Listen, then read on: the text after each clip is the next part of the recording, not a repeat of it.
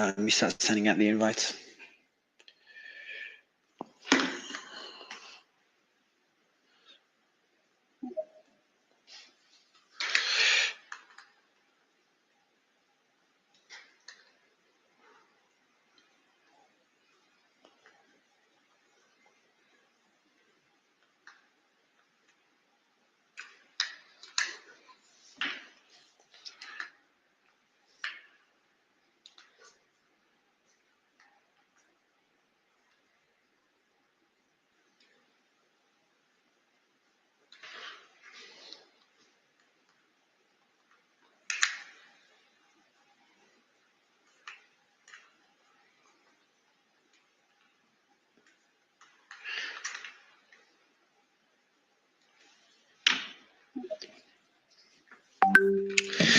All right, guys.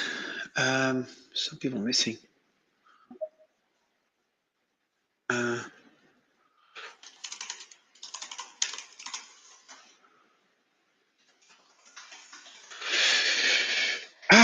Michael, how are you?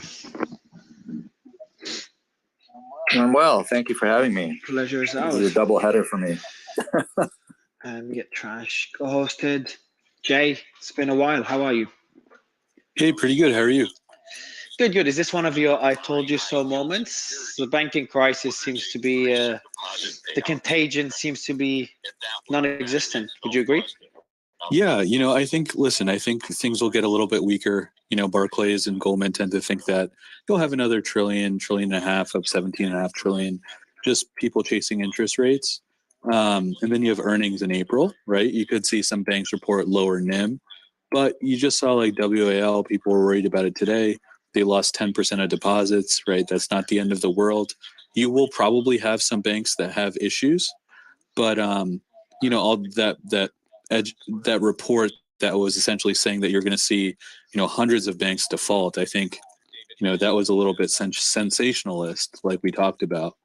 It didn't really make a lot of sense, especially if we get some sort of a FDIC guarantee. I'm not going into politics and saying whether that's going to be good or bad, but every week you'll see like 50 billion, move into money markets. The number will keep getting bigger and bigger, but as long as we have a bridge to cut rates into 2024, this is relatively controllable, and commercial real estate is going to be a bigger area to focus on. Fair, still your biggest concern. So when do you think we'll see the commercial real estate start to potentially implode? Oh, it's already happening. There are a number of you saw BREIT. BREIT saw like 4.6 billion of redemption requests this month, and they're only able to honor like 16.5%. So, on the private equity side, you're going to see a lack of capital raising. You're going to see some commercial REITs, have to walk away from properties because interest rates are rising. And then you're going to see some banks, have to mark some properties down, especially the ones that have short-term capital and high percentage of uninsured deposits. So, it's like more of like a death by 1,000 cuts rather than like something that's going to happen right away. But it's something to keep on your radar. When do you think? Do you think the U.S. economy or the Chinese economy will start? The cracks will start to show first. What's very interesting is they're both weak. You look at the Chinese PMI. The Chinese PMI last week, or a couple of days ago, was 3 standard deviations below the estimate. It was close to 50 versus a 51.4. And then our U.S. service PMI was also multiple standard deviations away from the estimate. It was 51 versus 54. So, the global economy is slowing together. Like Vietnam missed GDP, right? You look at Thailand, their inflation was like 1.75%. Everything is slowing down at the same time right now. And China's recovery is not very strong. And to that point, I would add that I think OPEC Plus's surprise action was really looking through to that weakness coming out of China. So actually, Michael, I wanna start with, and I've got Sliman here as well. I want to start with So we're going to try to keep this less technical. So the finance spaces, just for the audience, and I know we're going to kick it off in a few minutes, but the finance spaces will start next week. We're planning to start them sometime next week. We're going to do them every morning, daytime spaces, where we dig into to the U.S. economy, equities, various asset classes, with Jay and other speakers, and Green Candle and others, Michael as well. But those will be more technical, similar to the finance spaces we did when Silicon Valley Bank collapsed, and they were good spaces, because I was sitting there learning as well. It was a mind fuck non-stop discussions between all these guys. Today is a more geopolitics and news space, so we'll keep it more broad and try to explain the basics for the audience, because I understand these spaces get less technical. But to kick it off, I wanted to get an update on things. Also, I know you gave us a bit of an update yesterday when we ended the Trump space, the 13-hour marathon Trump space. You gave us an update on the situation between Israelis and Palestinians. Have things eased up? We're planning to cover it today, but I think that the situation's kind of calmed. Is that correct, or are things still boiling up at the moment? Hey, Mario. Hey, just to make sure, can you hear me all right? I can hear you fine, man. Yeah, so what I would say is the main issue about Israel and Palestine, I mean, clearly tensions are high. Maybe today, yesterday we obviously saw the videos from inside the Al-Aqsa Mosque, one of the holiest sites of Islam, and in Jerusalem. And then we had reports of rockets being fired into southern Israel from Gaza. That kind of happened all last night. I don't want to say the situation is calm per se. I mean, the problem when you're trying to analyze Israel. Also, just what's up? So that it is escalated again today. Okay. There's been another attack on Al-Aqsa Mosque, and there has been a child who's been shot that just came out a few minutes ago. Oh, well, there you go. See, that you hit my point. Like, that's the problem. That's exactly the issue, that Israel and Palestinian, any time where it might look like, does it look like it's going down? Is it like the tension's lowering, and then something sparks it up immediately, or there's things that are being planned? And so that's going to be a continuation. I mean, it's also during the holy month of Ramadan, and so generally, this is a time where a tolerance for any type of escalatory actions are very low. So it prevents the Israelis and the Palestinians in a way to try to find de-escalation methods, because it's just the significance of not only these holy sites. How serious is it? Like, is it because there were rockets flying both ways yesterday? No. Correct. It's not. I wouldn't overthink it in the sense that this isn't greater than what we saw 2 years ago. I think if you remember when we had the Israeli-Palestinian space, one of the guest speakers, Mohammed, kind of laid out, 2021 is probably the last time we saw a significant military conflict in Israel-Palestine that really got the world's attention, where you had lots of casualties, nonstop rocket launches, bombardments in Gaza, etc. We're not there yet. The flip side of that, though, is that we are seeing a significant escalation in the West Bank, where historically within the last 5 years, we really see it between Israel and Gaza. Now this kind of goes into the West Bank, but the West Bank is more either settlers or Palestinian insurgent groups, attacks. The Lion's Dens is one of the main ones. So that in the West Bank, it's higher than historical norms. Gaza, this is, I think, so far we're at the normal, maybe the tit for tat that we would expect in situations like this. But this definitely has the potential to escalate. And the question is, how much it escalates. But we're not at the last worst level of violence, which I believe was like in 2021, May, I believe it was the last significant conflict in the Gaza area we saw. Cool. And just another quick update before we kick off the de-dollarization discussion, and then we'll talk about Finland joining NATO afterwards, which that one I'm excited for. I expected that to be much bigger news, but obviously Trump dominated the narrative. Is there Trash and Slayman, is there any updates on the Trump indictment? Anything at all happened today, or has been quiet on the Trump front? Pretty quiet on the Trump front. He did a speech yesterday at Mar-a-Lago, and which everybody kind of asked me, why didn't he address Finland? And my answer was always, it was kind of a victory lap that he wanted to take at Mar-a-Lago. Kind of listened to the speech on the space yesterday. As far as today, just a lot of social media / news, reporting and analysis, which I'm pretty sure that we covered probably better than everybody out there in the media yesterday on this space. So not much going on right now. Cool, man. Got a lot of people digging into Alvin Bragg, though. Seen some interesting things coming out. So we'll see how that goes. What's coming out? Oh, there's people digging into his financials and his revenue and tax holdings, things like that. But why? Well, I have a question. Like, love him or hate him. I hate when people do that. This has nothing. Yeah. So you can hate him, but this has nothing to do with the indictment of Trump. You don't need to discredit someone to kind of to support a certain cause. So like if you dislike a certain politician, don't sit there discrediting his history as a person or his friends or his kids or his brothers or sisters. That applies to Trump, Biden, or any other politician. So I don't like when people try to discredit someone instead of just focusing on their job. If things are coming out about him being corrupt or his capabilities as a prosecutor, those things make sense. But to sit there looking at his financials and stuff is different. Unless his financials that show corruption, then it's a different discussion. That's kind of where they're at with it. Okay. That makes sense. But I was looking over it, and you know how this stuff goes. It goes both ways. I think the argument that people are looking into is how involved other outside influencers are in his decision making as a prosecutor in New York. I think that's where people are going with it. That is more interesting. Cool. All right. Well, Dennis, I see you in the audience. It's been a while. We haven't had you on stage. If you want to come up, would be great.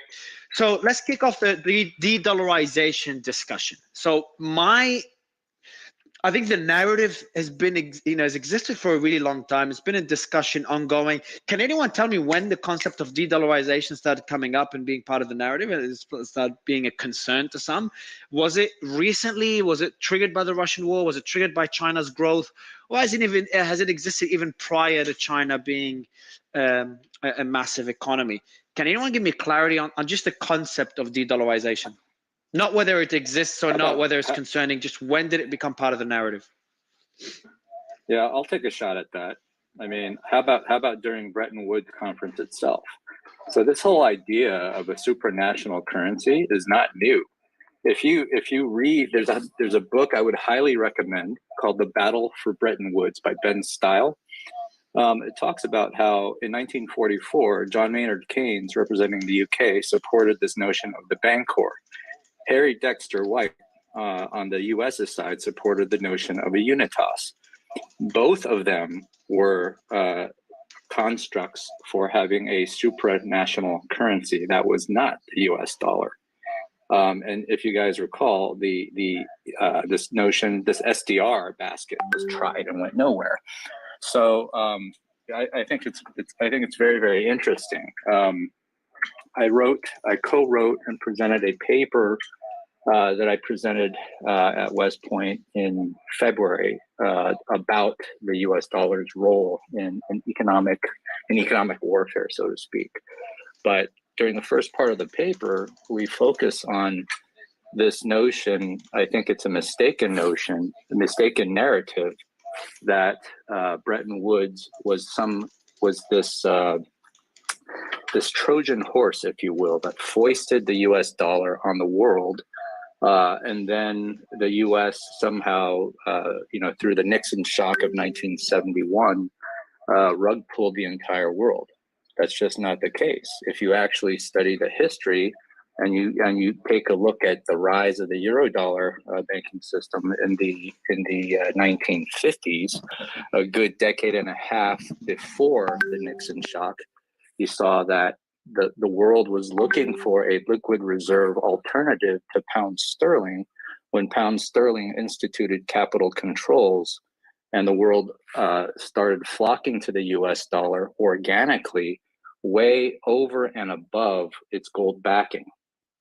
So it's actually quite interesting. So by the time the Nixon shock of 1971 happened, it was almost an untethering of the dollar. And so you see, one of the things that I also think is interesting, I wrote a piece 2 weeks ago entitled Risk-Free Riskiness and Austrian Pipe Dreams. And I talk about the importance of supply elasticity of money and credit, at least in the world that we know it. And if you look at GDP growth per capita over centuries. And you can look at it on a linear chart or a log chart. It looks like a flat line until the Industrial Revolution of the mid 19th century. It starts shooting up, but then during I'll call it the fiat money revolution of the mid 20th century, it goes parabolic. Why? Because there is infinite elasticity of money and credit that also jacked GDP growth massively, right?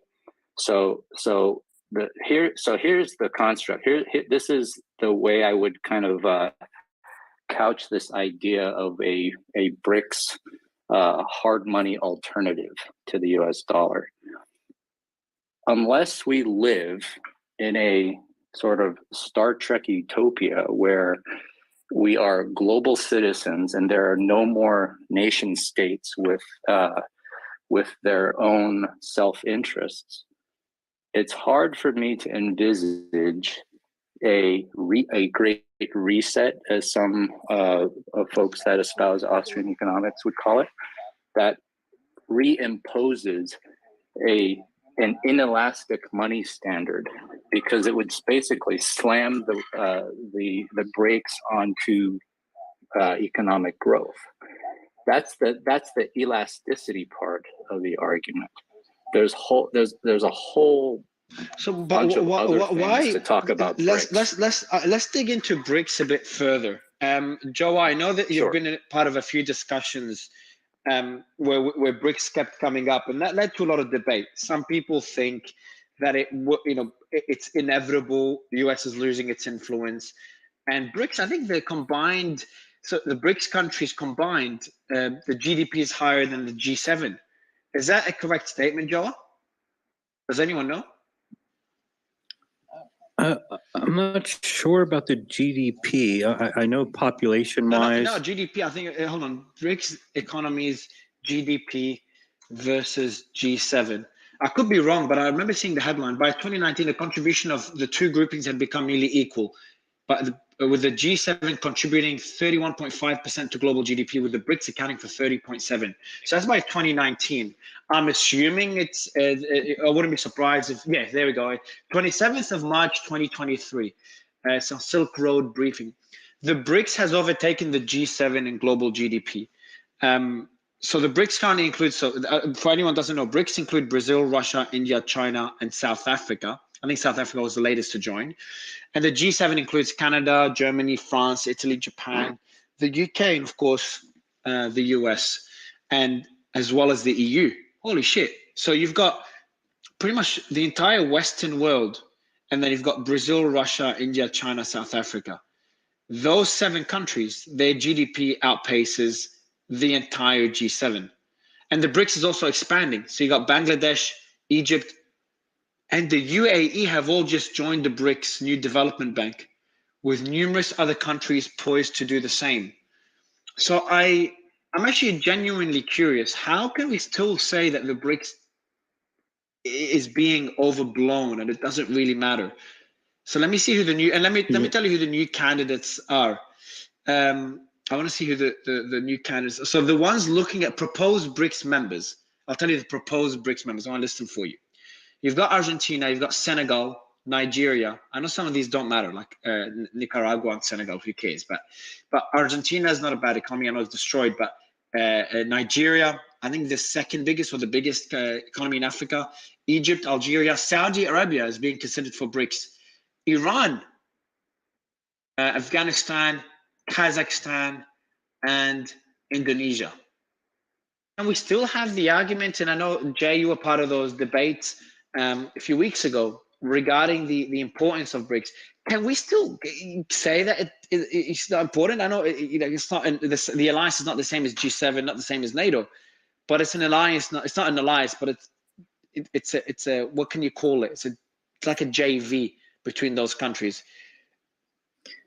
Yeah, I mean, we had a space the other day about China versus US. And I kept saying, it's not a China issue. We're looking at this wrong. It's BRICS versus NATO. And I actually even made a post. I pinned it up top that day. It was 5 days ago. And it said, it's not China versus US, it's pro-dollar versus anti-dollar, right? Since that day, there's been a ton of new countries that have announced they're not going to use the dollar. I think in total, there's 27 who have already announced that they're not going to use the dollar. And that sentiment's growing. And what I keep saying is everyone's looking at the numbers. They're managing it like spreadsheet experts, right? And when you manage things by spreadsheet, it never works out, right? Like you own an e-commerce store. If you keep adding more budget, like if you're like, oh, if I spend $1,000 on marketing, I get 1,000 new customers. So if I spend $1 million, I'll get 1 million new customers. But that's not how it works. Like Excel is not good at guessing what humans do. And the dollar is a confidence game. If the confidence is lost in the dollar, it goes down no matter what the numbers are. And that's the issue is if they're going to create a currency like they say they're going to, and they're going to tie it to resources, which they own the most of, I think America's going to have a really hard problem. And I'm not saying this because I'm anti-American. I'm saying this because we need to wake up and come up with a different solution and not think that the way we've done the past, where we do QE and then raise interest rates, which exports inflation, and then we mount a proxy war somewhere with someone we don't like because they're threatening the dollar, like that's not going to work again. Like those days are over, and we need to come up with a new solution because their solution is a pretty sound one. You know, and they do have most of the population. In terms of people, yes, they have more military. GDP, as you just said, is higher, which I didn't know. BRICS don't have more military, as in more military personnel, but personnel, because it's a much weaker, not much weaker, but it is a much weaker military. It is much weaker. But yeah. But economically, it is a powerhouse. And does anyone? I know there's a few hands up. Anyone that has their hand up, does anyone think? And I think Jay is one of those people. But anyone other than Jay thinks that we should not be worried about the BRICS? Yeah, I'm not worried about it at all, honestly. That should not surprise you, Mark. I'm not worried about it. Okay, bro. How? So let's walk through it. So, you know, sure, when we're talking about the international crude oil trades, you know, we know that they've been in the U.S. currency since like 1973 or whatever. And then when we talk about all of this, you know, I was just looking up some data here because it's helpful. You know, 60% of the official foreign exchange trade reserves that were conducted in the first quarter of this year were transacted using US dollars, according to IMF data. So 60% are still being transacted using the US dollar. I know that a lot of stuff has happened, you know, with the BRICS alliance, with China and Russia aligning, and all these other things. But even today, 60% of official foreign exchange reserves are done using the US dollar. Just a quick question. What was the figures like 10 years ago, 20 years ago? Well, I know one year ago. I'm trying to find it. Is this maintained? Is this like a number that's maintained, or is it? All I know is that 2022, this was still 60%. So that, no, but what I mean is, I can tell you that number has been stable between 60 to 70% since the mid 90s.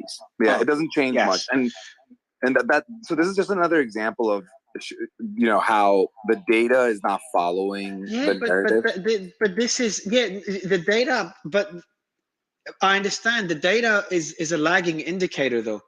So in other words, when you start, to an extent, depending on which data, but in this case, I think the data is like, if you're seeing that movement, if you're seeing announcements like Saudi considering accepting the yuan as a form, as a currency for oil exports, if you've got the Brazil and China ditching the US dollar, India and China ditching the US dollar, China and Russia ditching the US dollar, while I understand the numbers are not concerning, it is heading in that direction. And just for the audience, before I give the mic back to Danish, just for the audience, the US's biggest weapon, maybe second biggest weapon after the nuclear arsenal, but removing nuclear weapons from the discussion, the biggest weapon that the US has, in my opinion, is the US dollar, or one of the top weapons along with the military.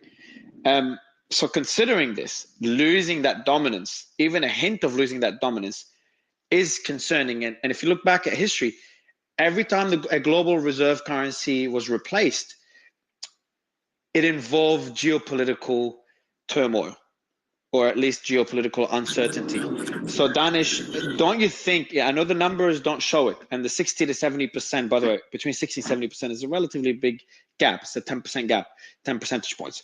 But the 60 to 7% average that we've had for the past 20 years that Michael said hasn't changed much. What, do you only get concerned when that changes? Don't you look at all other indicators, everything else is happening geopolitically? Agree that that's a lagging indicator. And I do think that there might be an impact of some of these items, but I just wanted to bring up the fact that, you mentioned about Saudi and China. They're going to be trading in yuan for oil that they're sending to China. That's not going to be, they're not switching reserve currencies. And again, it's like, it's a very important, different thing, which is as these alliances build, yes, they can compound, but remember that America is the biggest trade partner in the world. And so, as long as America, one of the challenges, there was a really good article, I can't remember who wrote it, but this morning, it was in the Wall Street Journal, where they actually talked about two-sided trade is not the large majority of trade that occurs in the world. Usually the money runs through the US in many ways than one. And we keep forgetting that is a large part of the US's role. And so, and Jay, you might know who I'm talking about, brought it up this morning in the Wall Street Journal. What we always think about is two-party trading. That is actually the large minority. So when Saudi says, hey, we're going to be dealing with China in yuan, they're talking about things that are very directly related to strategic reserves and very rare events where there's direct trading. Just like everything else, the money runs through what they call paper traders and other traders in other markets and then gets sent out. And those people, just to be very, very specific, they can't move off the dollar because some of these, for example, you can't take the Brazilian currency or some other random currency because you don't know what's going to happen to that currency in terms of inflation, in terms of value. And so, the biggest mistake that's occurring right now is the inflation risk. And that, by the way, is one of the biggest reasons why the Fed is so hawkish, is because the reason why people around the world use US like the way that they do is because the US tends to be the most stable of currencies. But I wanted to make sure that was clear, is that most transactions between countries when it comes to petrol or crude are actually not direct transactions. They're done through multiple brokers. We're not talking about one middle broker. We're talking about money changing hands 4, 5, 6 times. And so what we're talking about is a very small percentage of transactions that happen directly. To add on to that, Can I ask Dinesh something? Just a scenario I see to see if you agree with it, because I don't see total collapse. What I see is right now the euro is about 30% of international reserves, right? So what I see is the US dollar being 30, the euro being 30, and this new BRICS currency being 30%. That's what I see the end goal. Do you see that as a possibility? You also don't see that? Yeah, I don't either. That's not you at can all. go first. Yeah, Jay, really quickly. Again, think about setting, Joel, you were talking about business. Think about setting up a business and trying to decide, would you really want to be dealing with 15, 20 different currencies? BRICS doesn't have one currency. They'd have to choose which currency is the one currency. And when you're building a system, you want that system to be as streamlined as possible so you can reduce, when you do foreign exchange, it actually costs money. And so, there's no again, as I said, this is not a this is a zero-sum game. The Trafigura is a big paper trader for oil. Many people know who they are. They're not going to suddenly change all their systems to be dealing with 10 different currencies, which all have many different. Are you familiar with Enbridge? Yeah, I mean, again, I understand that point. What's Enbridge? Can you explain? A substitute for SWIFT, basically. Okay. So that you don't go through those old systems. You don't go through but how many of these paper traders, how many of the oil traders around the world are actively using Enbridge? And think about. No, they're not. They're not. But the structure is being built and tested already. But what is in the Middle East? along with Hong Kong and China, to test it out, and they've tested it successfully, and it works well. Again, what's that's the what they've reported incentive for the traders to switch over? That's the other part, which is we're forgetting about a lot of core tenets of making decisions as a business. It's not about government. They don't give a shit about government. They care about their money, and the way that they care about their money is having the same systems work and literally making money, doing what they're doing today. There's no reason for them to change over. Again, there's not. I agree with what you're saying, but what I see is a rise in traders using other currency to also become those oil traders, which didn't do it before.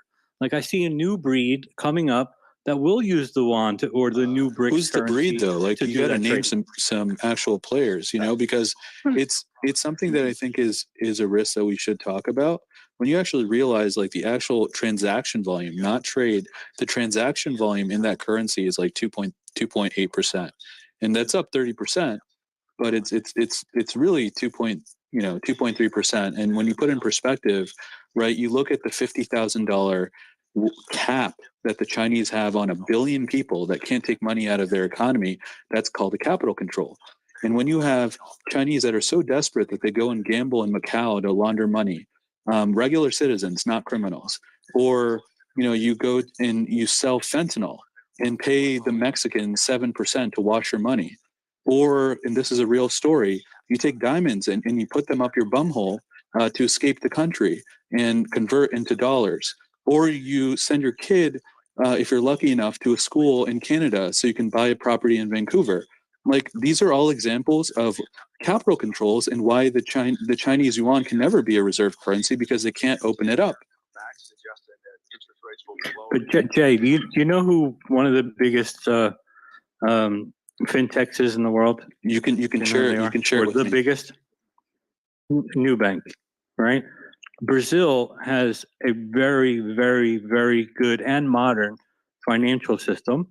And they also have one of the biggest VCs who's backing this thing, which is 3G, who partners with Warren Buffett, owns Anheuser-Busch and Kraft. These guys are backing not using the dollar. So one of the biggest VCs in the world is saying they don't want to go with dollar. So these arguments that's actually very eye-opening to me, because when you think about it, if it was a VC, I thought you were going to talk about someone else. VCs are in like a multi-year secular decline right now. They can't raise capital. Their valuations are down like 80%. They're struggling. This is not the time to be pushing, the VC thesis. VCs aren't going to come back in a big way for like 5 years. Like, they're going to be roiling, whether it's losses on crypto, losses on operating businesses that don't generate free cash flow. They're going to have to do down rounds.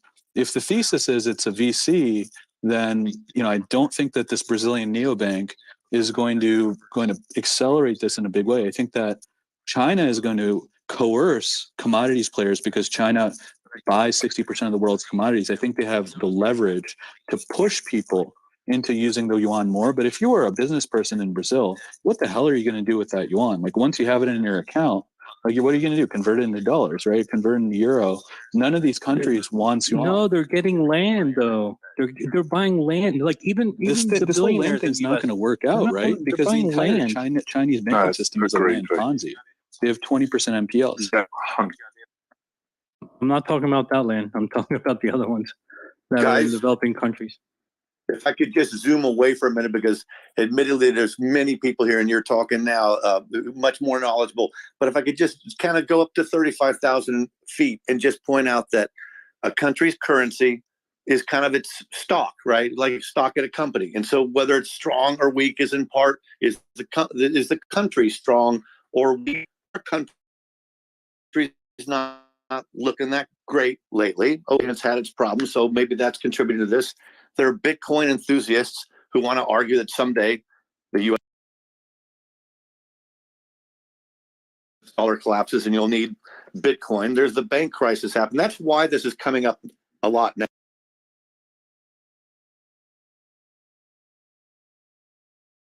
The thought that business around the world would really put a lot of stock in Brazil, which which has corrupt capitalism and has barely come back from years of problems, and Russia, which launched an illegal war on its neighbor, and China, which you can't believe a whole lot of things the government says, much less trust its currency, and also rule of law that the U.S. has, which these countries don't have, is super important to investment, to every financial decision. So this is largely overstated, this risk of U.S. dollars no longer fiat currency. So, if I may, I think one of the things, if we're going to have a conversation about BRICS, which like the important aspect of is like, then we need to include the Quad, right? So the Quad is a forum because the BRICS is not an alliance. Let's like so explain. So also, what is economic alliance? Also, it's not one currency. Yeah. So also, how would you? It's a grouping. Ironically, came up Goldman guy in 2001. Analysis. His name was Jim O'Neill. Yeah, right. Hey, also, right. Can you hear Mario? No, I don't think you can. Oh, I guess I cannot. Yeah, I'm sorry if I cut him off. No, it's okay. Let him continue. I'll bring him down. Hey, back Mario, up. if you can drop me. No, later. Let him continue. I'm listening to him. Tell him Trash to continue. Go ahead, all source, and we'll drop you down in a minute. Okay, I'll finish my point and then I'll drop and come back on. But so when we're talking about the BRICS, like it's not an alliance, it's nothing, right? It's a grouping. Like here's another grouping that nobody has ever heard of, the G77. Like that's another grouping. Like the grouping terms is ridiculous. Or you can have a real grouping, BRICS, right? Like the CPTPP, which is $15 trillion, Japan, Canada, Brunei, Mexico, Colombia. That's an actual trade organization, right? That's more important than BRICS. The UK has got extension as well. So when you're having a conversation, though, the Quad is Australia, India, Japan, and the US with conversations that maybe other countries can join. And China actually despises the Quad because it's this idea that it's an anti-China, actually they frame it as an anti-China NATO in the Pacific, or a way of containing China's military economic rise.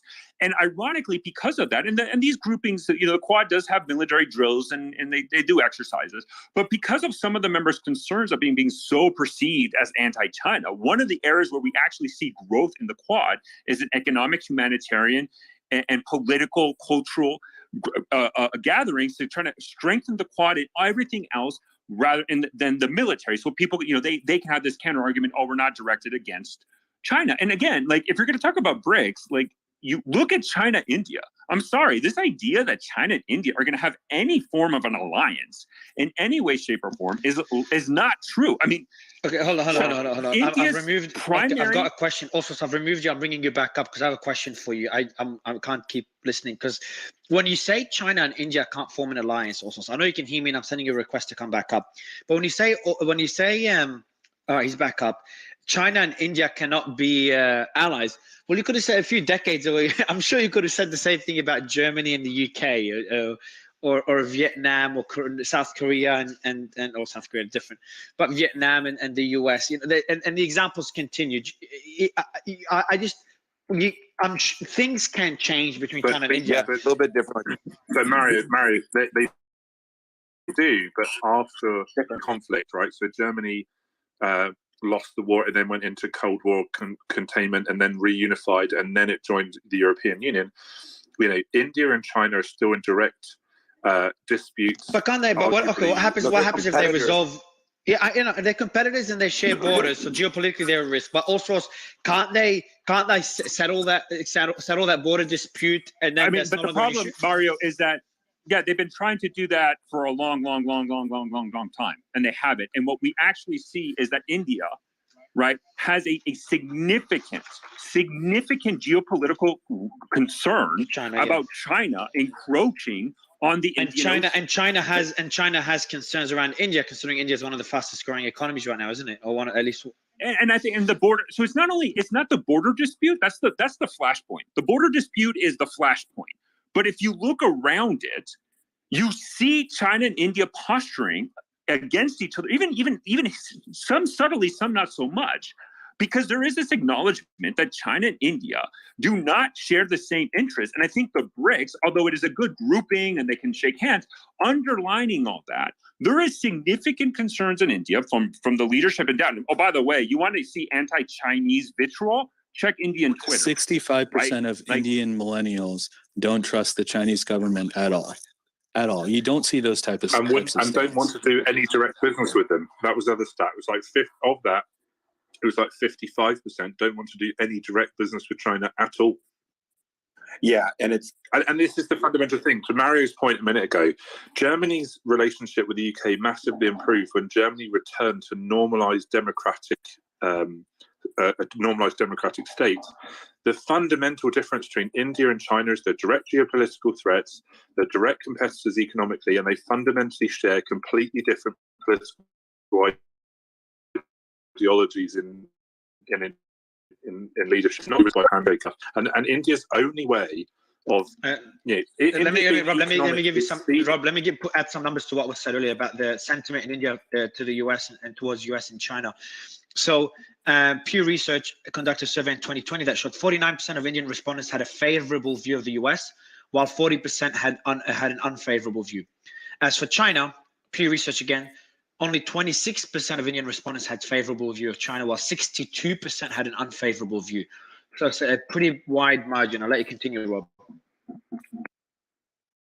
Yeah, so fundamentally, the Indian ideology, and it's quite straightforward. A good friend of mine operates a market entry company into India, and every policy they're announcing on the ground, every beneficial ownership issue in India, it's economic expediency 101. What they're doing is they're not going to sit on the fence in the geopolitical sense. They're going to go to every single person who's interested in India, which is everyone because it's growing really fast. And they're going to do deals with everyone and take money from everyone in order to make Indians' lives better, which they absolutely should do. And their involvement with China is purely that China is now no longer a cheap country to produce things in.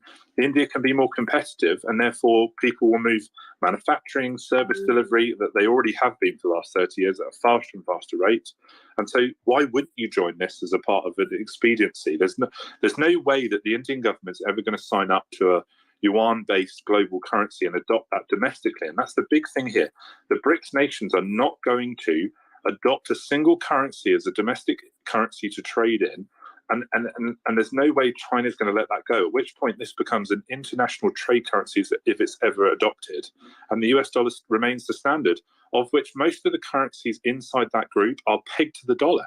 So there's just, it's not, I don't see as that, there is no agreement to reach between those nations in order for them to be competitive. There's no replacement to the US dollar, and there's not going to be from that group. Mario, and if I may, I just wanted to finish this point up because I think it's, I'll end it with here, I'm sorry, but one of the things that came out a couple of weeks ago, there was a news report from USA News that indicated that the US is increasing intelligence cooperation and giving real-world intelligence, real-time intelligence to the Indians to counter Chinese encroachment along its border. And that actually, because of US intelligence, the Indians were able to prevent China from setting up and seizing additional terrain and kind of this disputed. So if you look at the Chinese-Indian border, it's called the Line of Actual Control, LAC, and that the US gave intel to the Indians and it prevented the Chinese from actually having any success seizing additional. So again, there's BRICS is not an alliance, and I don't see China and India. One question I had for you earlier when you couldn't hear me. Can you define what is BRICS then? And because I know it's not an alliance, and I corrected earlier when I used the term alliance, but I still think the partnership is a lot tighter than other partnerships. You mentioned a couple of other partnerships. They're not as solid as what the BRICS are, and for them to say, "Hey, we're going to create a currency that we're going to use," I know it could just be just a distraction and posturing. I think BRICS is just a grouping of countries that because that just kind of gained its own traction. It's a grouping where they can discuss things. Yes, they might have some economic agreements and stuff, but I would just consider it a grouping. Like the Quad. And the irony is that if you look at actual outcomes from summits and treaties, and where we actually see a lot more coming out of is the Quad compared to the BRICS. And Mario, I don't know where, and I would just push back because this idea, I don't know where, I was looking into it, and I'm going to do a little bit more research, but if you look at every individual country of the G7, I mean, they dwarf the BRICS. And so I don't know. No, so No, GDP, as part of global GDP, G7 might dwarf the BRICS militarily, but economically, the BRICS represent a bigger share of global GDP. Now, just the Quads. Let me explain to the audience. Let me explain to the audience what you mean by Quads. So that includes the US, Japan, India, and Australia. Oh, just these 4 countries. Okay, but yes, Mario, I don't think GDP is the right metric for this. GDP is because it's about trade. We're talking about trade here. We're not talking about GDP in terms of production. We're talking about trade, and in trade you have intermediaries, and I think that's like super critical to this entire conversation is that there are intermediaries that have to accept those. It's not. I mean, if there's a business, can you explain? Yeah, can you explain when you say intermediaries? What do you mean? So if you have a business in Brazil that wants to do business with a company in Brazil and a company in China that want to do business together, they need to work through intermediaries to make that happen. There are multiple steps along the way, and everybody along the way. It's not like they can just do it in yuan. Like, it's not how it works. There's like multiple intermediaries that have to accept the Brazilian currency converted to the dollar, and then across multiple intermediaries there will be dollars, and then at the end there will be a conversion back to yuan. The chances of that being, and that's what SWIFT really represents. I mean, that plus many other intermediaries in terms of brokers and currency exchange. That to try to say that they have big GDPs. GDP is they have they have their currency and then they spend it in production of building something or generating something.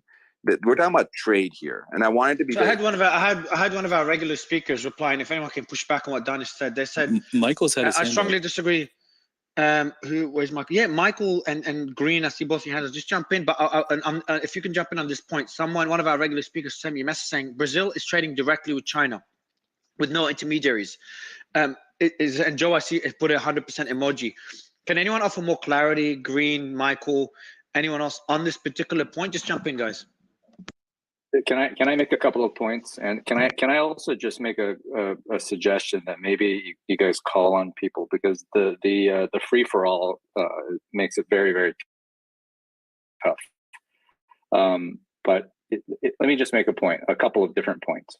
I'm going to use an Amazon analogy and just say that if you return something on Amazon and you get a $50 credit, you're probably going to be okay with keeping that credit in the Amazon ecosystem. But if it's a $5,000 credit, you're probably going to get your money back. You're probably going to want your money back. And so when you think about what's in the head of MBS as he considers a visit from President Xi, President Xi is a very important customer of Saudi Arabia. He wants a political headline. Well, Saudi Arabia, whose currency is hard pegged to the dollar, and China, whose currency is essentially soft pegged to the dollar, are both beholden to the U.S. dollar system. And so if Xi wants a headline to conduct trade directly with Saudi Arabia, MBS is going to think, okay, well, I'll let them have the headline, but if I'm going to do anything where I'm committing serious national treasure to a currency with a closed capital account that potentially can devalue by 50%, why would I do that? The other thing is that, let me just say that the euro, just to correct some points, the euro has about 20% share of global FX reserves. If anything, the euro has been losing share to some of the upstarts. But the euro is really the most successful challenger to the US dollar system to date. And yet it's got a major problem, right? The Eurozone lacks a true pan-regional sovereign bond market. It also lacks true political union. You cannot have true monetary union without true political union. And so BRICS isn't even that, right? You guys have been litigating this notion that many of the BRICS countries, especially India and China, are overtly hostile with one another. So that's a big, big problem. The third thing is I posted something in the nest that I want to call attention to, because this is absolutely critical. For a for a currency to be even a contender to be a global reserve, it has to be stable, but it has to be also liquid. So I just want to say that settlement of commodities in non-dollars has been happening for decades. Invoiced and settled is a whole different story. That just has not happened. The world chooses the US dollar for its stability and its liquidity. Now, the pin tweet talks about liquidity, and I just want to read something to you all because I think this is very, very important. This is from a paper that I cited in our paper. The full quote goes thus. It says that the first key element behind the dollar's imperial circle is the direction of capital flows towards the US economy as the main destination that has the capacity to absorb savings coming mainly from Asia. This element reflects the massive global asset shortage that is more pronounced in Asia and forces money into the US. For example, as emphasized by the IMF, the size of life insurer assets is more than 10 times the size of their respective domestic corporate bond markets. This is a big deal. So imagine, okay, so if BRICS comes up with a currency, and it could be a newfangled currency, and it could have the best technology if it's in the form of some sort of commodity-backed CBDC, well, guess what? Even the Eurozone doesn't even have a pan-regional bond market, really. But Michael, you're comparing this to the way things were done in the past. Like when you say that you have to have a union beyond just the economical union, that's true when you have a central bank, when you have people making decisions on QE and interest rates and things like that. That's not what the BRICS are talking about. They want to create something that's very similar to gold. They're saying it will be tradable. You can turn it into gold right away. So it's not completely true until like Dinesh's point about well, not Dinesh, sorry, all source, which is a theme that's been brought up a lot about, India and China will never come to an agreement. I heard that 2 weeks ago in the space, and just on the 4th, which was yesterday, they announced they're launching a currency together, just the same way that Russia and US are in a space station right now. Like, there have been no official announcement. There have been no official announcements of a currency being launched in cooperation. I can give you 50 articles. That's not. What's the Stock Talk? What's the announcement, Stock Talk? Can you what's that everyone's talking about? There is no announcement, and that's part of why this is like such a silly conversation in my view. This happens like at times of economic volatility. These narratives emerge. Go look at the headlines in 2013, 2014, 2015 when Saudi Arabia was doing business with, look, these narratives emerge because nations, for the most part, understand that this is not a kumbaya international economy. It's a competitive international economy. And most actors make decisions for their own economic expediency. And any cooperation within this group that people are calling BRICS, as if it's like the Marvel Avengers or something, like they're all united under one common purpose. I mean, it's not even remotely close to that. They've had a few conversations back in 2009 when the idea of BRICS was first being. Hold on, let me just finish the point real quick. Back in 2009 when BRICS was coined by Goldman, as Jay mentioned earlier, it was coined to group these top emerging markets economies to identify them as opportunities for foreign investment. That's quite literally was the purpose of it. Any sort of cooperative or alliance type of conversation that's happening now is more so driven by the media than it is by the governments of these nations. Show me something concrete that has been followed by action that shows true NATO level cooperation or even anything close to it between these 5 countries. You won't be able to, because all it has been conferences, chatter, news headlines. There's no treaty for BRICS to fall back on like NATO has to declare this to be some kind of alliance, right?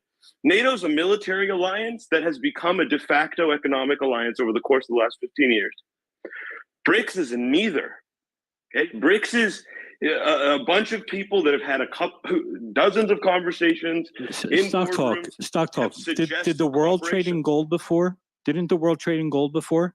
England and Italy. What does it have to do with anything that I said? They weren't a union. They didn't have an army together. Is your point that you think that we're going back? Hold on. Is your point, Joe, that you think that we're going back to the gold standard? Is that what you're trying to insinuate? That is what the BRICS are insinuating by using their reserves. It won't be just gold. Yeah. Here's the big problem with that narrative. Look, like, okay, so there's an argument that dollar bulls often use, which is the same argument that I will use, which is the Tina argument. There is no alternative argument. And I had a conversation with Nostro the other day. I don't know if he's in the audience, but he can come up if he wants to. Me and him had a debate the other day, and he said, look, it's a specious argument because you don't need a world reserve currency, right? And I'm like, look, this isn't about whether you need one or don't need one or what kind of textbook international economy we want to create. There's not enough application of game theory in the conversation about the US dollar's dominance. Not nearly enough. It's almost like people are just ignoring the fact that there's other players here, right? Like even if you attempt to put this into the calculus with any kind of game theory, you'll quickly realize why it's such an immutable position, why the US dollar is inexorably linked with the global economy and with the global perception of security, right? Like people laugh when we talk about the United States being a global security player because they point to fuck ups, right? Like everyone points to the war in Afghanistan and Iraq. That's not the point. The point is that 95% of countries on earth cannot defend themselves. And by virtue of that, the United States has used its military umbrella to create de facto economic cooperation globally. And it's worked. Even if you go look at the Saudi Arabian, the earliest agreements between the Saudis and the United States, they were inked on the basis of the United States providing military assistance to Saudi Arabia in return for them adopting the dollar. And they're the ones that pushed the petrodollar on behalf of the United States, which led to the global importance today. But we cannot pretend that either of these things exist in a vacuum. But stock talk, didn't that exist in the 90s? Like the argument you're making right now was even stronger in the 90s, right? But the euro now has 30% of the global trade. I think it was actually. No, Joe, my point was that the genie's out of the bottle, right? Like you can't say, like again, I'm not saying you need a world reserve currency. I'm saying that for the past however many years you want to say the day the US dollar dominance began, but for the past several decades, the world has observed the economic might that the United States has gained from being the world reserve currency. It's no mystery. Do you think the Chinese are just clueless to that? I agree with that. So let me ask you a question. Let me finish. The huge error in the assumption that these countries are going to de facto shrug their shoulders and say, hey, we'll all just go back to the gold standard together, kumbaya, and the economy will follow us. It's ludicrous because they all want world reserve currency status too. To think that the Chinese don't actually want it whenever they've stabilized their currency manipulation scheme that they've been doing for the last 20 years, whenever they're done with that, to think that they don't want the power that comes with WRC is crazy. And as do the Brazilians if they had an opportunity, as would the Russians if they had an opportunity. As everyone would outside of NATO. So let me ask you this. Does any country outside of NATO benefit from having to use the dollar? Or does it actually hurt them? That question is like you're shooting way past the point. I'm not. It's 160 countries you are because that get hurt. They get hurt because they have to use the dollar. No. This isn't like we're going. Are you sure they all get hurt, or do they also get access to really cheap funding?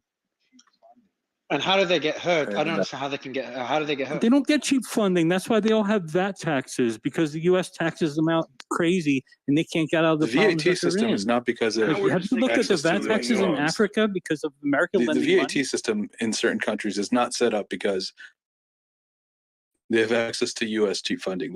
Those are two different points.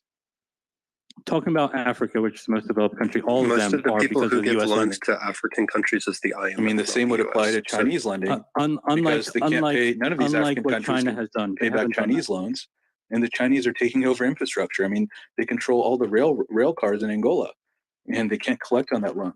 Yeah, and they control highways in Ethiopia. I understand that. And they gave Ethiopia a ton of money. But they're taking infrastructure. That's not putting the burden on the people. It's worse. But Joe, I think one of the things about so Joe, I think one of the, if I may, but I think one of the issues about so when we're talking about China and the Belt and Road Initiative, right, which is what we're all talking about, the infrastructure, like what people forget to show is that and talk about, and I think CNN had an amazing article about this from I think it was the Brookings Institute, that the Chinese are bleeding red drastically because of the Belt and Road Initiative. And what they're doing is, they're injecting more loans to these developing countries to pay off the previous loans that existed in the past. And it's this, again, just like the entire Chinese economy is this Ponzi scheme. Because what these injections of cash, these loans to these countries in Africa, let's say for the Belt and Road Initiative, are really a bailout to the banks who lend them the money originally. And it's just this cyclical issue. And so the problem when we're having, Joe, to your point about the dollar, right, and this military, and I think this is what people forget, like the Saudi Arabia-Iran done by China, and like it gets completely misconstrued as this Saudi Arabia-Iran alliance. Please. It's not an alliance. It's an agreement to restore diplomatic relations. And we'll see if they even get there. Time will tell. But like at the same time when that's happening, literally look at who is Saudi Arabia at this time, at this current moment, main military backer. Which country in the world has a significant military presence in Saudi Arabia right now? The U.S. So, but you don't think Saudi's announcement that they consider starting to accept the yuan, isn't that a major step in another direction or not? It's a bilateral, but Mario, my counter to that, and I think it was Jay or Stock Talk, I can't remember who said it, like, or Denise even, like, this is bilateral.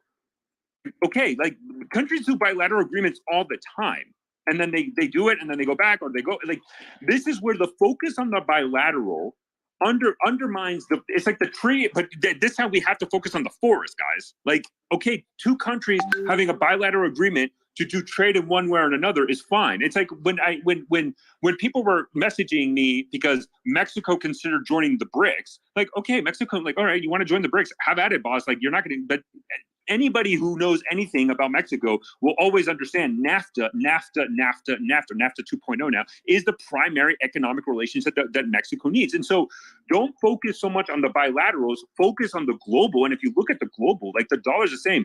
And I'll end at this point, like this, I can understand when people talk about the global reserve currency, the dollar being it. Also, when you say about bilateral, like, isn't it, I mean, again, this is just a question. So if you have enough bilateral agreements amongst countries that basically take America out of the situation, take the dollar out of the situation, I understand right now it's just starting, the avalanche is beginning, so there is not enough to make a significant impact. But if you have enough bilateral agreements, surely it's going to start impacting the dollar from and also just quickly as well, I'm going to add another point. Jonathan, who's going to be coming up on stage shortly, he just sent me, US has about 3,000 troops in Saudi Arabia and they're nearly out. So are they taking troops out of the country? I don't know where they're nearly out. There has been absolutely no announcement whatsoever that the U.S. is withdrawing any military forces from Saudi Arabia. I mean, I have not seen it. I think that would have been a kind of a big breaking news if U.S. military personnel pulled completely out of Saudi Arabia. That there has been no announcement whatsoever on any congressional, military, CENTCOM, nothing. Nobody has announced it. But the bilateral, okay, yeah, countries do bilateral, but so does the U.S., right? I mean, again, like, it's like this idea that countries are going to shut out the U.S., but maybe this is a conversation also. Like, no, what I mean specifically is if the U.S. does bilateral, that's still a dollar. I'm talking about if it's countries that aren't the US, don't use the dollar. I understand that it's only like there's only a small amount at the moment. The avalanche has begun. My point is, but when it comes to bilateral, if there's enough bilateral agreements, surely it'll get to a point where it does impact the dollar. Right, but my counter to that would be like, but who do countries utilize to back up the reserve, to back up their currencies? Like, where do you see central banks? Like the trade is one thing, but also look at central bank. Like one of the main, like the irony of all this. Also, is that you don't need them. You don't need them, and I'll tell you why you don't need them. If I can control oil production, I don't need central banks.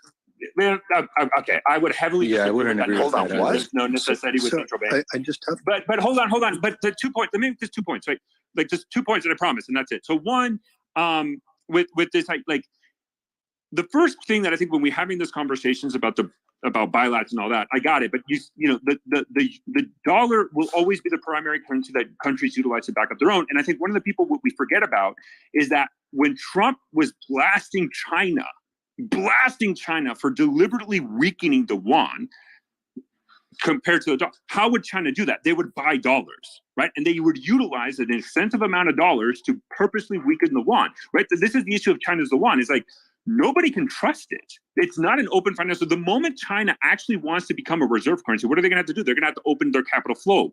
Well, the moment they open their capital flow, guess what's going to happen?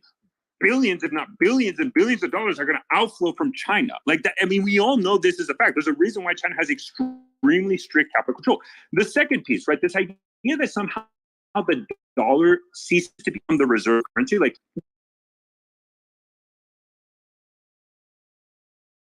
the dollar being a reserve currency gives us a lot of benefits as a country. Absolutely. But there's cost to it. Said it. The dollar is the currency of the world, but it's the U.S. problem, right? There is cost to it, and there's actually probably needs to be a debate within the United States. It's like, hey, does it benefit America economically? I mean, if you're a true isolationist, to say, do we want the dollar to be the reserve currency in the world because of the associated cost and economic cost that Americans suffer because of it? I mean, that we never had that conversation. And that is actually probably a legitimate conversation to at least have. What's the suffering? Explain the suffering, because you keep talking about suffering. And I just have to touch on this because Joa, do you want to come back?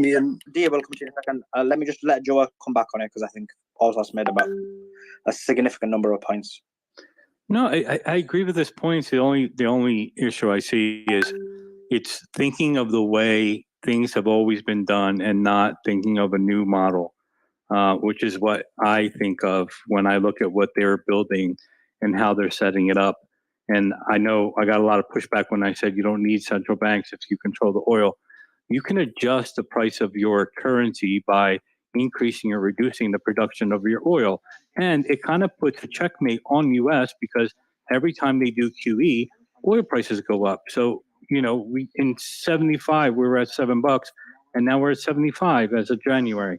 So every time they do that, their currency is only going to become more valuable, but they can control that value. When they have need to deflate their currency, they can do that by controlling the oil production, which is what they're saying is going to back a lot of this. And that misses out the entire real economy. What about supply and demand? That ignores everything. And the thing is, all source touched on it, the Belt and Road Initiative. Me and Michael Cowell were on a podcast when was that, Friday, with Tom Nash. For people who don't know Tom Nash, he was actually one of the economic advisors for the Belt and Road Initiative, and that's 100% funded in dollars. 100% of the. So did you say, to your point, did you say Tom Nash, like the Tom Nash, the YouTuber? No, different Tom Nash. Different Tom. Tony. Oh, Nash. Tony Nash. Tony Nash. Thank you, Okay, thank you, Michael. Yeah, Tony Nash. Yeah, Tony Nash. Yeah, because Tom Nash is joining us today. But go ahead. Yeah, so Tony Nash, was the economic advisor, and he went over that, and that's on YouTube as well. But 100% of that project is all dollar funded. Can I say something about the Belt and Road? Did they have an alternative? They didn't have an alternative, really. One thing I just wanted to say Go ahead, on the Michael. Saudi thing, or go for it, Michael. So yeah, I put another thing in the nest. And speaking of the One Belt, One Road initiative, here's the problem, right? So China, the reason why China has to expend great national treasure on One Belt, One Road is because geographically it is a very, very disadvantaged country. So when you look at, for instance, the United States versus China, the United States has 17,000 riverine miles. China and Germany combined have 2,000. The United States has 95,000 miles of coastline, which give it tremendous amounts of deep port potential. China has 9,000 miles. And Michael, United States. before you continue, this is breaking news 3 minutes ago. Just funny timing. Unless, I don't know if Donald Trump is listening to us right now. So 3 minutes ago, and I'll give you the mic back, Michael. China's trying to displace, that's through Truth Social. Donald Trump posted, China's trying to displace the US dollar as the #1 currency throughout the world. Unthinkable 3 years ago. Obviously, he's using this for as a political strategy. But if this happens, and under Biden's leadership, it probably will. This will be the biggest defeat for our country in its history. We will be reduced to second-tier status. Capital letters, second-tier status. Amazing. Make America great again. But yeah, that was just posted by Trump 3 minutes ago, which is the perfect timing. Now I know it's not true. Another quick point on China. Yeah, so Michael, China Lily, I'll just quickly let Michael wrap up quickly, and then I'll give you the mic. Yeah, so I just wanted to finish this one thought about geographic advantages and why it's so important. So the reason why China has to expend so much national treasure on One Belt, One Road is it needs to recreate artificially what the U.S. has ample supply of, right? Naturally. Okay, so deep port capacity is a big deal. This map, which I borrowed from Peter Zehan's recent book, is actually very, very important because the reason why this is germane to the discussion of why the world chooses the US dollar, even though it's not backed by gold or a commodity, is because it comes down to national power. What constitutes national power? I would argue that there are 3 economic pillars of national power. They are geography, their access to natural resources, and then its industrial capacity. Now, you could argue that one of the costs of being the global reserve is that it's allowed our industrial capacity to be hollowed out somewhat.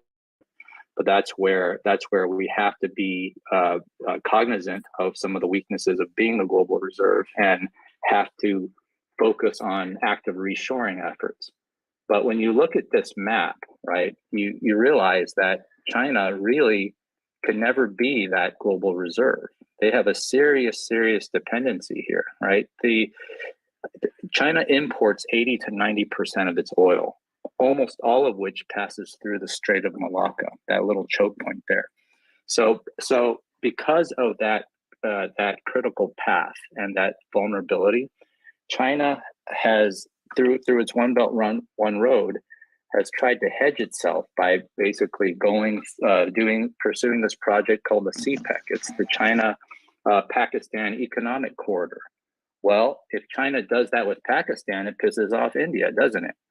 The other hedge that it's trying to do is China has tried to pursue deep water capacity at Sri Lanka. Well, they spent $1 billion on Hambantota, and there's like no port traffic there. And the other thing is that CPEC, so a lot of these countries that have dealt with China, the local population hates dealing with China. I mean, that's an interesting question. What about the pipeline? Which pipeline? 1 second, Joe.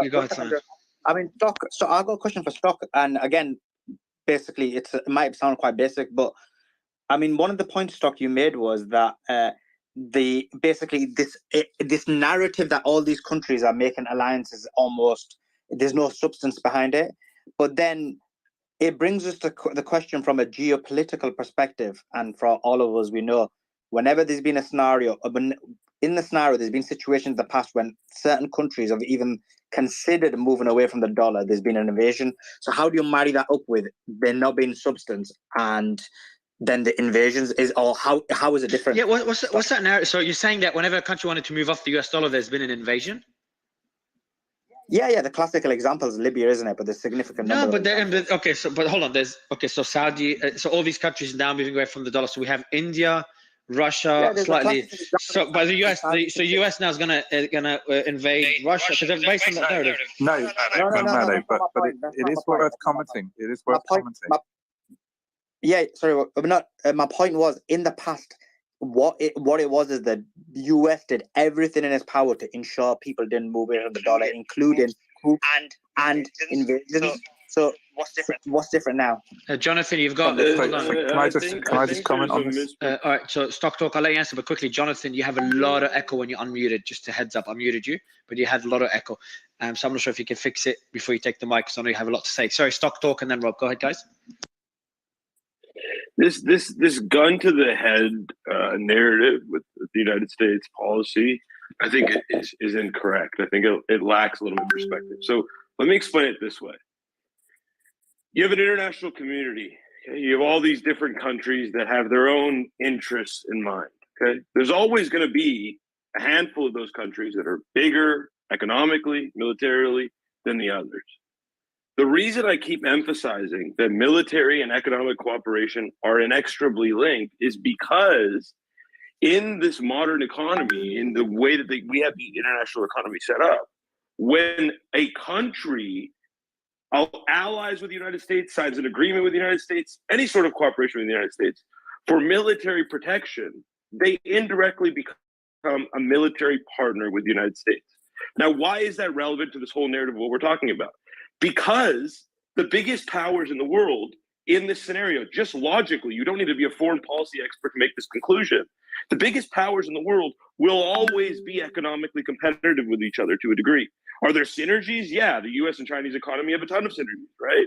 But the big bad wolves, whether there's 2 of them, 3 of them, 4 of them, 5 of them, the biggest, most powerful countries in the world will always be economically and to an extent militarily competitive with each other.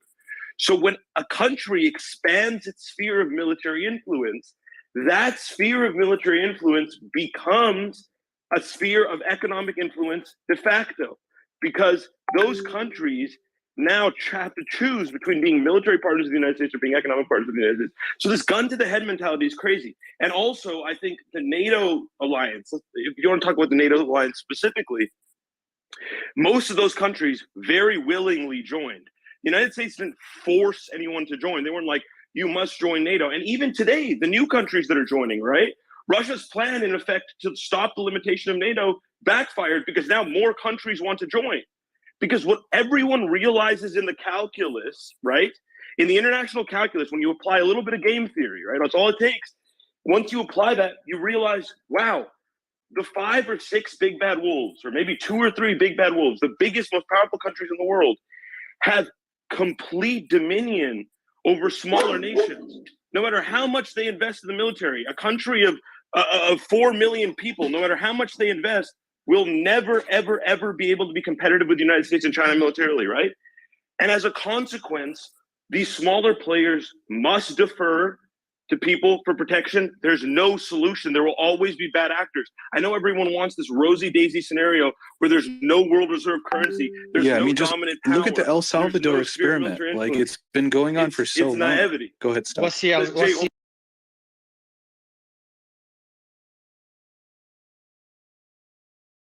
Before you jump in, last point I want to make, on the Saudi Arabia topic, because I was trying to jump in at this point. The notion that the Saudis are done with the United States is hilariously misinformed, like hilariously, okay? The United States cooperation with the Saudis economically began with a military cooperation, much like a lot of the other US cooperations, okay? And still to this day, 85% of Saudi arms imports, okay, that's not just small arms, it's total arms imports, are either from United States or United States NATO allies. Their top 4 partners include France, United Kingdom, and the United States, okay? The United States itself, by itself, without the NATO partners, accounted for 70% of that. That will take decades for the Saudis to wean off of. Not only that, but to circle the Saudi point back to the expeditionary military point, what other country on earth has a military base in Saudi Arabia, okay, with 3,000 armed US soldiers in the country? No one. The answer is Pakistan, due to a 1982 agreement. But other than Pakistan, due to a 1982 agreement, no other country, the Saudis haven't allowed anyone in their borders, okay? And that's not the only US military base. There's 5 in Saudi Arabia, okay, 3,000 US soldiers. And there's another 80 US military bases very similar to that all around the world. And guess what the other countries see when they see those 10,000 US soldiers sitting in that military base? They see an umbrella of protection. They know if somebody invades and one of those US soldiers is killed, I have the full power of the United States military to protect this nation. And that's what drives the United States influence globally. Even if you disagree with it, other countries don't. Yeah, Jonathan. Yeah, Rob, go ahead. But Jonathan, I know you wanted. Oh no, Jonathan, I can't give you the mic, bro. I can't. You got way too much echo, Jonathan. So you got to fix your mic if you want to speak. But Rob, I'll say something real quick while you fix it. no, just let me get if Rob. you talk to Hold on, military Joe, leaders, let me get Robin quickly, and I'll give you the mic. Go ahead, Rob. Yeah, I mean, it's interesting listening to this because when we talk about United States dominance, we always talk on one singular point, and stock is nailing it. I mean, it's three pillars to the United States dollar system. One, it's the dollar and the fact that everybody adopted it on a global scale. We can argue whether or not that's a good or a bad thing, and it will deplete over time just because of the growth of this. But it won't. When I say deplete, I mean decrease over time. It won't deplete.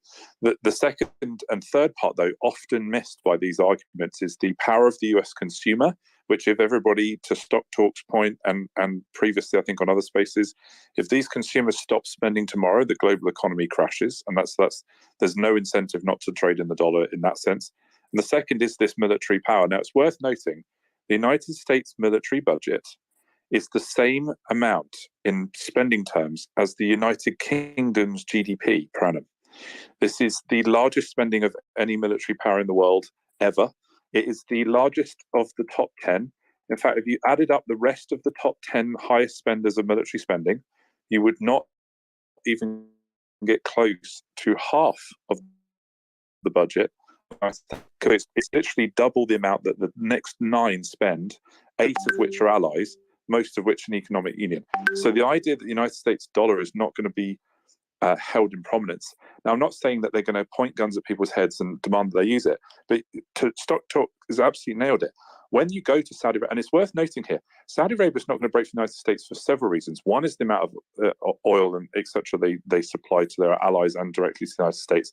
The second is that the United States is a heavy sponsor of Saudi's, we arguably could say, unjust war. So is the UK, so is NATO, part of the NATO alliance. The European Union and the United States are not going to break from each other. These are the largest consumer markets in the world. They're not going to stop becoming the largest consumer markets for a very, very long time. Arguably, in our lifetime, it's unforeseeable just because the amount of inherited wealth that will hang around, like is what happened in Japan. And just to finish on this, in order for China, and let's say that it's China that's the threat, because I think it's the only valid threat, right, in terms of a comparable replacement to the dollar, you'd have to get everybody in, from the example in earlier, everybody from Mexico, where you go to Mexico and you give somebody a US dollar and they treat it just as good as the peso, they're going to want to do that with the yuan. You have to do that everywhere around the world. China is going to have to provide the same, if not better, assurances to these countries, militarily, consumer, and in currency, that the United States can do. I can see no country, certainly Western, certainly any of the major developed nations in the world, agreeing to have a Chinese military base in their country, position 3,000 Chinese soldiers, agree to enter into military pacts to support them, and enable their consumers to trade in that. And that's the only viable alternative, because a decentralized alternative requires another country to go into the face of the US government, literally stand itself up against sanctions of the US government, because the US government's going to want to protect itself. It's going to have to economically survive for a sanctioned environment if it's a direct threat, and then have to potentially even have to confront it militarily. It's also worth noting, and I don't know how many Americans know this because obviously you live in this bubble, but from a British perspective, militarily speaking, I live literally 20 miles away from one of the largest naval bases in Europe, the Portsmouth, which is the home of the British fleet, also home to a couple of American vessels, arguably another case in point. You know, the argument in my head, and I cannot get into this American's head enough, you are the only country on the planet that has strike force capability. You're the only one. This is not to be undermined, but it is used strategically in these pacts like the Quad. It's used strategically with NATO as a very, very strong deterrent against anybody who would challenge our way of currently living. This is not to be undermined. I don't think it even needs to be used. It's a deterrent for a reason. And so this argument seems really daft to me, but China would have to be comparably a better option in those 3 scenarios in order for the United States dollar to lose dominance. And I just can't see that happening, certainly in any period of time. Okay, and I can't see it happening with the allies inside the BRICS. Okay, so just based on And guys, I'm going to try. Please tell me if I got that wrong, but I think that's my assessment. Because we just want to try and make it a bit more snappy, because I know finance guys like to spend a bit of time making their point. Lily, I got a question for you. 20 years ago, the Saudi to American trade was 5 times more than the Saudi to China trade. And now it's flipped the other way, where Saudi to China trade is 4 times more to this compared to the Saudi and America trade. So, I mean, that's before this deal. So isn't that an example of the change of direction when it comes to, for example, the global market? So that's a question for Deer, not for me. He's more of the expert when it comes to Saudi, but unbiased as well, right, Lily? Point. Well, yeah, but Deer, I mean, you can speak to it. I was going to make a completely different point that hasn't been brought up, so I know you wanted that question.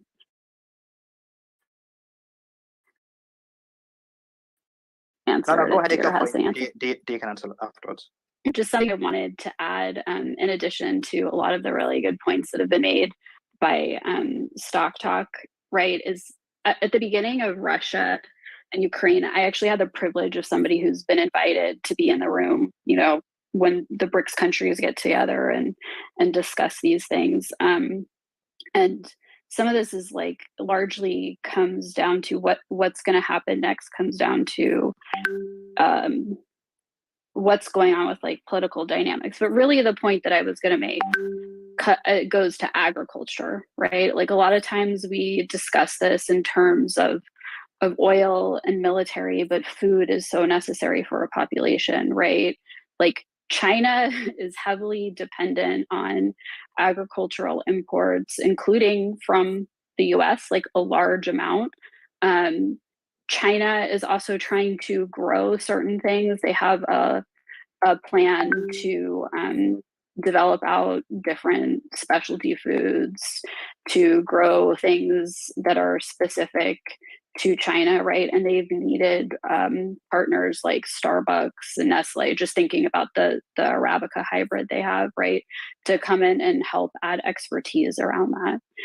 The other thing is I'll point to, speaking of coffee, just kind of something anecdotal that happened at the beginning of Ukraine and Russia, which is Brazil, right? You're talking about another BRICS country. They're one of the biggest exporters, right? They're very important in coffee, right? So when Ukraine and Russia started, right, they weren't like, hey, it's okay, we've got this other BRICS country that, already has other currencies or other ways they can pay us, let's take something different. No, they said, we want prepayment, we want it in dollars. Or there was anecdotal advice, like there were some of the traders saying that they would take said crypto. That? Sorry, Lily. Who said that we want it in dollars? Crypto. Who said that to who? Well, food commodities are largely settled in dollars, right? But the point I was getting to is there's this importer, right? Like exporters and importers were taking crypto as an option, right? Like doing something like a US based stable coin, like a USDC type thing. Although this one doesn't, they would take stable coins pegged to the US dollar. So it's just another point, right? Is that a lot of commodities besides oil. Yeah. So food is so important. Hopefully there's no more echo on my line. Yeah, you're good now, Michael. Sorry, Jonathan. Yeah. Hi there, Mario. So, Brazil actually now supplies China with the majority of its agri-goods, so it's foodstuffs. So it's taken over the first place from the US. In regards to sort of geopolitics, I mean, I sort of see it slightly different. I see us all transitioning from one form of energy to a new form of energy. So from fossil fuels through to renewables, through to green technology. It's where China really controls the supply. It's the predominant producer of these materials, controls the rare earth metal market, and so therefore also can supply these materials and cheap technology that use these materials to all of these emerging market economies that are growing. And in regards to the military piece, we're moving from a world where there were only a few select countries that had nuclear weapons. But, Iran is at a tipping point.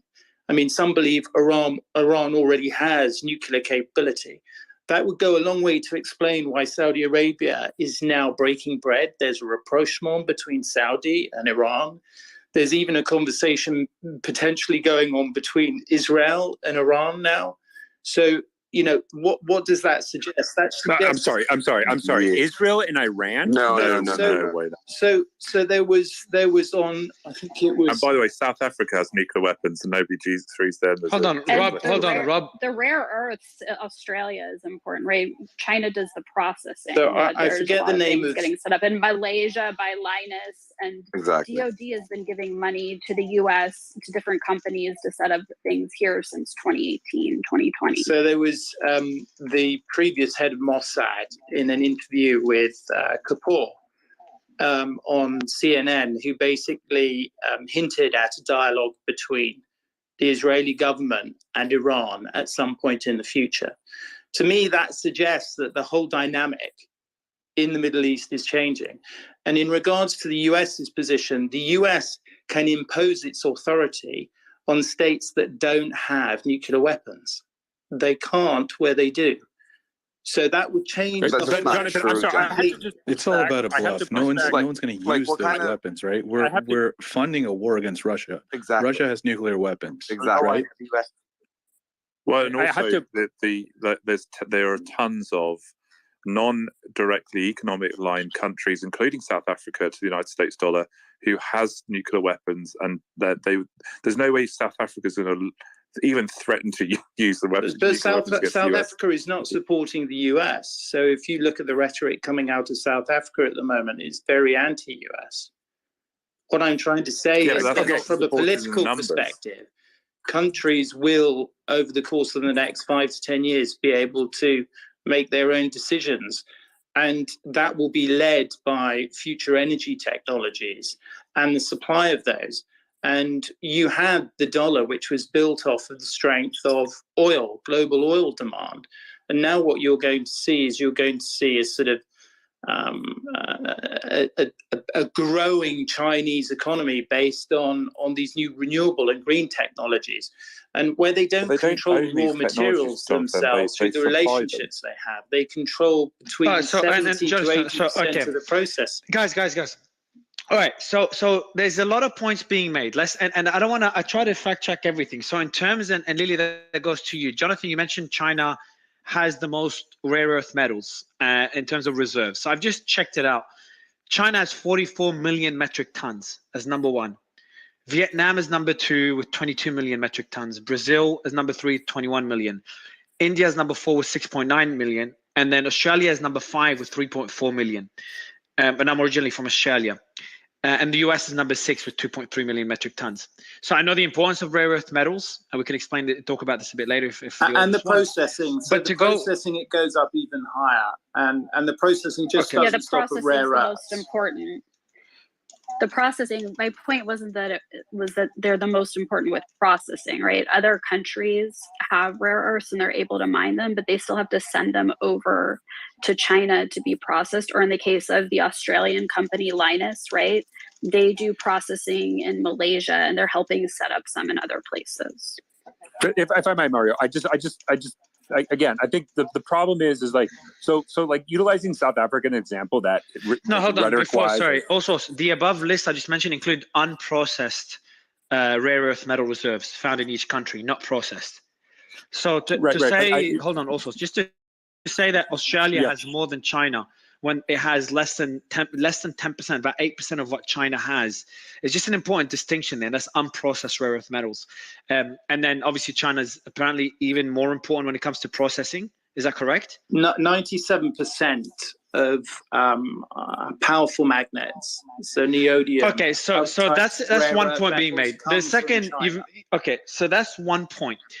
The second point is that Chinese military, and you kind of touched on that, and this is a point I really want to discuss, and we'll do that in a bit. I see Emergent is in the house. I'll bring him up as well, because I'm really curious as to how out of nowhere in the last 2 decades, China suddenly being compared to the US militarily. I'm just like, can a country really catch up to decades and decades and decades of the US being number one and outspending everyone? No, yes, no, but then you can see. It's not. No, it's not. Mario, No. the no. US is still the most dominant military. But with the numbers, I know. But then the numbers that there's even recent concerns by generals, U.S. generals, some leaked information about them concerned about developments in China that outpaced the U.S. just because they were copying the technology. Just a lot of leaks coming from the U.S. side. So that just caught me by surprise. But then again, if you look at how quickly other militaries and economies have recovered from wars, whether you look at Korea, South Korea, you look at the most obvious examples is Germany after World War I to World War II. Maybe it's easy to build a military quickly and catch up to the superpowers. Is it really that easy? This is what's wrong with the argument, Mario, is a lot of people are making two arguments that I highly disagree with. First off, countries that hate each other can't make deals. But you go together on common goals. That's what most There's countries no way do, we would even have when they're at a war space with each station other. with Russia today. No, not today. Now they pulled out, but they worked together for very long. Hold on. I have a very simple question for you, Joe. Oh, and What is this common goal? Define this common goal that all five of these countries share. The extreme benefit the U.S. has by controlling the dollar, and they don't get, and then U.S. exports that inflation to other countries by raising interest. It's not jealousy. Jealousy is It's the great unfair. motivator that you're speaking to that's going to cause an unseen alliance between five countries that are geographically nowhere close to each other. The problem is there is no stock talk. Let me finish my second point, please. I'll let you talk. I'm asking you a question. What was the great driver of the United States alliance with Western Europe? What was the great driver? A common enemy. Why did that alliance?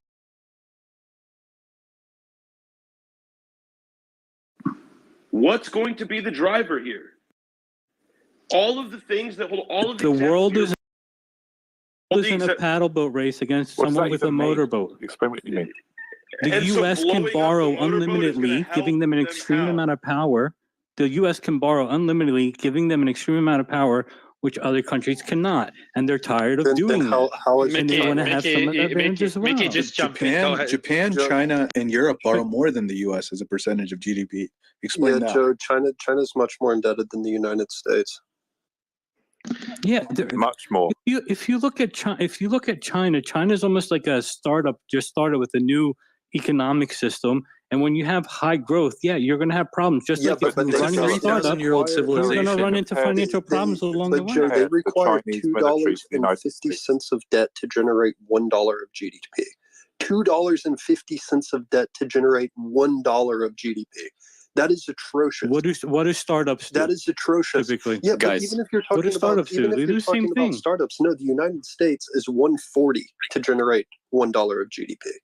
They have an older capitalistic system.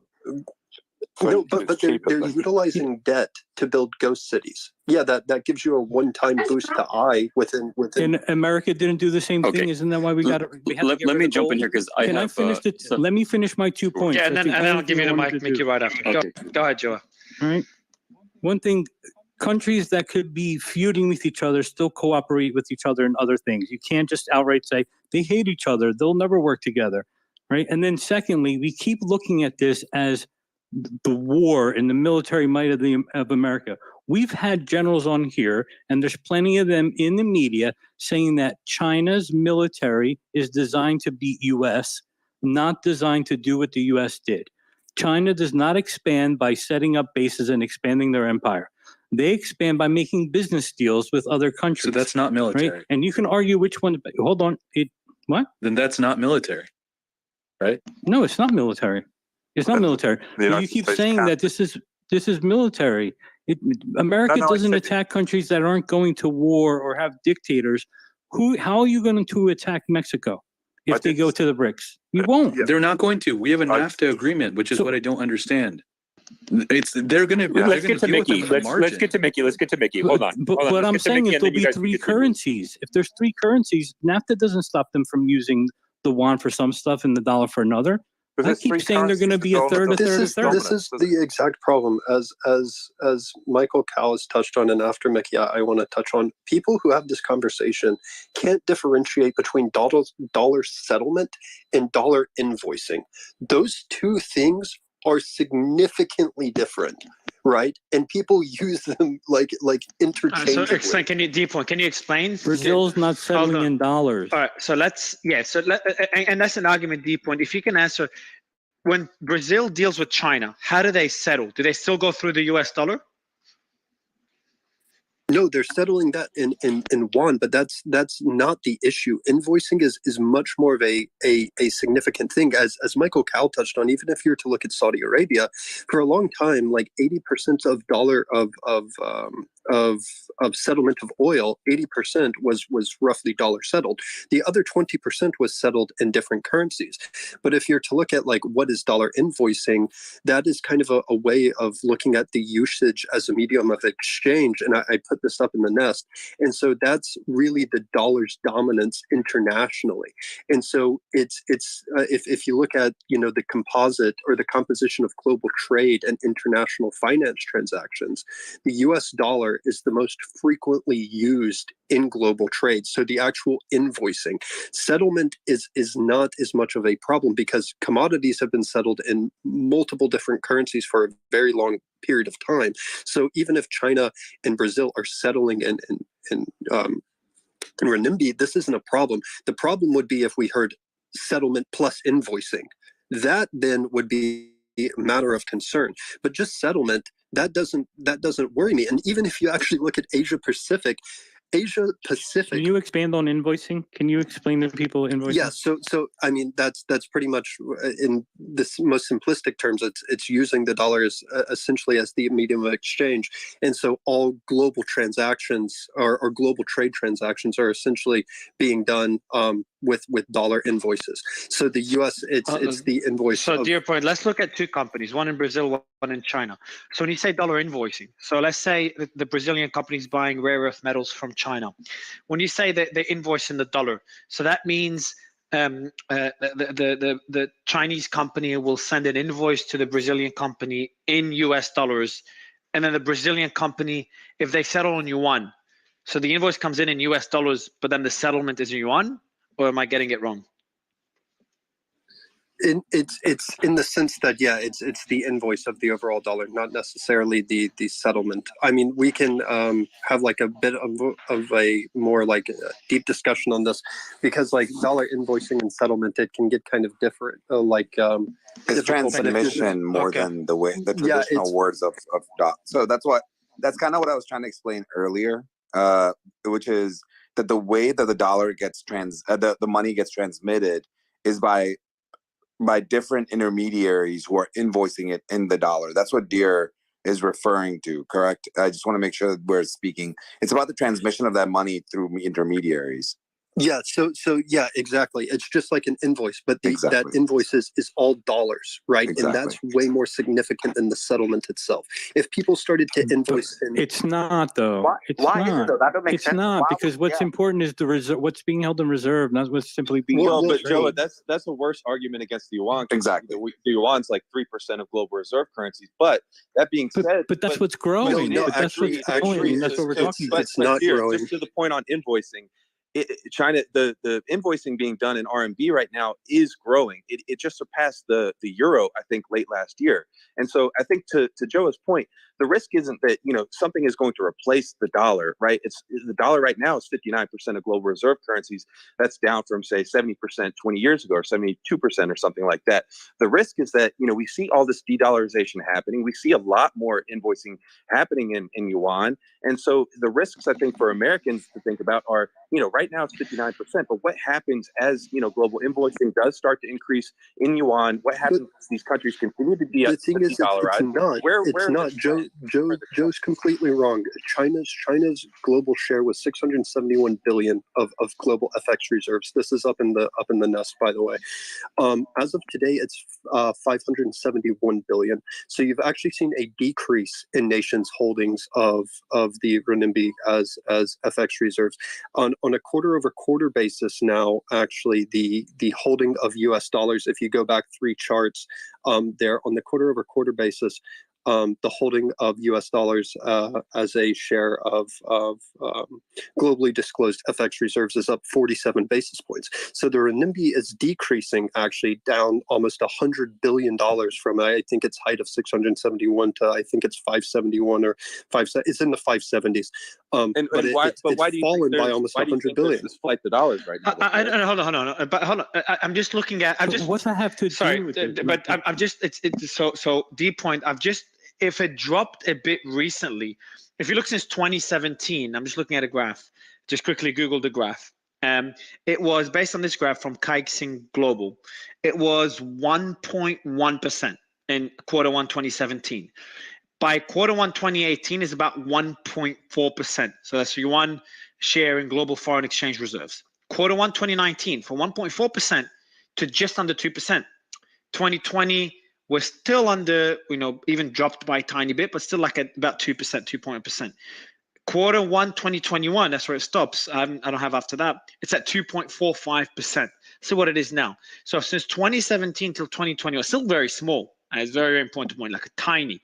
And I still think the yuan has a long way to go before becoming a foreign exchange reserve. The economy, I don't have faith in the economy, so I support the argument. But just the numbers show it's doubled, more than doubled. It went up by what, 10, 20, about 3x since early 2017 till early 2021.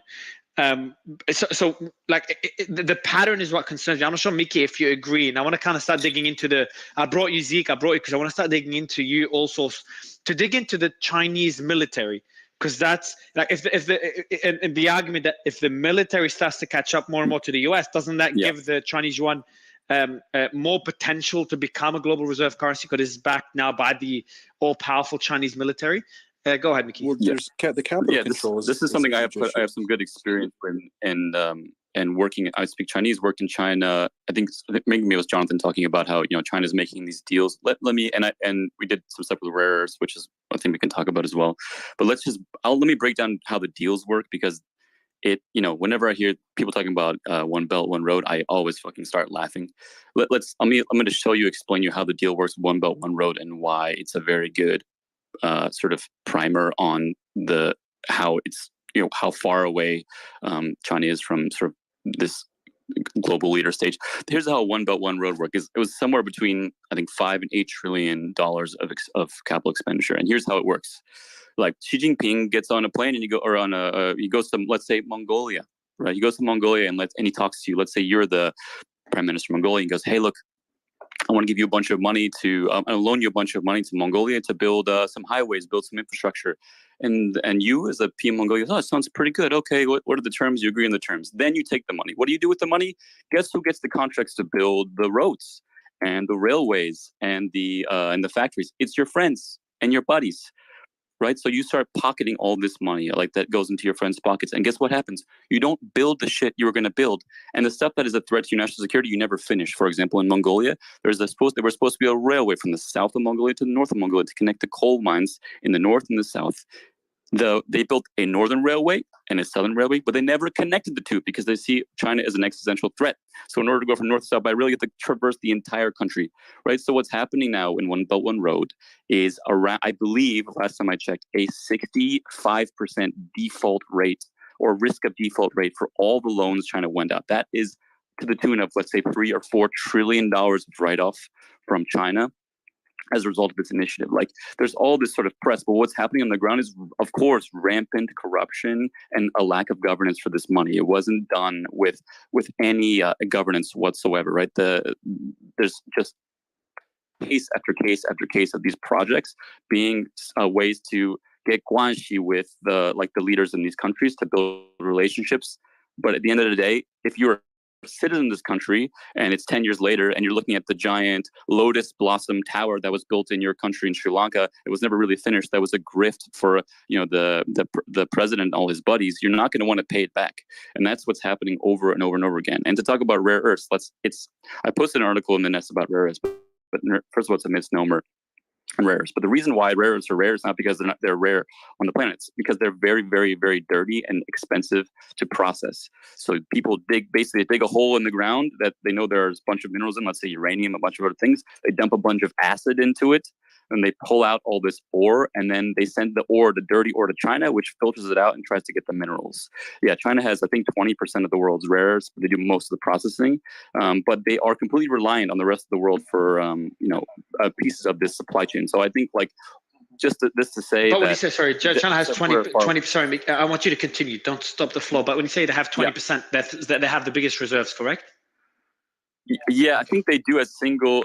I think they do. I think they do something like 80+% of the processing of the rare minerals. But there's like one of the biggest suppliers for like there's a whole supply chain required in rare earths. But like they're more reliant on the United States for rare earths than the United States and China in many ways. Like Mountain Pass. Yeah, it's 90% for the their processing of rare earths, and it's 60% for the processing of things like lithium and cobalt. Yeah. So I think, like, to say, I think we've overblown China and I believe a lot of the hype. Like on the ground, what's actually happening is these like huge, state-run projects are falling apart everywhere. There's just rampant corruption, and I myself am not bullish at all on their ability to exert power. Either like militarily, forget it. But people are talking about their ability to exert power. What do you mean militarily forget? What do you mean when you say militarily forget it? What do you mean by that? Well, their ability to project power outside of China is pretty questionable, right? Like, they don't have like a deep water navy. What are they going to really do? Let's say someone in Chad doesn't want to repay the loan for the roads. What are they really going to do? They're going to invade Chad? So Absolutely I think it's like not. at the end of the day, These loans they defaulted on, nobody's paid them back. Exactly. No one's paid them back because they're not afraid. So they were happy to take the money, right? And these things, like the soft power that people are talking about, is just, again, it's the money printer. They printed a bunch of money. What he's saying is that they default on Chinese debt and they never pay them back because they're not worried about China. Correct. But anyone that defaults on US debt, they don't fuck around. Is that what you mean? That's correct. And how did it work, right? It was all the grift from day one. Like the Chinese came in, they threw money around, the political leaders took the money, they hired all their friends, they pocketed all the cash, and they didn't finish the projects. So Mario, if I may address this is your area of expertise. You got a fucking tank as your profile photo. So look at and can you please also address the headlines I've seen of generals being concerned about the Chinese advancements that outpace U.S. expectations, etc. I mean, of course. I mean, look, I'm not trying to. Of course, there's a concern about China's military might. I'm not like. Of course, there is. At the same time, like generals, were concerned about Russia's military might 5 years ago. And do you know why generals speak out? Because we're in a budget crunch and they want money. They want money. Exactly. I mean, that's a good point. So it's an interesting point. Yeah. So look again. When you look at China, and I think that there's two ways you can analyze China. You can analyze China from an expeditionary military perspective, and then from like a more closer to China, more in their inner, the kind of the quote unquote backyard, right? So from an expeditionary point of view, nowhere even remotely close to the United States. I mean, it's not even remotely close. And what do you mean? What do you mean by expeditionary? The ability to deploy anywhere around the world, right? So let's look at the U.S. military, right? The U.S. military, from a logistics point of view, right? Because what really determines everything is logistics. Everything else is insignificant and stupid. That is what provides you to do expeditionary military operations to deploy around the world. China lacks, just as Russia, China has a huge deficiency in logistics. Hence why what we're seeing. But isn't it like a misnomer? And I'll explain why. Because their strategy is different. So it's like basically a boxing guy fighting a UFC guy and being like, "Oh, right, throw as many punches." The issue is this, I mean, militarily, America has a certain way of going about it, which is putting bases in other countries, invading other countries, wherever it may be. China's way of ensuring that they have control over other countries and manage them and maintain them is a different method, and that is by engaging their infrastructure, putting money into it, making sure that but putting money doesn't give. But putting money. But that is a military. No, it's not. It's not because he just. What do you mean?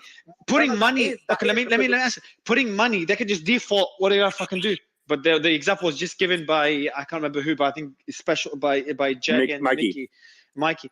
They just said like push back against me, like, man, before also continues. Like doesn't that refute your point?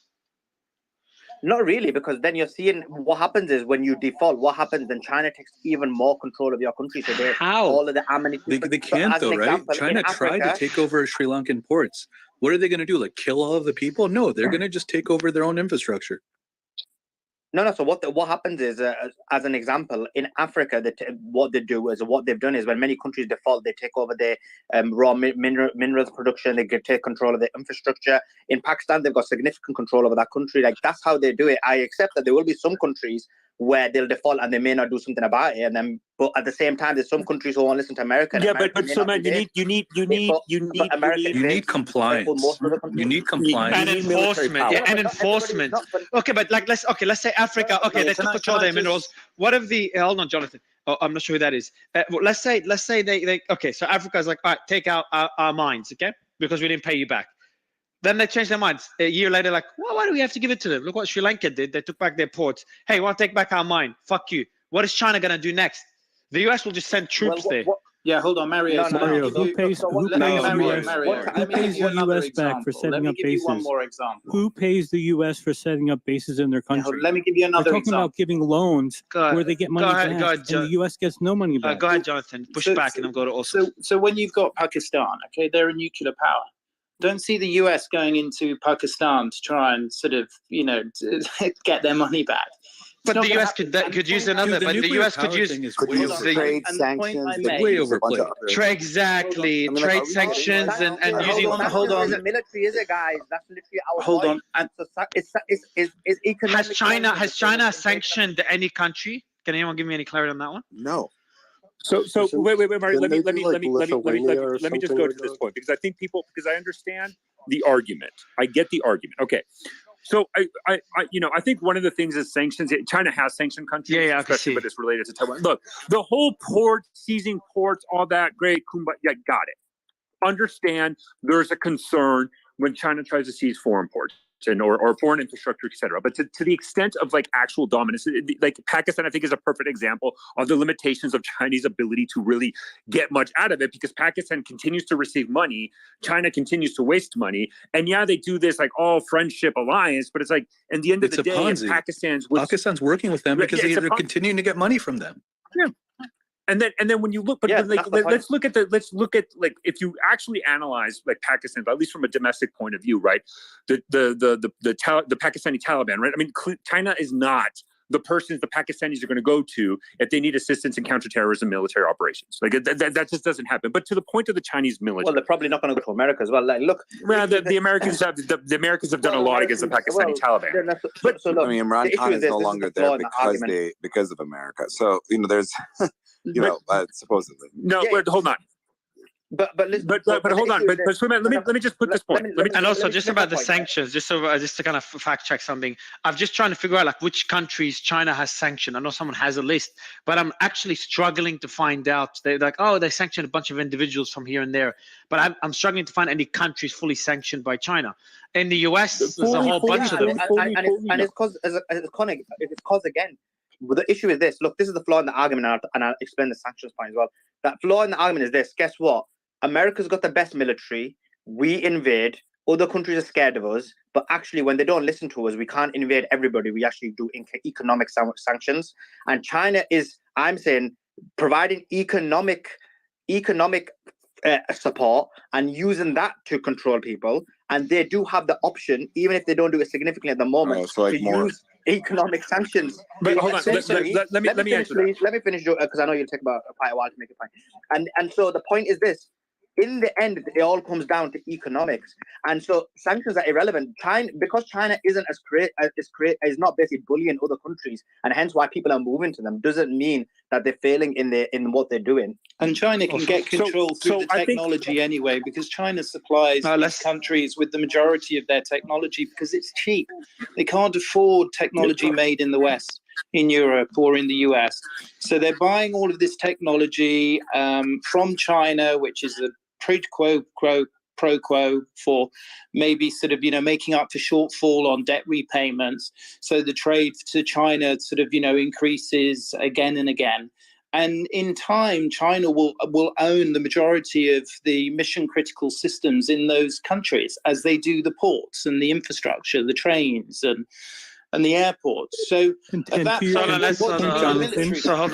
hold on, guys. It also, I'll let you finish. We keep jumping in. Okay, so here's the problem with the economic argument. Like, if 2014, Russia, Ukraine, and we have gone through example after example after example of China failing through economic means to seize really or have any real impact in these countries. Like this idea that you need hard power. Guys. Whoa, all like, sorts. Please let me finish. Let me just finish, Zeke. I know you're going to push back. I know you're going to push back on this one, but let me just finish. I of course, economics matters. Of course, there's an incentive. The U.S. uses it, China uses it, everybody around there utilizes economic. But when we're talking about military, there's a reason why it's called hard power. There's a fundamental reason why it's called hard power, because it's difficult to defeat, or it's a way to impose, right? And so when you look at China's military, and I'm not saying that the U.S. utilizes its hard power to coerce per se. No, that's not the argument. But this idea that you can use economic leverage to achieve geopolitical outcomes, Russia, Ukraine breaks that mold completely. No, I don't agree. How does Zeke? Hold on. China has used. Do you want to go? China. Zeke, go. Sulaiman and Zeke can push back as well. Yeah. I just one quick point, Zeke, and then you could push back. Mine's a short comment. An example of how China has used their strength, used their trade agreements, they use their economy, is the fact that they're basically oppressing 2 million Uyghur Muslims, and most of these countries are turning a blind eye. And but that's a local issue, though. No. The reason why, but the fact is they're doing it to Uyghur Muslims, and the reason why Muslim countries are turning a blind eye, such as Pakistan, is the argument that we get subservient to China because of economic support. Okay. So that's a good example of why. No, you're right. Yes, but that is a good point. But here's where I would push back on that. That is an excellent point, but because that is a China's domestic issue. And I think what it's not really. It's US. Yeah. Imagine if when Paris banned, I think, correct me if I'm wrong, but Paris banned burqas, the Muslim world went crazy. Yet look what China's doing with Uyghurs. Can we just take a step back and just talk about the Belt and Road? Muslims speak out about Palestine. One may argue that's a domestic issue, but then they don't. But about that one, they won't, and it's solely due to the Islamic power. It's too heated to take a step back, Jay. Let me. I want to see what Zeke. Hold on, guys. I just really want to get this point. Yeah, quickly, and then I want to hear what Zeke has to say. Yeah, go ahead. Yeah, I just really want to get this point. Okay, so let's get away from the economics, because that's the whole conversation. Okay, so when you look at military, China's military, there's two ways you can analyze it. Again, the expeditionary, the ability to deploy military forces around the world quickly, they do not have that capability, nowhere near. So how China's military is geared mostly is through kind of the what we would call the first island chain. So the first island chain, if you look at a map of China and you go into the sea, the first island chain basically goes from Japan down to Taiwan, and then kind of through the 9-dash line in the South China Sea, right? That is primarily where China's military is focused. So that ability, what China has tried to do is to make sure that that area becomes basically a China lake, that they maintain dominance over the China lake. The problem is of China's military as a whole, as though they have numbers, the problem is that the technological gap between the U.S. and China is not, there's a framing that is closing, it's not. Like, you could just look at their submarine fleet. If you look at Chinese submarine fleet, they are decades behind the U.S. in the ability to stealth, ability to maneuver, to the ability to launch combat. Like, China's submarines are notoriously loud. Lastly, on the reason why those women that I push back on this idea of economic influence that China has around the world and ability to use it for hard powers. You do bring up a good point about the Uyghurs, but if you look at other countries, like let's look at Japan. Japan and China are huge economic trading partners, right? Absolutely huge. But nobody in Japan is willing to sacrifice or give up U.S. nuclear umbrella protection, to sacrifice U.S. military posture there. And if anything, Japan is now seeing a militarization and a military buildup not seen since the Cold War, because they acknowledge that China is a military threat. The more China utilizes its economics as a tool to impose its will or its foreign policy objectives, what we're seeing, especially around Asia, but also around the world, is this counter argument. And that ties directly into India and China.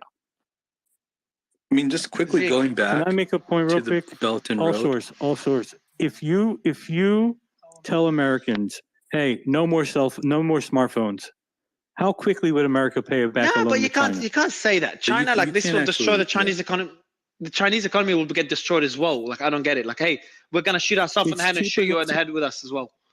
Joe, Mario, my it's counter cheaper to than that sending the is your mutually military. assured argument. destruction. And Your argument. Hold on. Your argument Yeah, is same, but exactly the same argument that Japan and Nazi Germany used prior to World War II. We have heard Yeah, this I mean, argument also time this and is time sort and of the time problem, again. though. This is the problem with the argument.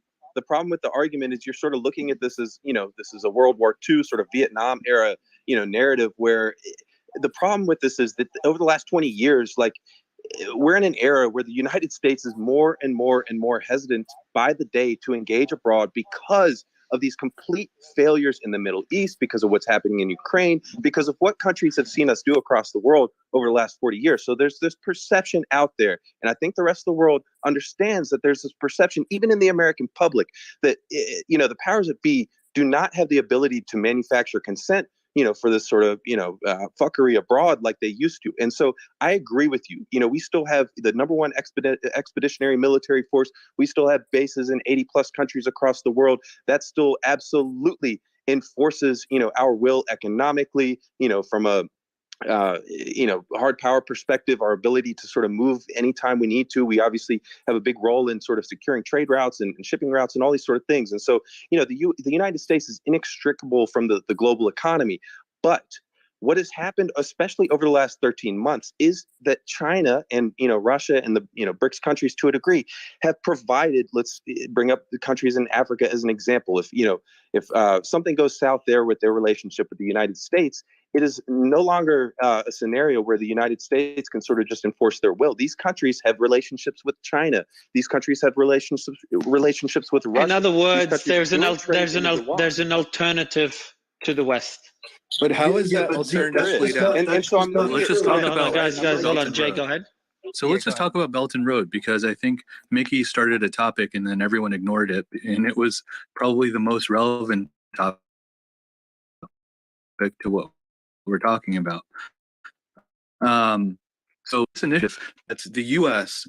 lost $3 to $4 trillion lending to African nations and had no way of getting paid back. Wouldn't that be making headlines across like every single newspaper in the United States? Like, this is China debt to GDP Jay, is do you have that 300%. number? Let me finish. Do you have that number? I mean, those are the investments, not what they've lost, not what they're throwing away. According to Mickey, who was on here, the losses were 1/3 to 1/2, right? Yeah, I can give you the numbers. Like, no, I think it's like $200 billion. No, that's not right. Year was the amount that they wrote off. I mean, maybe on that an annual basis, but and then you got to cumulatively, factor in that's how not much right. I'll post it in the IMF has lost. The IMF has lost a shit ton of money from them as well. I don't think you could. Like, I think they built a plant in Zimbabwe that was never utilized and then was ransacked. The magnitudes are completely different. If tomorrow I were to say that the U.S. lost over 5 years, lost $1 trillion lending to Africa, like, there would be pandemonium. People are crying because we're sending billions to Ukraine. Okay, so let's just take a step back and think about what's actually happening. I mean, China's debt to GDP is 300%. Right, it's far outstripping the U.S. And it's not just because of domestic problems and the real estate problems. It's because of how are they going to collect on all this debt? This whole Belt and Road Initiative failed, right? And one of the reasons why it failed was because of COVID. 1, government corruption. 2, I mean, Joe, you can laugh, but these are just facts. You can Google it. But if it failed because nobody went and was building these projects, right? So now all of a sudden you have people who are resenting their governments because their governments took this money without asking them, and they have huge interest burdens now to pay it back. The projects never got built because of corruption and because people weren't going to work. And all of a sudden now you have like this zombie debt and these projects. China can obviously threaten you and say, we're going to take over your key infrastructure, your mines. That might work in the short term, but eventually the people are going to say, what the fuck? I didn't agree to this. My government agreed to this. We want our resources back. So this was like a massive fuck up on a scale bigger than the banking crisis in the US. No, but special. Are people going to say that? I mean, no one said that to. You can't use Pakistan. It's like a rinky-dink, shitty, small. Use Syria. Use Syria. You think Syria is anything? Like, you guys use examples like El Salvador and Syria and Pakistan. Like, they have no power. No, I'm saying they're No, no. not gonna. No. Well, not a lot of these countries that China's basically took control of don't have a significant amount of power. That's literally the point. I'm saying that you're saying that people will rise up and complain about it. Well, they didn't do it with the US, did they? So The best example is, I think in Sri Lanka, like Lotus Tower is like a classic example. They built this giant, useless Lotus Tower for like billions and billions of dollars that no one understands. It's basically a grift, right? The leaders take the borrowed money, they hire their friends and family. Your cousin's doing the cement, etc. Pockets all the money. Then the debt goes on to the country, and then they bounce. But the argument you guys keep making, was China involved in Syria? No. China, wait, let me finish, Suleiman, please. China was not involved in Syria, right? But who now owns the port, and who now owns the pipeline and building the pipeline there? And they're building it with Pakistan and Iraq and Iran, and they're going to funnel it all into Syria. And what's one of the key things for the New Silk Road? It's Syria, right? Exactly. And who won? It wasn't America. Right, they pulled out of Northern Syria. They got sanctioned, and the U.S. had to leave. And then China moved in, made business deals, and now they own the. Okay. Do you want to know? Do you want to know what the GDP of Syria is? It's 11 billion. Do you want to know what the GDP of Atlanta, the city of Atlanta, is? But the GDP of the city of Atlanta is 400 billion. Jay, you guys were talking about the strait. You guys were talking about the strait and how important the strait is. You were talking about how important the strait is. This avoids the strait. It goes directly to the pipeline. And Joe, just to add to Joe's point as well, the argument that Sri Lanka bounced and all these other countries are going to bounce is just a weak argument. Unless there's a significant number of countries where it's bouncing, then you could say. But just because it happens to one country and other countries are actually making moves to ensure that they stay subservient to China, it just defeats that point. Yes, there will be certain countries that bounce, just like the certain countries that. And Suleiman, it's also an access goal. They're gaining access to a lot of rare earth metals, to a lot of the smallest countries, and it's like Syria that have no economic strength. So it's not will just, agree to it. It's not just a pure loss that they're taking on these investments, and you guys are actually acting like every single one of them is failing. I mean, China overall is fairly calculated with the way that they go about doing things. So they're not going to go in and yes, like a lot of these have been failures, and most of them have been failures. Most, don't say a lot. Most, maybe. Don't say maybe. It's most. Look it up. Joe just brought up a good example, but listen, they are gaining geopolitical influence. We are seeing, countries throughout the BRI, transition away from the dollar, and so they're stopping the entire program. They're stopping the entire Belt and Road Initiative. The lending is down like 80%. Their own citizens are pissed off. They've invested trillions of dollars. Chinese citizens are pissed off about this. It's not like you're like glossing over this whole problem. Are injecting trillions of dollars into our economy and causing inflation. I mean, these things happen. These things happen. We're not going and spending trillions of dollars and building roads to nowhere. To say that they're not gaining access to markets with this project is just not true. So guys, also, Emergent, who worked at NORAD. So he says the following. He replied to the tweet I did about Trump and his comments regarding the US dollar dominance. And he says Trump's statement, and Trump made a statement that was very critical of the yuan and replacing the Chinese dollar. The US dollar. Trump's statement about the status of the dollar on the world stage is historically significant, whatever your opinion on Trump. The plethora of small moves being made, quote, some symbolic, may reflect a shift to a death by 1,000 cuts strategy to mitigate the impact of Fed policy on small nations. The US military is a big factor in geopolitical negotiations, but it can only be employed against large dramatic moves by an adversary. You can't invade a country over a few tweets and 0.5 to 1% economic trade shift. Everyone here is debating third generation warfare, vastly uneven playing field, against fifth generation warfare, relatively equal playing field. So that was Emergent's response, and he was trying to come up on stage. I'll send him an invite in a bit. But yeah, I thought I'd add it. That was what Emergent said, right? That's not what Trump said, because what Trump said was not his. No, this is Emergent's response. Trump's comment is for the. I'm not even gonna speak on Trump, because we all know why he's talking. He's in a very tough spot. But Jay, to Trump's point, that was the exact same phrase that Fareed Zakaria used on CNN last weekend. That death by 1,000 cuts that's happening with de-dollarization on a small scale, with lots of these nations abroad, and now starting to become is starting to happen on a larger scale with nations like Saudi Arabia. So Zeke, Jay, you can easily if you cut your finger, you can easily say the post is, but it doesn't mean there's no substance behind it. So probably using it as a reference is not the best the best strategy. But Jay, you can slightly cut your finger and say, hey, it's fuck all, it's nothing. But the whole concept of the 1,000 cuts is keep doing it day after day after day, and that's what we're seeing doing it every few weeks. It's just like Jonathan's point on clean energy. Okay, great. China's nuclear power, and it's 5% of their power right now. Okay, I guess in 2050 we can talk about this.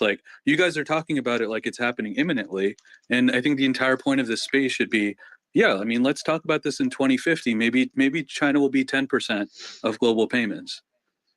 Jay, I think the point is people are recognizing the trends that are happening over the last 13 months, largely as a result of sort of... Dude, I don't think you guys were around in 2008. The same things were happening. The U.S. banking system was weak. The U.S. banking system was weak, and everybody was talking about the reserve currency going away. Everyone was saying that the U.S. economy was a disaster. Everyone was saying that we were going to lose it. We're going to lose an advantage. And what did China do? China went out and they started this Belt and Road Initiative in 2013, and it was one of the biggest colossal fuck-ups in the history of lending. So I disagree that there was the wave of dollarization that happened, in the post-2008 world. But the other, go ahead, Joe. You're probably going to make some similar points. Go ahead. Yeah, look, the Belt and Road Initiative, yes, a lot of the land initiatives have been canceled, but not the sea ones. During when there was the whole pigs debate in Europe, China gobbled up and outbid U.S. for a ton of ports in Europe, right? The sea thing is still going forward. They just announced last year they're going to build another, I forget what you call it, that they have in Panama. Canal. Canal. They're building one through Nigeria now. Do you know what I mean? So and they Joe, have already invested. Sorry to cut you off, but just so that we're all on the same page, what timeline? Because I just heard Jay kind of give a really good timeline that kind of makes more sense to, I think, to people that are more conservative about what's going to happen. Yeah, to me, it's a very different scenario. I think I don't know if you guys are arguing this or not. Please correct me if I'm wrong, but it feels like you guys are arguing whether America will still have a global reserve currency. I believe it will still play an important role. What I believe is it will lose it will be equal to other players in the market. And I think that happens within the next Danish, let me read this out. The dollar is, I've got 5 dot points for you. The dollar's share of global reserve currencies has been declining steadily over the past 20 years. Number one. Number two, the IMF released a paper in March 2022 stating that dollar's dominance is being stealthily eroded. No, I've never seen that before. Number three, countries such as China and Russia have been actively working towards reducing their dependence on the US dollar for international trade and financial transactions. Obviously, now you can add more countries to that list, but in this case, it just mentions China and Russia. And then we've got several countries, and we saw BRICS exploring the use of alternative currencies. Have we seen that in the past few decades? Countries to that extent trying to find alternatives to the US dollar? You actually have seen countries talk about bilateral trade in prior decades. This is not like a new thing. It's not like it just came up. But when do we see something like Brazil and China establish a clearinghouse for the yuan? Isn't it common sense for the biggest buyer of commodities and the biggest seller of commodities to have a trade relationship? Oh, 100%. But this is sort of like, what are we arguing then? What we're arguing is that you guys are extrapolating it across many different countries and missing out huge economic deals that exist that would prevent.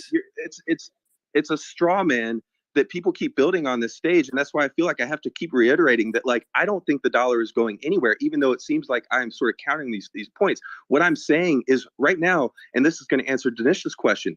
Let's say 13 months ago, I probably thought that the dollar would remain the majority of global reserves for another, 10 to 15 years. After the last 13 months, right now, you think the last 13 months is representative of what's going to happen in the next 10 years? Do you understand what's going to happen if we go into a recession? Yes. There's going to be every single country is going to be sending dollars to the U.S. money to the U.S. 100%, Dave, 100%. But let me just finish. So I thought 10 to 15 years, maybe 13 months ago, but because of the trends that have developed over the last 13 months with the dollarization, with the alliances that are being formed, away from sort of this Western bloc towards an Eastern bloc into the BRICS nations, the implications of that are just going to accelerate my, previously thought timeline where it would dip below 50%.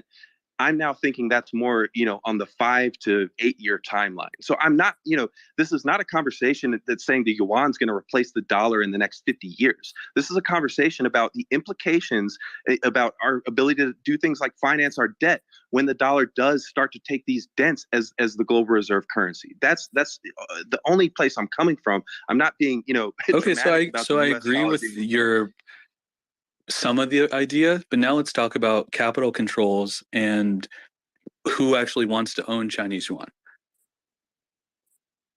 Yeah, no, I agree. I agree. The underlying assumption here is that there's no slowdown in growth. I mean, sorry, Zeke, I just wanted to respond. There's a lot of assumptions around what's happening. And I think that, it was being mentioned earlier around zombie growth. That is not unrealistic. As interest rates continue to rise, which they will, I actually don't think market consensus is correct. I think interest rates are going to continue to rise, especially with OPEC Plus doing what they did. And so if interest rates continue to rise or at least pause for an extended period of time, the real estate market in China is unstable. Their growth in China is not driven by productivity, it's driven by debt. And without having a high growth economy, China is going to be in significant trouble. So how does China respond to that? The only other option for growth is conflict. So no, Dinesh, that's not the. Well, China hasn't fought a war since '79. They underwent one of the biggest. Exactly. They went under the biggest infrastructure investment we've ever seen in the world. That's why they're in debt. Just like when we went under in the United States and we had the Great New Deal. Same thing. No, it wasn't the same thing. We didn't have this level of debt to GDP. I'm sorry. When we were building out, railroads and we went through the Industrial Revolution, our debt to GDP was nothing like that. Like they're building actual towers and buildings that are empty. Exactly. They're completely empty. Exactly. And this underlying supposition that they are becoming the strong GDP growth driven superpower is just not It's not true. Their demographics peaked in 2018 and they have the biggest debt issue along with Japan in the world. You can't compare it to anything else. They're also, guys, if I'm not mistaken, so most of their GDP is attached to the real estate and the building, correct? And so if it's empty, it's a false propped up GDP, number one. Exactly. And then number two, they're having a population replacement problem as well, given their policies they had with one-child policies moving back. So I think you're right. And again, I kind of wanted to reiterate that a little bit. I think that the real estate and the building aspect, including that into GDP, is really important to note. And it has actually turned down my temperature on China and what the impacts of that moving forward can be. My only other statement to this, and I've been listening because you guys have been having a great conversation. I really appreciate everybody being here. Just want to kind of give everybody runway. But BRICS Nation, okay, fine. BRICS nations, they come together and say, okay, we're going to have this agreement. And we're going to pin to what? What are they going to pin to? Yuan? I don't think so. I don't think you're going to have enough. Reserves. What's that? Reserves. They're saying they're going to pin it to reserves. And what you just mentioned is true in China. It's not true in India. It's not true in South Africa. It's not true in all these countries that are trying to join BRICS. Look, I guarantee that South Africa doesn't want to own Indian rupees. But we're talking about BRICS new currency. We're not talking about rupees. That's not what they're. You think they're going to have the same central bank? Do you know why Europe went through such shit? Again, you don't need a central bank. You don't need a central bank of resources to have the same currency. No, I mean, not if you control resources. Joe, I just want to be very clear about how money moves. You need a central bank. How are they going to come up with policy? Hey, guys, just for the record, China's real estate market is about 7% of its GDP. Oh my God, you got to be smoking crack, dude. Zeke, I think what you're referring to, Zeke, is the actual real estate value. I think what we're talking about is all of the production, all of the work that goes into building all of that real estate. They're actively building right now. So if you take into account manufacturing, industrial production is about 34. Housing alone, without commercial real estate, is 18% of GDP. Just housing. I'm not even talking about all real estate, infrastructure, commercial. So kind of going back to answer your question that you asked me, we didn't in the past, in history, There was a time there were no central banks. There was a time when there was a common currency. You didn't need this model that you're talking about, right? And especially when you can control what the reserves So what's are, the which currency you backed couldn't by? in the past. Explain how it makes would it work. easier. Well, But his Joe, point is currency will be backed by commodity. We have to talk about the elasticity and the growth of productive capacity since, the Industrial Revolution. So that doesn't really work any longer because you have to get into the idea of the elasticity of money, which you can't really do. And that's why if you look prior to the Industrial Revolution, or if you look at China up until they kind of opened capital markets, you had this Malthusian kind of idea of economic consumption in the sense that everything that was produced was consumed because, if you didn't do that, there was no savings. And essentially, there was mass famine and terrible rates of growth or if you looked at China, even the prohibition of growth in the sense of the one-child policy. So, I mean, again, if you start to look at like why gold standards won't work today, or why other kind of fixed monetary systems don't work today, it's completely goes back to this whole idea of how rapid growth is. I mean, you look at a place like China that quote grows at 6% a year, which I mean I would say is probably bullshit, but nevertheless, let's take that as a constant.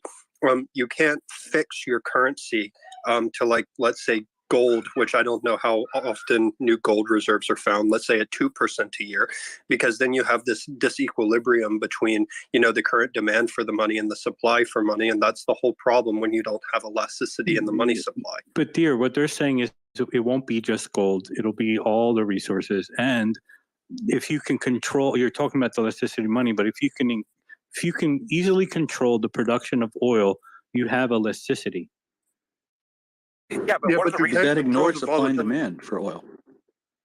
Yeah, the other thing is too is if you're going to have this, I don't know, parallel economy for lack of a better term, I suppose. But if you have this other pole where they're basically trading and they're pinning a generalized agreed upon currency to all of their resources.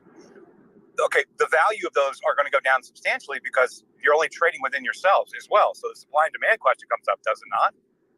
Yeah, and China must be stupid. Sorry, I'm eating. Because this brings up basic game theory. If I'm X nation producing X commodity along with other X producing commodity nations, and we want the value of the money to rise, what will we do? We just won't export anything, or we'll implement, production cuts, etc., to fuck with the, like, let's say overall output, and then that leads to a whole nother issue, right? So, there's problems with that theory. And even if you're to look at something like oil, like, I mean, what's the historic implied volatility of oil? Maybe Jay knows, like 70, isn't it? Somewhere like that, Jay? Like, I mean, it's up there. So how are you going to peg a currency to commodities that are, absent gold, extremely volatile? Like, I mean, it's just going to be an absolute crisis. You look at the renminbi now, they haven't even been able to get a stable peg on the renminbi. I mean, the fluctuations in the renminbi currently are ridiculous.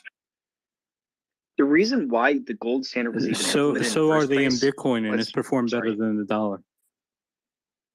Go ahead, Nathan.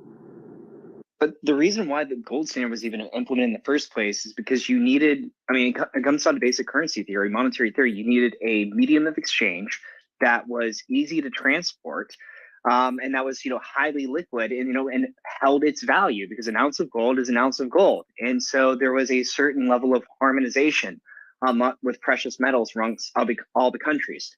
One of the problems with oil is it's a consumable. You consume it actively to power your economy. So your reserves ultimately go down. Like, peak oil is a thing. You can argue where peak oil happens or doesn't happen, but it is a thing. And whereas peak gold is somewhat different, you can find different reserves. You can expand monetary supply, but that's not the point.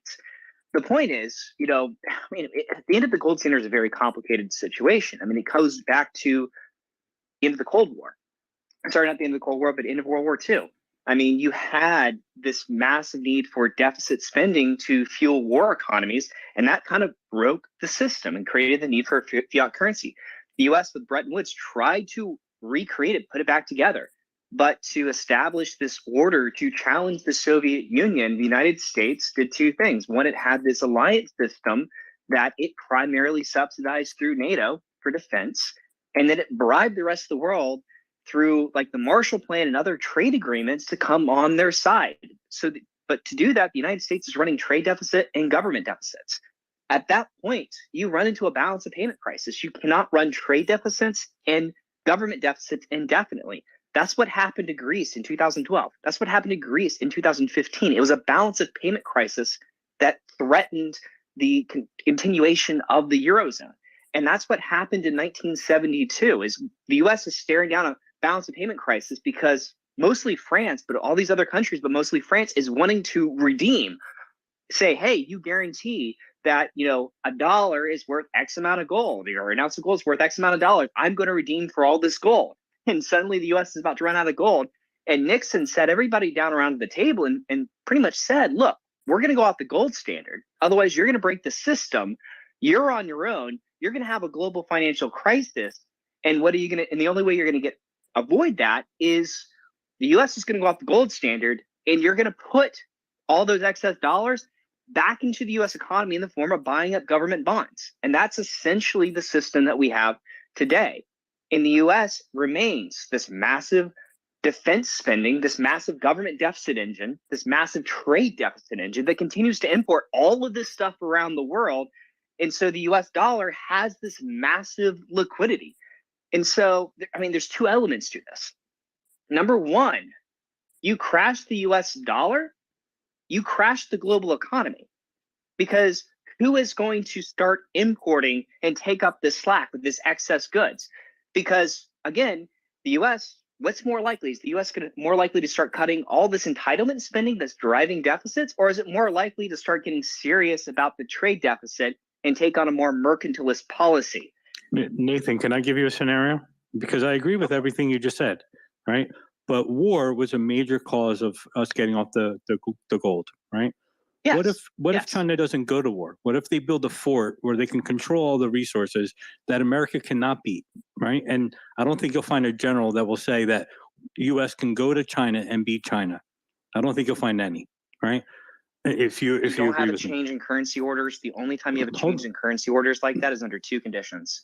You have a financial crisis like the Great Depression or worse, or you have a global systemic war. That is if you look across the historical record, those are the only two times that you see a change in the massive currency reserve. And who is the reserve currency? You had gold standards. That's not true.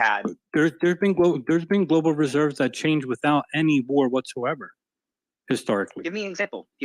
Start naming off historical examples, please. You can look at both Spain and Portugal. Both of them went out, and there was no war to take them out. You look at Rome. Rome didn't die because of war. Rome died after it won. After it won, it had no funds left. And when soldiers came back, they were like, "What the hell did we come back to?"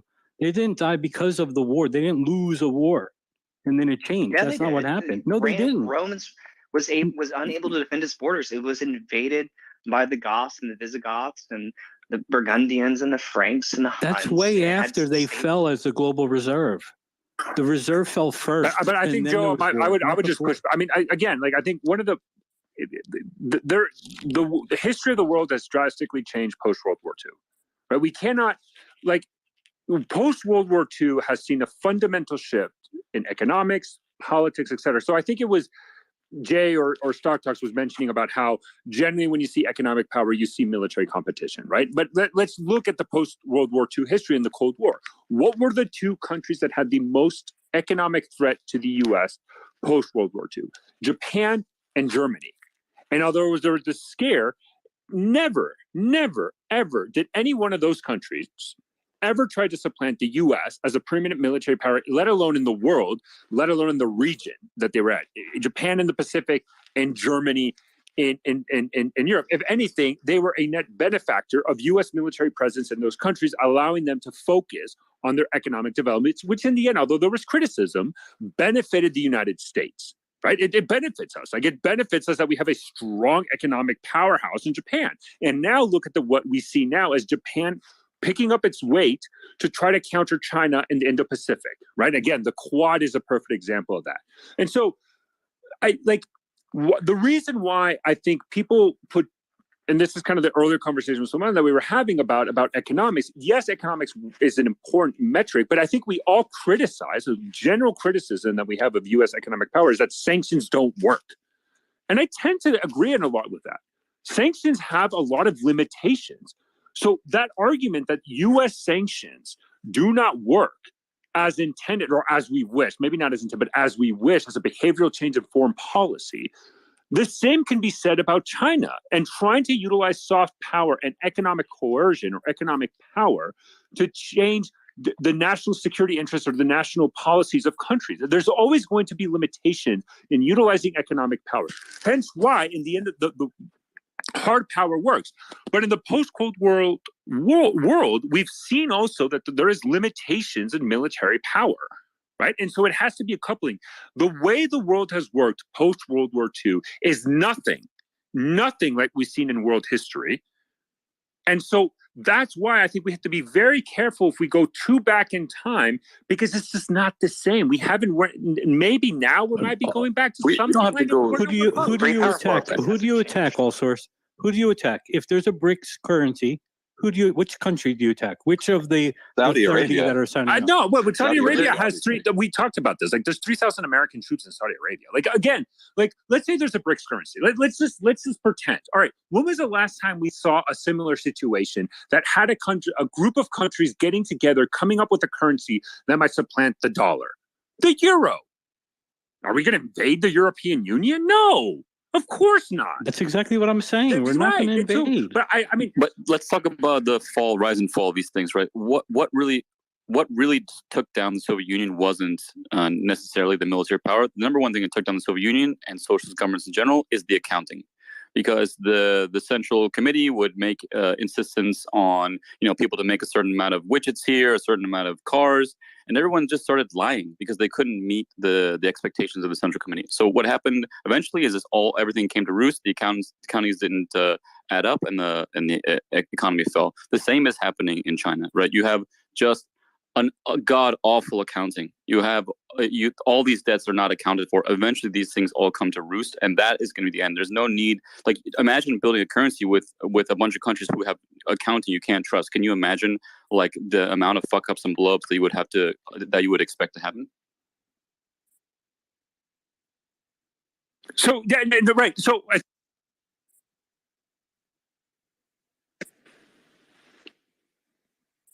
Like, you can't trust the books, and we all know you cannot trust the books. If you can't trust the books, like, imagine all these, like, you have cookbooks from 4 or 5 different countries. Can you imagine like using that to trusting, like buying bonds, holding reserves would anyone in those do that? currencies where you don't know what's behind the currency at all?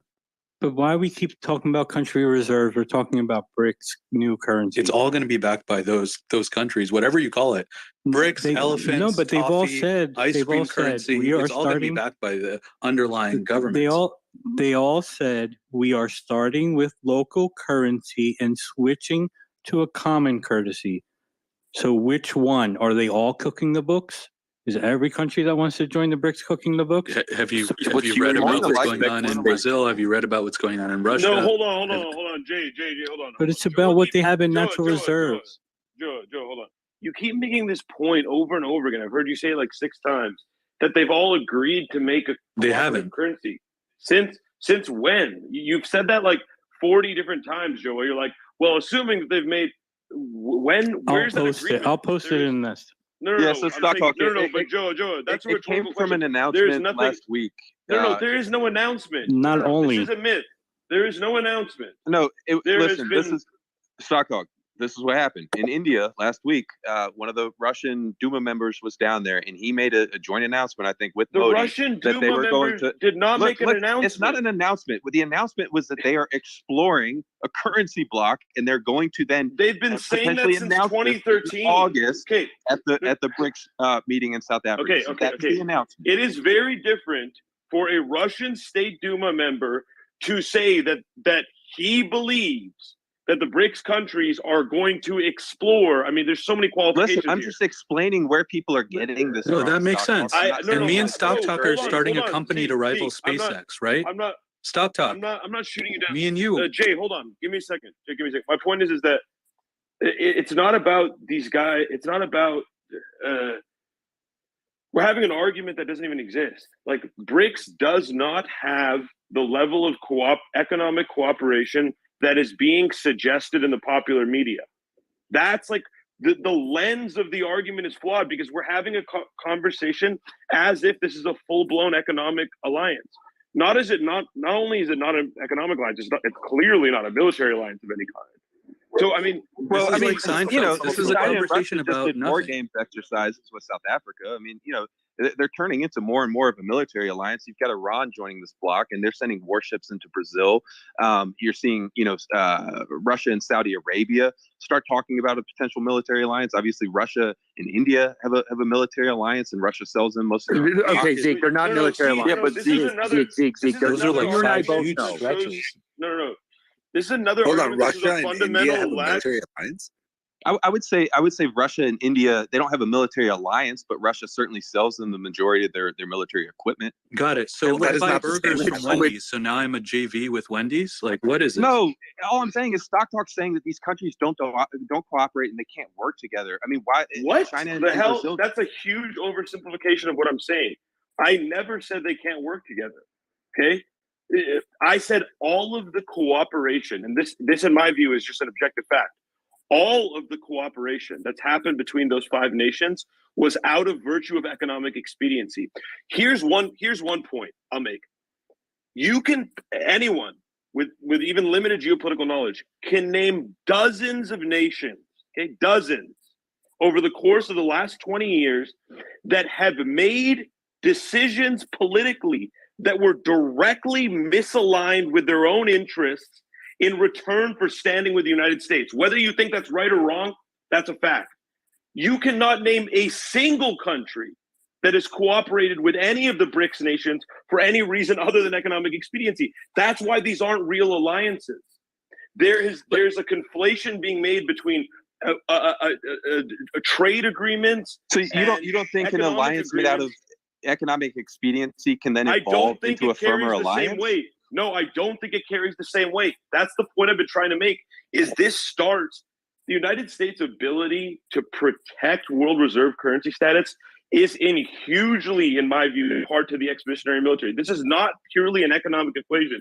This isn't like looking at the United States government debt versus other government debts and trying to do some sort of arithmetic or calculus. No, this is about the ability to influence other nations into economic cooperation. And we're not debating the moral righteousness of that, okay? There will always be a big bad wolf. People need to wake up to that reality. There's a complete, again, I keep saying there's a lack of game theory, but I have to emphasize that because it's so obvious to me. There's a complete lack of game theory in the argument to the extent that people genuinely believe that countries are not going to continue to be competitive with each other. They but are. If I may, Zeke, I think, because you bring up a good point about like, okay, Iranian warship in Brazil, and these military exercises as a template, and I get that makes sense. But then let's look at the flip side. Like, let's look at U.S. military exercises around the world, and use that if we want to use military exercise, because there's a difference between alliance. I agree that in cooperation, right? And if we're going to analyze it from a military point of view. But please analyze U.S. military exercises around the world and which countries are involved in. I mean, there is extensive U.S. military exercises between the U.S. and Brazil. Of course. Right. That is not what I'm arguing.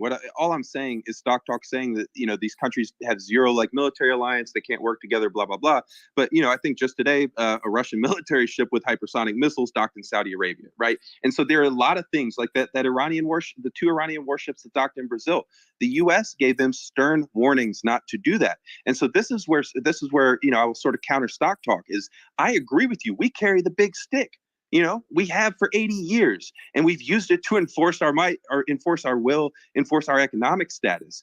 What I'm saying now is there are alternatives developing, and it poses a unique risk for the United States that we have not before seen. We've forced China and Russia into an alliance that could very well turn into a military alliance, even though they don't have joint interests everywhere. They have a common enemy developing in the United States. And so what I'm saying is that there are risks developing with these trends. Not that the United States is going to lose all of their power globally. 100%. Yeah. No, but I just think that, like, I 100% agree with you on that. But I think that what people need to acknowledge, right, and this, just to tie this into a specific issue about BRICS, is we cannot, and when we analyze BRICS, the R is Russia, right? And if we're analyzing it from an economic, and I know people don't necessarily do, but if you analyze it from what we would consider diplomatic, information, military, and economic, right? That's how we analyze in kind of the joint military term, strategic power of a country, Russia has suffered significant damage. Where? All How? those metrics. No, give me one example. Go through it one by one. Okay, let's go through it. Dude, I'm going to go on for hours. You start all source, and then I have 40 different points on this. So okay. So like let's look at diplomatic, right? So there's always this argument of how Russia manages to kind of get some countries to support them in the Russia-Ukraine war. But let's just look at the United Nations. Let's look at the United Nations General Assembly. Overwhelmingly condemnation. What are the trends, all source? What are the trends? We just joined NATO today. Okay, we just joined NATO. Against them are now doubled the border. Right. Jay, you actually just took it from me. So right, you can argue that the trends might be favoring Russia, but you're it's like you got a penny and you're trying to get $100, and now you got a dime. Like, okay, great, but in the overall scheme of the situation, Russia's invasion of Ukraine heavily backfired. I would disagree. How? Give me specifics. Dude, we just gave you one specific. Let's take turns. No, the specifics about that. No, anytime a nation is going to, enter another nation's so-called sovereign territory, obviously the UN is going to vote overwhelmingly against that, right? But what we've seen over the last 13 months is countries that were originally voting against it are now either neutral or they're on Russia's side. And what does that mean? In countries, what does it mean to be on someone's side? South, is it more of a concrete step to actually join NATO, which is one of the most dangerous steps, doubling the border with Russia that this country could have taken? Agreed. Or is it a step? Jay, I started speaking. What does that mean? I started speaking on Mario's space when Russia invaded Ukraine. And my first comment ever on here is people don't understand that this is the first move to putting BRICS in power, because it checkmated U.S. and U.S. started doing sanctions. And look what happened. All the other countries are like, wait a minute. If you have the U.S. dollar reserve as your reserve, you fall under U.S. law. You are no longer a sovereign nation. That is the problem. That was what started. So when you say that it wasn't successful, I think it was extremely successful for them. Although horrible. Jay, all source. No, let's keep going. But let me counter you guys for a second here. And I put in this Lavrov's announcement about the very next BRICS meeting is going to be about creating a common currency. And so I mean, Lavrov can say a million things and it means nothing. But go ahead, Zeke. There's an economist intelligence unit report from earlier this month that assessed that Russia's net support globally has grown throughout this conflict. And then when you look at, polls within China, within Turkey, within India, the net, sentiments within those countries have shifted towards Russia over the last 13 months. Because they buy oil from Russia, dude. What are you talking about? But no. Okay, well, hold on. Let me push back. So I'm gonna push back. But you cannot compare. So this is where is the measurement start? Does it start February 24th, 2022 when the invasion started? Or does it start, let's say, January 1st, 2020? Why are you, in the first place, why are you even accepting random anecdotal survey data as a conclusion to this question? Don't even ask where the survey is from. Okay, Stock Talk. Would you agree really with me? Think that that's a reflection? Because you're only looking at U.S. media. You're only looking at U.S. media. No. I will acknowledge. No, Zeke. Wait, hold on, Stock Talk. Let me. I will acknowledge. All sorts. Stock Talk. Talking for like 2 hours straight, bro. Chill out. My point is that you guys are mistaking economic expediency, decisions that are made for economic expediency, for true decisions of geopolitical positioning or an actually sustainable geopolitical stance. The second all this noise is over, the Saudis are going to realize that 85% of their arms come from the United States and U.S. allies. They're going to realize that the United States, to accomplish their objectives, is critical in the Middle East, as is every other nation on earth that cannot depend. This idea that smaller nations are going to create military alliances between each other to defend each other is stupid. It's just stupid. That's never the way the world has worked. It's always the biggest empires or countries or whatever time period of history you want to use that are the arbiters of security in the world, right or wrong. We're not having a moral conversation here about if the United States wielding of its power has been morally righteous or not. What we're doing is we're rolling through all sources of points, Compare it to and we're on Bitcoin. D, which is No, that is the last thing we want to do right now. The last thing you want to do right now is comparing to Bitcoin. No, you have a Let's think about the decentralized. goals You we're have a getting. It is not decentralized power. decentralized. You have a ton of different countries under one currency. That's what they're trying to do. What happens with Bitcoin? You have a ton of different servers. They handle one country. Where do you attack?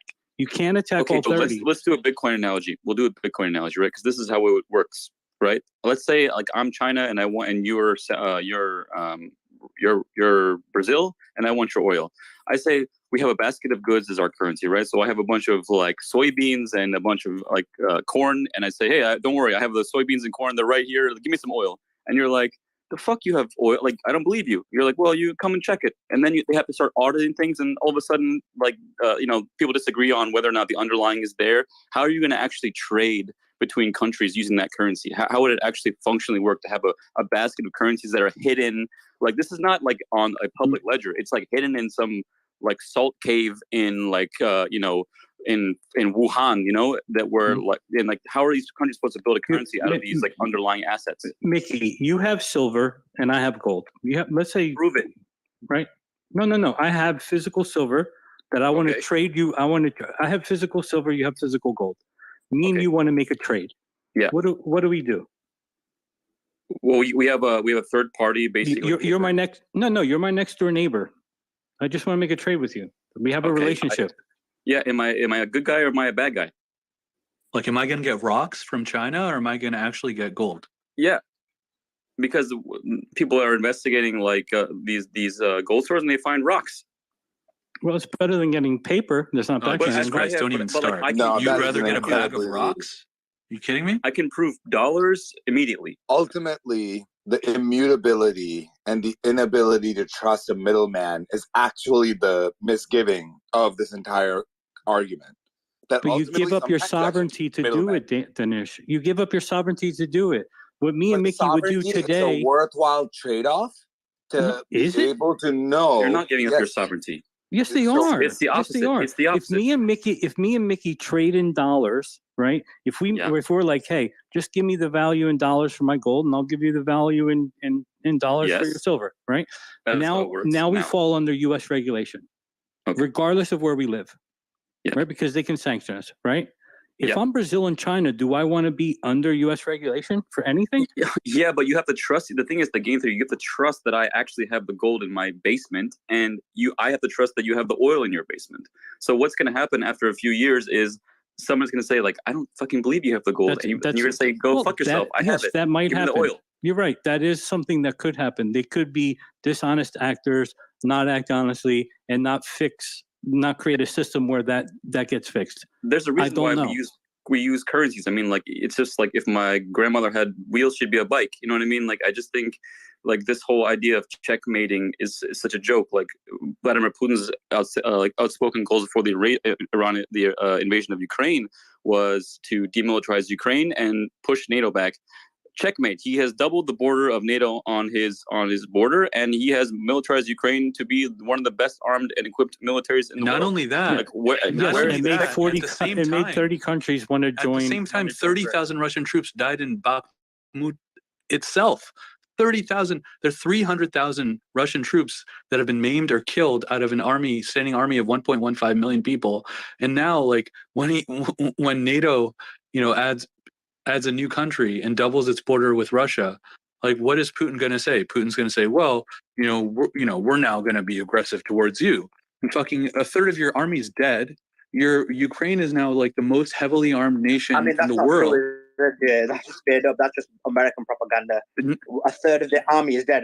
Are you kidding me? You think after 2 years of war, you think after 30,000 people died in one city, dude?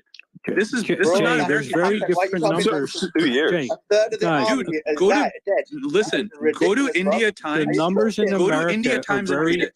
Go to the Indian Times. Stop talking. Indian Times, bro. You just said India and Russia are Jay, allies. if I may, you just said, bro, India and Russia are allies. Go to Indian Times. Go to BBC. I'm not reading any Let's U.S. hear from all publication. India and Russia allies. One third of the Russian army has not died. It's not named. Okay. So named or died, and 30,000 Casualties. people in Russian troops died in one city alone in Bakhmut since the summer. So the latest estimates Bro, are between. Those figures are not right. You're just using Western propaganda. You need to understand the situation. You know, a third of the army is only 300,000 people, right? Both sides engage in propaganda about the numbers. According to Russia, their numbers are very small. Russia says their GDP is growing. That's fucking bullshit. Bro, America says they weren't censoring. America says all these things. The point I'm trying to make is both sides try to increase the deaths number toll of their enemy and decrease theirs. What independent people such as Mossad have already told us, this was like months ago, Ukraine were on 150 to 150. I actually believe that. When I know you don't, because I said I believe it. Relax, dude. Actually, I said I believe that. I believe that Ukrainians probably lost 150,000 people. No. Jay, the problem is the numbers being reported. The numbers in the UK and the US are very different than numbers we're seeing everywhere else. That's the problem. I said I and when you quoted go to the Indian Times. You just told me that it's correct, and I'm quoting an Indian source. You said based on based on UK numbers. But if I may, exactly, and special. This is what I'm trying to say. Your view of the world is through the American paradigm. I get that. I understand it. It's normal behavior. But what I'm trying to say is, when you look at it holistically from the world, I'm not even saying the Russian numbers are right. I'm not saying the American numbers. I'm impartial enough to realize that both pretend their numbers are low and pretend the other side's numbers are higher, and the truth is going to be somewhere else. Okay, so then tell me this. Putin himself. Jay, I used to argue your exact point. No. Relax. Because of this space, listen to this. I got educated. Why would Putin then say himself that I need to double my troops from 1.15 million troops to over 2 million troops if he had no deaths and everything was going hunky-dory in Ukraine? No one said he's got no deaths. Okay, so what do you think the number is? So I don't know what the number is. I don't believe their sources, but their sources are less than 100,000. I can't remember the exact numbers. So if I may, so again, the casualties and all that. From this war, and I'm not going to get into it. Both societies mass mobilized. The numbers game is a numbers game. Like there's millions and millions and millions and millions and millions of armed men, able-bodied men able to fight, right?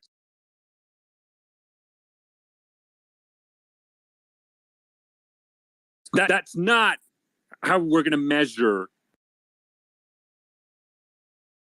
Russia's military power. It is not hard to look around the region around Russia to see, and I think, Zeke, you can't disagree with this, how Russia's military power has been significantly degraded if you analyze it outside of Ukraine, right? Case in point, the Caucasus, right? Russia was the main security guarantor from between Armenia and Azerbaijan, right? That from the war that we saw in 2020 to 2021, that between Armenia and Azerbaijan, Russia had a primarily security focus of preventing that. Ever since then, Russia has lost enormous amount of military power in Ukraine that prevents them from maintaining a security umbrella around the Caucasus and Central Asia.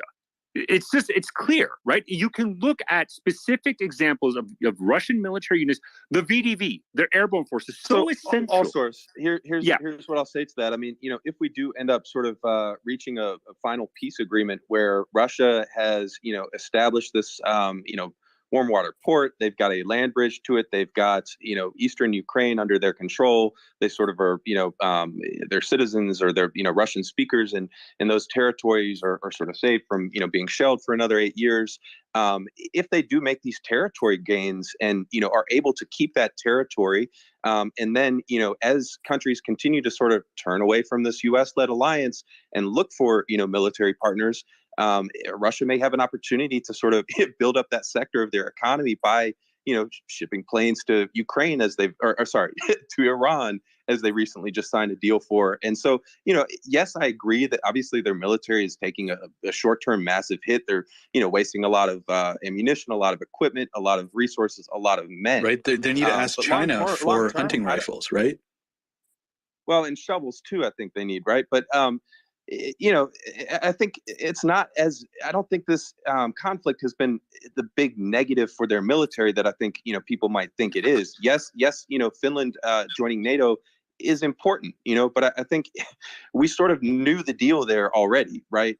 Zeke, no, they would not have joined if it wasn't for this war. I mean, Jay, first of all, I love your financial analysis. So we're just disagreeing about numbers, yeah.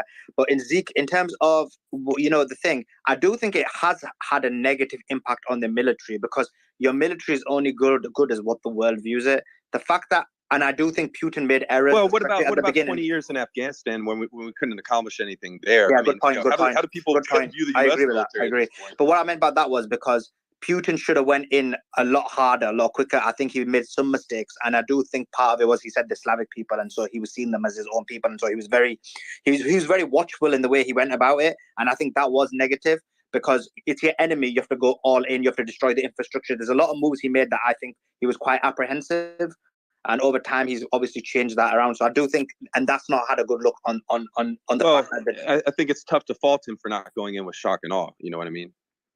But it's the same that happened to the U.S. and Iraq. The U.S. also pulled back. So if I may, because I think again, when we're analyzing absolute military power, right? It is important to get to the specifics, right? Because you're making an argument. Here's the problem: like this idea that the Russian military is a short-term loss. No, it's going to take a decade at minimum, right? Because what you're looking at. What you're analyzing and looking at from the Russian, fine. That's fine. That's not fine. Is it though? Because what happens? Because again, let's look at Kazakhstan. What is somebody going to attack them? How are they going to make a credible threat to all these countries? How are they going to make a credible threat to a country joining NATO when they don't have shovels? You think they don't have shovels? Ukraine doesn't show that they have a credible threat, right? But Zeke, here's the problem when you do that, right? Because again, it's going to require a substantial amount of military power. Let's say you're right. Let's say Russia manages to seize these eastern Ukrainian territories, et cetera, et cetera, et cetera, et cetera. It's still going to require a massive amount of military power to maintain that. The military power that they have is basically just mass mobilization of civilians that have become soldiers that they just put in the front lines to hold the territory against the Ukrainians or preventing the Ukrainians from doing anything. When you look at it, this goes to the expeditionary piece of it. This is what is key about utilizing military power. You analyze. What is the most expeditionary unit of the Russian military? The VDV, their airborne forces. Again, in Kazakhstan of January 2021, that is what prevented the revolution from toppling the government at that time. They deployed. Those units that were deployed to Kazakhstan were annihilated in the initial invasion of Ukraine. They suffered enormous amount of casualties. The problem the Russians are going to have now from a military point of view is that they're not going to be able to utilize what they've done in the past in Central Asia and the Caucasus is utilizing their military because they don't have that economic oomph as they do in the past. There's where their partnership with China comes in. But exactly. Yeah, and that partnership resulted in them sending 1,000 hunting rifles to Russia. They didn't send their best stuff. Yeah, like we're sending. That them, giving them firm actual military support would be awful for China, and we know. Okay, so then what's the relationship then between Russia and China? If they can't back Russia in their worst time, at their worst time in the last since the Soviet collapse, if China can't support Russia, what's the point? No, they are supporting with hunting rifles. Yes. No, they're not supporting them. They're getting a 60 and 70% discount on their commodities, pretending to be their friend and pocketing their money. I don't think that's necessarily. It's 100% true. India and China are taking advantage of Russia, and they're buying oil at like $20 a barrel discounts. That's why Saudi Arabia is pissed, and that's why Saudi Arabia, was the lead in this OPEC, because they're actually losing. They're like, we're losing market share no matter what. We might as well raise the price because India and China are buying this from Russia.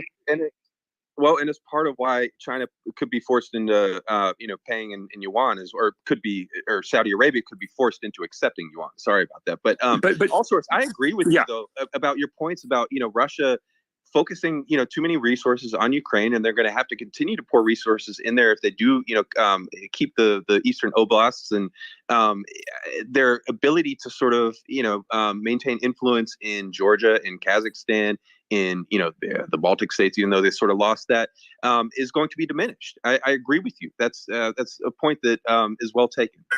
Now, I do want to ask you a question though, because I think this is important, right? When we're talking about Russia and China, because it goes to the BRICS, right? If Russia, all they had left was military power to maintain their influence in the former Soviet space, and they've lost that significantly. We can argue the degree. But I think we both agree there's a significant constraint on Russia's military power now after this invasion of Ukraine. Yeah, I don't know. I mean, I but if China, hold on. But if China, right, the concern now, at least, like, not the concern, but what we're starting to see is it's China. Okay, they've dominated now the central. Let's just go to the stands, Central Asia. They dominate now that economically.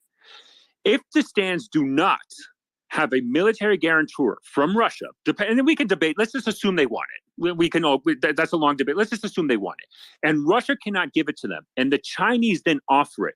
The problem from the Russians now is, what do they have left? And two, if they're the concern I think is also is that Russia becomes the junior partner in an alliance with China, and that is not a BRICS solidarity, one kumbaya. Yes, it benefits China because now, but that Russia has been completely neutered if they lose access to the sand and China replaces them militarily.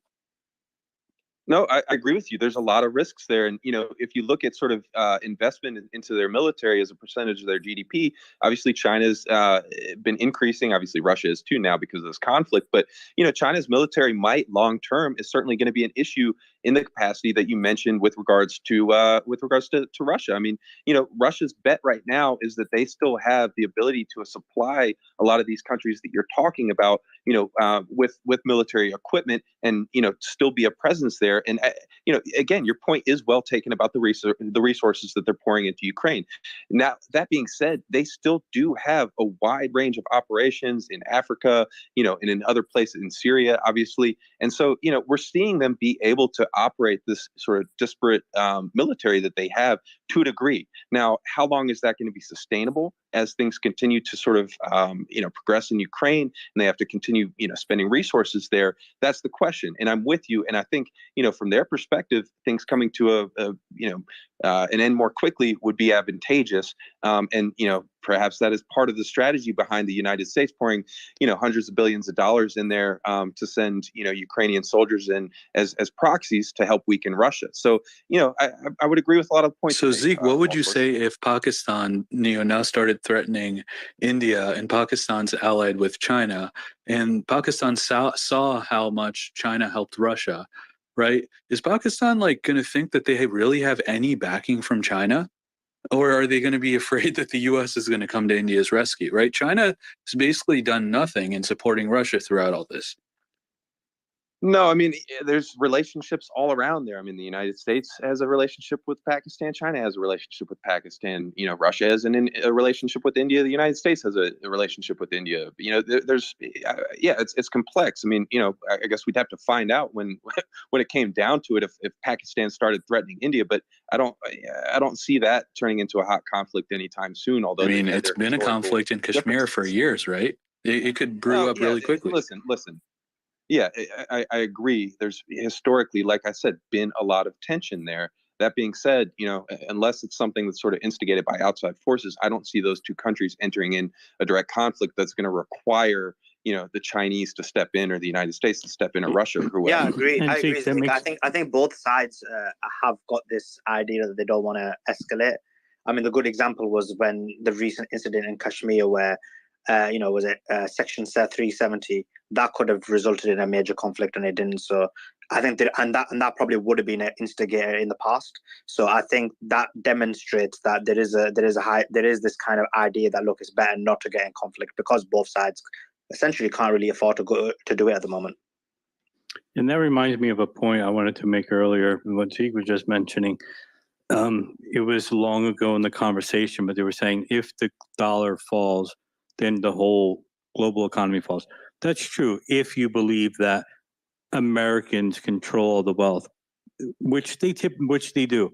But there's a reason that a programmer in U.S. gets $250,000 a year, and you go to UK and they get 50, right? And it has to do because of the dollar and because of inflation and because of everything. That's actually not else. right. U.S. programmers How is get that paid not more right? because there's more of a demand for programmers in the United States because there's more innovation and all the big tech companies are here. But this That's not true at all. Wait, hold on, Joe. Are you This is kidding me? Not true at all anymore. Where are guys, the hold on, biggest hold tech companies in the world? Stop. Where are the biggest tech companies in the world? Yes, but you also have a population that's like 10 Compared to times the Europe? size of Britain. Britain. Compared to the entire continent of It's not Europe. 10 times higher, bro. It's only 5 times higher. Compare it to the entire Yeah. continent of Europe. No, it's actually smaller than the entire Exactly. continent And of how many Europe. tech companies? That's the entire How many tech continent. companies outside of ASML and maybe 2 other companies? What are the best tech companies in Europe? Spotify. Right? It's a couple companies. So this is what I'm trying to say. Like your theses around labor and wages are completely incorrect. It's based on supply and demand. So Yeah, but okay, hold on, so Jay, that's true. there's a trend. How do you say that for teachers? How do you say that for policemen? How do you say that for everything else? That's not true. It is true. You're using one scenario. They're No, you're using unionized one in Europe, scenario. and in the U.S.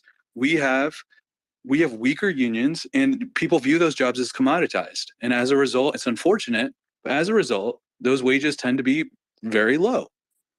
You can't But Jay, compare what something is that happening? is a capitalist happening industry with a government job.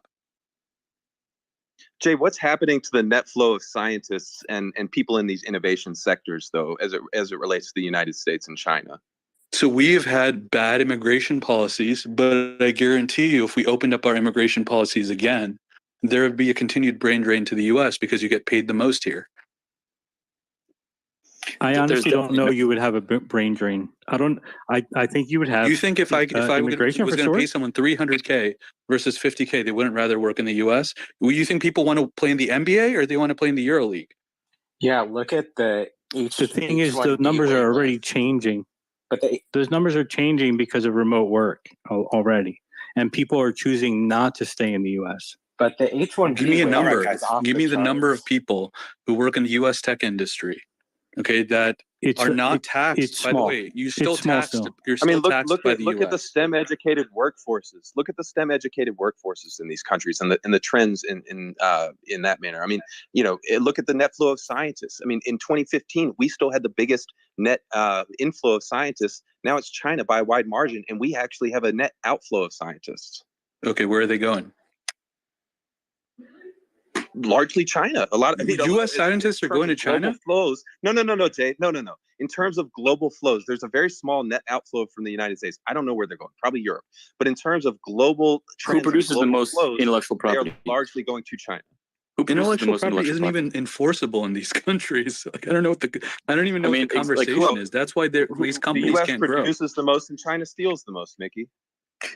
Exactly right. So like there's no one is in a rush to go to China and start a technology because the government can take it at any time. It happens, and also in Russia, like it's the same in Russia, right? Like the story of the Contact, the guy who started the Contact, which is like the Russian Facebook. It's such a great story. Actually, like dovetails in the crypto, so maybe Joel like it. This guy, I forget his name now. He started the Contact, this like the Russian Facebook. It goes really well. Like 6 years into it, he gets a knock on the door. It's the FSB. They say this is a really great company. We want the keys and we want half of the equity. Yeah, he but said, I mean, no, go fuck yourself. We also just kicked, NVIDIA and these, chip makers out of the Chinese market. So there's going to be an opportunity for, Chinese companies to sort of fill that void, and which they now can't do because Japan stopped exporting technology to them as well. How are they going to copy anything? Yeah, well, they're not going to export rare earth minerals to us. To your point, Zeke, your point is that that China has all these great scientists. If China had such great scientists, their their semiconductor industry wouldn't have collapsed when all the Americans left. Well, That's right. This flow is over the last 6 years that this trend has reversed, and so 2021 was the first year where we really saw this big leap of them trending to China. But if you were a scientist and you wanted to start like a STEM company, where would you want to incorporate in China? No, U.S. all day, baby. It's all day, baby, and I think that's the truth for like I mean for I think for, that's for what most, you're getting wrong. Like, again, there's a you said something about intellectual capital. I just looked at the ranking of 2022. The United States is number 13. So quantify what it actually is. You guys are randomly Googling stuff, and we're saying the same thing earlier. Like, what's the source, and how do you quantify that? Yeah, mine was the OECD. Okay, and what's the units? What are the units there? Number of patents? Yeah, is it about intellectual property? Is it about patenting? Is it about R&D, new business, in trademarks, high tech manufacturing, capital allocation, territory, per capita? Education, performance indicators. Yes, it's going to be per capita. Okay, of course. So yeah, I mean, like smaller countries, Taiwan, etc., are going to have stronger per capita ratio. We have a giant population. No, China's third, and they have a bigger per cap. They have more people than U.S. So then no way. So I'm happy post the article to the information. top. Post the article to the top. But we'll take a look at it. But I was going to say that ultimately, when someone's looking to build a company, there's no better country to build it than the United States. And that's really important because actual Chinese companies are moving to the United States, trying to build in the United States. This is not, there's a regulatory capture that occurs in China that people are incredibly worried about. When you look at the ecosystems, they're immature. Currently, the US is still, and I actually don't know if that's going to be true forever. I think remote work has changed. That's one area where we know there will be change. But currently, there is no better place to start a company in the United States. All right. And to your point, it's like there's plenty you can do well starting a company in many countries. I mean, just comparing us to BRICS, I mean, none of the BRICS. And by the come way, close. there's so many points going back that I need to correct. It's like I can't write them down.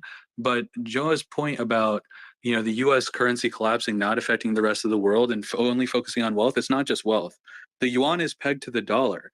If the dollar collapses, China has hyperinflation, and they're the biggest buyer of commodities in the world. Their economy fucking blows up to smithereens. Like, China would have hyperinflation if the US dollar declined because they're pegged to the dollar. You're completely missing huge points, and you're just making arbitrary statements. All right, guys, real quick, I appreciate the conversations, and I agree with you, Jay, on that one, actually. So I'm glad you made that point. So real quick, guys, I'm going to reset the room a little bit. We kind of had two different segments planned out today where we were going to be talking about BRICS and talking about the end of the dollar, and then kind of move into the latest move where Finland joined NATO and how they're sharing 800 miles of border with Russia. And now it's another, I guess, NATO doorstep type move.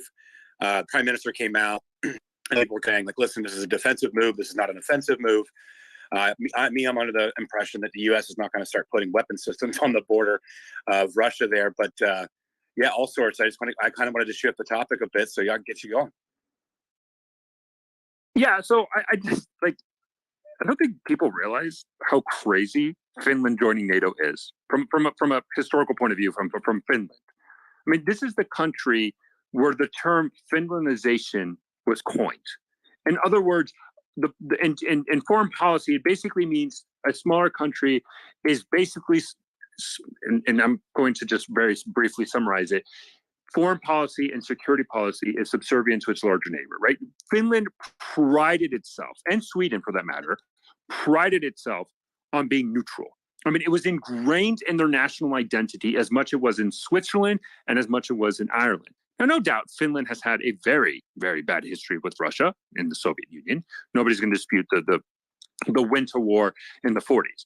But Finland, during the Cold War, was very neutral and in many ways kind of subservient to the Soviet Union in ensuring that whatever national security policy Finland did not antagonize the Soviet Union, right? And although we saw Finland and Sweden slowly increase military cooperation with NATO, the idea that Finland or Sweden were going to become part of NATO was ludicrous. Nobody would have thought in 2015 that this was an actual serious argument, right? And so Russia, invading Ukraine was a watershed moment in both of these two countries. And they realized if we do not have NATO protection, we can be next. And we need to have NATO. And so from a historical and geopolitical point of view, I mean, this is huge. And I think it deserves more attention. I think it does too. And again, I was trying to make a neutral point when I loaded up the conversation, because it's like, okay, well, on one hand, people are saying, there's not going to be any, U.S. military installments on the borders, or other kind of like, ratcheting up the threat, but the threat's already made, right? Like the threat is now made. It is now a paradigm shift in the way that Finland operates on a global scale. From all accounts that they were talking about yesterday, and regarding to addressing this in press conferences, how Sweden's next, and they're going to start applying pressure to Sweden to join. And that is ratcheting up the pressure. And one point, I'd like to get maybe Haas's point of view here about how do you feel about Finland joining NATO? And that's Haas Aldeeb. Haas, you there? Okay. I'm just gonna remove speaker. All right. I love this button. I'll go to Vaughn. What do you think? Hey. Yeah. So, I mean, I could analyze this from a more or less neutral perspective. I don't think it's as huge as everyone thinks. Considering that Finland has effectively been a NATO partner for decades, they're already largely cooperating with NATO, largely integrated into NATO structures to an extent, to the extent that a partner and not a full member can be. So it's still pretty status quo. The having a longer border. Wasn't Ukraine a NATO partner? Not to the extent that Ukraine joined the NATO Partnership for Peace program in 1994.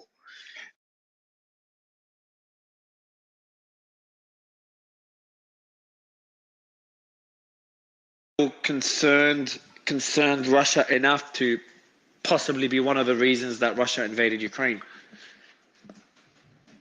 Because Ukraine is a red line, while Finland isn't, and I'm getting to that. Go ahead. The thing is that the 1,300 kilometer border is largely a talking point, if you will. Bear with me. You gotta not so much look at a map, but read the map. The Finnish-Russian border is largely frozen taiga, very dense frozen taiga.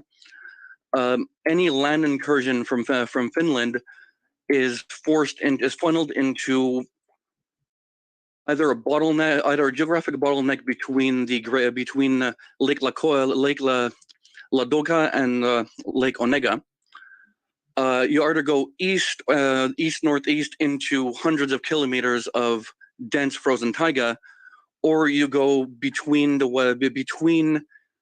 Gulf of Finland and Lake Ladoga into a narrow peninsula that feeds into St. Petersburg. It's historically, Russia has been invaded through Ukraine because it's plains all the way to Moscow. The infrastructure is all integrated. And in fact, even historically speaking, Scandinavian states going to war with Russia have invaded through Ukraine rather than Scandinavia itself. The two big examples for this are the Great Northern War, where Sweden invaded via Ukraine, and Saxony, and the only invasion across a Scandinavian border was Russia into Finland, well, Swedish Finland at the time. The other example is Operation Barbarossa, where the Finns came down through the aforementioned. Just without getting too much but done with the details. So the point you're making, man, is that because Finland's border with Russia is hard to traverse, it just makes it strategically not that big of a strategic advantage for NATO? To an extent, because keep in mind that I've seen a lot of arguments about this. One of them being it helps project power into the Arctic, but But what does Finland add that Norway, that's been a NATO member since the beginning, doesn't? Because keep in mind, Finland doesn't have access to the Arctic. That's a Norwegian coast. So, but I understand you're making some valid points, but the border between NATO and Russia just doubled. A lifelong neutral country just joined NATO. Sweden could follow suit. I just don't understand how this is not a strategic. I'm not going to say a word catastrophe, but a massive strategic loss for Russia. I just don't see it's a strategic loss, but not a massive one. That's where we disagree, because you have to quantify what the effect of having that border is. You have to compare it to let's say Ukraine, because not all borders are equal. That's what I'm getting at. It doesn't. No, I understand, but still, but I know that not all border is equal. It doesn't have to be equal for it to be major. So the point that I'm making is, no country's ever left NATO since 1949. And, Russia was feeling boxed into a corner as NATO expanded east. Well, now they've just doubled their border with Russia. And Ukraine, they're not able to invade Ukraine. Like, we're talking about putting Russia in a corner. I just feel like we've just taken a few more steps in putting Russia into that corner, which then we can discuss what the possible outcomes of this is. But for me, geopolitically, I just feel like Russia's moves and so blatantly expanding its border.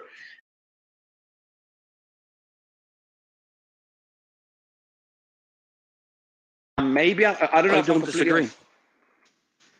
I don't disagree, but the problem is you're not quantifying how the status quo changes, and we could talk rhetoric back and forth all night, but we can't analyze this unless we're quantifying what the effect is. So, Vaughn, can I provide you a quantifier if I may? Like, I think this Please is the way you can quantify it. So, yeah. So I think from let's just look at a military strength, just raw military power, right? Finland and soon to be Sweden. Unlike a lot of the criticism, like a regular speaker, Mario, Patrick Fox, freeloaders, weak militaries. What do they really contribute?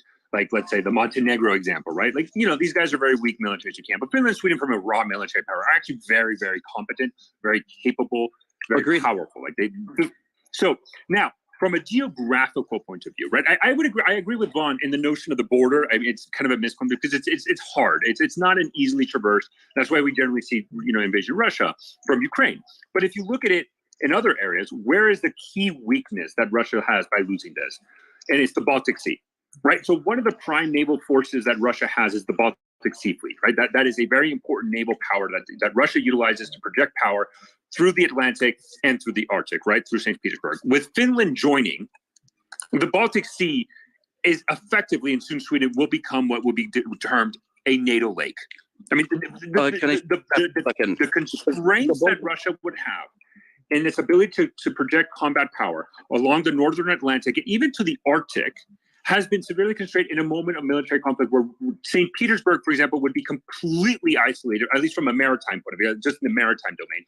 Are you familiar with UNCLOS? With the United Nations? Yes, UNCLOS. Yes. So you know there are provisions for maritime borders in bays and inlets and stuff, and there is an international passageway between the Finnish and Estonian border, and then in the Sea of Finland, right? So correct. I was meaning more from like a military war perspective, right. not in a peacetime where I think everything stays the same. But yes, I am tracking your point. If we're talking about this hypothetical, can we agree that a war between NATO and Russia is not in the cards?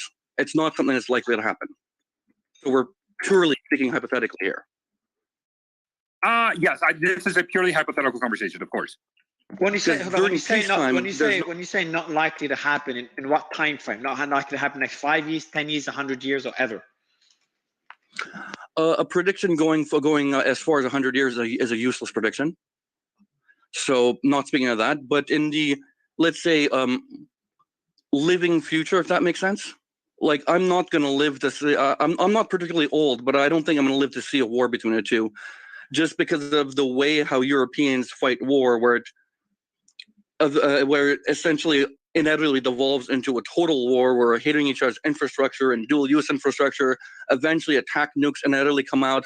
Then once attack nukes come out, we start talking about counter value strikes, and it ends up in a nuclear exchange. It's inevitable if the two go to war. Well, Vaughn, real quick. So we saw, now this is what's kind of confusing to me. Maybe you guys can help me get some clarity on this. So I saw some reporting that came out a couple of weeks ago where Russia was moving these weapon systems into Belarus. And now they're reporting that the reason that they're moving them into Belarus is because Finland joined NATO. So is that both, or was that they knew that this was happening and therefore made the preemptive move? They just couldn't talk about it until Finland officially joined. Do you guys know what I'm talking about? Yeah, they probably knew ahead of time, and it's Sweden getting in might be problematic because its relationship with Turkey. Finland, the only thing stopping it was it's packed with Sweden to not join without it, and it eventually reneged on that. But isn't that reaction kind of escalatory? Kind of, but it's also symbolic because there are already Iskander M systems in Kaliningrad. This is so for those who don't know. Sorry, Josh. Let me just. So the Iskander, right? The Iskander is the platform in which they launch SS-26 Stones, etc. And the Iskander is the ability for Russia to launch tactical nukes, right? So I would agree with Vaughn, right? This idea that Russia needs, and this we had this space before in the past, that Russia needs to put nuclear weapons because of its nuclear deterrence. It was more symbolic than an actual military necessity because Kaliningrad and just Russia proper. Russia had a substantial amount, and they don't even need tactical nukes if needed, right? It was symbolic. But I think where, Mario, to your point, and I think this is important to highlight, and this can kind of somewhat tie to the conversation we were having in the past, is yes, although Finland and Sweden have been increasing their military cooperation with NATO since especially post 9/11, right?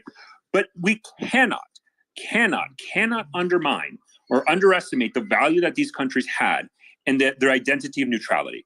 Right? It was a core tenet of a lot of these countries' identity, and overnight, that drastically changed because of Russia's invasion into Ukraine. Right? It shattered that, and to not utilize this as an example of how Russia underestimated their ability to not only influence Europe. Would you say Russia? Would you say Russia is the biggest loser out of this war so far? I would say yes. So for me, yeah, I think that Russia has wasted so much. They're selling their oil at a potential. 30% discount. They're literally raping themselves and selling their oil at a huge discount. Who knows? Maybe it's 100,000, 200,000, 300,000 people have died. They don't have shovels. They've used their military equipment. They don't have a backer. China's barely supporting them. And everyone here is talking about the fact that they sent a ship to Saudi Arabia for 2 days, whereas the U.S. Green Berets are already in Finland training their army. Like, how come nobody's talking about that? Daniel, would you agree with that statement that Russia is the biggest loser of this war so far? Yeah, I think that without question, well, Ukraine is the biggest loser. But when you're talking about the U.S. versus Russia, I'm even putting Russia as a bigger loser potentially than Ukraine. No, I'm not talking. No, in terms Ukraine of is definitely the biggest loser.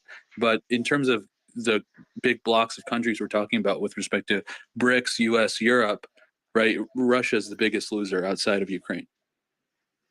Daniel? I think it's also worth Sam, noting I'll give you the mic. Russia, Sorry, I'll give you the mic right after Daniel. Daniel, just want to get your thoughts on this, and we'll go straight to Sam right after. Thank you. Yeah, I think that there's no doubt that Russia made some significant miscalculations at the beginning, and certainly that they did not believe that this action in Ukraine was going to spawn Sweden and Finland to be coming into NATO. And even though they downplayed it at both the President Putin level and Sergei Lavrov in the last couple of days, it's certainly a negative from their perspective. But I do caution it's too early to say who is the ultimate winner or loser in this, because the end product of this is still unknown, and it could go in ways that leave Russia in a stronger position than they are now, and maybe even than they started. Would you say, based on where things are at the moment, obviously this can shift completely if the... Yes, of course. Yeah, without question. It's bad for Russia, other than like Ukraine. Of course, it's probably worse for them. But in terms of the West, so far, Russia is unequivocally weakened from what they were in February 22. Sam? Yeah, the thing that I just wanted to bring up is that the one thing that really made Putin's popularity sink in the past decade, not the war, pension reform in 2018. Why was he attempting pension reform? Because the working age population was decreasing. And now you consider the fact that potentially hundreds of thousands of young Russian men are dying or getting, injured and maimed in Ukraine. That's just going to exacerbate the working age population. People are fleeing the country as well. Exactly, the brain drain. Exactly. So I think long term, this is even worse for Russia than we realize, because it's absolutely going to crumple their innovation and their economy. Because I mean, I'm currently a student at Harvard, and I know people here from Russia, and there's no way in hell they're going back. And they're the smartest people in Russia, and they're like, yeah, I'm staying in the U.S. I don't want to be drafted. I don't want to live in an autocracy. So I'm very bearish. Does anyone disagree with that statement? Does Hazel? I do. For certainly, there's a lot of people that feel that way. There's no doubt, but there are a lot more that this has just unleashed a lot of patriotic feelings within Russia. It's unleashed a lot of innovative thought in there, and I think we be careful not to discount the other side of this, which most in the West don't like, of course. But it is not all the way. It's not just one side of the story that this other speaker just talked about, which I'm sure is accurate. But it's definitely not the whole story. And from my observation, it's not the biggest part of the story. Well, and there's this narrative coming out of the United States saying basically that sanctions have worked. We've been able to cripple their economy. You know, the ruble's crashing. We isolated them from the rest of the world. But that is the opposite of what happened. I mean, Russia's economy this year, and you guys are going to, debate this, but the IMF has it growing by, I think, 0.5 percentage point. Compare that to Britain, compare that to Germany. Their economies are shrinking this year in terms of GDP. I think a quick question on that particular point. I think the impact, when we say Russia is losing the most, doesn't mean that loss is not immediate. I think that the costs of Finland joining NATO, potentially Sweden joining NATO, the brain drain, the steps they've taken back in innovation, the sanctions did take a hit. We're just not seeing it right now. They're trying to survive by replacing a lot of the parts that would have imported from the West with parts from China, India, and other countries, but those parts don't have the same quality. They might, and I was looking at some report that showed that the infrastructure in Russia is taking a big hit. We might not see it now because they're focusing on short-term boost to their economy, but they're doing that at a cost to the long-term health of the economy and of the productivity of the country. Yeah, I would almost disagree, because I think they've found potentially more reliable, buyers for their energy than having to rely on, countries in the West and Europe that there have been historically these conflicts with. And so, I think China, I think India, I think a lot of these global South partners have given Russia the ability to pivot massive parts of their economy. And, that's why a lot of analysts were predicting last year, double digit, maybe 15% decrease in their GDP. And a lot of those predictions were carrying over for 2023. But now, everybody has revised those, and we're seeing the Russian economy grow. So I think, to Daniel's point, a lot of these things are, I believe, things that Russia probably had in the works for a long time, wanting to pivot their economy away from sort of these unfriendly nations that continuously sanction them. And this, we can talk about the other downsides, which I agree with you guys on a lot of them, but the acceleration of this pivot due to this conflict has, over the long term, has the potential for being a good thing for Russia. Wait, hold on. So you're telling me that the euro oil price at 49.48 is a good thing for the economy? Hold on, Jay. I don't think they can hear you. Hold on, Jay. I don't think they can hear you. Let me bring you down and back up. Okay. Sorry, you were saying something, Mickey. I'll just fix Jay's mic. No, Jay's saying that China's. Oh, sorry. No, I was to say that just to push back on some of the stuff Zeke's saying, it's very difficult to get good information out of Russia. They've stopped report. The only way we have solid information or any of the Russian companies that are publicly traded in the U.S. because they have reporting requirements. Russia banned sharing economic data with the West. And they've got shortly after the invasion of Ukraine. Yeah, let's talk the Ghost Fleet is a great example. So now, in order to get around sanctions, we have basically the largest oil black market. And the largest commodities black market in history. So our ability to really understand the oil prices is very difficult. But to have this ghost fleet, it's incredibly economically inefficient, right? It's much more the most efficient thing for Russia, which they're doing a long time, is to sell into Europe. 100% easy. 100%. But now they have to build to talk about China as India's partners, yeah, maybe in 5 years after they built the infrastructure, but it's going to cost, who has the money, or who can get the credit to build out the infrastructure they would need to be able to sell commodities into India and China. It's going to take them a very long time. And the shadow fleet, sure, they had to build out a shadow fleet, but I promise you, they would rather not. They would rather sell into Europe and into the global markets. It's much more efficient. So, think about this. Well, yeah, I mean, this all going offline is not a win for Russia. No, it's a net loss. Can anyone tell me what the price of euros, the price of Russian oil net to India was in January? I don't know, $60, $55. It was in the 40s. It was in the 40s. Here you guys are like so saying, when we're saying that it's a net loss, this is so good for the economy. When we're saying it's and they were selling oil at $40 a barrel to India in January. You got to be out of your mind. You got to be living on Mars. I can't believe I'm having this conversation. Yeah, I've heard conflicting reports on that. Hold on. Conflicting reports. They're public prices, dude. The euros is publicly quoted. Don't you dare give me bullshit about that. One second. Let Haz speak. So everyone's saying that it's a net loss because you're talking about the immediate effects of the war, but why is nobody thinking of this in terms of its longer term consequences, especially in light of a change of the global economic and political order? So Russia may be selling oil at a huge discount to India and China right now, but who's to say that this isn't laying the groundwork for extensive trade relations in the future that will be able to replace the United States and European markets? I mean, after all, where is the real wealth in the world? It's not all in Europe and America. There's massive potential in the markets that Russia is reaching out to right now to replace Europe and the West. And obviously, it's not going to be an overnight thing, but the aim of it is mutual development. And I think that's what we're seeing with BRICS and all this other stuff right now. So I don't think it's a net loss. All the tendencies that were mentioned here. India and China so willing to work with them right now? The reason why is because of economic expediency. If I had an enemy that was willing to sell me oil at the 30% discount, I would trade with them. I think the point is that India and China are the ones benefiting, not Russia. They're benefiting on Russia's back. So when you talk long term, I think long term, and I'll give you the mic right after because I love your point, perspective on this. I think short term, the impact is not as bad as many thought. I'm not talking military progress. I'm talking economically. But long term, we're going to see the real impact, and that's not only economically, but also geopolitically. We should probably hold on. The brain drain. We should probably evaluate. Go ahead, Haz. If you look at the partnerships, like the Power of Siberia pipeline, just as one example between Russia and China, Russia understands that right now it's selling its natural resources and oil at a really discounted price, but that's also coming alongside of an attempt to revitalize its, basic kind of, I don't know what you would call it, its primary sector of the economy, if that's the correct one, like infrastructure, manufacturing, things like that.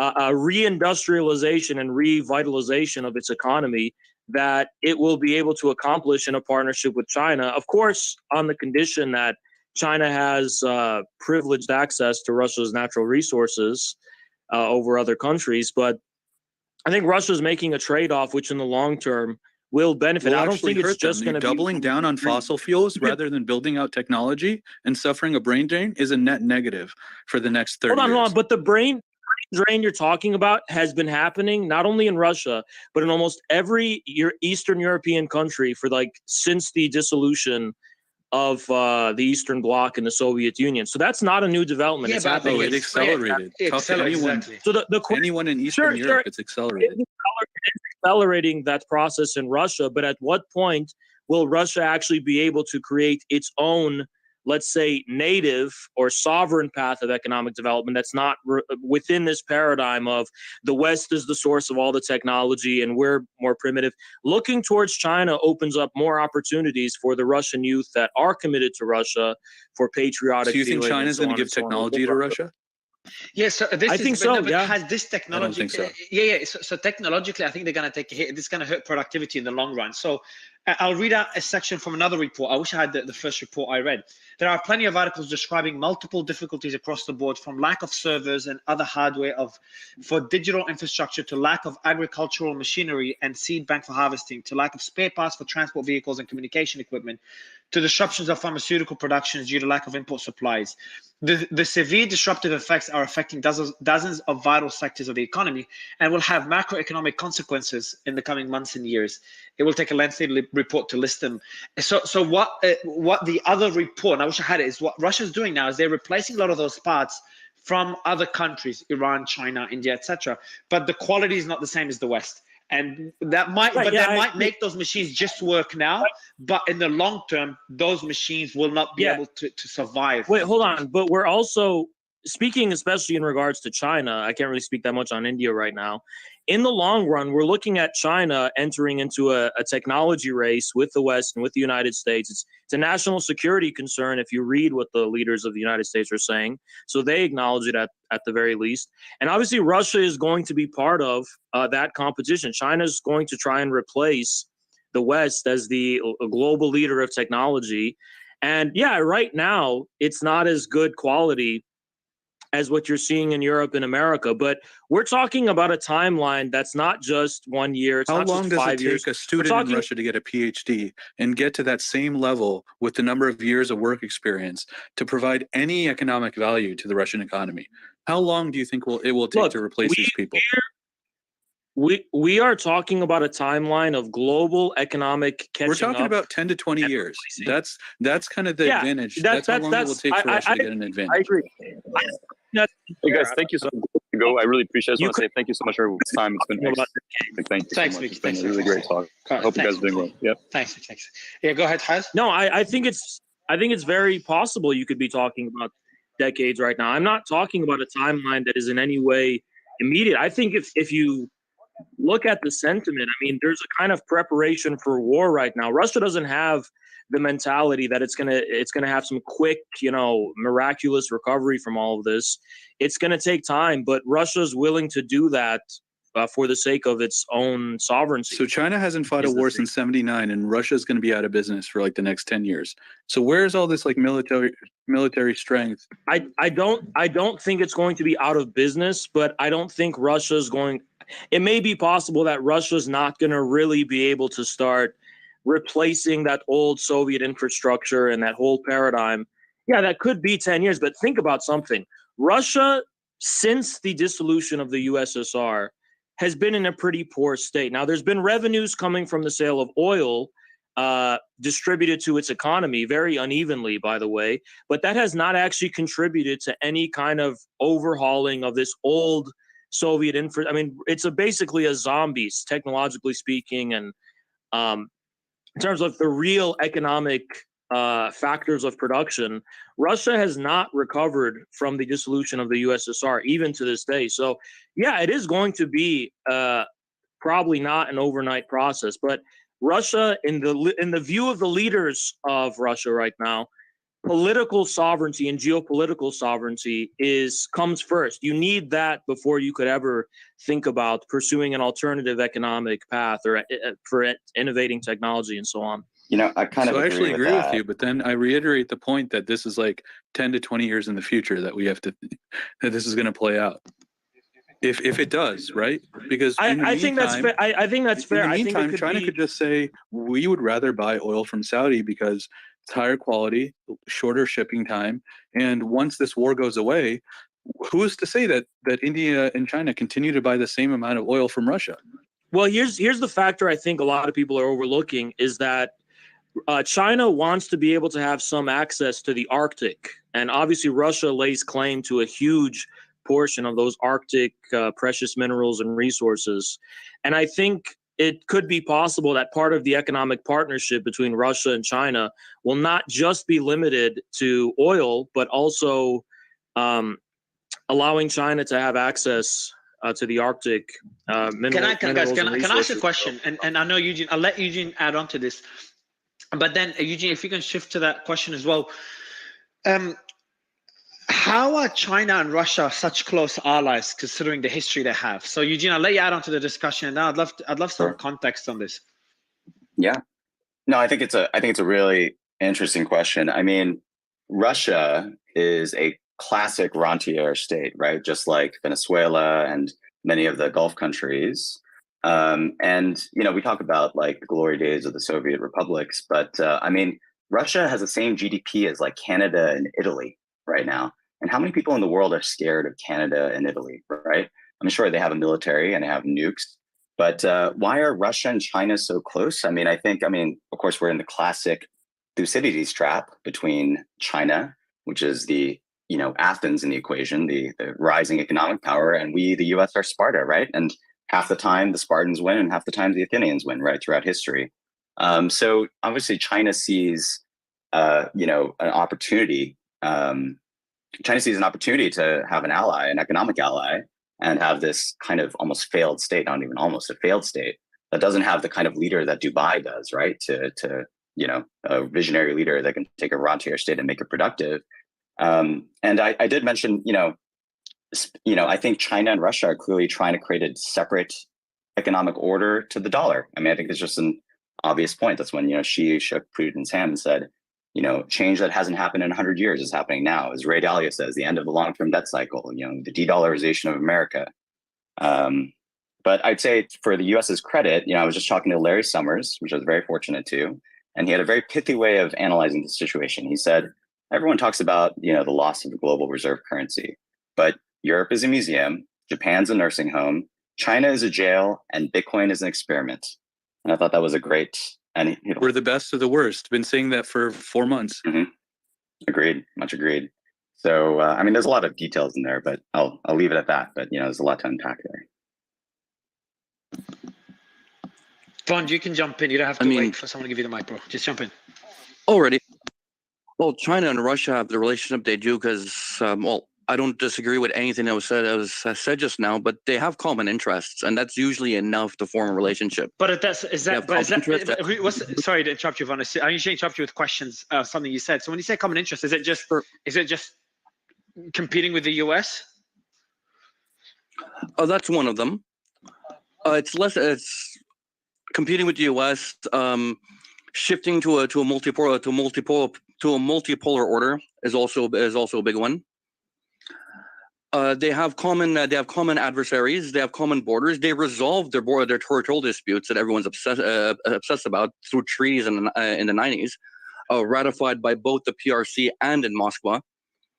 So it's China even acknowledged, they recognized the treaty that ceded Vladivostok to the Russian Empire as it's no longer considered an unequal treaty. So there's a basis there.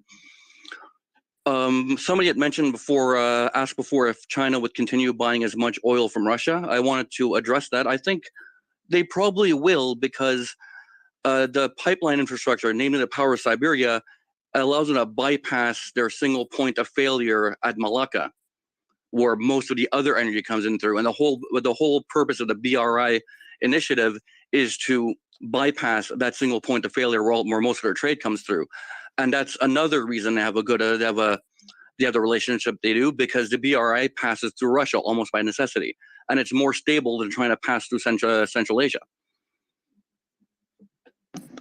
I think another thing that it's important to point out is that while Russia, in terms of GDP and its economy, may not be that formidable, the amount of military stock that it has, that it inherited from the Soviet era, is one factor, as well as obviously the territorial size, that does make Russia a formidable power in political terms and in geopolitical terms.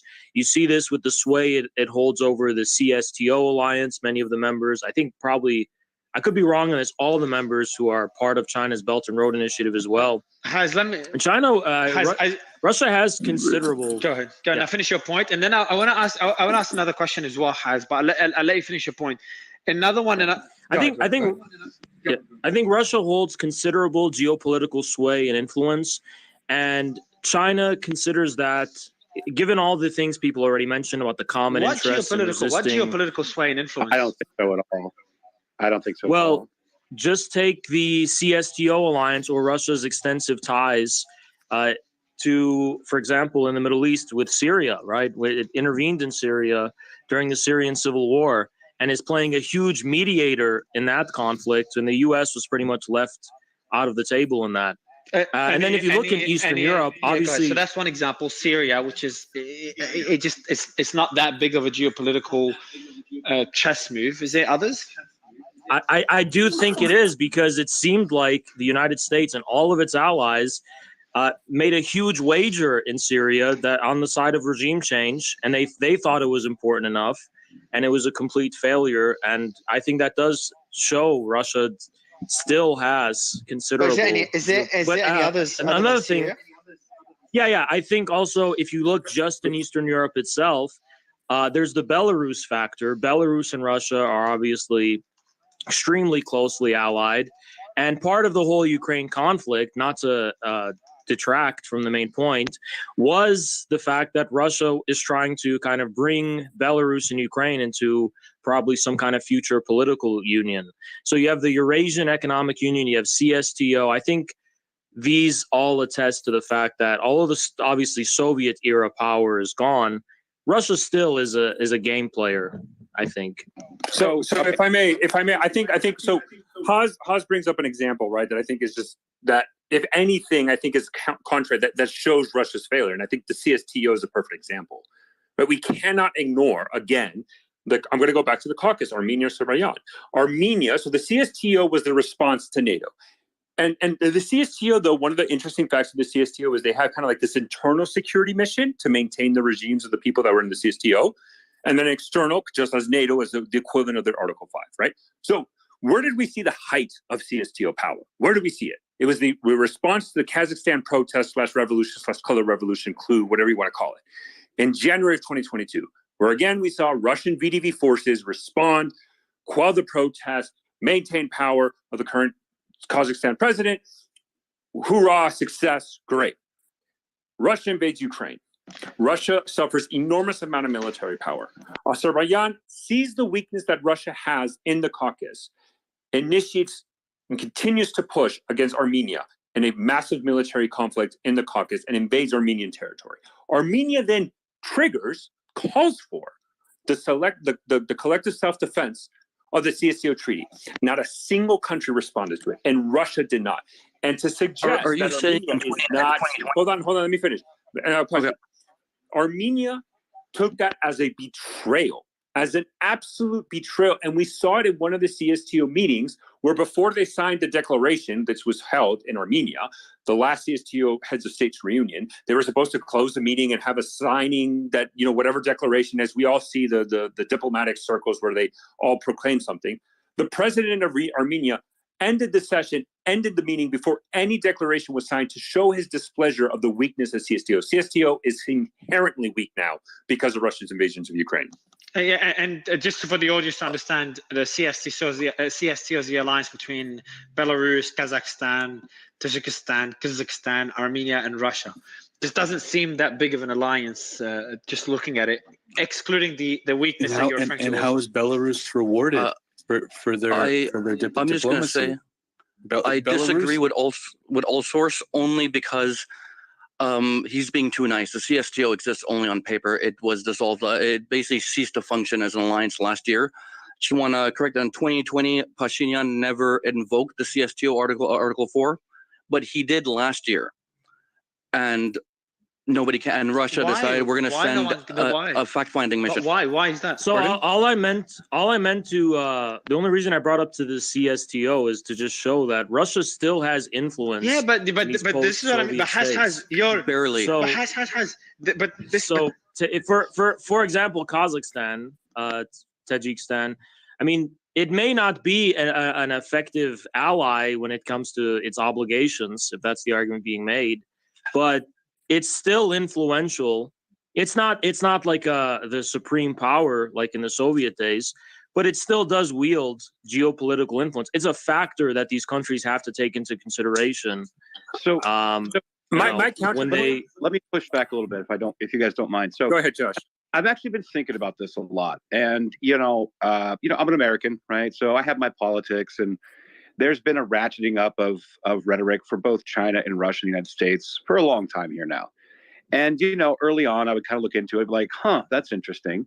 And then I started approaching China with the global financial markets and kind of looking at how they've injected into our financial markets and so on and so forth. I'm like, that's concerning. Looking how they've injected themselves into culture. I'm like, that's concerning.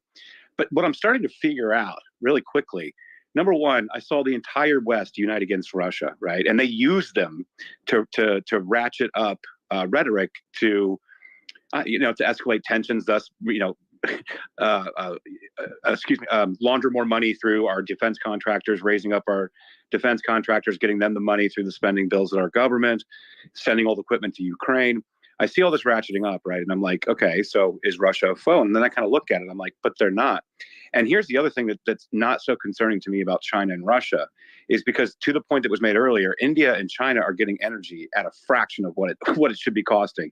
And they're just completely raping them because Russia's looking for an ally in this, while the actual real powers, the real geopolitical powers are actually set out against them. And so then when we have a BRICS conversation and we talk about this, and I look at Saudi Arabia just being opportunistic, I look at a lot of the other countries being opportunistic. It seems to me, when Russia is no longer politically expedient through the West, when it is no longer financially expedient to China, they're going to get dropped. And I think that people who are pro-Russia should be concerned about this fact. It's just my observation. I'm not trying to implant anything in the discussion here, but this is my pushback. So when Mario asked the question, how geopolitically relevant are they? I really thought about it, and that is a string of consciousness that I ran through thinking they're not. And from a financial perspective, Trash, I agree with you. This has illuminated my mind to the point where if I could figure out a way to short Russia today using any form of financial tool, I would think it could be one of the best trades for the next 10 years. This has only increased my confidence. I wasn't even thinking about how much of a shitstorm it is and how basically India and China are taking advantage of Russia, and they're acting from pure desperation. And all of the data that people are saying, oh, well, Russia says GDP isn't falling, bullshit. If they're earning half the revenue that they should be from oil, their numbers are completely fake, as are China's. And if I may, I think one of the things that is important to highlight, if we're talking about from these military alliances, right? I think during the Trump presidency and prior to Russian invasion of Ukraine, I think there was always this conversation, will NATO fracture? Will NATO dissolve, et cetera, et cetera, et cetera? And I think the irony is, to the point of this whole space, is that what we see NATO is not only maintain its unity, it grew, added powerful militaries in the Nordic area region. And if anything, there's a more legitimate argument to have of the Collective Security Treaty Organization, the CSTO, actually fracturing and collapsing, mainly because, and this is the conversation I had earlier with Zeke, is this Russia's military power is so heartily consumed in Ukraine that the rest of the stands and the Caucasus can act as their own. And in Armenia, to say the least, it is absolutely furious with the CSTO in Russia of how they had the Armenia backed their entire foreign policy on Russia's military might. They have permanent Russian military troops in Armenia. Russia has deployed troops from Armenia into Ukraine, and Armenia has nobody else left. And if anything, we might see Turkey expand its influence in the Caucasus. We'll see EU. We're seeing the EU increase their influence with Armenia. We saw Speaker Pelosi. Everybody gave shit for Speaker Pelosi going to Taiwan. She went to Armenia. She took advantage of this to undermine Russia's influence in the Caucasus, and it's there to see. There's a fatal flaw in this that's being overlooked. We have to consider that Pashinyan is not Sargsyan. Sargsyan was Russia aligned. Pashinyan is very much trying to move to the West, and that is fracturing its relationship with Russia. However, that also being said, to say that Azerbaijan saw the weakness in Russia in 2020, because that's when the war happened, that's not entirely true, because there was a border conflict like 6 months earlier. There's shooting across the border on a weekly basis for the last 30 years. What's more appropriate is Azerbaijan riled up Aliyev riled up his people and saw a weakness in Armenia's ability to defend itself. Russia was never going to get involved in fighting in Karabakh, in Nagorno-Karabakh, because it's not part It's not covered by the Mutual Defense Pact. It's not covered by any Mutual Defense Pact. Nobody acknowledges it exists except for other breakaway republics. It's part of Azerbaijan officially. Let me ask you a quick question, and just quick update, and also so it's probably an update that you can comment quickly on. So Israeli warplanes bombed a Hamas site in the central Gaza Strip, and Israeli boats fire and sound shells at Beit Lahia beach in the northern Gaza Strip. How major is this escalation? Expected, similar to yesterday, or significant? Right, it's a retaliation for probably the continuation of the rug. I mean, this is the typical tit for tat. But we haven't seen it. All the time. It took a break for a while, hasn't it? Or is it just me not looking at the news? It does, but it flares up. It took a break during COVID. Where I think you have, where I think you have to kind of really look at to see is okay. So where I would start seeing, like, do we see a repeat of the like, I think it was 2021, the last one. It's kind of foggy right now with the dates, but do we start seeing, Hamas? Do we start seeing dozens, if not hundreds, of rockets launched, or a massive? No, we're not seeing that now. Kind of see. No, we're not. More We're symbolic, similar to what we saw in Syria between Iran. It's more. There is an increase. Don't get me wrong, but it's not at the level. So also, let me ask you a question, and that one goes to Von and Schizo and others. Does Finland joining NATO increase the likelihood of a conflict between NATO and Russia? Or is Russia's military so weakened, and if someone wants to push back on that statement that Russia's military is so weakened, that any confrontation with NATO is completely off the tables? And then I want you to take the nuclear arsenal into consideration as you answer this. First, that's a loaded question. Second, I addressed this before personally. A confrontation between NATO and Russia is not in the cards. It's not likely. It inevitably ends up in a nuclear exchange. It's a hypothetical that we're talking because what if maybe everyone goes crazy and we decide we all hate human life? I know. This is but Von, I know it's a hypothetical, but at the same time, Russia invading Ukraine and US supplying the amount of equipment, US and the West supplying all this equipment to Ukraine, including tanks, and considering boosting up the Air Force, was a hypothetical 3 years ago, and something that you'd be crazy to talk about. So I know NATO's much worse, and a direct confrontation with NATO is a discussion that it sounds a bit crazy, but so is a confrontation between China. It sounds very crazy. Yeah, I know it sounds very crazy, but again, a confrontation between China and the US also sounds very crazy. And I know there's no confrontation, but the rhetoric is pretty extreme. And again, the situation in Ukraine now, we're treating it like it's normal. It was crazy 4 years ago. They were sitting on the border, and the majority of people were saying something would happen. No, Russia had invaded before. Yeah, but invaded before. So to jump in, it was also Russia said this would happen for 30 years. So this shouldn't surprise anyone. China, but US and China have been, the rhetoric about Taiwan has been happening for a long time as well. So what, same argument could be made? Then but eventually China doesn't need to invade Taiwan. It's completely different. They have no strategic. But Russia, I don't think needed. But did Russia need to invade Ukraine? Absolutely. Yes. There's infrastructure needed with Taiwan. They don't need to do anything. They control Taiwan already. Succinctly, Finland joining. Your question, Mario. Yeah, go ahead. One thing I'd love to say is, I think this anxiety that we in the West have over Russia's military, outside of the nuclear arsenal, which I think is very relevant, by the way. But let's take the nuclear arsenal off the table just for the sake of discussion. It almost seems like a hangover from the Cold War. It's like, are we still in Dr. Strangelove? I mean, let's take a look at just one metric of military power. I know aircraft carriers are no longer, probably as relevant, but we, the United States, have 20 aircraft carriers. China has 3, and Russia has 1. I know Russia's always, struggled with a freshwater navy for, hundreds of years, but it's just like, we worry about Russia, but China has an anxiety for any kind of conflict with the US, right? Like they're still not, like, if you actually go and there's a lot of research on this, right? Like China's military, even though it has double the military in terms of manpower of the US, is woefully underprepared for any kind of conflict, even in Taiwan, right in their backyard. That's another place. I hear people talk about this a lot, and they talk about like naval might between the United States and China, as they allude to X number of anecdotes about the Chinese Navy. The United States' ability to influence geopolitics globally isn't just because we have ships everywhere. That isn't the only part of the equation.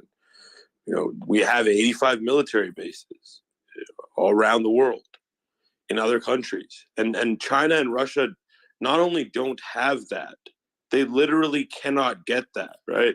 They're like 5 or 6 spaces ago when we were arguing about this, that was the argument that I made, that the military umbrella that is required to incentivize enough countries to cooperate and use your currency, that military umbrella is not replicable. China can't, no matter how friendly it becomes with its regional allies, China cannot and will never be able to, pervasively build military bases around the world in other countries. Maybe a few local allies geographically might allow it. I think even that's a stretch of the imagination. Go look up Chinese military bases. They don't have military bases in any other countries. Go look up U.S. military bases. They're everywhere, right? And before you say, oh, that's the United States imperialism, most of those military bases are completely accepted by the countries that they're in because they are a survey of U.S. military might. And if somebody were to invade your country and you have 40,000 Marines sitting in a city and those Marines get hurt, now the United States is at war with you. And then countries know that. It's a simple geopolitical calculus, right? It's basic game theory. And so nobody else can do that. Even if China spent hundreds of billions of dollars, this isn't a calculus about money or can China do it, or how big is their military, or how many standing soldiers do they have in the army, how big is the Navy. All of that is useless if they don't have a place to project that might, or they don't have a means by which to project that might. And they don't. Sorry. Have you considered? I want to add one thing. Do you mind if I add one thing to what Stock Talk said? It'll be quick. I totally agree with you about the state of today. And as a fellow American, I'm glad that's the case. But I will say, I think what happens in the next few decades should not be underestimated. And I'll give one salient point about that is, yes, it's hard for China to project power outside of its borders. But look at Africa, right? Africa is China's second continent. That's what they call it. And we in the US are woefully not, we're woefully not actually, doing a lot there. And that's... EY, answer me this seriously, and I'm not being facetious, okay? Do you genuinely believe that any member of BRICS, or I don't even call it member of BRICS because it's not an official organization, but any of the countries that people include in BRICS would seriously accept any of the other members building and deploying a military base or missile defense system in their country? I don't believe they would. But guess what? Every U.S. ally says, come on down, dude. You know what? Build as much as you want. You want 3,000 more Marines? Go for it. That's what U.S. allies say. Would any Chinese ally because usually those are puppet governments that were set up by the U.S. It's very rare that you have an actual sovereign power ask the U.S. to come and build military bases. Why does it matter? Usually these are governments. I mean, but it doesn't matter. Well, even if it doesn't matter, there's this assumption that a confrontation between the U.S. and China is going to be some kind of like symmetrical conflict, and I just find that bafflingly wrong. I'm saying there obviously is going to be a conflict. I think it's all but any let's be clear about something. Any conflict between the US and China is going to be asymmetrical. It's going to be China fundamentally impacting the global economy, destroying the basic ability for the US, let's say Western populations, to be even content with their governments in the first place. What is the barrier for tolerance of hardship and famine and economic disaster if the U.S. population versus the Chinese population? The Chinese don't import people, any food from China. I have no idea where. But take for example, if Iran decided to light the Persian Gulf on fire in an alliance with China or something like these things, wouldn't, because isn't China allied with Saudi as well? Apparently, from what you guys are saying. Yeah, look. I'm just saying things like that. China also. I don't even think we should be talking about China like could probably have a bigger. They make no China sense. could probably have an even bigger impact on that, given its how like knee deep it is in the global supply chains of basic goods. So obviously, a war with China is going to lead to an extreme level of hard times for people living in the West, and I don't think why the are we talking morale about a for war with supporting. China? China hasn't fought a war since 1979. Why is it relevant to bring up here? So if Wait, why is a war with China relevant to bring up as we continue to escalate and cross? Discussing a war between two nuclear powers is a stupid place to take this conversation. The conversation ends immediately. None of us know what happens in that scenario. So why even take it? We want to address the Finland stuff. If it comes, so what's the? Who cares about military bases then? Also, what we're talking about military bases. If it's irrelevant, then why are we even talking about it? Obviously, he's what's the point of military bases? Why do you go to the gym? When you're walking up to someone, why does it matter if you're 6'5", 275 pounds? That's why. Also, how would if I may, you love war games. So I think this idea. What Haas gets at. Hold on. Also, and then Eugene. Also, on this particular point, before we go back to Eugene, a conflict between two nuclear powers. How would it actually look like? I'm curious. Yeah, go to Von for that as well, because that's his expertise. Oh, really? It would be like the Cold War. It wouldn't even happen. It wouldn't even happen the way you guys are talking about it. So I think this Haas's point. So if you this notion of asymmetric warfare. Like, I'm sorry, are we really going to ignore what Russia just did to Ukraine last year? Like this is the concept. It's kind of like the Gerasimov doctrine. Gerasimov, the chairman of the Joint Chiefs of Staff of Russia, right? The equivalent, the general, right? His famed doctrine, this hybrid warfare and all the information, economics, and military and all that. And you may do everything in asymmetric. It's like, guys, okay, where would China and the US fight? Where would a war between the two countries happen? Because of Taiwan. Taiwan is the trigger. Taiwan. Yeah, like those people like, oh, nuclear weapons. Guess what? Like militaries plan this all the time. Both the Chinese military and the U.S. military, they plan it. Some of them plan with nuclear weapons. Others don't, because everybody understands that changes the calculus of the situation. Fine. Okay. Look, what the Russia invasion of Ukraine has demonstrated and shown is you need hard military power. This asymmetric obsession is irrelevant. It does not achieve the objectives of you desire. If you want to subjugate a population, if you want to conquer a population, if you want to dominate a population, if you want to dominate a territory, you need hard military power. That's how you achieve success. Okay, but this is the thing. You guys are talking about Russia, Ukraine. The only reason Russia, Ukraine even happened in the first place is Putin did not conceptually understand how much the world would actually rise against him. Do you think he wanted to be kicked out of SWIFT? Do you think he wanted to sell his oil at $40? Let me finish. To sell his oil at $40 a barrel? Do you think he wanted tens of thousands of scientists to leave his country and to go to Europe? He fucked himself. I think completely fucked himself. I think Jamie from a Western paradigm. I agree with you. That's not a Western perspective. It's called the truth. So you mean the West turned against him? The world did not turn against Russia. Yeah, exactly. The world is on most of the world, other than the Western world, is on the part of the world that's taking advantage of Russia by raping them for fuel at 30% discounts is on its side. So Jay, to answer your question directly, I think it's a good point that China should not. Hold on. So what we're gonna hold on, Simon. What we're gonna do is I'll let you. America's raping the world. How badly are they raping Germany? Okay. It's like it's worse. All right. So Slimane and Jay, I'll let you guys go back and forth on this point, and then I want Eugene to make his point, and then I want to go to John, who said in one of his tweets that Russia is the winner from the Ukraine war. So I'm genuinely curious to see his thought process there. But Slimane, do you want to go back to what you're saying to Jay before we go to Eugene? Go ahead. Yeah, I mean the whole argument of raping. Yeah, if you're talking about raping, then America is raping all of its UN allies, and there's no UN. I mean, look how badly they rape in Germany. The whole equivocation doesn't work, because look at Germany. They basically blew up Nord Stream. They made them. Can I ask you a question? How's Solomon, you make 0 sense. Is that you're not an ally. You make 0 sense. No, because Europe has been taking advantage of America for years. Hold on, Jay. Let's see. Hold on, Jay. I'd love you to respond, Jay. No. Don't even. Europe has Jay. I'll let you respond, Jay. Go ahead, Simon. No, dude, this is too.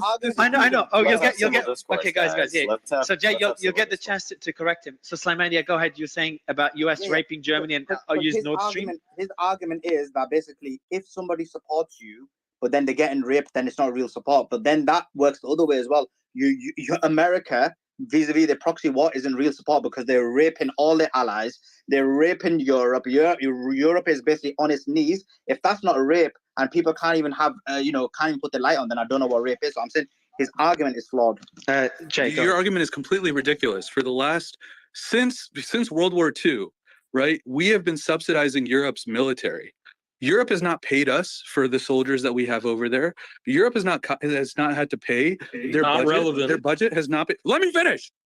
Their budget has not gone towards the military, and they've saved hundreds of billions of dollars every year in not having to spend on the military. So you have no idea what you're talking about. And then on your points was in saying that Europe, we're raping Europe because Europe benefits from this in the long term, because if we just let Europe do whatever they want, first of all, Europe would have needed to support Ukraine no matter what. If you think that Russia taking over Ukraine, okay, would not have negatively affected Europe for the next 50 years, you have no idea what you're talking about. So the fact is, we're helping Europe. You're saying that we're quote unquote raping Europe. We're spending more money on the Ukrainian effort than Europe is. We're supporting them multilaterally. We're sending Green Berets to train people in Finland. We're giving them military intelligence. We're giving them funds. Like, I have no idea where you get your logic. Bro, honestly, I actually can't tell if your point is serious, because first of all, your first point was irrelevant. The issue is this. Why is it irrelevant? Europe, if the entirety of Europe is crumbling? Germany, who was the supplier of gas to, for example, Poland, is now getting raped and is now becoming is now being supplied from America. Is that your way of helping? Basically destroying the economy, and then every single producer in the world. If that's help, then I don't know what it is. That's basically full on rape. So you're saying it's our fault that Europe had no LNG liquefaction capacity? Hold on, Sulaiman, can you Sulaiman, hold on, let Jay respond. Jay, go ahead. Jay respond. So Sulaiman, he thinks everyone's dumb.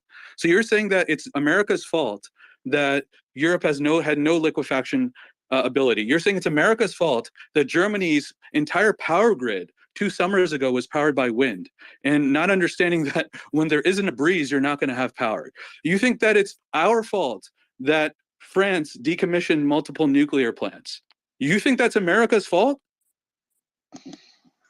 So I think it's America's fault that they created this proxy war in Ukraine, which forced the remaining members, junior partners in the UN, to basically help support this proxy war, to finance it, which helped crumble their economy, made the working class people in their country struggle. You look at any country, Britain, people are struggling, working class people are struggling. Look at Europe, working class people are struggling.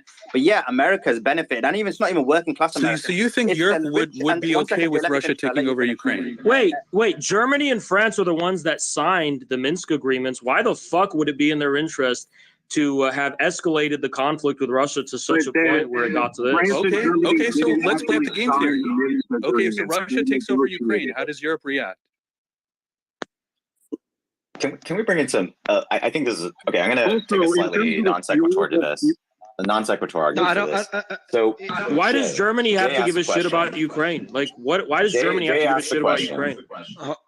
To Jay's kind of fundamental question, which was, what is the likelihood of great power wars, right? And we're talking about Russia and Europe, and we're talking about China and the US, right? But there's actually data around this, right? We've been talking about Thucydides' trap, right? The rise of an economic power and the existing military power. But since the 15th century, right, there have been 16 examples, 16 examples of Thucydides' traps. 12 of them ended in war. 4 of them did not. Right. And actually, it was the last 2 that did not. Right. The US and the Soviet Union, and actually UK and France versus Germany. Right. Germany being the rising economic power in the 90s, I'm talking about. And the rest of the time, like World War II, like Portugal, Spain, and the Habsburgs in France, and, Habsburgs and the Ottoman Empire. I mean, there's plenty of examples. Most of the time it ends in war. So while the last 2 examples did not end in war, I think it's relevant to say that China and the US could end in war, just statistically. And then the question that Mario is asking is, what is a nuclear? Why do you think that would happen? Based on what data? I don't want you to go back 1,000 years in history. Give me 3 reasons. 1,000 years in history is relevant, Jay, right? No, it's not. It's completely ridiculous. You look at the history after World War II. Describe to me how it could be ridiculous that China and the US could end in a war. And to Mario's question is, what does a nuclear war look like, is very interesting. The US is not going to do anything militarily to China. anything. So what? They're So going Jay, to what do you say- think? So Jay, what do you think on this one? This one's interesting. So Jay, if China ends up invading Taiwan, which I know there's a good argument to make that's not going to Did happen. we do anything with Hong Kong? No. But all we care about is the but no, but I mean, yeah. So Mario, that's all we there's- care about. Why the Hold fuck on. would we intervene in Hong Kong? That's part of it's everyone recognizes that as literally under the rule of the Communist Party. But even if indirectly. Yeah, but like, the U.S. narrative towards Hong Kong has never been the same as it is towards Taiwan. When Biden says, I can't remember the words, but will you support Taiwan militarily if China invades? The answer is yes. And obviously China's narrative as well against Taiwan. It's just game theory. If Yeah. China literally sent Air Force tomorrow into Taiwan, the U.S. would not do anything. But the They would lose though anyway. Why are you so convinced of that? They Trey? would- Like, you say that very. yeah, with a I lot think of the confidence, U.S.'s but why are you so actions in convinced? Ukraine, the What U.S.'s data do you actions have in to Ukraine. back They that up? would The give US them listen, funds. guys, You just gave the data. Eugene, you just, yeah. Did we send any military into the Ukraine? Absolutely not. Why didn't we do it? Wait, hold on a second. Hold on, We did, guys, Hold on. let me. Okay, so- I just joined, but Yeah, Michael, hold I have on. to comment on that. I know. Hold on, Michael. Hold on. I will let you. I just saw you join. Before I go to Michael, because I know we'll get. I know a it's bit been like fiery. 30 seconds, but I'm already like.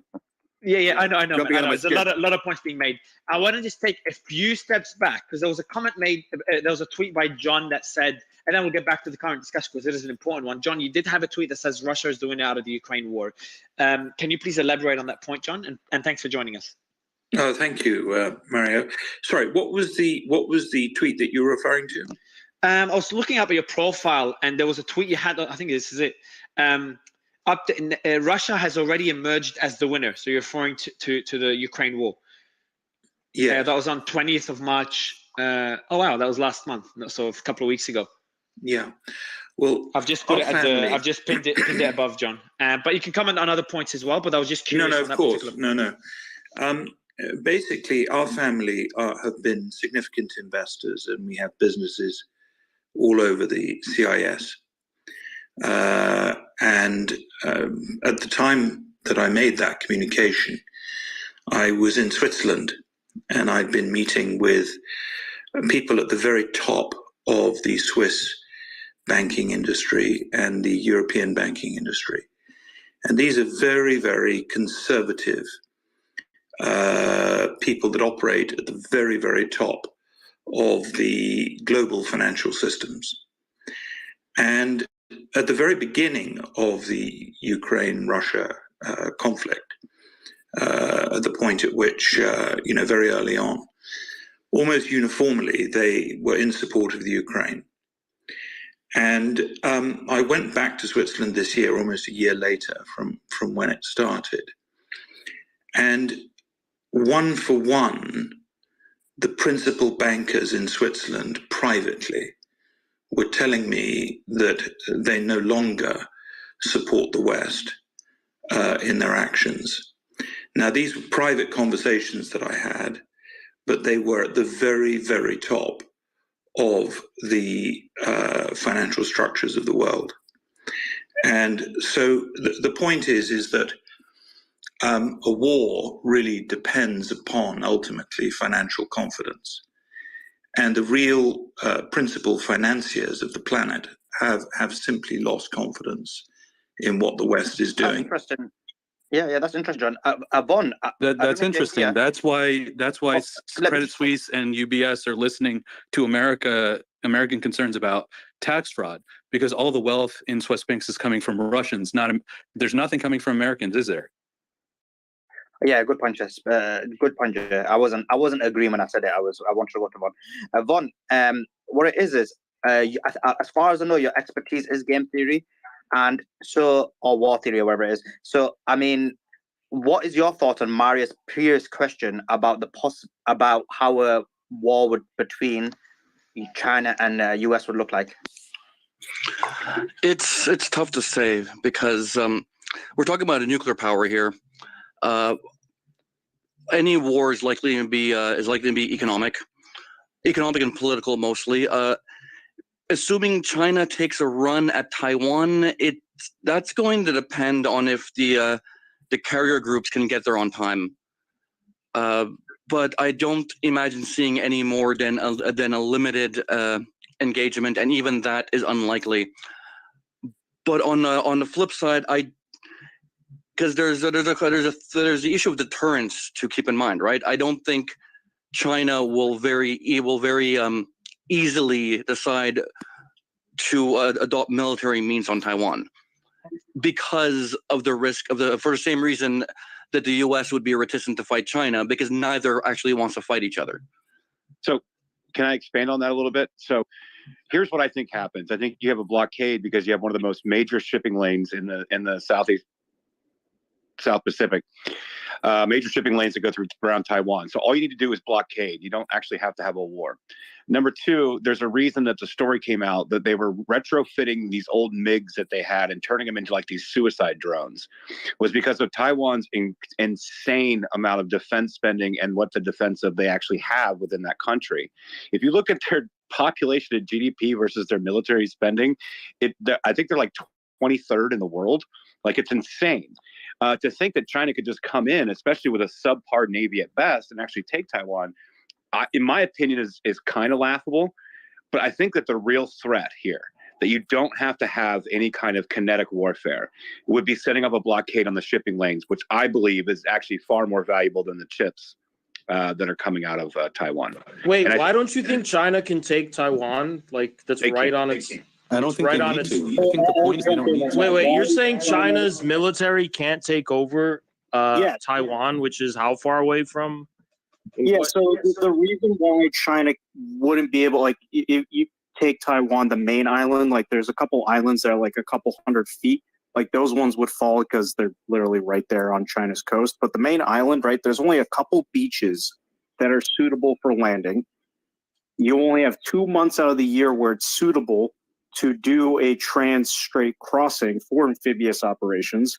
Then you have to look at China's amphibious landing and assault capabilities are severely lacking. They've been trying to make... Can't you just blockade them till they have no choice? Wait, isn't it like 80 miles from China's coast? Like, you're saying they can't take Taiwan? I think that's kind of ridiculous. The Taiwan Strait is one of the most dangerous bodies of water year round. It's only like, in terms of a east-west transit, is only good for amphibious operations 2 months out of the year. The rest of the time, there's only a couple beaches. There's a few beaches, right? The whole north end of the island is insanely mountainous, tons of bunkers. It's been fortified for 80 years. Like, you think the DMZ in North Korea is fortified, go to the north end of the island, it's a freaking fortress built in granite, hundreds of feet underground. Then you have the fact, too, that Taiwan's been building these defenses for 80 years. Then you have the fact as well, China's amphibious capabilities. Yeah, they have a couple landing ships from the 1960s. They've been trying to make new ones, right? And most of their transport capabilities are ro-ro ships, which are they're defenseless. They have no weapons on them. And they're super slow to offload, which are the last thing you need in an amphibious assault, right? You're under fire. You can't have a giant civilian car ferry slowly off. Another interesting point is that may I pose a question? But just a quick point there. Ukraine was everyone expected, and I'm using the word everyone very loosely, but most people expected Russia to easily invade Ukraine and the war to be over within days. I remember I was telling people in Kharkov and stuff, friends and close family friends, that hey, it's going to be over in a few days. Shouldn't take too long. And here we are today, obviously because of the support of the West. Now, Taiwan has double the military spending as of 2021 of Ukraine. Taiwan's, the border is obviously much more difficult than Ukraine. So if the West comes in and starts to support Taiwan, that has double the spending of Ukraine, it makes it militarily, it makes it very difficult for China. Obviously, China's not Russia, but it's still an argument to be made that it's not as easy as it looks, even though the geography is significant. Hold on. But the problem is that Taiwan, but because Taiwan is an island, it's not going to be the same as Ukraine because you're not going to be, China's not going to be employing the Russian strategy of just it'll be blockade. It'll be blockade. And exactly. So I think either. Do you know why? Because the primary mission of the United States Navy, along with most navies, is the free access of maritime trade. Right. The main purpose of the United States Navy is to protect international maritime shipping routes. And if China attempts a blockade, you're blocking the Taiwan Strait, which is one of the world's most vital maritime transit routes on the planet. That's not going to fly with the United States.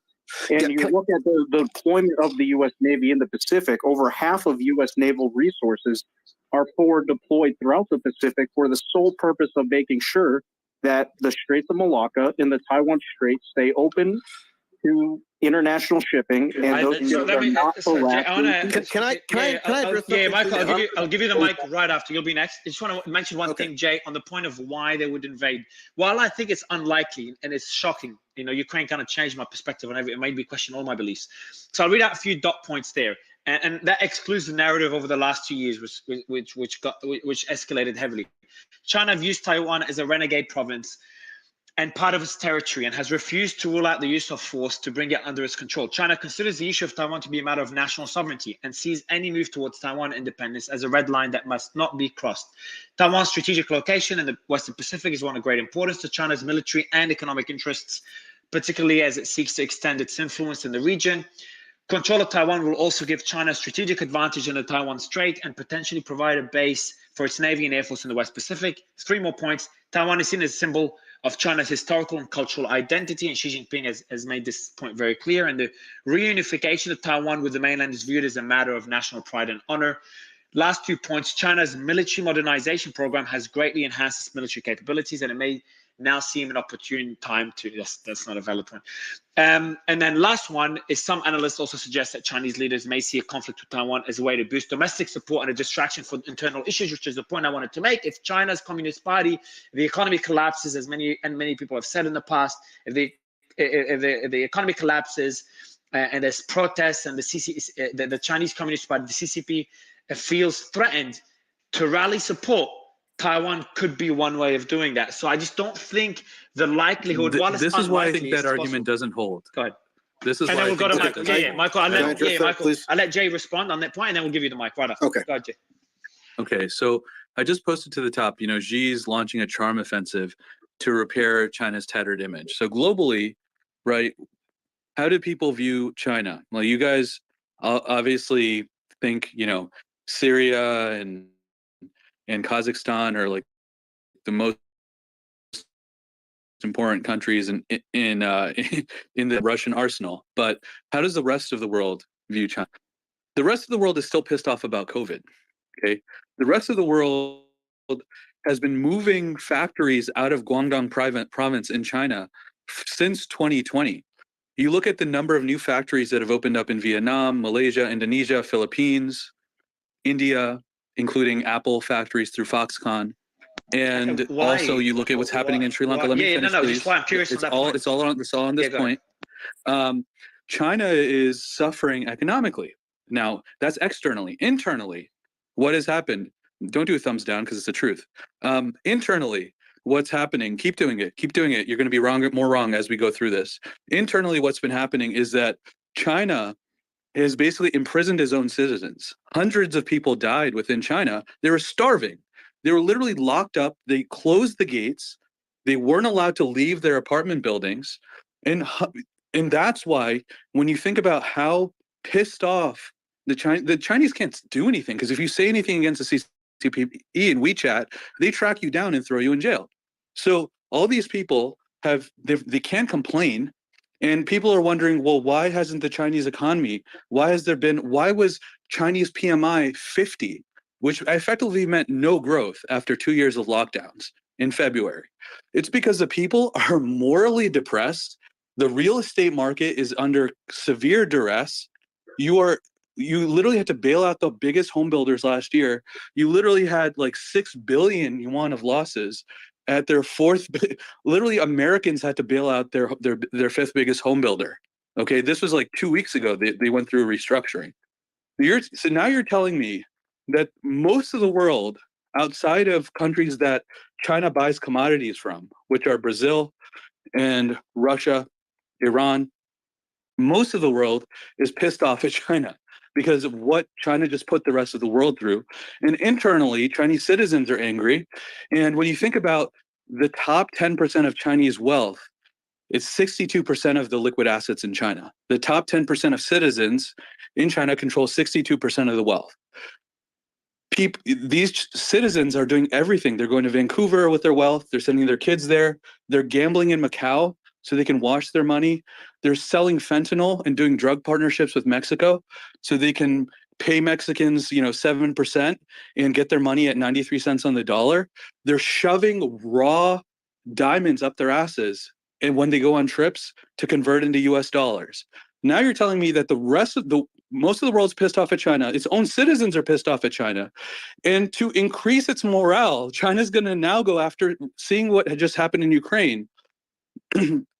Xi's such a dumb motherfucker that he's now going to go and he's going to invade Taiwan after all this shit China just put the world through. That is the thesis in this space. Right, tell me that's the thesis. Right. Okay, Can you clarify what the world is? Because I'm pretty sure you're just talking about like Europe and America. Like, what do you mean by the world? Japan, Australia. By the way, let's keep it respectful as well. Okay, I wanted to go to Rev, but I'll go to because Mario promised Michael. Michael, you go first, then Rev. He can reply. Thanks. I mean, this whole conversation is irrecoverably skewed by a fundamental misunderstanding of what the U.S. posture is toward Taiwan, or at least some people seem to have been expressing a fundamental misunderstanding. When I first got on the spaces after I was invited to come, one of the first things I heard was somebody, I don't know who exactly, saying, if China invades Taiwan, the U.S. won't do anything. First of all, useless speculation, prognostication, punditry. You don't have a crystal ball, neither do I. You can't make any firm predictions. How the hell would you even know when we're... So you tell me what they would do. Well, hold on. Tell me now. I'm about to...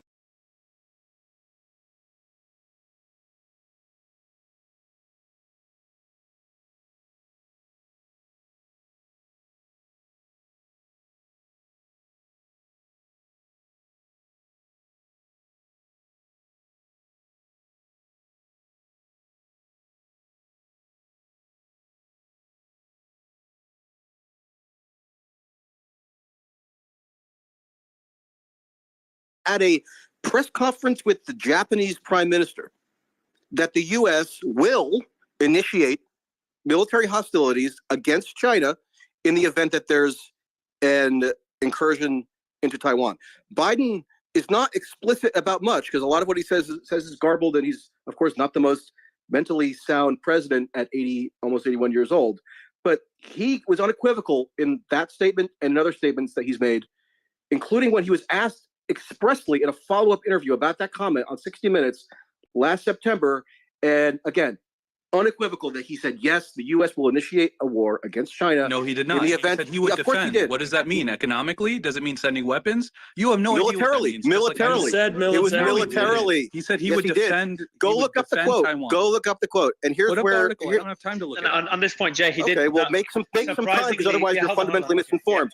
And here's the wider point. Here's the wider point, okay? And I'll make it brief.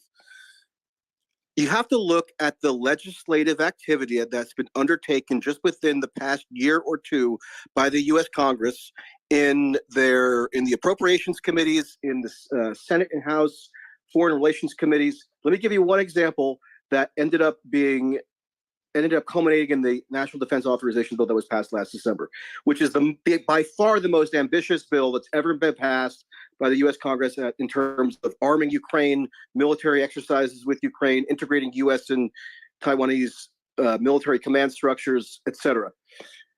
The bill that the Senate Foreign Relations Committee had to approve to insert into the National Defense Authorization Bill was championed by Robert Menendez, who is the chairman, Democrat from New Jersey. And although virtually every senator on that panel was extremely stalwartly in favor of, quote unquote, defending Ukraine, even Mitt Romney and Ed Markey, two hardcore Taiwan hawks, expressed reservations that, as Mitt Romney said, quote, we are doing something that is highly provocative and bellicose, because what the bill that Menendez was championing effectively did was abolish the one China policy, which has been the operating policy of the U.S. vis-a-vis Taiwan since the 1970s when Nixon first opened relations with China. And so the ultimate version of that bill was slightly watered down, but only one gradation, right?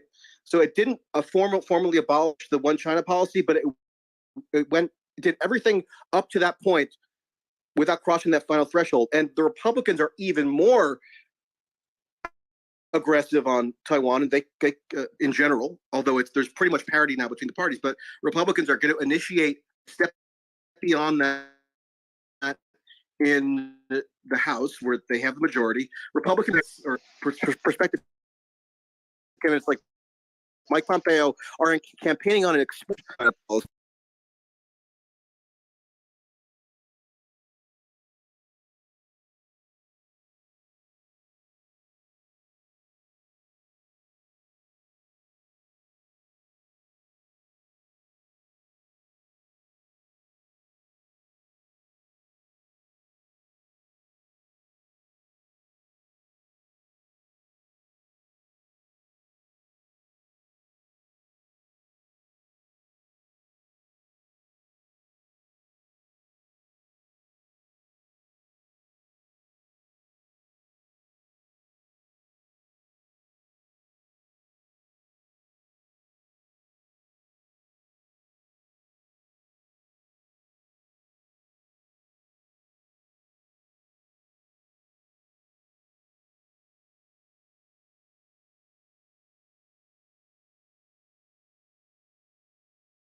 I'm relaying what the president said. How could I disbelieve or believe it? I'm not inside the guy's brain. I think the argument that Jay's making is that could be just game theory. And Michael, what he's saying is that him saying that and making such a direct, clear statement, it usually, not saying they're going to do it, but it just increases that likelihood.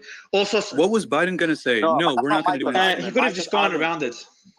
Yeah, he could say, no, we're actually not going to start a war with China. That's not like a crazy thing to not say. But Michael's argument isn't even that. He's saying, guess what? We don't know what's going to happen. What we do have is the president saying something, and then we've got basically Jay guessing what's happening. And not only is the president saying something, the U.S. is establishing new bases on the perimeter of China, the South China Sea. There are new bases that were just established in the northern tip of the Philippines.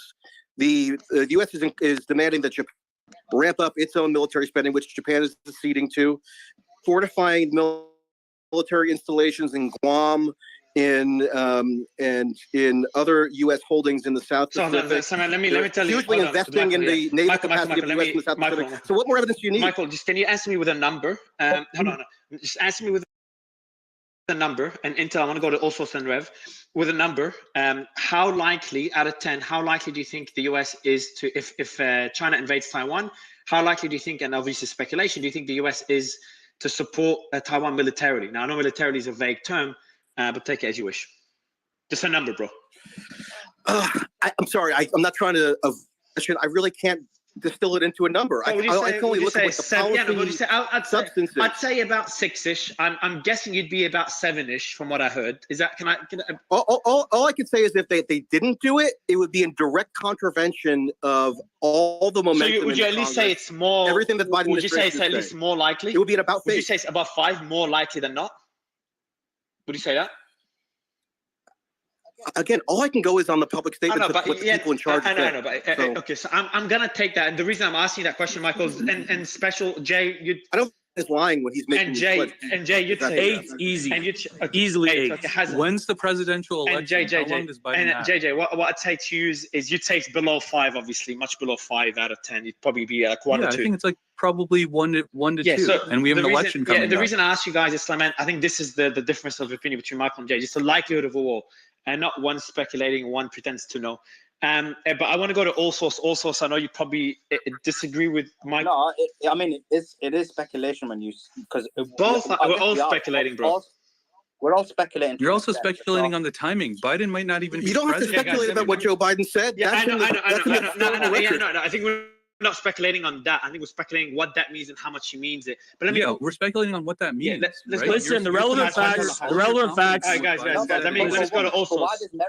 Why there's merit to what Michael said is because. Well, I don't quote what Biden actually said just for clarity. Hold on, guys. Let's go to all source because I don't want to give merit to one and just discount the complete other opinion. You can't say one. Yeah, I'm going to go straight to all source, but why there's actually there's a strong point to what Michael says, and I'm no all. I agree with Michael, but so I say it's a 10. Like, because I think they've been. it's a 10. Go ahead. I think you're going to make the same point. I was going to make that. So don't see a scenario where America's going to look weak. Let me just give you the example of what Biden said. I think it's very clarifying. Hold on, Okay? guys. This is September of 2020. Let me go to Allsource. I'll give you the mic again in a bit. But Allsource, I know you've been waiting for a while. Jump in, and then Rev has been patient as well. Yeah, it's a 10. Like, it's a 10.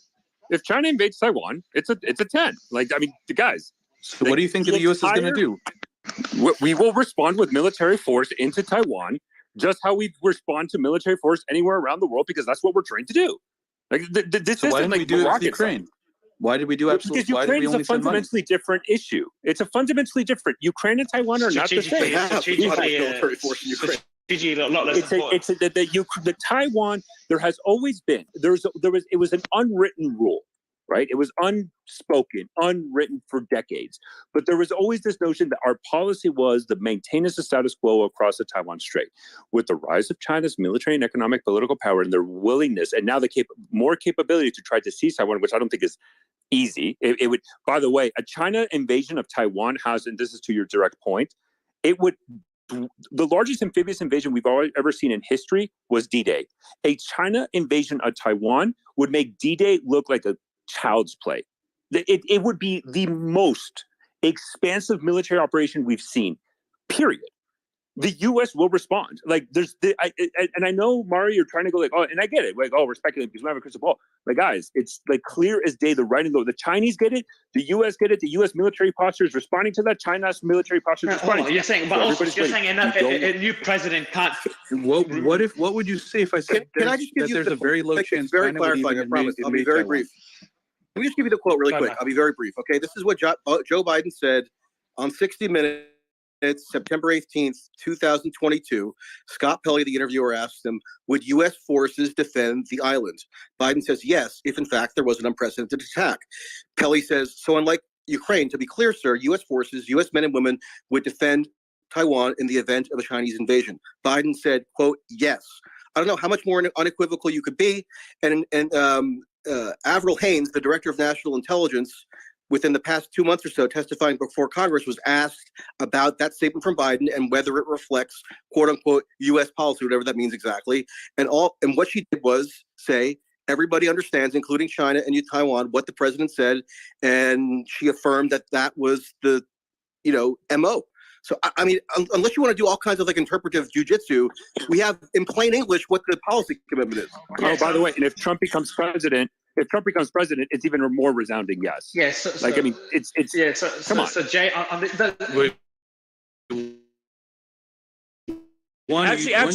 would push back on Trump's statements. Contradict that though, because in the past, maybe he'll change his mind. Yeah. Trump said that.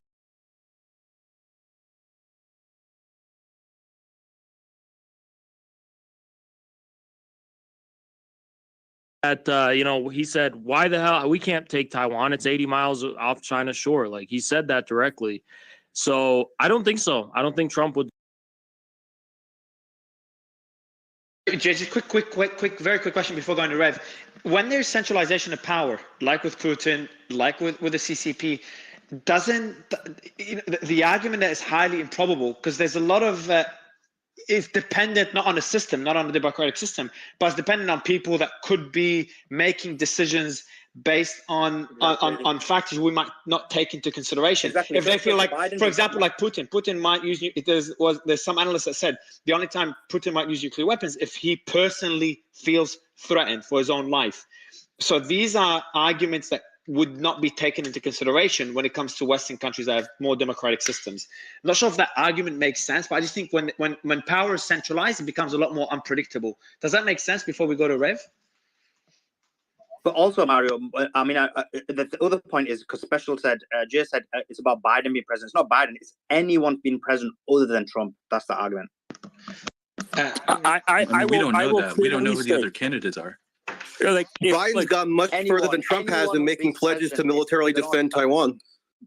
Taiwan, if there's any reason why the U.S. and China will go to war, regardless of president, it's going to be Taiwan. This is well known. This is like, and there's millions of different ways, Jay. We can have a space. Other reason, yeah. There's a million ways that the US can China fight would it, but even. we're going to war. I don't think China would even invade Taiwan. I'm not This is a disagreeing with you hypothetical there. on top of a hypothetical. I'm not And disagreeing also, with I you mean, there. Biden has been exceptionally more bellicose on China, notwithstanding popular impressions, than Trump. Now, I know some people on the right don't want to hear that. Maybe some people on the left find that surprising, and people everywhere in between are confused on the issue. But on a policy level and even on a rhetorical level, Biden has been far more bellicose in China, and also specifically to do with Taiwan. So if you think that Trump is just a bad man and that's the reason why it'd be more likely that war would break out under Trump, okay, fine. But like if you actually examine their respective records, Biden's gone way further than Trump ever has in pledging to go to China over Taiwan. Trump never did that. Jump in, Rev. It's very interesting to me that if we were on any other topic, if Biden said something, you guys would all be poo-pooing it. But on this one, you're in 100%. You're 100%. I'm poo-pooing it. I'm pooing it. That is a, No, Jay. It's not for me. It's not about Biden saying it. It's just logic that basically. If maybe I should make clear. I think going to war with China is utterly lunacy. Utter lunacy. 1 second. The argument isn't just about Biden. I know that's Michael's argument. My argument is this: irrespective of who the president is, maybe you can make an argument about Trump. It will make United States look so weak from a global perspective. A country who promised that they'd protect Taiwan. The cost of looking weakness is significantly cheap. Even though I don't know if the US will respond, but the narrative shows that it may. So I'm basing it more on the narrative. But in terms of looking weak is a significantly lower cost than the cost of a direct conflict with China. To speak to that point. Jeez, I didn't know that was so polarizing what I just said. No, yes, it's. When you're basically the dominant country in the world, part of it is that. Bro, but you're going to direct war with the second biggest military. You know, that's the worst thing that could. You're going to war with it. If your argument is like, yeah, this is bad if you look weak. It is. There's many other things you guys did, like pulling out of different countries that made it look weak. Many other things. But you're saying it's going to go into direct. You're saying, but this is costlier than going to direct conflict with a nuclear-capable country that is the second most powerful military. No. Which could also spark war with Russia simultaneously. You best admit that you aren't all about that. It's a totally different scenario. No, I didn't get. So if you bend the knee in this situation, you're essentially admitting that you aren't all about that. You're not what you basically give. Not all what global. Not all about how what many times? Like we're not, guys. We're so strong. We bent the knee. We prevented nuclear war. That's why we're weak. It's not weakness if you're No, I think. Hold on. You can't measure quote perceptions of weakness. You can measure, bodies that pile up from the cataclysmic war. Okay, listen. This sounds a lot like what Nikita Khrushchev said in the Cuban Missile Crisis. And I think the thing is, the U.S. has been on a trend of pretty much discrediting itself as this kind of guarantor of global. Of guaranteeing the security of its allies. You look at what happened in Afghanistan just recently. Ukraine kind of made up a little bit, didn't it?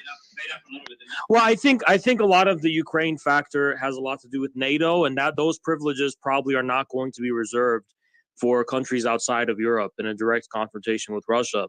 But I think you're looking at a scenario where the U.S. I think it is possible that the U.S. blinks in that kind of confrontation, but whatever direction it decides to go in, you're talking about, yeah, sure, it took the high road, but in terms of how geopolitics work, it's like playing chicken. That's what the Soviets did during the Cuban Missile Crisis, and you could argue that did a lot to hurt kind of, this seriousness with which the world and the West in particular took the Soviets. The Soviets began to lose the upper hand after that, and it kind of led to their. Let me just quickly jump in. So you think the U.S. would lose the upper hand if it just said? I'm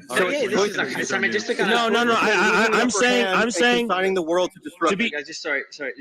I'll let you clarify what you said, but Slimane, I'm just like, it's just crazy to think that mutually assured destruction is a better alternative than looking weak, which the U.S. has taken many decisions that made it look weak, and I'm sure it's not just weak because when you say weak, you're assuming it just means being weak, but there's many ramifications. That come from that weakness. It's not good. I know, and it's bad. Economic power you hold. So, mutually assured destruction is a better alternative. A potentially mutually assured destruction. Well, you can have a war without going to. Yeah, but you're risking a nuclear war is a better alternative.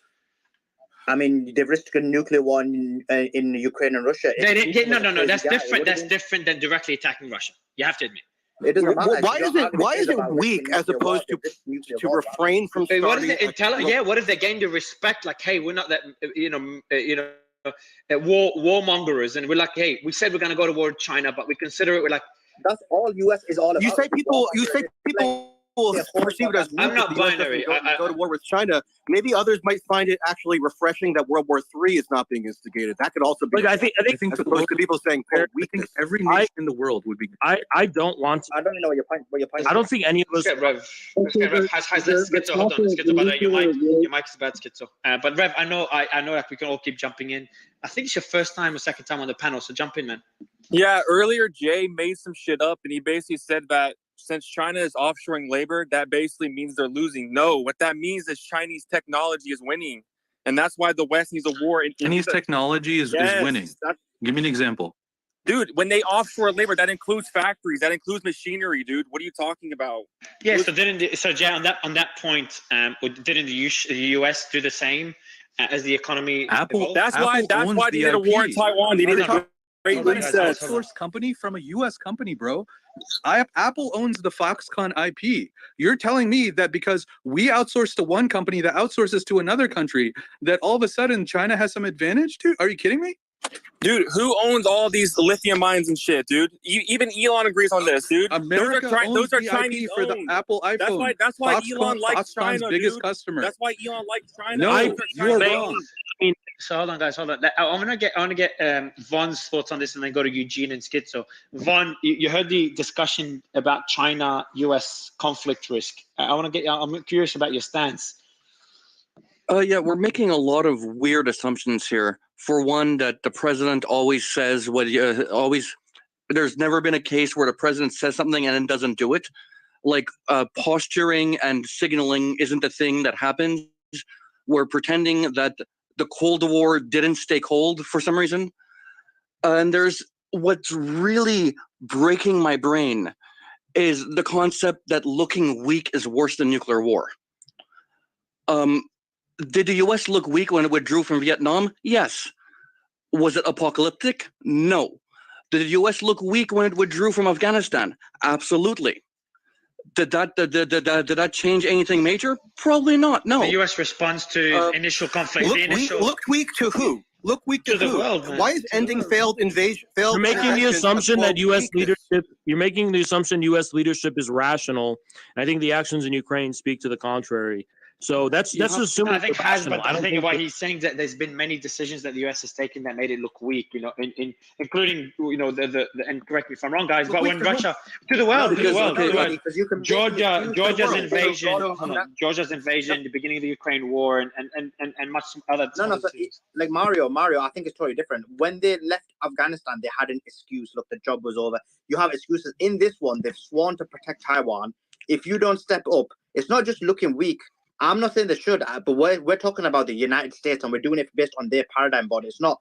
We think that it's okay to look that they shouldn't look weak. I actually think they're wrong. But based on the way United States act, a country who loves invading and basically bombing places up, you're telling me that when Taiwan attacks, they're not going to basically go in from a military perspective to demonstrate their power, because if they don't, the whole world's going to know that basically in the future, any protection United States say that they're going to give, it means nothing. In the future, it's going to say that anytime United States and this whole discussion all day today has been about basically people should fear the United States military. That's the reason they're the power. Well, guess what? All that would be over. So when the U.S. was incinerating Vietnamese villagers, was that the U.S. looking strong? Everyone's irrational, and nuclear war is. You're missing my point, Michael. I think you. I'm trying to clarify the point. That's not my point. I don't agree with the way United States invade countries, but that's what they do. No, but hold on. So in 20, look at speaking on behalf of the world as to how they perceive U.S. Let me give you a few examples this time, man. So in 2014, Russian invasion of Crimea, the U.S. did not provide military support to Ukraine as it faced Russian aggression in the form of annexation of Crimea. 1975 followed Saigon. The U.S. did not intervene militarily. What year was that, sorry, Mario? 2014. What was that? 2014. 75. Bro, of course they did. They were involved in the whole thing. Crimea, so, but the U.S. Crimea was the Tet Offensive. Was the world impressed by the? If they were involved, the U.S. were involved in Crimea in 2014. But it evolved. But to what extent? Yeah, but to what extent?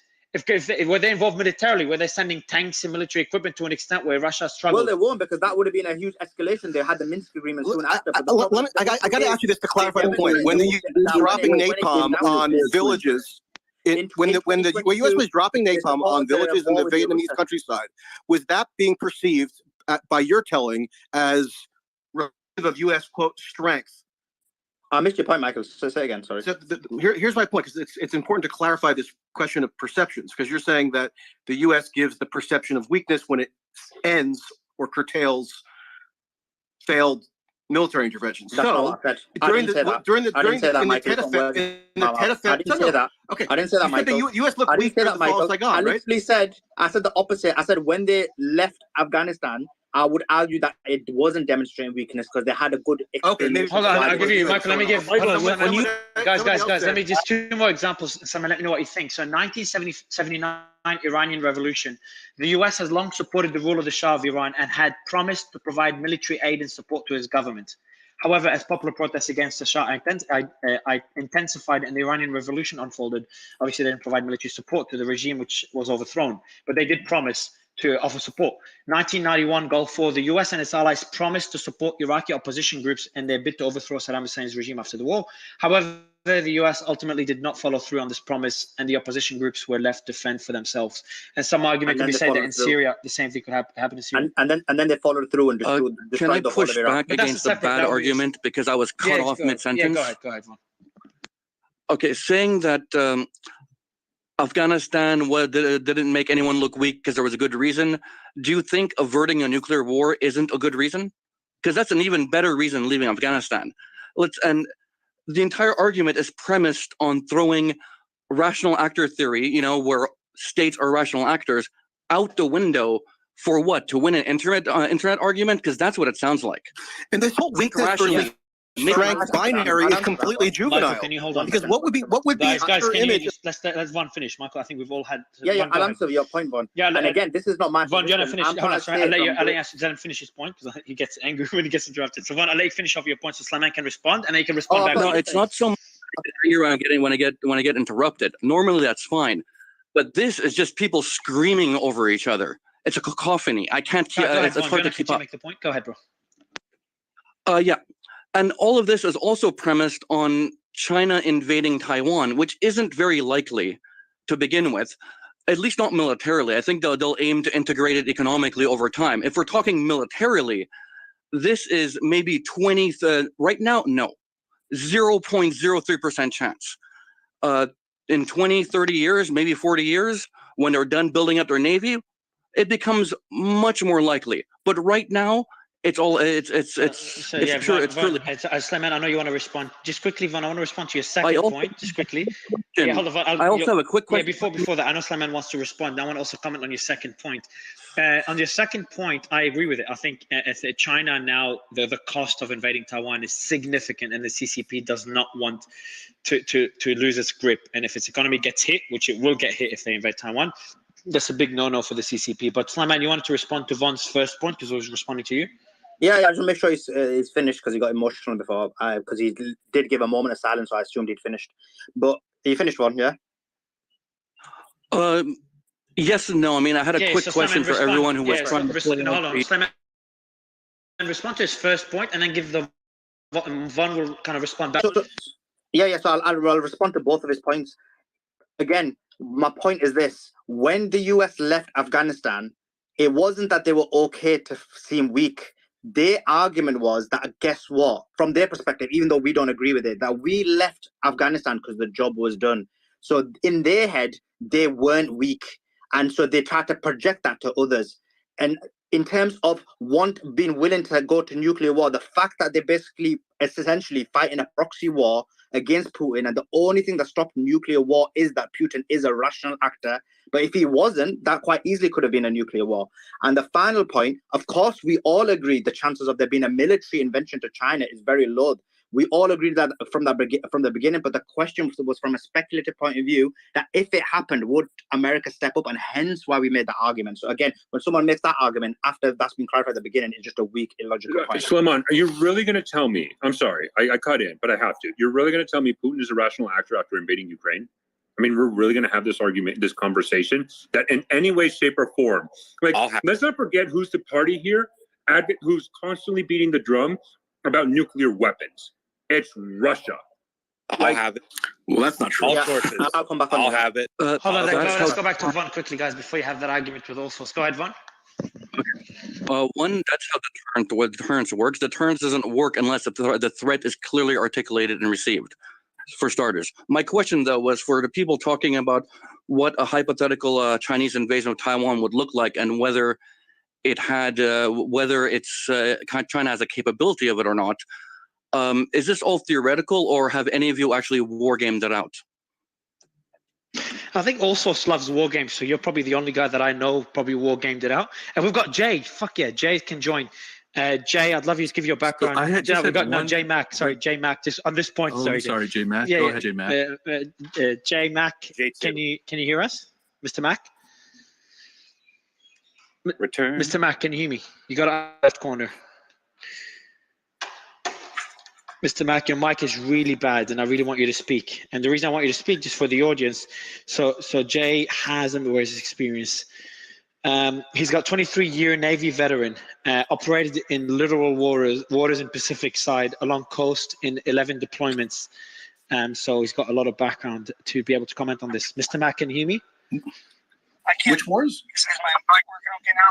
No, it's really bad. Can you disconnect it from the Bluetooth? He's underwater. Let me take out the Bluetooth here. Yeah. All right, beautiful. Thanks. Hold on, guys. Yeah, so just to come back on all sorts of points while Jay sorts his... Okay, I'm here. No, it's still not good enough. Jay's got a...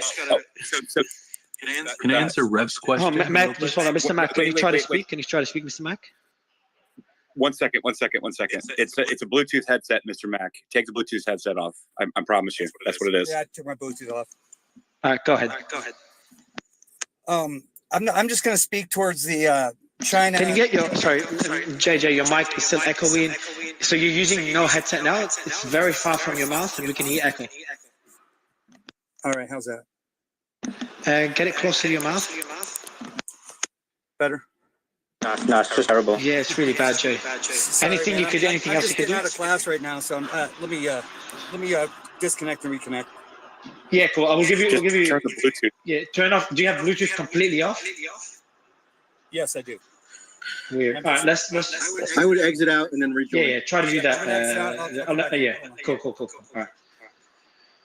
Go ahead. Okay, so just to come back on all source, in terms of Putin being a rational actor, the fact that this war was happening, he had the option at any point to basically use nuclear war, and he's not done it. I would say, and again, we're just assuming now, but based on the actions of what's been happening in the last few years, there's more of a chance that the United States, and it is the only country in the entire history of mankind that's ever used a nuclear weapon, there's more a chance of them using it than Putin. Let me make this argument. I've been trying to make this argument, and I decided against it, and then I'm back in. Guys, what parts does Russia hold in Ukraine right now? The exact regions that they said they wanted to have in the first place, the exact regions that people that were living in those regions wanted Russia to have. So, like, I have to push back on this notion that Russia's losing and they're getting beat up and trounced. They're taking the exact positions that they wanted. They have their natural land bridge to Crimea. They have the regions where the Russian separatists were living, and we're asking for Russian, I guess, emancipation. Unfortunately, I'm not going to use that word because that's a shit word. Do I think that he should have gone in and started bombing these areas? No. But like the fact, it's absurd to me when I look at the map of what the positions that they currently hold and not have mounted additional offenses into any other areas than they already wanted. Trash. If you're going to completely, hold on. If you're going to completely ignore trash, this will continue. I'll let you respond in a bit because I know it ignite a whole new debate. Jay, can you hear us now? I can. Can you hear me? Is this better? Much better, man. Much better. I know you can give us a lot of context on what's been said, so I want to give you the mic for a bit. Go ahead. I'm going to speak strictly to the China being able to attack Taiwan and what they do in operations outside there in the Pacific. I can't get into specifics, obviously, what we do, but I can tell you for sure that China practices consistently with their subs to sit off the coast. Nobody knows they're there. They can have the loudest subs in the world. It doesn't matter because there's thousands of contacts that you have per hour going by. over your head. So to say that China isn't poised or can't attack or do whatever to Taiwan is silly, because they could. I just think due to geopolitical reasons, they just are not gonna. They're not. They don't And want if that. they do, and if they do, Jay, if they do, how would the US respond in your opinion? Well, then the U.S. is there. Okay, they're operating battle groups all the time out in the South Pacific, all the way up the coastlines, and into the littoral waters as well. I can't speak to what the president's going to order or the military is going to order, but we know what we can do, and we know what our capabilities are, and if the word's given, it's not going to be fun for China. I'll tell you that right now. And what do you think the cost will be for the US? I don't think that the U.S. really wants to get involved. I mean, it's not going to cost us anything naval wise. It's going to cost China a lot, and it's going to cost a black eye on the United States for a long time when something happens. Wait, how is a naval war not going to cost anything to the U.S. Navy? Can you elaborate on that? I'm talking the cost of like the ships. I mean, there's no worries from the U.S. side, like as far as like losing anything. Like the capabilities that we have. I mean, they're operating old Russian subs. You could track them. You could track them from the coast of California. Don't they have a fleet of nuclear subs in the works though? They do. But they're operating old Victor 3. I mean, they're operating old Russian garbage. Isn't that part of what Russia just sent them a bunch of uranium for? Was those subs that they have in the works? So I mean, if we're talking a few years out here, a couple years out, it could be a different sort of dynamic. Right. But you also got to realize that they don't have the technology that we'd have with our, just think of the old Walker, the sonar technician that sold secrets to Russia, and their submarines got a lot quieter. Well, they don't have the new technology. So no, I don't doubt that we're sort of, light years ahead. But, I think as they are sort of obviously making moves in that direction intentionally. Right. I'll tell you right now, it's the quantity over the quality they have, because they have old diesel subs as well. And frankly, diesel subs scare me more than nuclear subs because they can shut down their engines and go on battery. Can I address what AllSource raised really quickly? AllSource, I'm sorry if it's weird to refer to you that. I don't know your actual name, but you said that only Putin has been threatening use of nuclear weapons. I don't deny that Putin has issued those threats. He clearly has at the very least, strongly alluded to nuclear weapons potentially being employed by Russia, and that does cross a certain threshold in terms of utilizing at least the specter of nuclear use in the context of a hot war scenario. So I will grant that completely with regard to Putin. But to say that he's the only one doing it is a delusion. It means that you're just simply not paying attention to what U.S. nuclear posture is. I wonder if you've read the Nuclear Posture Review. It comes out every so often, happened to come out last fall. It openly contemplates and declares that the U.S. is expressly preparing for a scenario whereby the U.S. believes that it can win its, quote, warfighting aims, that's the euphemism used, in a simultaneous or near simultaneous nuclear war with two, quote, near competitors, meaning Russia and China. That's a threat, okay, in the sense that the U.S. is raising the specter of its own nuclear use and its overwhelming nuclear dominance. Biden in 2020 ran on a pledge to change the nuclear first use policy and rescind that. And he, pivoted, of course, and nobody really commented on it. Michael, that's the point. Consensus. You hit the point. So the point is, hold on, let me finish real quickly. So you got to read like what the Pentagon is saying. You got to understand that even if Putin obviously is responsible for the comments that he's made that alludes to in a threatening fashion to the use of nuclear weapons, it doesn't somehow mean that the U.S. is not engaging in any of that. Finland is in the title of this room. They entered NATO, was it today or yesterday? In theory, that expands the U.S. nuclear umbrella to a vast tract of new territory. And if you want to say, oh, that's not a threat, that's different from Russia. Okay, I grant you that it's different per se than what Russia is doing. it's still using the specter of nuclear war as a central feature of U.S. military hegemony to engage in coercion and to achieve geopolitical aims. It simply is. So you can't deny that. You can't just solely blame Russia and then ignore these facts on the U.S. And just Michael, everything you just said is, I got to jump in. So, in terms of the nuclear posture. Intel, just one sentence, and then you can respond. So, in addition to what Michael said, Liz Truss, who's the British Prime Minister, said she is ready to use nuclear war or a nuclear weapon, even if it results in global annihilation. So that's from Britain. Please go ahead now. Hold on. What was the exact quote? Because that's a pretty crazy quote. Hold on. Outlasted by cabbage. Yeah, people are really ignoring a crucial context here, posturing, which is Hold on, what's the context? What's the context has on that quote? Then you can dismiss Putin as just posturing.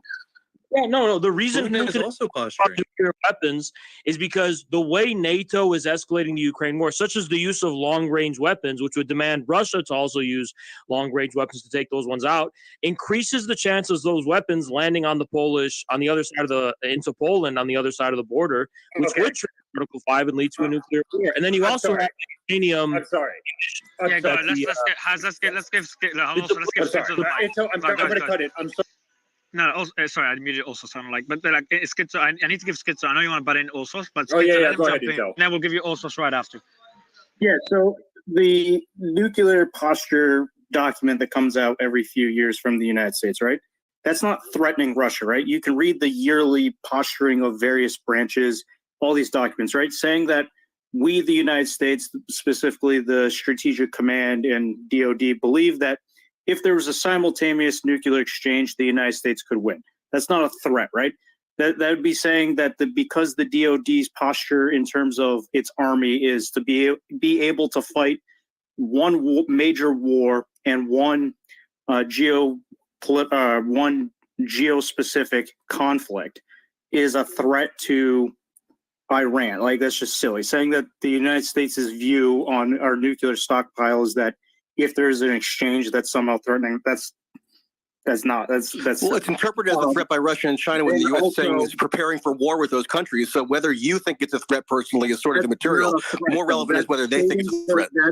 It's stating what the stance of the DoD and in the intelligence community, strategic command, all the sub-commands involved in these assessments. It is their assessment to Congress and the executive branch, the status of our armed forces, which needs to be done from time to time to make sure that our military resources are being requiesced and spent wisely. Just stating, like, we believe that our current capabilities are such that in the event of a simultaneous, that means both sides are launching their nukes, right? There's a low chance that we're going to have a simultaneous nuclear exchange with Russia and China at the same time. Also, in terms of the earlier commentary about nuclear war with China, China's only got 350 nukes, and China's the only country that has a stated policy that says we will not use nuclear weapons first. And their whole nuclear doctrine has been defensive, right? They've maintained a stockpile of 350 nukes since the 1980s. They're not going to launch a fucking nuke over Taiwan. That's completely against their policy. Until they've increased their nuclear stockpile, though. They have increased it. They have plans to increase it, right? Like they do want to modernize and expand their nukes, but their policy is that they're not going to launch nukes first, and because of that, should we assume that because China has plans to make more nukes and modernize their nukes, that means that they're threatening the United Kingdom? No, that's just like the argument's still in terms of Russia with Finland. So the nuclear umbrella, right? So when you join NATO, that doesn't mean you're automatically get nukes. You have to go through a very lengthy process to the U.S. nuclear, not Finnish nuclear weapons. You have to, when you join NATO, if you want nukes housed in your country, you have to go through a very lengthy process. That's not what I'm referring to. I'm referring to Finland now entering into the U.S. ambit in terms of defense protection, which includes the nuclear. But they're not going to ever house U.S. nukes. It doesn't matter. The U.S. can fire them from a million different other locations. They don't have to be physically in Finland. But they're never going to be housed in Finland. And also in terms of, you're right, but that Finland joining NATO expands the nuclear umbrella. The amount of territory covered by the quote-unquote nuclear umbrella. Sure, but when Finland wasn't in NATO, right, nukes would have to fly over Finland, so it doesn't really change, right? But The now the umbrella U.S. is, hasn't in changed. theory, treaty bound to incorporate Finland into its nuclear remit. Sure, but And it's also, not and also, going to- and also, another But thing again, that I think is a fallacy. When the U.S. put out, its nuclear posture review in October. Hold on. When the U.S. put out its nuclear posture review in October, the Chinese foreign ministry responded to it by denouncing it as nuclear blackmail. So isn't But that it's not more though. And also, operative but you know than what whether China you did personally the other think it's day? threatening? You know what? So China and Russia, they had their big meeting, like a couple weeks ago at this point, and in that meeting, they specifically said we condemn any country that exports nuclear weapons to another nation.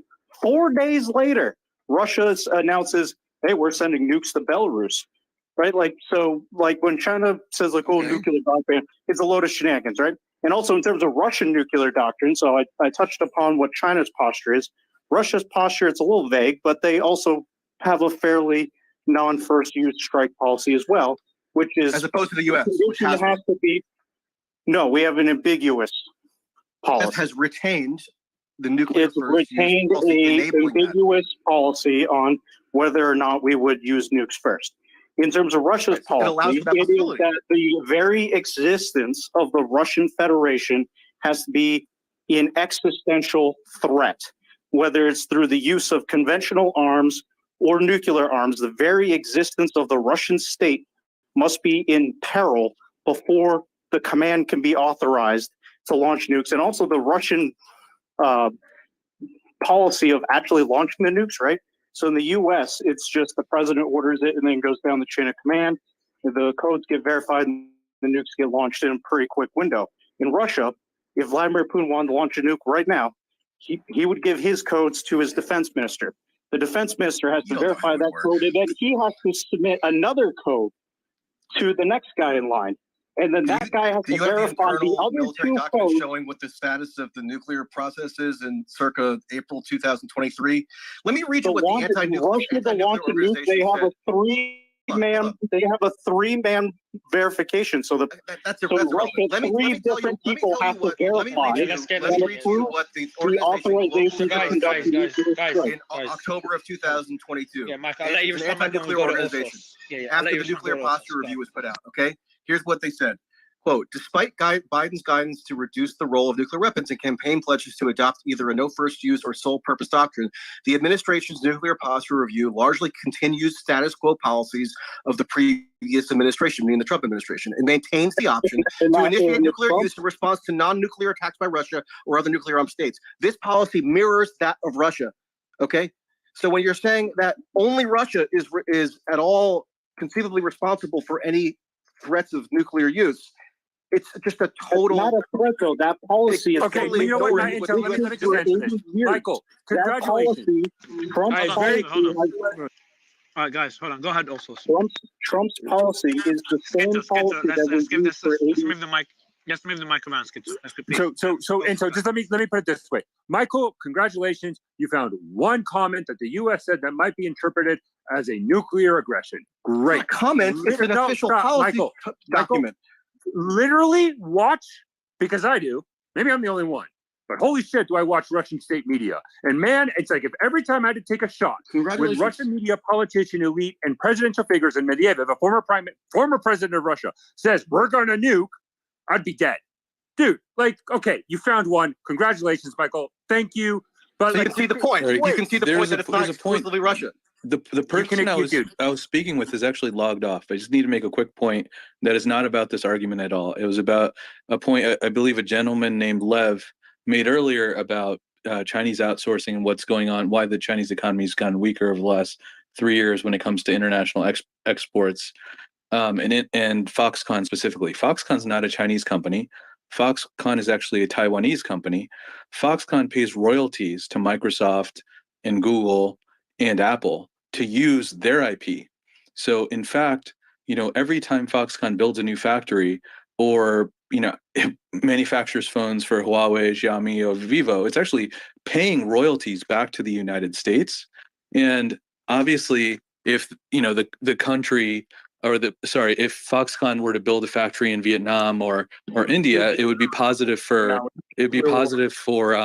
Taiwan, but it would not be positive for China. I don't understand that. The gentleman's thesis had no merit. Yeah, so the main point here is that the U.S. is very clearly escalating nuclear war, whether it's explicitly issuing nuclear threats or not, because we can all tell that a triggering of Article 5 would entail a nuclear war. I don't think anyone would really dispute that. And our actions in Ukraine make that possibility increase by the day, We continue to escalate the war by giving Ukraine a long time. Can I ask a question? Sorry, I want to question to everyone. I don't know if anyone has researched this or spoken to others about it. I've always been curious because shit on the surface looks fucking crazy. The narrative is fucking insane. I know there's back channels. How are these back? I know we're not part of these discussions, but what do we know? Is there any leaks? Any people anyone spoken to in the audience? If anyone knows.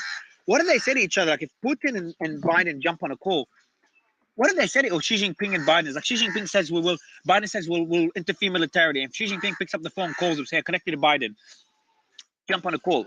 If that already sounds crazy, let me know. Do you think it's very possible? Like, hey, Biden, like, did you mean? Like, I know it sounds stupid, but did you mean this shit, or is it just part? You're doing it for political purposes. No, First of all, you need a translator, so you're not going to be speaking one-to-one.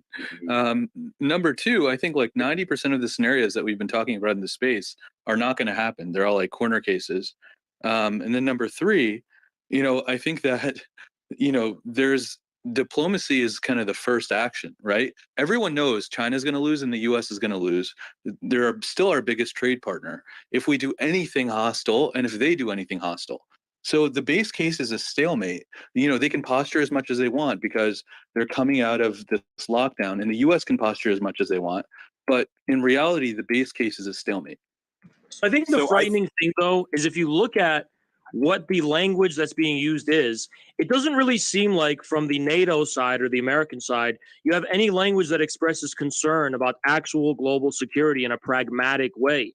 The US is shifting to this kind of ideological psychosis where it's all about right and wrong. Oh, Putin's a bad guy or China's a bad guy. They've lost the plot as far as giving a shit about the global security of like, do you want to stop or reduce the likelihood of conflict?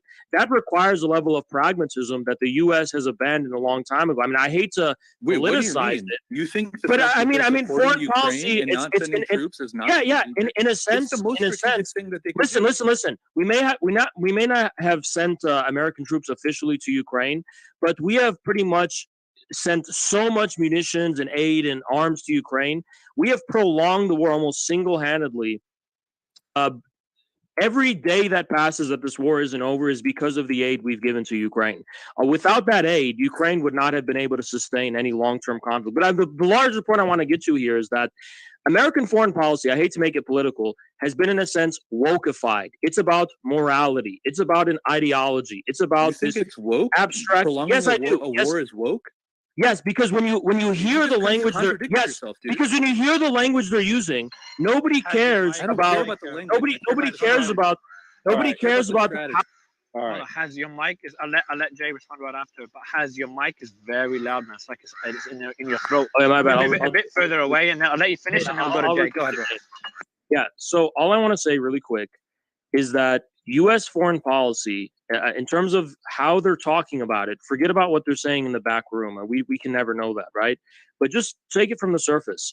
They have expressed no pragmatic considerations about the consequences of this. They're willing to die on the hill of Putin's the bad guy, we're the good guy, we need to defend democracy, and it's all being justified in terms of ideology. And I do think there's a danger where the people in charge of this are not actually grasping the possibility of ideology that this could lead to a nuclear war.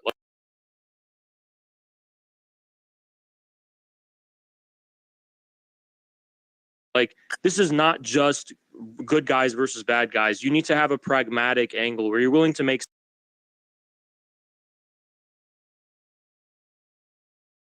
whatsoever on that front to make any sacrifice.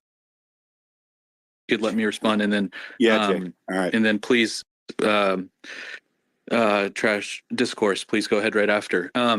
So I mean, there's something that you said, you know, and I respect what you said, but it was contradictory, right? So you first said that the U.S. is focused on woke doctrines, and it's something that people just use. It's just like when you don't have something, you know, to say, people say like, oh, it's because of wokeism or ESG or yada yada yada. But in reality, this is not woke. We are prolonging a war.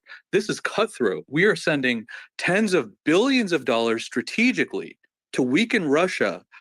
We were talking about death by 1,000 cuts between China and the US. This is death by 1,000 cuts. We are weakening Russia month after month after month. And we are not, you know, we're not really helping Ukrainians. Ukrainians are dying in this war and Russians are dying in this war, and we are funding it. We are like the Rothschilds. That is what's happening right now. This is not wokeism. This is absolutely strategic, and it is probably one of the most strategic things we have done. Yeah, but we're just ignoring the possibility that this could actually escalate into something that we can't control. And it seems like the people responsible for these decisions are not even factoring that in. And if they are factoring it in, they're definitely not telling us what their plan B is going to be when it gets to that level. Because, I mean, we can all agree the situation's escalating, and it's actually very possible it could turn into, you know, a devastating nuclear war. There's no. I think it relates. It's more like the Cold War than an actual nuclear war, in my opinion. I think it's just posturing. I don't think the U.S.'s actions are rational or pragmatic in their considerations. I think they're very much about defending the ideology of global democracy and the principles of liberal democracy. It's not really anything. I mean, you want to talk about cutthroat. How does it benefit Germany, for example, the German economy? Ukraine and Russia export 40% of the world's grain, and they have a stronghold over a large percentage of the world's fuel supply. By having a stronghold in Ukraine and having it as an ally, it benefits Europe and the United States for the next 100 years. I don't know how you don't realize that. Guys. But Ukraine will never, Russia will never allow that. Joe Biden is the one who warned about being on the precipice of nuclear Armageddon, not some crank on the internet. Yeah, I know, but also that's also like political fucking maneuvering. So like, yeah, that's exactly what it is. What political maneuvering is that?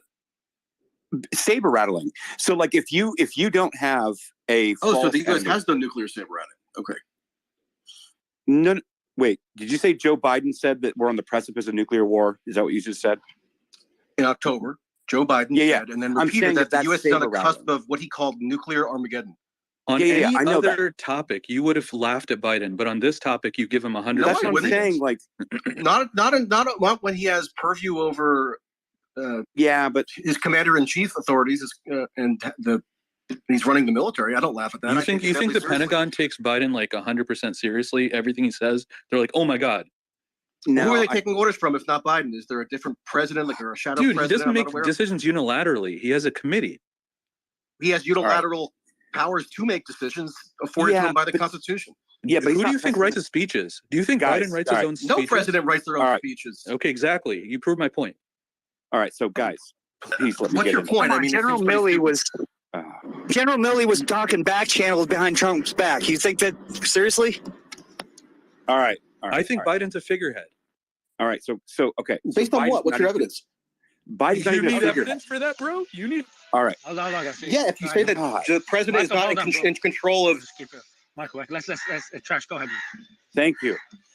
Okay, let's bring it down a little bit. Like, so first of all, Joe Biden come out and saying that he's also said that the most dangerous thing in our country are domestic terrorists, which are parents at school boards.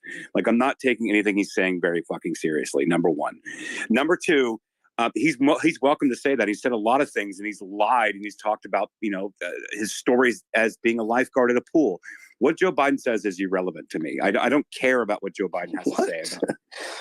Like the corn. You're going to equate his anecdotes about being a lifeguard in Wilmington, Delaware in the 60s to his warning about being on the cusp of nuclear war? Yes. Okay, Michael, I'll give you another example. Just listen. If you don't like, all right, I'm going to do it. Because he's been hyperbolic about everything because he's lived in politics for 40 years. Everything he says is just simple question. Just really come on, guys. Do you think Article 5? Do you think triggering Article 5 will lead to nuclear war? No. Yes. I do not. No, and no. Holy shit. Haz. Okay. First of all, Haz, guys, please let me finish the sentence, guys. I don't want to answer questions. I want to make a statement. My point is, and I want to address this very specifically, we are not on the precipice of nuclear war. Nobody wants nuclear war. Everybody wants to save a rattle. Everybody is geopolitically aligning themselves. We got Saudi Arabia joining up for whatever it's politically expedient right now to join with, quote unquote, the BRICS threat, which is not a BRICS threat. It's just simply an agreement. It's a money bet. It's an oil bet. It's just a money bet. No one's blowing each other up, right? Russia's not going to launch any nukes. No one's going to be forced into a corner to launch nukes. Nobody wants nukes to be launched. They just want geopolitical points. So what everybody is doing, is there a threat? Yeah, maybe. But I haven't seen one. I haven't seen one since Harry Truman. I have not seen a nuke be deployed. So what do you make of the Chinese spy balloon that flew over our nuclear You haven't studied enough warhead? history. What do you mean I haven't studied enough history? Name me another time a nuke dropped, Michael. Well, you're talking about So the trash, threat of trash. nuclear use, right? I'll give you a Why- perfect example. I mean, Dwight Eisenhower claimed that he was able to bring about a ceasefire in the Korean War because he threatened China with a nuclear attack. Bingo. So that's after But Dwight Eisenhower didn't, though, right? He fired the guy who made those comments. No, I'm curious to know how triggering Article 5. Dwight would Eisenhower be put it in his war. personal memoir that he threatened China with nuclear war, and that coerced China into acceding to U.S. demands for a ceasefire. But the threat of nuclear war, or the threat of mutually assured destruction, or the threat of anyone dropping a nuke everywhere has been the ultimate peacekeeping tool that we've ever had at our arsenal. So trash. The U.S. formally declares war on Perversely, he's Russia right. He's obligations. 100% right. So the U.S. formally declares war on Russia because of its obligations as a NATO member. If Article 5 is triggered, if a bomb lands in Poland, you don't think Article 5 being triggered ends up being a nuclear war? I don't. It depends on the incursion, because Article 5 technically has already been triggered, right? So if the U.S. and the UK and Sweden, if Seymour Hersh's reporting is correct, which I don't think it's completely correct, but let's assume for a moment that reporting is correct. Bombing of the Nord Stream 2 going into Germany was a triggering of Article 5. So No, it wasn't. No, it wasn't. Sorry, Josh, it wasn't. There's specific action. If you look at the NATO bylaws, nothing automatically triggers Article 5. It has to be overtly done by the member states. Yeah, that has to be voted. So if I may. All right. If I may. So to Haz's point, okay. Like, people forget escalation. Like, this is engraved in every military plan and war game and analysis, etc. Like, there's triggers, escalations, etc. too. Most military exercises that are executed in large-scale combat operations, either in the European or Pacific theater, do not invoke utilization of nuclear weapons because they understand the consequences of this. 3, I find it ironic and borderline insulting that when we're having a conversation about Ukraine, the only bad guy that people want to say that can trigger nuclear war or that can do whatever is the West. This is easy. Well, I'm just saying, this is easy. Very easy. It is the West, though. You want to reduce nuclear war? I mean, I did say that they are the only country to do that. You want to eliminate? You want to or what? You want to eliminate nuclear war? Who's sending depleted uranium to Ukraine? Is it Russia? Guess who utilizes depleted uranium? Also, go ahead. Also, Ian, go ahead, guys. Okay. Russia utilizes depleted uranium. No, it doesn't. No, it doesn't. No, it doesn't. Yes, it does. Oh my God. No. All right. Okay. Show me proof. Show me proof that it uses the. I will go. Okay. Let me finish my point, Ian, and I will gladly send it to you. The exact quotes and articles where we know that Russia utilizes articles. Is it going to be the Daily Mail or is it going to be? No, it's not the. Hold on. So what's the Ian? So what's the point? Also, what's the point that Ian is disputing? What did you say?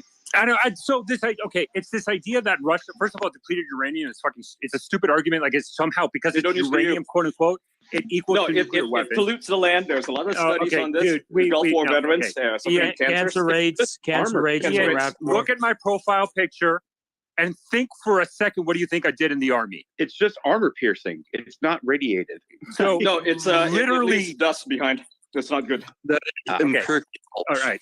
Okay. So hold on. Also, what's your experience? And tell us from your, so we understand your background.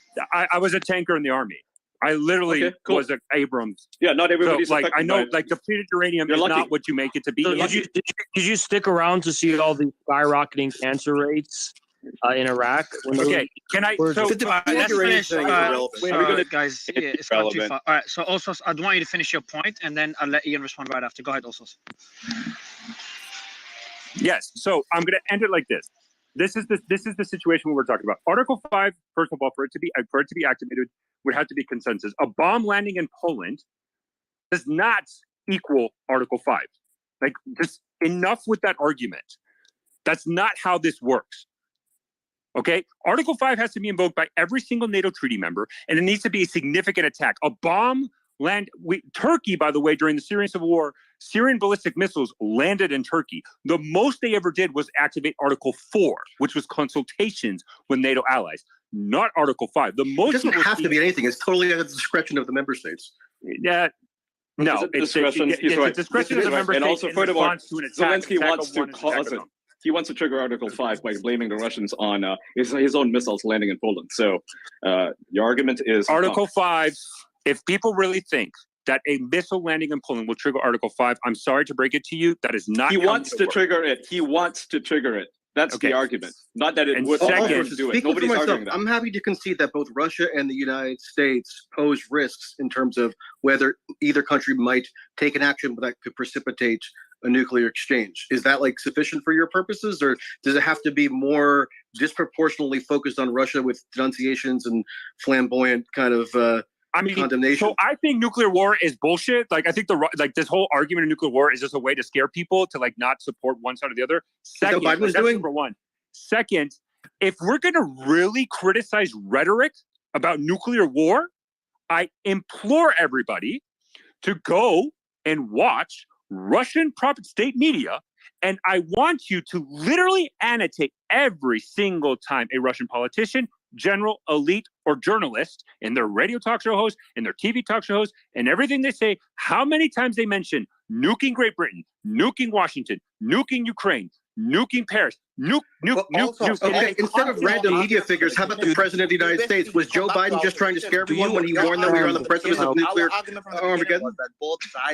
Our argument from the beginning was both sides used this as an argument. Your argument was no, Putin is, or it was you or Jay. The argument was no, Putin is like a non-rational actor and he's crazy and he's the one who's doing the threats. So Putin, Medvedev. So now you agree to say let's just assume that this is even correct. So Russia's very clear that they would use nukes if we ever wanted to go to war with Russia or anything, and put boots on the ground in Ukraine, whatever. So our politicians every day in American rhetoric to be a counterpoint, we constantly talk about how, oh yeah, we need to go overthrow Putin. We need to go send our troops to Ukraine. We need to go do more for Ukraine. If Putin is so irrational, like you're saying, I'll just even concede it to you. I don't even agree with it. I think you're wrong. But even if you were right, then the onus is on us for the what we reap is what we sow. Like, we're responsible for it. Putin's not going to listen to us. Only we have the power to be responsible for the consequences of our actions. So saying that Putin's like this extremely irrational guy, like if that's true, that's even more of an argument for why we should stop intervening in the way we are, or not. And I'll even partially agree that Putin is in a way irrational, not maybe totally, but I think that launching a preemptive or preventive war, whatever the context, is just an irrational act, and it is sort of inherently crazy.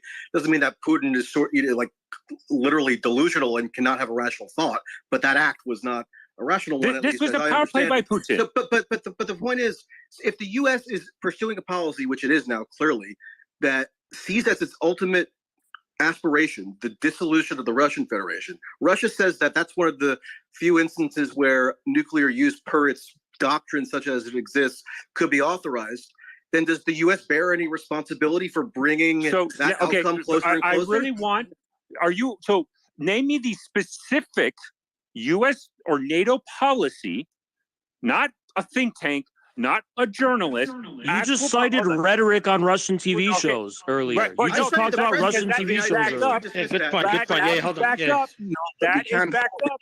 Hold ourselves to the same. Backed up by what? By Medvedev shooting their mouths off on television? No. All sources. When Joe Biden said that the U.S. is on the cusp of nuclear Armageddon, So hold on. So also she was saying is backed up by Medvedev. Finish that point, and then Michael, I want you to come back to your point. Medvedev is the deputy head of the Russian, basically National Security Council, who is a former president of Russia. He consistently says it not only publicly and his Telegram channels, like, guys, please, for the love of God, like the Russian nuke talk. What does he say? What does he say? So what does he say? He consistently threatens to utilize nuclear weapons against either Ukraine, NATO, or whatever red line they decide to draw up. Second, I guess we should keep poking the bear then. You're right. Medvedev does make statements. Okay. I can Michael. let Michael finish what Joe Biden said. So hold on. So Michael, just respond on that. Respond to that particular point by Medvedev. Go ahead. No, I agree. I've read the Telegram statements from Medvedev. They're increasingly crazy, where he's threatening nuclear first use. Okay, what's your counter? And what's your counter argument? Well, I'm not even trying to counter that. That's just a statement of fact that Medvedev has done that. I'm asking why all sources is like bending over backwards to refuse to acknowledge what Joe Biden said when he, in a public venue, declared that the world is on the cusp of what Biden himself said is, quote, nuclear Armageddon. Was Joe Biden engaging in like a pro-Russia scare tactic? So what's his... Please, Michael, I acknowledge that he said it once. He could say it twice. He said it twice. Okay, he could say it 3 times. He could say it 4 times. He could have said it 5 times, 10 times. But you don't take it seriously, right? It's just talk. No, right? also, hold on, Ian, hold on. Ian, I'll leave his mic right after Osos. Go ahead. Also, finish your point and go to Ian. The point I'm trying to finish, because everybody's saying actions, and you're right. Actions have risk, but in action also have risk. Do we really want to live in a world where nuclear power states willy-nilly threaten to utilize nuclear war to achieve geopolitical objectives? Still won't address what Biden said. Ian, hold on. Ian. Yeah, so with the argument, I think also, Ian, I'll let you, as you respond, I think also a statement. Trump did that. Trump did that. Yeah. He threatened North Korea. Like, come on. Are you going to pretend that he never said that? He said he would respond with fire. All sources, why won't you address the Biden comment? Is there a reason? Yeah, it's contradictory also. So you're not looking good, bro. You're literally like, your argument is completely contradictory. How is it? I think so. Also, your argument is that Medvedev, the narrative is a lot more common in Russia. It exists on both sides, but it's a lot more common in Russia. Is that your? I just want to make sure this is also persistent. Maybe it is, but how does that absolve you from addressing what Biden said? You still won't address it. Okay, so can you address what Biden said also, just so to kind of... Okay, Michael, I'm going to say it again for the 50th time, dude. I got it. Biden said it once, he could have said it 10 times. I acknowledge that. That's not right. I get it. But to somehow equate... Oh, there's a but. There's always a but. I love it. Yeah, but let him... The guys, also go 10 times. He could have said it 10 times. But to in any way, shape, or form equate it to the daily, persistent, consistent Russian rhetoric. I'm not equating it. I'm setting it as grounds to acknowledge that there's nuclear threat mongering also emanating from the U.S. Is that not right? Yeah, but the threats are coming in the form of action. If it wasn't for NATO aid, the war would have already been over. So it's a matter of they're at war with NATO right now. Of course, one of their guys is going to be having this rhetoric. We are the ones escalating it, though. You're talking about words. Actions speak louder than words. It's not about who's talking about the N-word, as Trump likes to say. It's about who is engaging in the actions that are escalating the possibility of that outcome. And that is clearly disproportionately coming from NATO, because the war would have already been over if it wasn't for NATO. Okay, let alone look at actions. Okay, so let's look at actions. What nuclear actions has NATO done, or has the United States done, right? If you're talking about nuclear, right, what actions? They're escalating the war. They're making it more possible. So what actions? They're making it more likely. Guys, take it easy for a second. So Skitzo, let me ask you, Skitzo, let me ask you, what action has Russia, and I'm going to summarize both points. I think you guys meet in the middle, but what action has Russia taken? So you're saying, you answer the question, your same question, but put Russia instead of the US. Let me know. Yeah, so for the Russian side, right, they love to talk about their Sarmat missile. They've done several tests. It's not the same thing. Talking about it versus actions. He asked about actions. That's an action. That is an action, right? Doing a test of a nuclear missile. That is an action. The Poseidon nuclear torpedo that they also love talking about, right? Doing tests in the Atlantic Ocean in up in the Arctic Circle with their. So yeah, I want to give guys. Hold on, let me summarize this. All right, guys. So I want to give Ian the mic because he's been trying to jump in for a while. But Ian, can I just summarize? Yeah, Schizo. Okay, I'll let you make. Okay, so what we'll do is we'll. Schizo, hold on. What actions have been done by the United States in NATO? Right, we have nukes that sat for 60 years in Europe and haven't moved. Gonna keep talking. Ian, it's fine. So let him finish his point. Yeah, Ian, it's good. So I'll let you finish your point and just land the plane, and then I'll just. And then okay, bro. Let's not do it. Go ahead, Schizo. To answer your question, what actions has Russia done? They've done the testing I mentioned with the Sarmat and the Poseidon, and then in terms of their ground forces, they've been moving their nukes. Right? They've done tons of exercises with their strategic rocket forces, and now they're talking about putting nukes permanently in Belarus, right? Moving the nukes right into that bulge. So, Schizo, okay. Before you jump in, Michael, because I knew it's going to happen. So Schizo, I would you say, just yes or no, just try to keep it brief because I do want to give Ian the mic. Would you say though that NATO's involvement, sending their own equipment, including tanks and potentially F-16s to Ukraine, is not getting us closer to a nuclear conflict relative to Russia testing? You don't think so? Okay. So Ian, I'll give you. In terms of the equipment, though, right? We guaranteed Ukraine's security. We promised that. Sounds just like World War I. No, we didn't. Yeah, let me get Ian. All right, let me get Ian. Michael, hold on. Let me get Ian to speak. So Ian, would love your thoughts on this, and I'll try to kind of summarize it. Find a middle. Yeah, it sounds like World War I. You know, everybody's got treaties, defense treaties. You've got There's agreements even a treaty with fight on behalf of other people. Michael, hold on. Fighting for the freedom of Ukraine. You know, and spending your billions of dollars while your economy goes to shit. You're just making the world a more unsafe place and talking about how this is actually good for security. It's fucking absurd. We've done this once in World War I. We did it again in World War II, and countless times throughout history. And we're just repeating the same mistake over and over and over and over and over and over again, claiming that escalation is the only way to deal with this and it's going to cause peace. No, you're just going to escalate the war. World War II. What appeasement? He read about this. Ian, I'll let you finish. He knows who Neville Chamberlain is, everybody. And this is not World War II. You're not fighting against Adolf Hitler. You're supporting the Nazis. You're supporting the Nazis. You mentioned World War II. Appeasement does not work. We've tried that with Putin as well over the past decade. What appeasement? What appeasement? Let me ask you the same question also, and then I know there's a few hands up, so we'll go to the hands. But also, I want to ask you that same question. Just ignore all the other points you've made because it's irrelevant. The question I asked Intel Schizo: do you think NATO's involvement in Ukraine is a bigger escalation to a nuclear conflict compared to any narrative or Russia testing any nuclear weapons? I'm just going to say what Truss said. This nuclear rhetoric is bullshit. It's saber rattling. Got it. Both sides do it.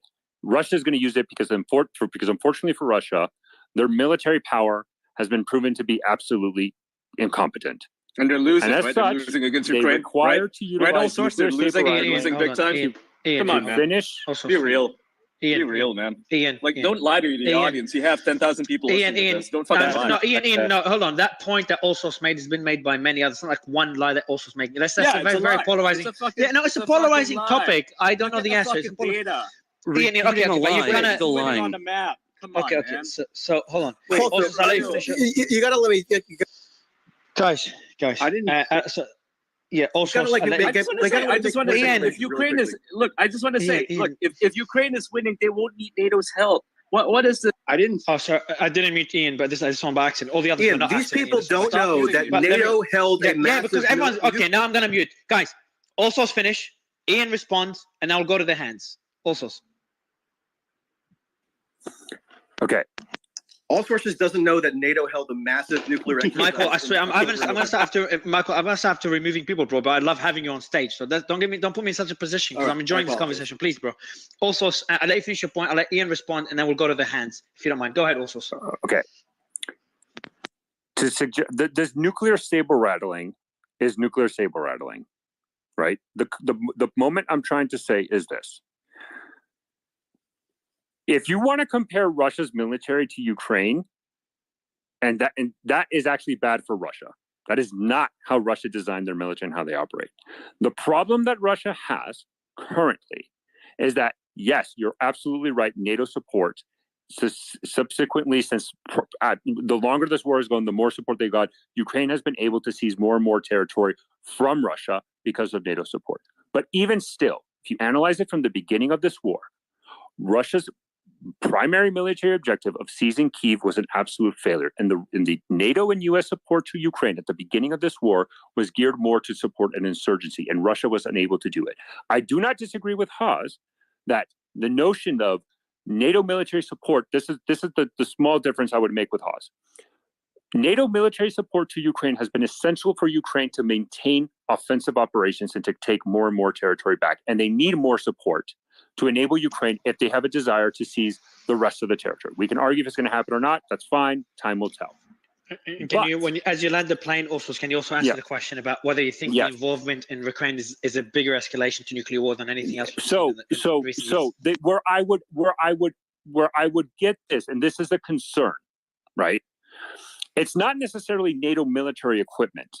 It's what is Putin view as a red line, and we don't know. But in the end of the day, Putin has a red line. The question is, in this war of Ukraine, of where Ukraine is going to be in the battlefield, right? He's told you what his red lines are. It's crazy. Yeah, do you think it is? Can I address that briefly? I can agree. I can acknowledge, for example, that Crimea is a red line.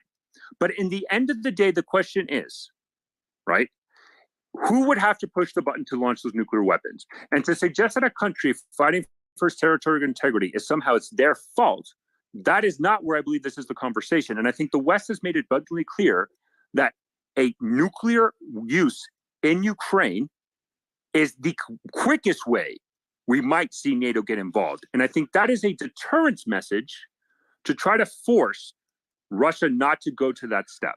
Well, all sources, you just made an amazing admission, because I'm sure you're aware, or if you're not, you should be, that everybody from Zelensky on down in the Ukraine government is fervently declaring their intention to recapture Crimea. The U.S. policy message on that issue is deliberately muddled, but everything points toward the U.S. indefinitely subsidizing and operationally coordinating the Ukraine war effort. On the question of what it signifies that Russia has been holding nuclear exercises, well, it signifies probably that they're boosting or bolstering their nuclear readiness. But I mean, I think it needs to be pointed out, not as a matter of whataboutism, but as just factual clarity, that the U.S. and NATO held a massive strategic nuclear exercise in October and November of last year. Does that mean that the U.S. also is, threat mongering or saber rattling? Well, you're consistent that it would have to be. But more importantly, is that the entire U.S. posture in Ukraine has served to vastly increase the existential stakes of the conflict. When Biden was in Kyiv in February, he cast it in the most grandiose terms, as though the fate of democracy, and even uses this terminology, hinges on the outcome in Ukraine. The U.S. is backing, both implicitly and explicitly, judicial mechanisms, quote unquote, as Victoria Nuland put it, to prosecute, remove, and imprison Putin. The first step in that was the ICC memo, which the U.S. is like semi-clandestinely engaged in, despite not being a signatory of the Rome Treaty and subject to ICC jurisdiction. So they're saying that the stakes of the war is that a victory, quote unquote, by their lights, would ultimately mean the ouster of Putin. And yes, there are more and more allusions toward the dissolution of the Russian Federation itself being another objective. So if that's the point at which Russia would use nuclear weapons, I know, the U.S. is barreling forward toward that. Michael, Michael, you took Ian's chance to speak. But no, it's fine. He took the words out of my mouth. Yeah, I thought so. Yeah. So that's why I wanted to go to Jay before Sleiman, because I think Jay, you'll be kind of, your narrative will be closer to all sources. So Jay, do you want to jump in now before going to Sleiman? Yeah, sure. I mean, is there anything specific that you wanted me to touch on? Because I was kind of lost in the back and forth. No, I was lost as well in the back and forth.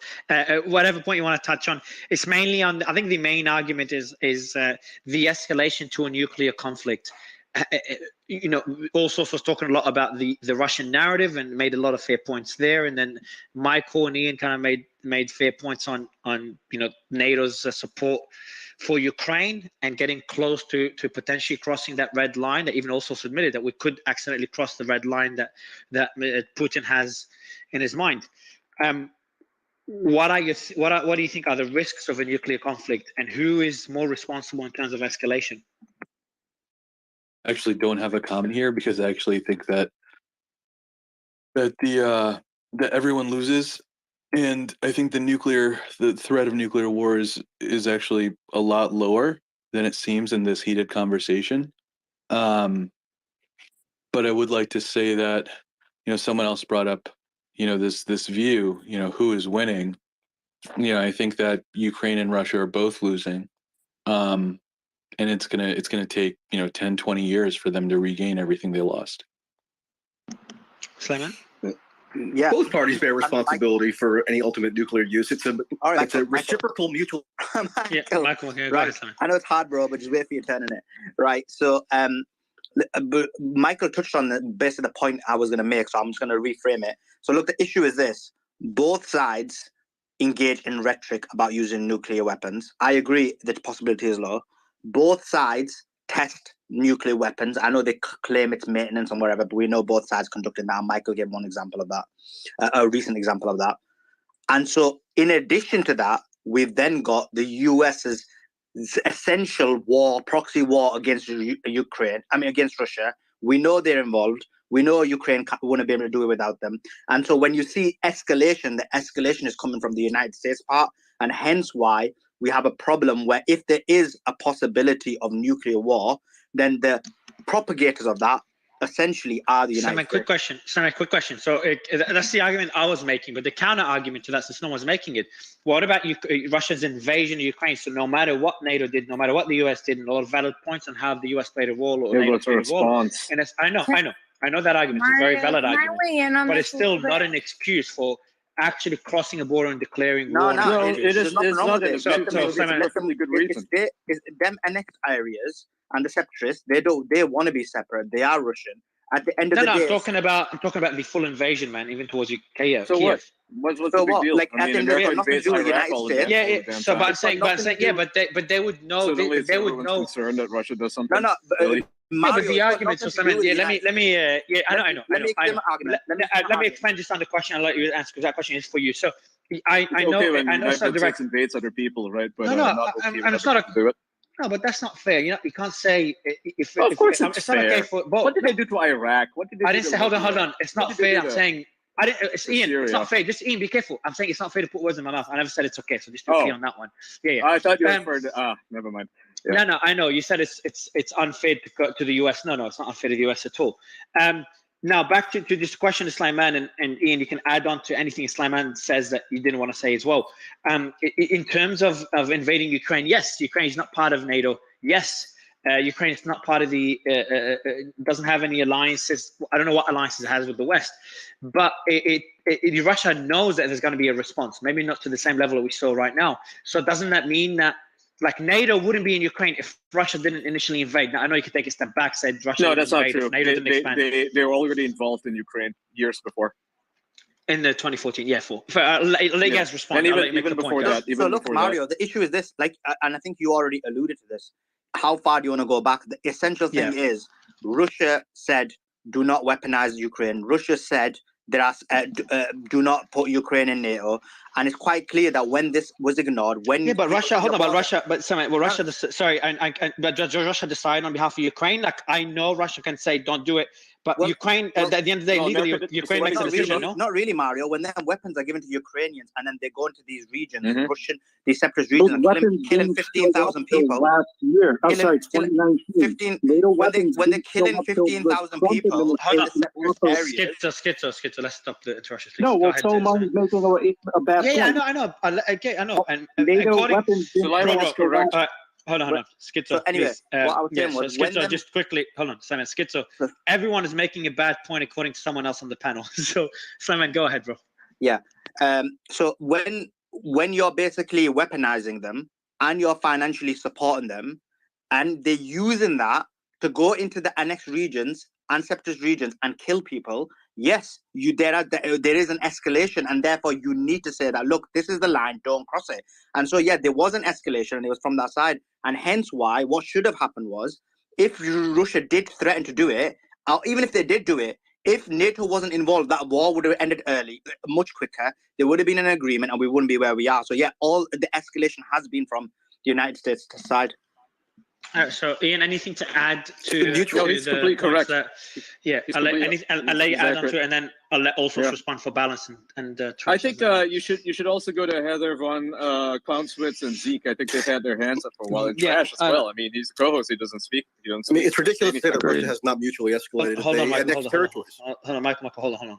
Yeah. So Trash, I'll let you go also because I know for balance, because now. So I'm trying to always keep it balanced because I know you'll counter what Slam. Just don't force him into a situation where he's forced to make a point that he doesn't agree with. No, he doesn't have to make it. I didn't tell him. I didn't force him to make a point. He could actually agree with you guys. But go ahead, Trash, and if someone else wants to disagree with, perfect, Trash. I didn't know what your position was, Trash. So go ahead, man. Yeah, no, my position is this: is that number one, like I think Russia acted in the best interest of what they thought that they would want to do. They hold positions currently in Ukraine that they wanted to hold. The people in those areas wanted to hold. Now, you can make the argument whether or not the Obama administration should have allowed them to take Crimea. I'm willing to make that argument. That's fine. But again, what they're actually doing is not some madman or irrational. And like the fact that anybody's actually considering that any nuclear war would pop off at this point is absolutely absurd. I don't care what Joe Biden said. Joe Biden can say a lot of things. Joe Biden says a lot of things. No one's going to fucking war. The dude says whatever he wants to be politically expedient for whatever the cause may be.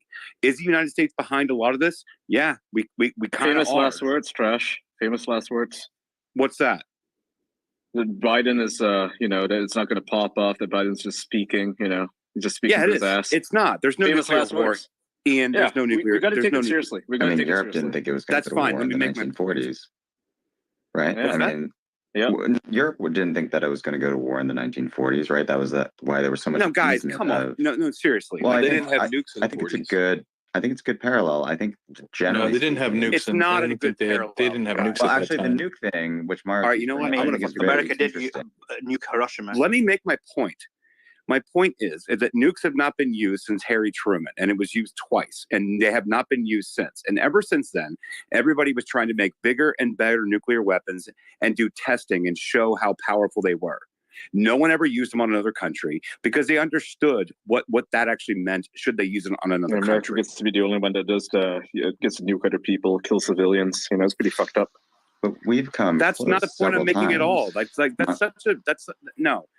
the point I'm making at all. The point I'm making America, specific world police. Fuck America. Yeah. Okay. Thanks. Okay. I appreciate it.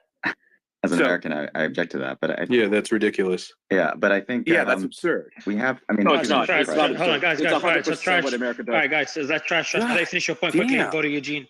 Yeah, we'll trash this. Everyone's been interrupting everyone. So go ahead, man. I'll let you go. It's frustrating. I hear Americans always going on about how they're the world's best people. How they want to promote freedom and democracy. No one's saying that. Exporting degeneracy, forcing other countries to give them all the resources. Come on, man.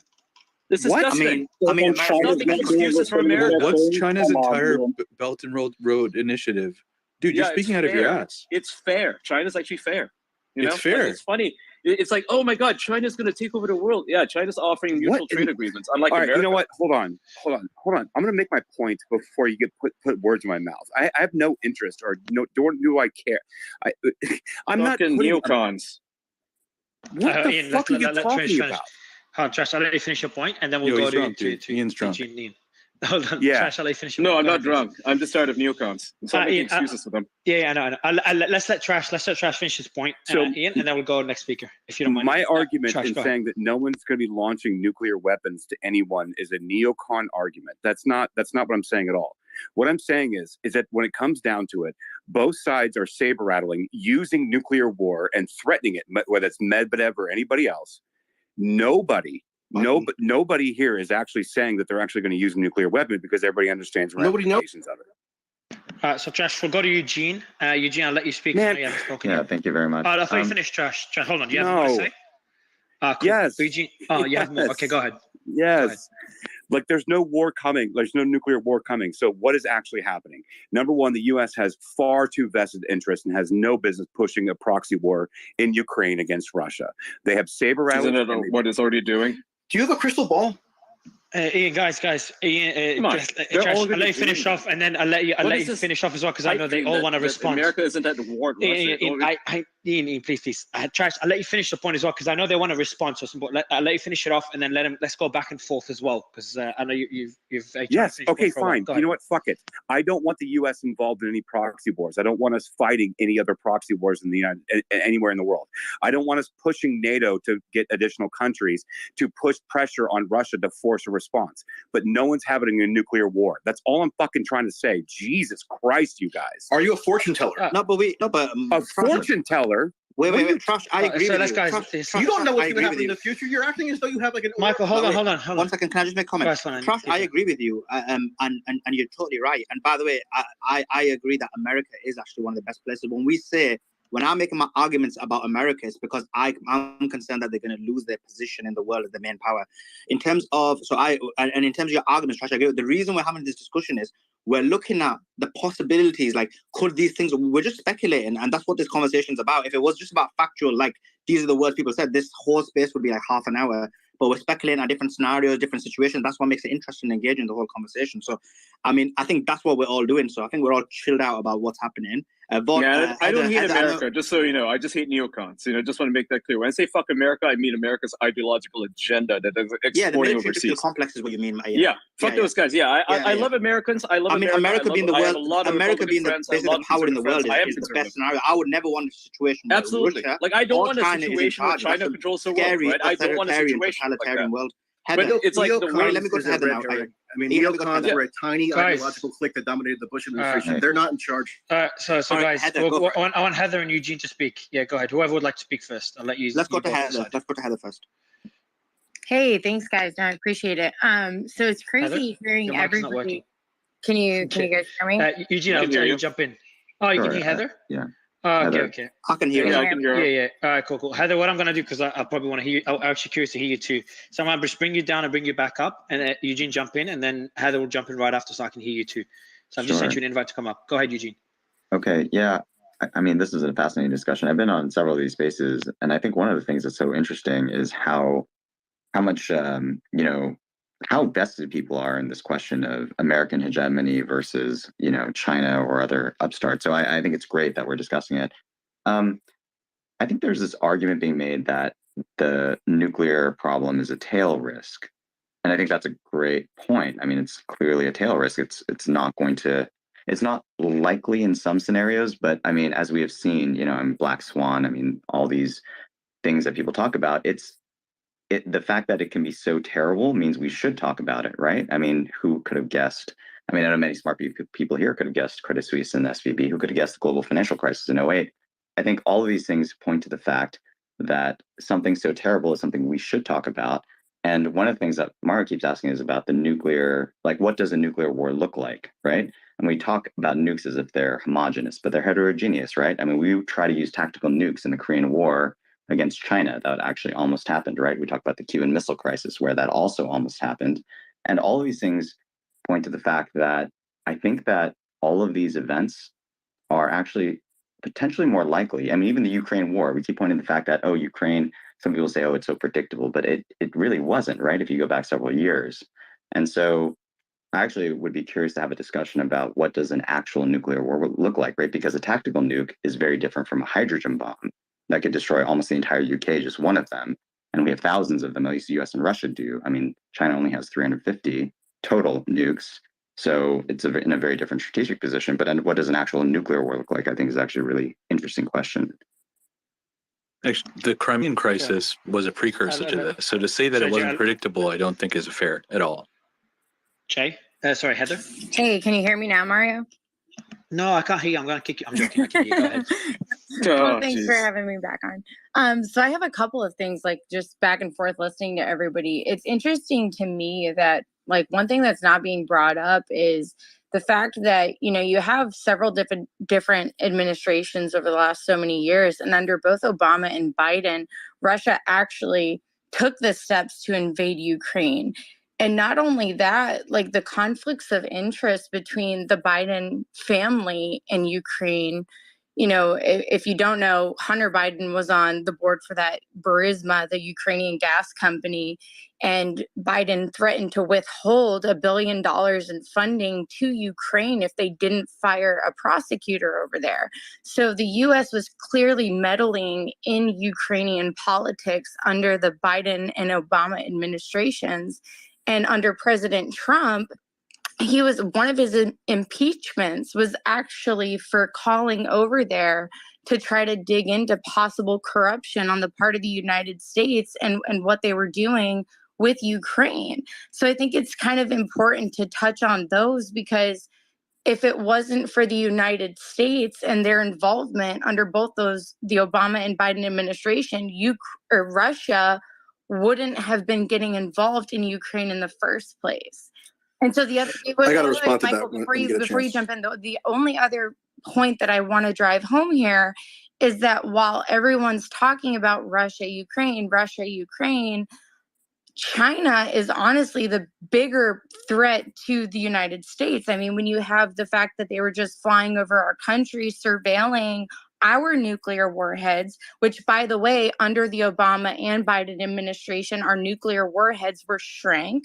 Right? They cut our military power. They cut funding. They shrank our military. They shrank our nuclear warheads in the amount that we had that gave us a power on a global scale. So nobody's really talking about China. And while nuclear war sounds horrifying, people are also forgetting the fact that biowarfare kills just as many, if not more people, and that what just happened with the whole COVID pandemic, with some of the vaccines, the censorship, and the amount of people that died, it is just as deadly as a nuclear war.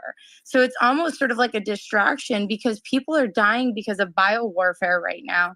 And nobody's talking about it because everybody's so obsessed with who's going to drop a bomb first. But nobody's talking about the lab leak, the Wuhan stuff. We're already in a war as far as I'm concerned. So those are just sort of like all of my thoughts from hearing what everyone's Yeah. With all due respect, Heather, there was so much there that you just said that was either factually just flatly wrong or wildly misleading. But I have to address it. I'm happy to specify. I think he's going to happy to specify. First of all, this idea that the U.S. quote unquote meddling in Ukraine, which is sort of a trivial way of putting it, U.S. interventionist policy in Ukraine took a break under Trump and was only in full motion under Obama and then Biden, is totally wrong. The U.S. forged under Mike Pompeo the beginnings of what was declared to be a strategic partnership between the U.S. and Ukraine, part of which involved a reaffirmation by the U.S. that Ukraine would join NATO. That was done under Mike Pompeo, January 2020. Look it up. Blinken then solidified that quote-unquote partnership in 2021 and just continued the work of the Trump administration. Trump was the one who acceded to the lobby efforts of Lindsey Graham and John McCain in 2017. And at the request of Poroshenko, the Ukraine president began for the first time sending lethal weaponry to Ukraine, which Obama had resisted doing, even though people in the administration like Biden and Hillary Clinton and others were agitating for him to do so.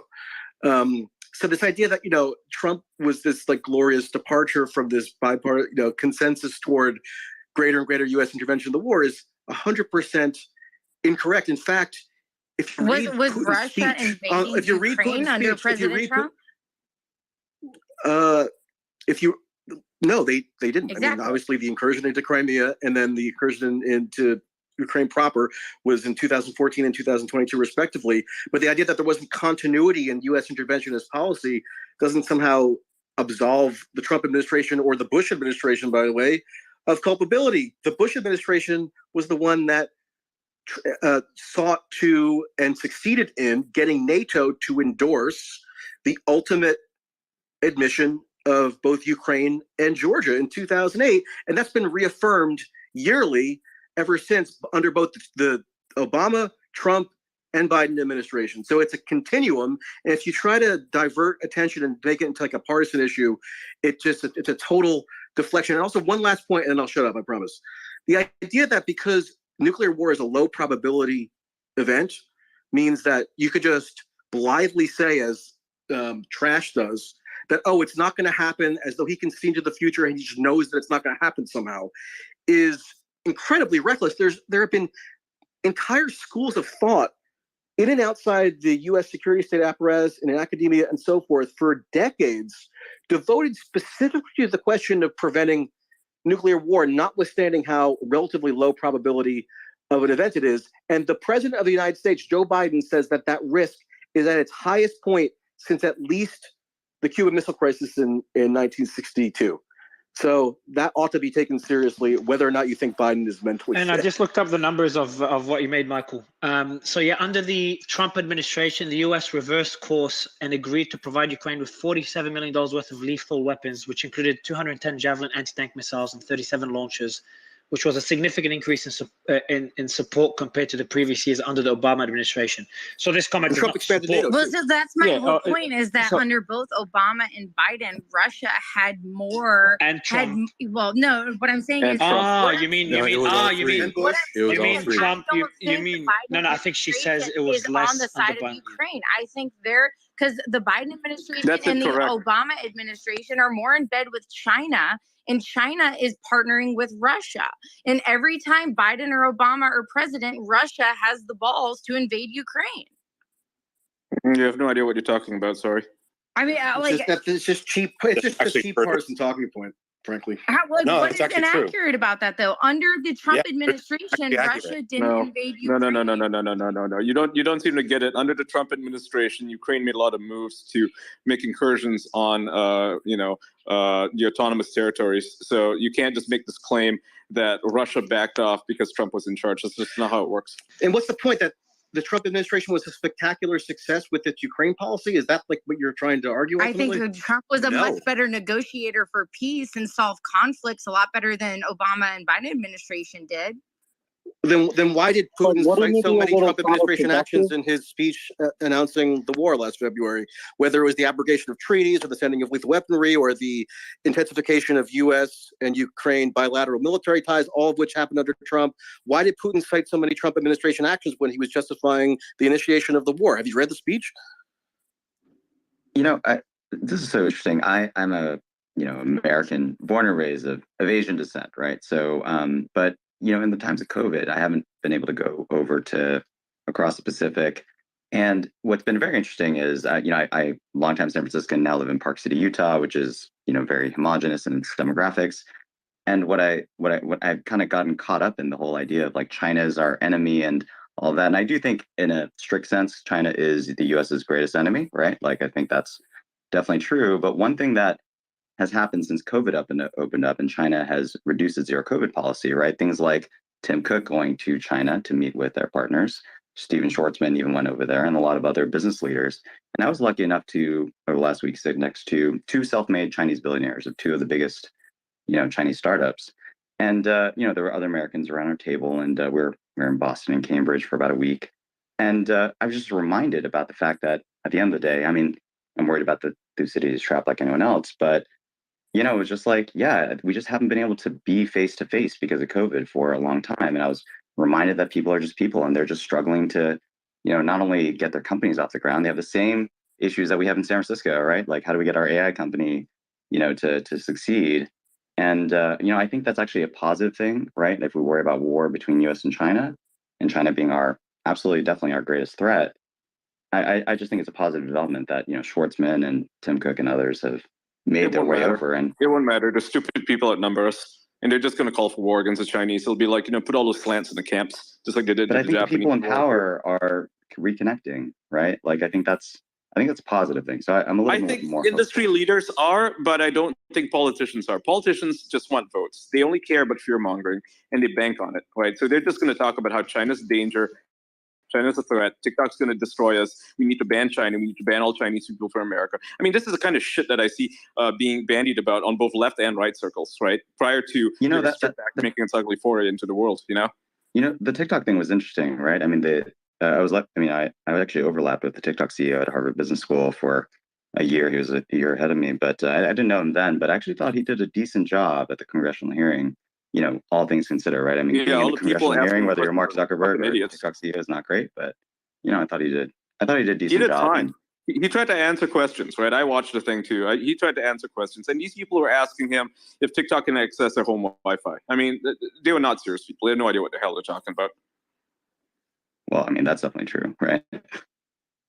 Yeah, and that unfortunately, that's who's in charge. Well, I right? think it's they're important the too, people who are Ian, gonna to decide for the note war. the difference, right? The people of China and the CCP are two totally different things. The CCP was never elected by the people of China. It's basically like what I would consider the current administration is to the United States. It's an illegitimate like group of leaders that have sort of taken the country hostage. So I don't think, like, when I say that like China's the biggest threat, really it's the CCP leadership, right? They're the ones that are causing a lot of these issues. And there's groups of people from China.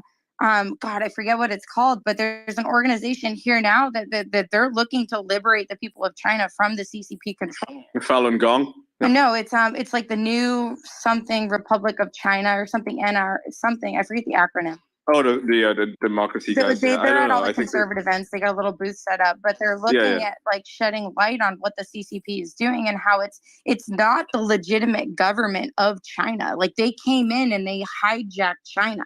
And so it's important when people say, like, we're at war with China, we're at war with this sort of criminal enterprise that has taken it over, not necessarily like the good, business, like entrepreneurs and people and visionaries and stuff like that. Like, that's totally separate. It's the fact that China is taken over. Its government has been taken over by a criminal enterprise. And that's where the threat lies, if that makes sense.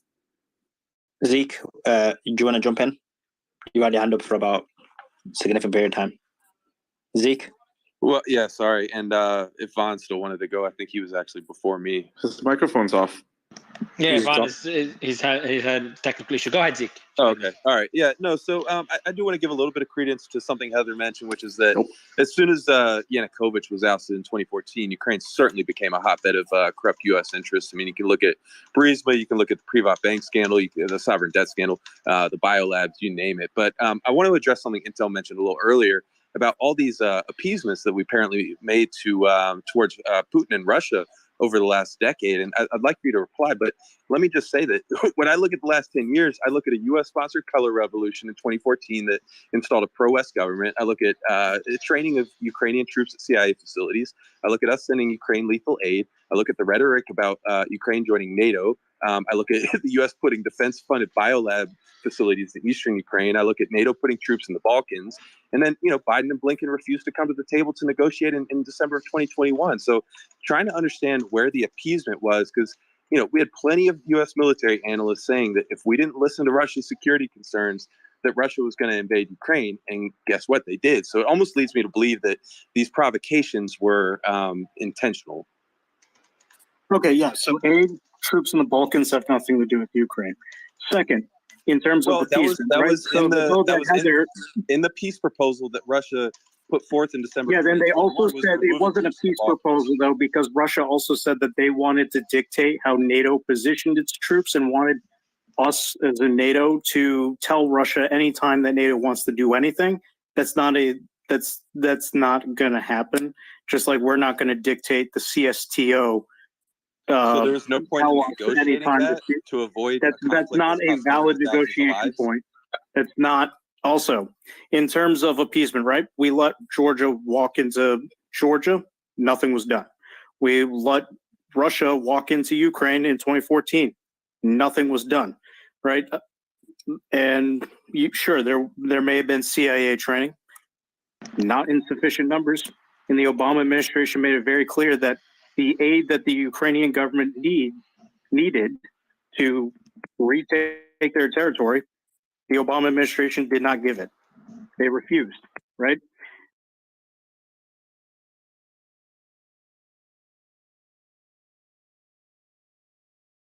Talk them about. Hey, breaking story, Mario.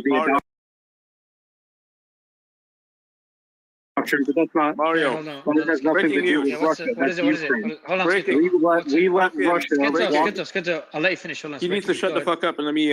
Ian, stop, please, bro. I know it's not helpful, but I'm going to say that Taiwan has. Reuters is reporting that China is preparing for a total blockade of Taiwan. Yeah, and guess what the U.S. Navy is most likely to do, right? We're going to make sure the blockade doesn't happen. Okay, The hold on. primary Before purpose you of- respond for a second, Jesus, hold on. Can you I've waited send for me the an hour. source? Skitto, I don't give a fuck right now about this. Did you hear what Ian just said? Yes, Janet and said- again, the primary purpose of the U.S. Navy is to make sure that the world's maritime trade. I'll give you the mic in a bit, bro. I'll give you the Good mic. Lord. I promise. I promise. So, For fuck's sake, man. Skitto, I'll give you the mic. I just wanted to get an idea of the story first before getting your opinion. Or Yeah. anyone's opinion. So, Yeah. so just quickly, it's a pretty serious story. Ian, can you send me the story, please? It looks like it's a military exercise in reaction to Kevin McCarthy meeting the president of Taiwan. Can you just let's see, Ian? Can you send me the WhatsApp, please, the link? Thanks, bro. To inspect ships at Taiwan Strait. Okay, don't scare the shit out of me, Ian. Yeah, so it's not good. Like, it's not bad. China to inspect ships in Taiwan Strait.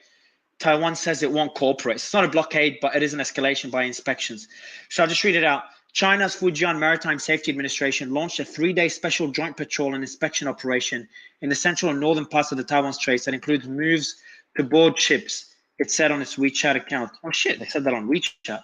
The move comes amid heightened tensions between China and Taiwan. Okay, so there will be, the Safety Administration launched a 3-day special joint patrol and inspection operations. All right, so it is an escalation.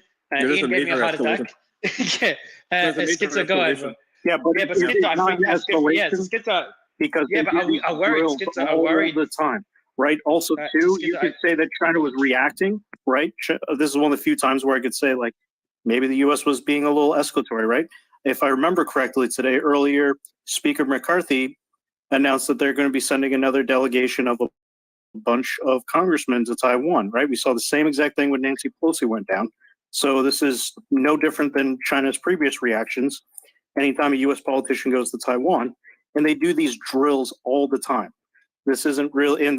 When Ian came off as saying is a blockade, like, good luck with that, because the primary purpose of the U.S. Navy, its primary mission statement, is ensuring that ensure that international maritime shipping routes remain clear and unobstructed. And the Taiwan Strait is vital to global commerce. There's not going to be a blockade. And also, I'll bring in a conservative point. What's the sourcing on this article, right? Because we love the rag on anonymous, unnamed intelligence sources.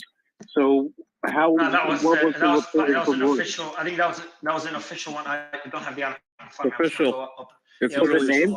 But still, it's not a blockade, Skitzo. It's just they're gonna start inspecting ships, which is pretty different. But it is. They're going to do on-site inspections of on direct cargo ships and construction vessels on both sides of the Taiwan Strait, and this is not great because Taiwan's not going to agree with it. Yeah, Jay, go ahead. It's been reported by Reuters. No, Reuters. Yeah, but Reuters mentioned it's not. Reuters, I think, just mentioned the fact here. They didn't just say, "Hey, they have anonymous sources." Correct. Let me read out what exactly. So, China's Fujian Maritime Safety Administration said it on its own WeChat account. Yep. So I don't know what Reuters or CNN or Fox. Doesn't matter who reports it.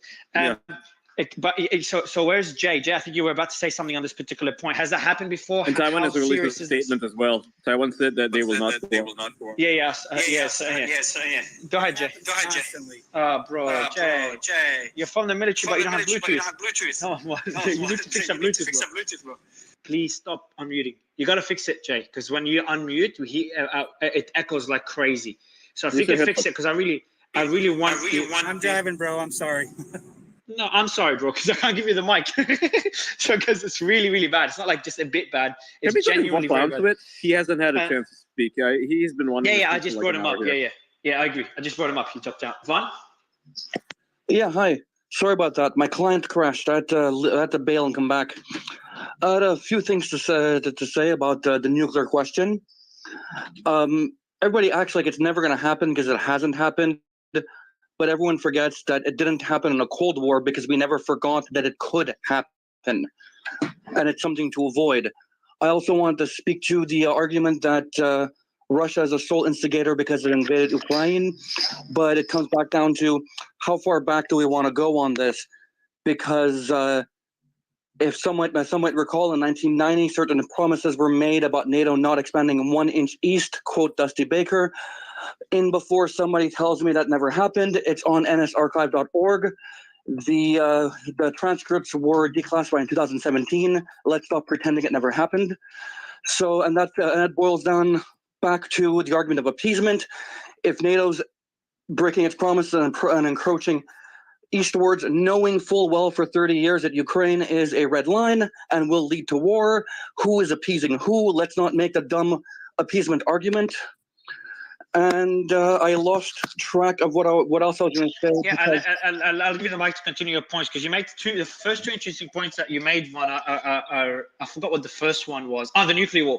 So on that particular one, so I forgot whose position is what on this topic, because it's been back and forth for a while. But I'm always the guy, and Ian knows this. I'm always the one, whenever someone mentions something, I try to come like, hey, let's not go overboard, and I try to kind of act like, hey, this is everything. I try to be reasonable, but I think I also try not to be, I won't say stupid, but naive. I used to be a lot more naive, and I'll tell you what point I want to make. In the 1930s, if you go back to the narrative and articles and all that, even though back then media was a lot more, a lot more biased than it is now. I know now it's really bad, but I'm saying back then it was a lot more centralized. But even back then, the narrative was similar. It was like, hey, a world war is not going to happen. It's not going to happen again. We learned our lesson from World War I. World War I, no one thought it was possible that what happens. And I remember when I read some of the articles, that was a while ago in World War II, prior to the war. I was looking at all the different news outlets and opinion pieces. It's like, Germany won't invade, Germany won't do this, etc. They've learned their lesson. They're not that strong. All these different points were made, and then obviously what happened then is history. So that's why he's having that same level of complacency now that nuclear war won't happen, which I had, by the way, especially before Ukraine. Before Ukraine, I'm like, because of globalization, nuclear was impossible. Behind the scenes, Putin and Trump, and Putin and Obama, and Putin and Bush, they're chill, they're friends. We've learned our lesson. Cold War's the last thing. We're too, because of the internet now, we're too connected. We all feel like one people. That's how naive I was. So Ukraine kind of made me look, shifted my mindset, but also made me look at things with a different lens. But I still think it's extremely highly unlikely that nuclear war will break out, at least in my lifetime. On the second point you made, Ron, and that's why I have a question for all source. Again, I know I'm going back to you all source, because Skitch as well, you can answer that one, because I know both your positions.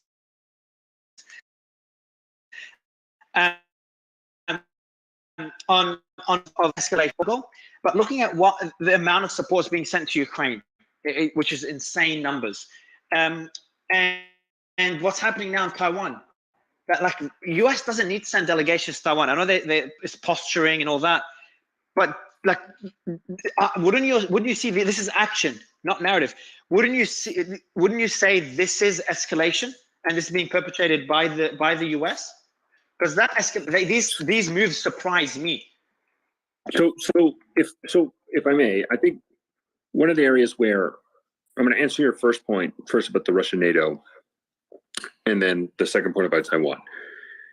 I remember a couple hours ago in this space we were talking about accepting defeat and the weakness and being tough, and we're like, oh, being weak does not necessarily mean you're not a strong country. And we were trying to use that argument for the U.S. I would kindly say I agree with that statement. Let's say the same to Russia. Like let's be equal in the criticism of the U.S. inability to, let's say, quote unquote, appear weak to Russia and then Ukraine. And I think that would solve a lot of issues, right? And the second point is there is a legitimate criticism on U.S. foreign policy and our actions in Russia, in Ukraine and Taiwan. We can have that conversation, the argument of saying, okay, the escalatory. And I think, every action has a consequence. But at the same time, like, the U.S. policy in Taiwan has been the status quo. And what we see in China in the last 10 years specifically has been, just look at the South China Sea as an example. a rapid expansion of China's territorial claims that literally nobody recognizes and understands. Taiwan really is when they elected the DPP candidate, President Tsai, right? Who generally, if you look at their political policy, they're more like, we do not believe in a one China system, right? They never openly say it, but they're probably more pro-independence. In the Taiwan society, we have seen consistently a push more to identifying themselves as Taiwanese rather than Chinese, right? That has been a shift in a lot of the population. And we just have to acknowledge that Taiwan is a democracy. And as a country as the US, do we support a country as a democracy and their view and how they want to govern themselves and the right of self-determination against a communist dictatorship that has no problem imprisoning millions of people and denying basic freedoms? But at what cost? That's the question that I have. Right, but I mean, again, I want to kind of go to Trash on this same question. Yeah, and I think again, legitimate criticism at what cost, but I also go back to the issues of inactions, right? And if it wasn't for a U.S. commitment to support Taiwan and military support, like in aid and diplomatic, could we have already seen China invade Taiwan already? Right? This is we never know. But there's also deterrence, and deterrence is not only military; it's economic and it's political. And I think this is part of it. And Trash, I think you were. I didn't hear a lot of what you said, but when you were speaking earlier, I think you were pushing back against the whole nuclear war narrative. I don't want to put words in your mouth. Was that the case? Because I want to ask you a question if that's the case. Yeah, no, I'm actually pushing back on the fact that we should even be worrying at this point about nuclear war. Not saying we shouldn't consider it, but like we probably need to bring the volume down a bit. There's a lot more steps in between there is what I'm saying. Does that worry you at all? And did that worry increase after Ukraine war? No. What worries me is the rhetoric around supporting Ukraine and having a proxy war in Ukraine. What worries me is adding additional countries to NATO during this time when tensions are higher. What worries me is the actual intended force of pushing all these things forward when they didn't need to be, when it could have been resolved in a different way. What worries me is when that peace talks were actually trying to be created between Ukraine and Russia, and Boris Johnson rushed in to shut them down. That's when I had concerns about it. But you're saying the risk of nuclear war is increasing then?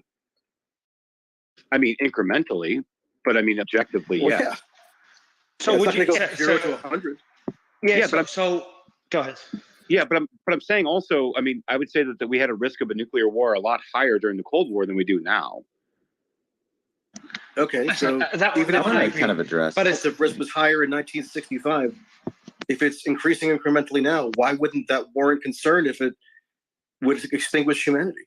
Yeah, but I think it should warrant concern, Michael. But I don't think that it should warrant the level of rhetoric that we're placing the value of it at right now. Like what kind of rhetoric? But the fact that people were, you even quoted they saying, "Hey, Joe Biden saying we're facing a nuclear Armageddon." That's not. Well, that's a data point as to the increased risk. Yeah, does nobody realize that like biowarfare is probably more deadly than nuclear warfare? No, it's not. No, it's really bad. Nuclear war the most. Do you guys mind if I jump in and just talk about? I've been lucky to be. Go ahead, Eugene. I just muted everyone because someone had feedback sound. So you got to unmute. Go ahead. Sure. Thanks very much. So I've been lucky to be traveling around DC with some very well-to-do fellow citizens who are all patriotic, but somebody who's spent a lot of time in San Francisco, I think that China is a cyber police state, which is probably true, and to think that America is not might be short-sighted, right? And we talked a lot about this. And when you talk to people in cryptographic companies in San Francisco, right? People who, even Apple, right? If you talk to Apple executives, like senior executives, they are not allowed to bring their iPhones into meetings. Now, one reason for that is because you could record on your iPhone, et cetera. But the second reason is because the US government, the NSA, et cetera, can just access phones at any given time, right? I was told this repeatedly by several executives in major US technology companies. And I mean, that is no surprise. But like when you show up in the US borders and customs, all they do now is take a picture of your face. They don't even you don't even need your passport. You don't even need your fingerprints. All you have to do is show up. They take a picture of your face. They don't even tell you they do that. They know your, your name, your date of birth, your passport number, etc., and what seat you were on the plane, and then you just, waltz into the country. And, I think, look, I'm as patriotic as everyone else, as the next patriot, but I think to say that we Americans are not on the way to some kind of cyber police state of some sort, maybe a different sort than China, I think it's short-sighted. And I actually think that's in response to what Allsource said. I think that is something that we should consider. And I think, we're lucky to have a democracy, but, the Romans had democracy republic, at least for 300 years before, they had a dictatorship. So certainly not an impossibility. You have to admit that Rome is better under dictatorship, though, right? Well, as Edward Gibbon said, the happiest portion of humanity lived between the reign of, Augustus up to the reign of Nero. So yeah, sure, that could be possible, right? Pax Romana was certainly a thing. So I'm not denying that could be a good thing, but I'm saying that, perhaps democracy, the fragile democracy that we have, is not going to be everlasting, right? I mean, I'm not saying that that's going to happen, but it should be a tail risk that could be a possibility. That's a fine line between democracy and technocracy. Usually the lifespan of pretty much any republic, that's lasted throughout history. That's fine, but like a constitutional republic, I believe it's a system that was actually created, which is one of the youngest systems in the world right now, was probably the most refined and can be used correctly. But if we allow rhetoric and we allow hyperbolic, nonsense going into the public discourse to cloud the actual solid framework that was built as a constitutional republic in this country, I think that we should be avoiding that conversation. I think we should be actually getting back to the framework that we have. But that's my feel on it, guys. I'm telling you. You're right in principle, but I don't think, the people who make up the intelligence apparatus or the military industrial complex in the United States, I don't think they have any intention of, being constitutional at all. Like their actions are just destroying the Constitution, if anything, right? They treat it like a piece of toilet paper. Yeah, by creating the fourth branch of government, quote unquote, it's absolutely shitting on exactly what it was designed to do. So no, 100%. I think they're doing everything they can to destroy it. Trace, let me ask you a question. What would get you concerned about a nuclear war? So you seem to be like the gentleman, and I like that. Like, hey guys, let's not get ahead of ourselves. So when would you be like, shit, now I'm gonna have a sleepless night about this? I think sleepless night for me in regards to nuclear war is when you have a unified country behind a leader that is also backed into a corner so far that there's nowhere to go, right? So you any alliances that you have are gone, but you have the rallying support. Therefore, you have a delusion of belief that you should be able to stand up for that. So like, I'll give you a perfect example. I'll put it into real terms. So like, let's say as an example, Russia's made an agreement with China, and now we've got these countries in BRICS. Where we got South Africa, we've got Brazil, we got all these countries in BRICS, and they're coming in. And then everybody from BRICS said, "Nah, you're out. Nah, you're out." China backs off. No one's buying energy. All of your ability to actually do international trade is completely cut off, which is we're not far from, by the way. I mean, I'll agree with Michael on this one. We have forced them into this position, but they have nowhere to go, and yet all of their people have rallied behind this leader, and they said, "No, actually, what you're pushing for our country is what we want." And then he actually has a pure decision to make. I think that's maybe where it comes. But I don't. Scary, right? I mean, like right now we're not in that position, right? Because Russia's made agreements with BRICS, it's made agreements with China, it's made agreements with Southeast Asia, and so on, right? So they're in a pretty good place. They're not going to use nukes. I'm pretty confident that they will not be the first to do that, right? Unfortunately, the Biden administration is doing its damnedest to try to distance or cut ties between, force China, for instance, to cut ties with Russia. Like, I think Blinken or something wants to meet with the Chinese, and they're rebuffing him. They're like, "No, we don't want to talk to you," right? But he keeps trying to get to talk to Xi or Xi's people to try to get them to cut Russia off, because that is the whole idea, to cut Russia off, right? And it's like, these guys have no idea what the fuck they're doing. I mean, assuming they're successful, which of course they won't be because China's not stupid. China's playing a 100-year game, right, or a 1,000-year game. But let's just say, for the sake of the argument, that the United States is successful in getting China, India, and everybody else, Saudi Arabia, and so on, to back off of Russia, to completely ostracise it, treat it like North Korea, basically. They're going to force Russia's hand if that were to happen. Like, America has no idea what the fuck it's doing. You know, like, we need to be. Like, everybody, when I say we, I mean like the world leaders need to be coming to the table and talking about peace, not ostracizing Russia, not talking about increasing war efforts in Ukraine. I mean, the narrative concerns me. Yeah, the narrative concerns me. It's like, and isn't the narrative now in the West that, so what is the West stance, very succinctly, and I'll go to Alsos on this one. Well, I guess it depends on who you ask, but I would say that for the most of the, you know, the Western European countries, right? So we're excluding Hungary from this, or Serbia. For the Western European countries and for the United States, it's that Russia needs to lose, otherwise democracy dies. Like, that is the insane narrative that I see being pushed around. I mean, you see it being pushed on television by people like idiots like Rod Stewart. You know, they're like, Ukraine is the last stand of democracy and liberalism in the West. You know, if we don't defeat Russia, we're all going to die. You know, like, that is what they're literally saying on television. So that narrative is fucking bad shit, because you see this every single day in the British press. You don't see this so much in the American press. Like, to the New York Times and Washington Post credit, they don't publish stuff like this, right? But in the mainstream press in the UK, I'm even talking about the Telegraph, which is typically more reserved. It's not a tabloid newspaper, right? But even they're writing articles about how Russia needs to be defeated, otherwise the West is finished. It was like, what are you guys talking about? You're insane. So Schizo and also, so I'm going to use Schizo. Actually, also, since you're unmuted. Also, no. It's Schizo's to go. All right, Schizo. So I want to go to you. So Russia annexed Crimea in 2014, correct? Yes. Now, the narrative by the West that Crimea should be part of Ukraine, this is the narrative, isn't it? Yes, it's the internationally recognized territory, just like in Nagorno-Karabakh. Nagorno-Karabakh's the internationally recognized territory of Azerbaijan. Sure. So, considering this, do you think the West will continue to back Ukraine militarily until Crimea is part of Ukraine again? I'm going to quote the crystal ball. I have no idea, right? We have no idea who the next administration is going to be. We have no idea what that next administration's goals and views are.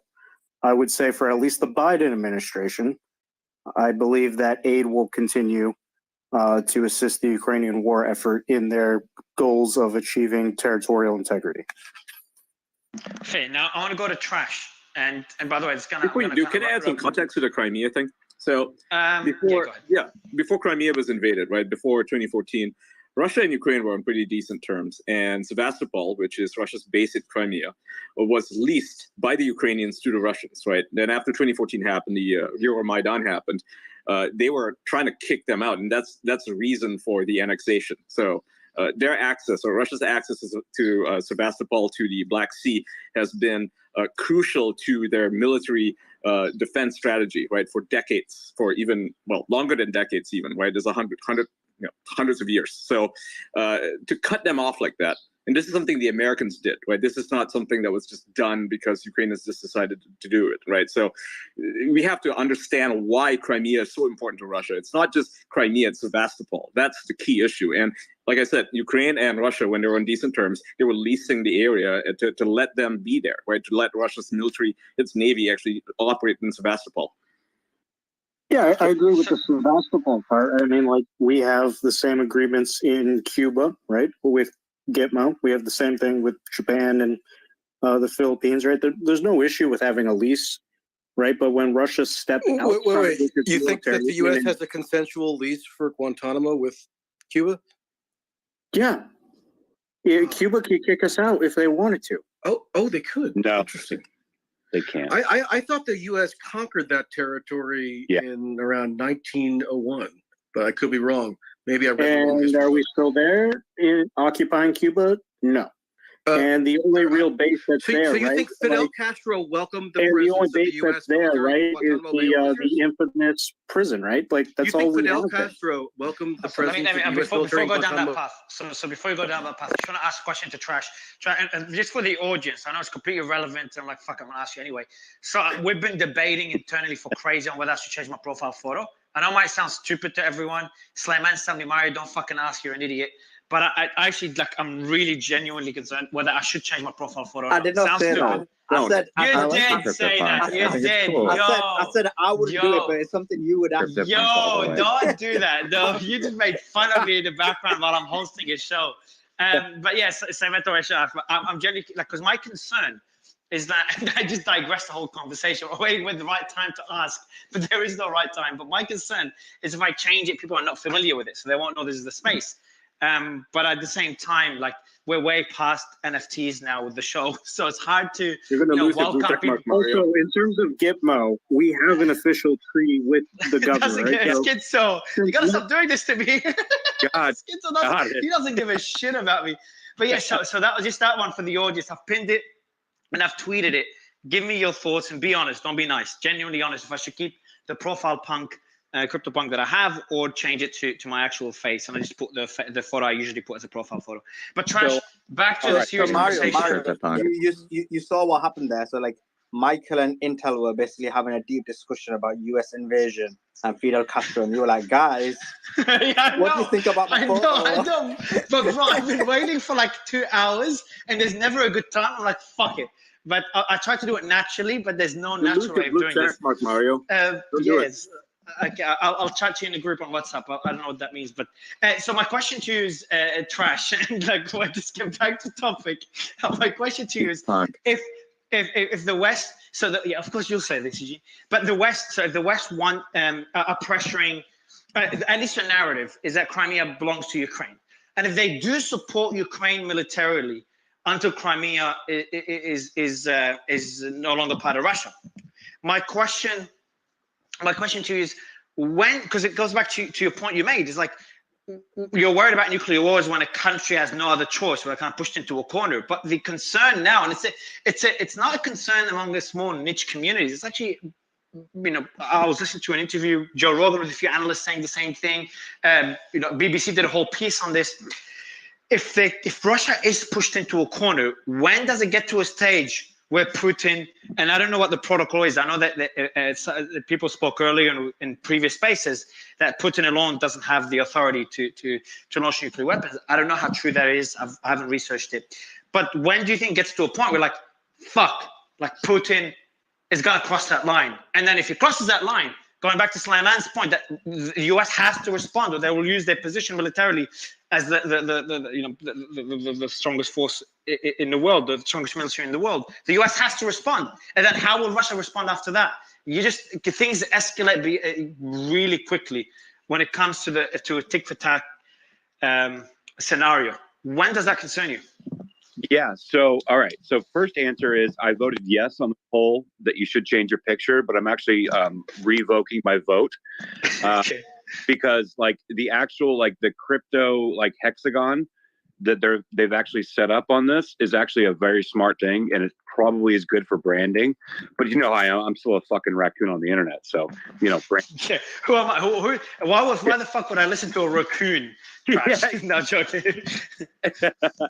But the raccoon responds, I just want to say to him, I misunderstood his point earlier. Sorry for calling you a neocon. You're not a neocon. I just misunderstood. Thanks, Ian, dude. I was like, come on, man. Come on. Yeah, I know you're not a neocon. Yeah. It's like raccoon. Since when raccoons have any political bias? Just to be clear.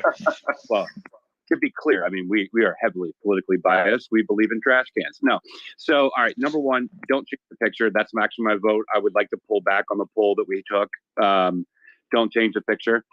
Number two, what is that point? And so one of the things that I had concerns about probably like 2 or 3 months ago was I actually see a scenario where Putin would use tactical nukes, like very small tactical nukes to do specific damage. So, but I do want to come back to Crimea for a minute, and then I'll come back to that. So Crimea, number one, the reason that I believe that he wanted to take Crimea was not because the people of Crimea were Russian speaking and they believe that they're a Russian nationalist. I'd like to believe that story. I've seen the videos, I've seen the interviews. I agree with it. But the main point was they needed a warm water port, right? So the warm water port that Russia wanted, Crimea was perfect. And then the regions that they took in Ukraine specifically gave a natural bridge to said warm water port. So strategically, I understood why Russia wanted to take it.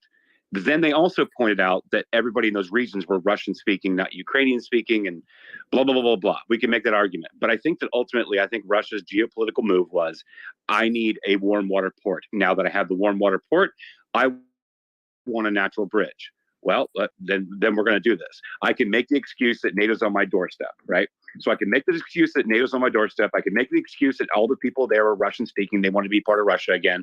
And they had put a concerted effort to be part of the campaign to be part of Russia again. I think that's propaganda, but I also think it's true, right? So I think that message was elevated, even though it was possibly true. But ultimately, it was really strategic in getting the warm water port and natural bridge. Okay, so let's say that the West has a successful campaign in pushing through their military might and pushing through their funding through Ukraine and taking back Crimea and taking back Donbass region and all the parts of eastern Ukraine that are now under Russian control, right? And then let's say that now that this push is kind of over, and geopolitically and economically, China doesn't give a shit whether or not they're engaging with us on this war or not, because they've been in an economic and culture war with us for years. Okay, let's say that they don't care anymore. Do they actually want to have a partnership with Russia anymore at that point? I don't think so, because China's trade is not being hurt by not supporting Russia anymore. So once China pulls out, Nord Stream 2 is blown up, but they're no longer supplying any kind of gas into Europe and into Germany. There's no incentive because the fertilizer shipping has now been cut off. You're now cut off from the SWIFT banking system. What use are you to China as Russia when you're no longer politically or economically advantageous for you to support them? Well, then they back off, right?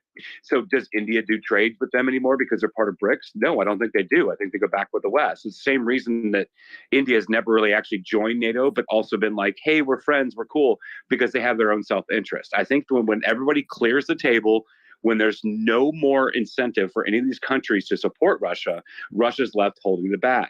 So let's say that Russia's holding the bag. Okay, but you've built up an entire platform and a messaging behind all of this offensive, and you said, hey, we're Russian people, we're going to go after, we're going to get our culture back in order, we're going to get religion back into society, we're going to do everything that you guys want, but you have no geopolitical power anymore. And then once that's waning, okay, now you're left with a position is, what do the people actually want from me? Like if I'm Putin, like what do the people want from me? Like I'm completely cut off geopolitically.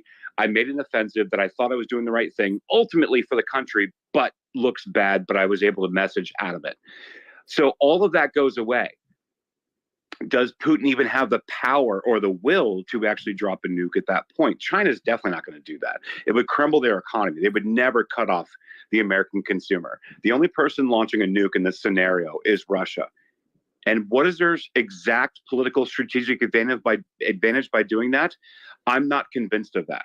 So the only way that Russia launches a nuke is they have some kind of geopolitical power, some kind of financial incentive, and all the people are behind them, and they're willing to accept the outcome of that result. That's the only way I see a nuke being dropped. So my comment was, I don't see it happening in this scenario.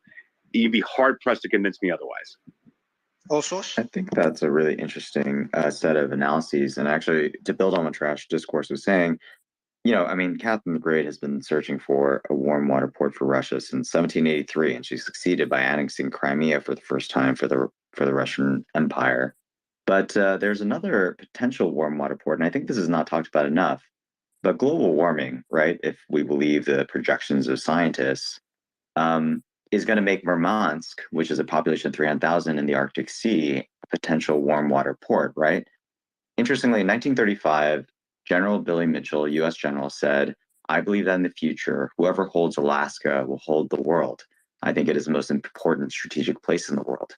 And in a world now, 100 years later almost, where we have global warming, the actual circle between Russia, Canada, Alaska, and that northern part of the Arctic now becomes an interesting place for global trade and actually a short distance for people to go on. And I think it's one of the things that people don't talk about a lot, but if you believe in the projections of global warming, actually one of the sort of, I guess, factors of Russia that are actually in its favor are the fact that it's going to be a more attractive place in a globalized environment where there's global warming and warmer places.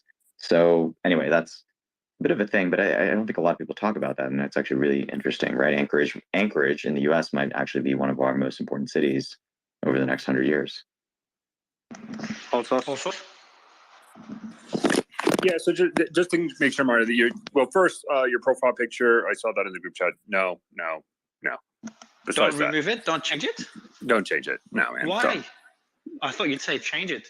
Like you're a military guy. Why the fuck would you take a smiling picture? Yeah, because then you create a space, and then I'm going to see that picture. I'm going to be like, is that like who's that? Like no. That's the only reason. Yeah, that's the only reason. I don't like change. All right, cool. Let's go. I'm a very old. The same reason I changed back to my current profile picture because Kim.com messaged me and he was like, "Yo, change your picture back. I don't know who you are." So yeah. Fuck, but, such an annoying thing. Damn. Fuck. All right, go ahead, also. No. So again, all right. So this issue about nuclear war and all that, right? So, but one thing is important to note that, and I'm just going to read the tweet. I know, one of the speakers we've had in the past, Ocean Defender, he tweeted this out about 5 hours ago, and I'm just going to read it here because it ties directly to this. So his tweet is: the deputy head of the Ukrainian presidential office stated in an interview today that Ukraine will be willing to discuss the, in quotes, territorial integrity of the Crimean Peninsula with Russia, end quote, if their upcoming counteroffensives to the border with Crimea is successful, right? Which is ironic. Like they're saying if it's successful, we're willing to negotiate about the status of Crimea. But one of the things I think people don't necessarily I think a lot of people assume that if you're Putin, and let's just make pretend. The comment is faint, by the way. I can explain, but go on. So let's just play pretend that Ukraine launches a successful counteroffensive, right? Let's utilize Kharkiv as an example that we saw last year, the Kharkiv offensive, which was a success for the Ukrainians. It was a rout. The Russians were forced to retreat, suffered enormous casualties. They were forced to pull out. If that situation mirrors itself across where we see in the south, Kherson, Zaporizhia, that threatens the land bridge, right, with Crimea. So Melitopol and Mariupol, the two cities that those fall, and you're Putin, and now you have Ukrainian units at the border with Crimea.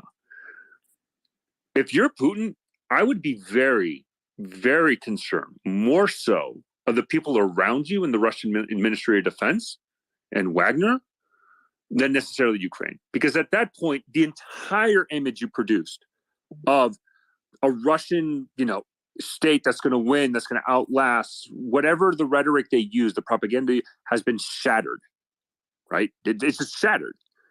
Why would anybody that is around Putin then support him? After over a year of war, depending on when this offensive is launched, maybe 2 years, why would anybody want to be in Putin's side? China probably wouldn't. At that point, they're going to be like, man, you lost. We're out. Good luck.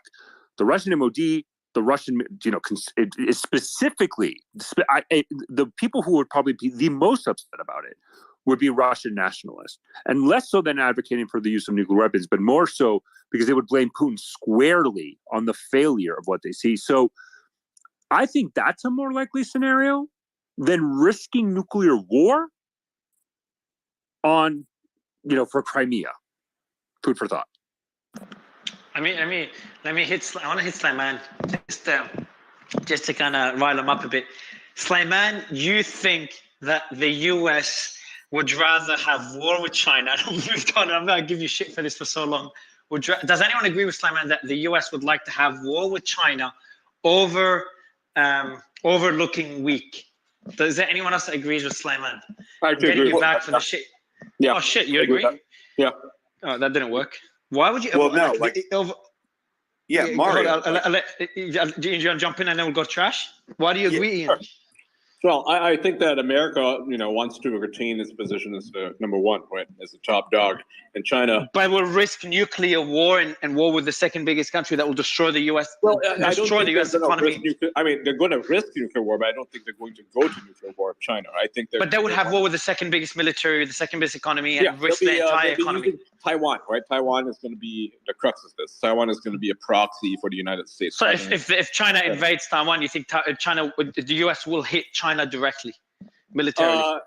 I think that they will do everything in their power to basically turn Southeast Asia against Will China. Will they hit Chinese territory? I think they will do. I think they'll do proxies at first, because if they get directly involved, then the nuclear option is always there, right? That's the issue. So I think they will try to. Why are we ignoring Africa? Trash. We'll get to Africa this quickly. Trash, what's your stats? Trash, you're muted. Oh yeah, sorry. Shit. No. No. Okay. Come back to me. Sorry. Anyone else think? Anyone else agree? Does anyone? Let me just expand on my point, because you made it quite. I've simplified it and took it to the extreme. But yeah, that's my revenge to you. It's add a reductio there. But basically, essentially, my argument isn't as simple as they just for they don't want to look bad, but there's actually many things that come from that. So what I mean is, when just think of it in a schoolyard, you have the biggest bully.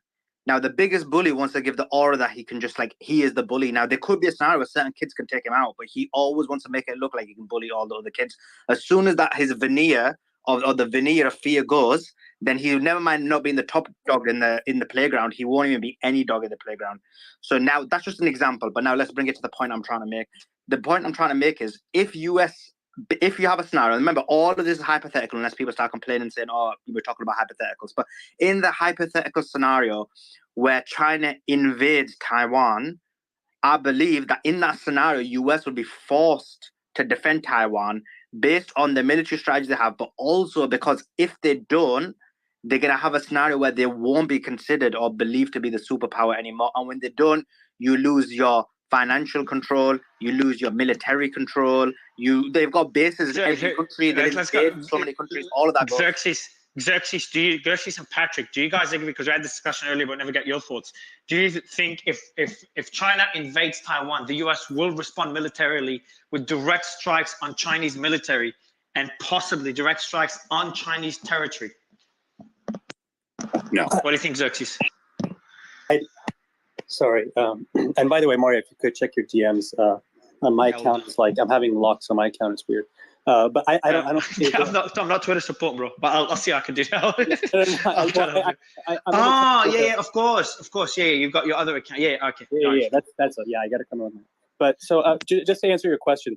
So really quickly, I had a question follow up for Soleiman. So Soleiman, don't you think that's kind of a catch-22? So you're saying, the U.S., they would find themselves in a predicament where they would be like not a world superpower if they didn't step in for Taiwan. But then don't you think that getting involved in like a direct military confrontation with China, wouldn't you think that kind of like speeds up that process? Soleiman, I just have a quick question for you, bro. So go ahead if you can answer that, and then I'll try to. It's a very good question, actually, and you're quite right. By going into war, especially now that they're in a dual war at the moment. So if they weren't, essentially, let's not pretend they're in the Ukraine war, right? They're just not physically got the military involved. Financially, they're involved, and hence your argument is that financially that'll basically speed up the process of them no longer being the power. So you're quite right, it would. But let's say in a hypothetical situation where the Ukraine war wasn't there, then maybe that wouldn't happen.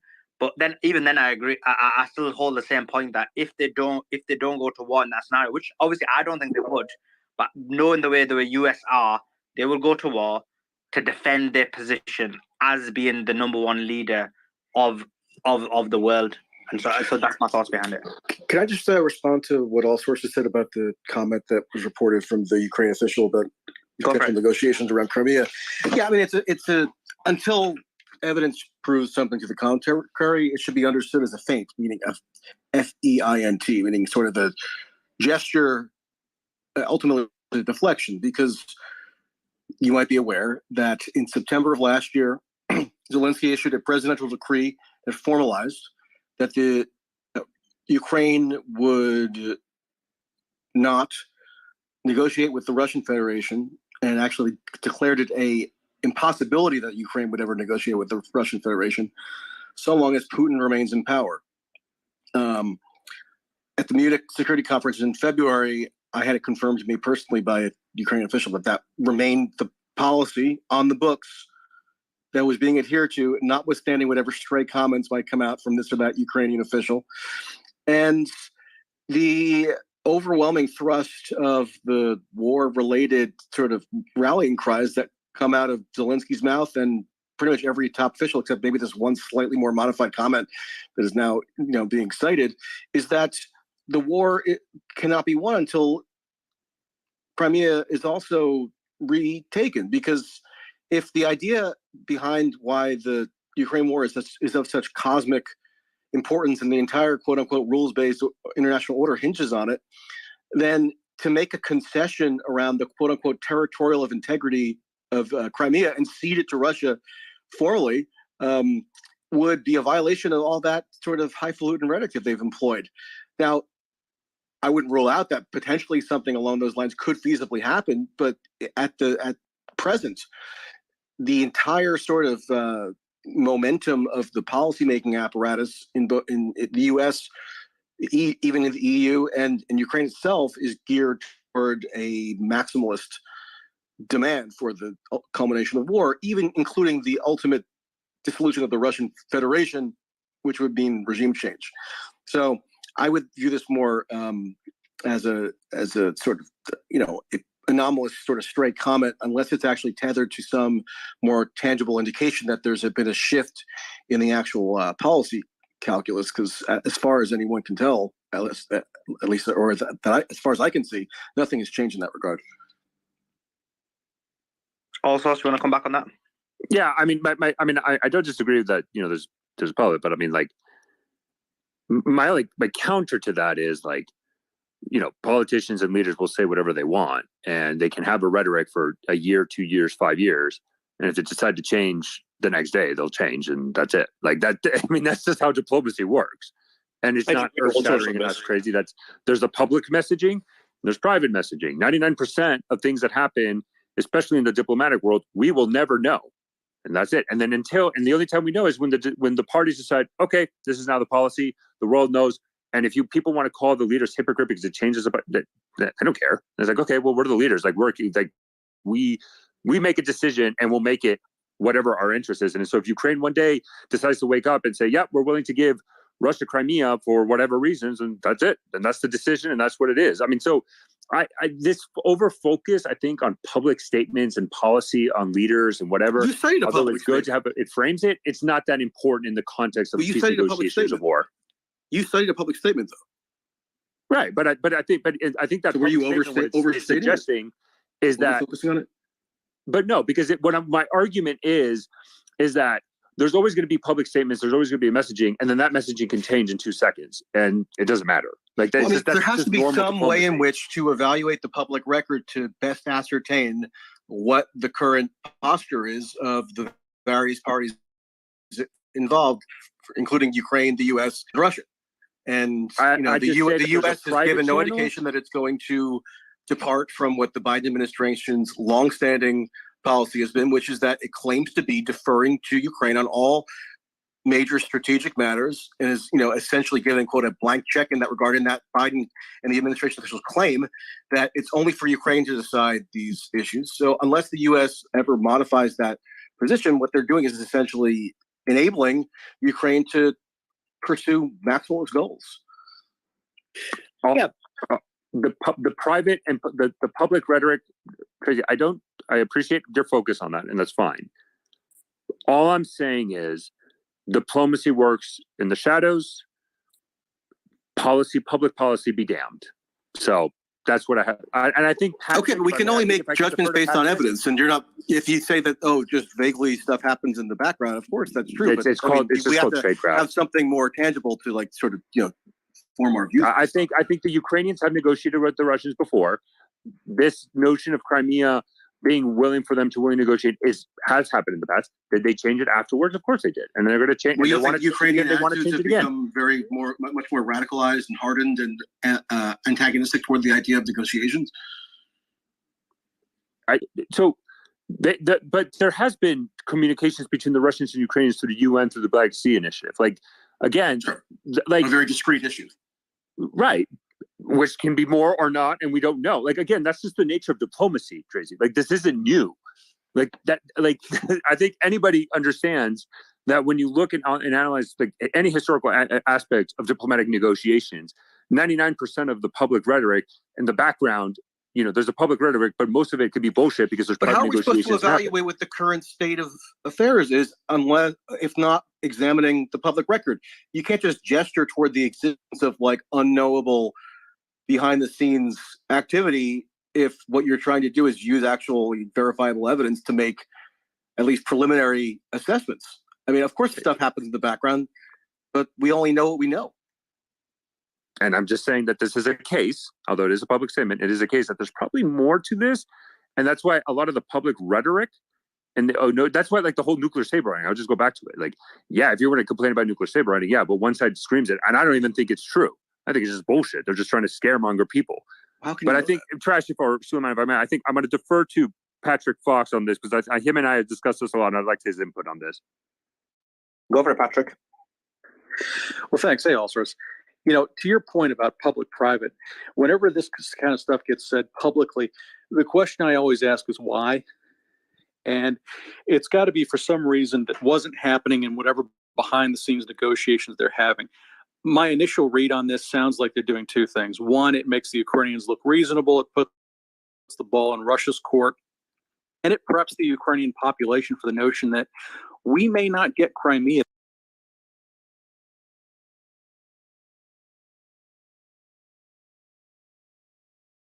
A deal that says, okay, you give us back all our citizens that you've forcibly deported into Russia, and oh, by the way, you let anybody in Crimea who wants to repatriate back to mainland Ukraine, and you can have the damn thing. And they'll spin that because Stalin gave it to us; it's not really ours. They can say anything they want, and it gives them a favorable end to the war if they've taken everything else. And you can sell that, and it gives Russia something to claim that they can say, okay, see, we under international law, Crimea is now ours. We won. We can go home. It gives them an out. And I think that's something that both sides might be able to live with. So this might be prep work for that if they're thinking that long term about.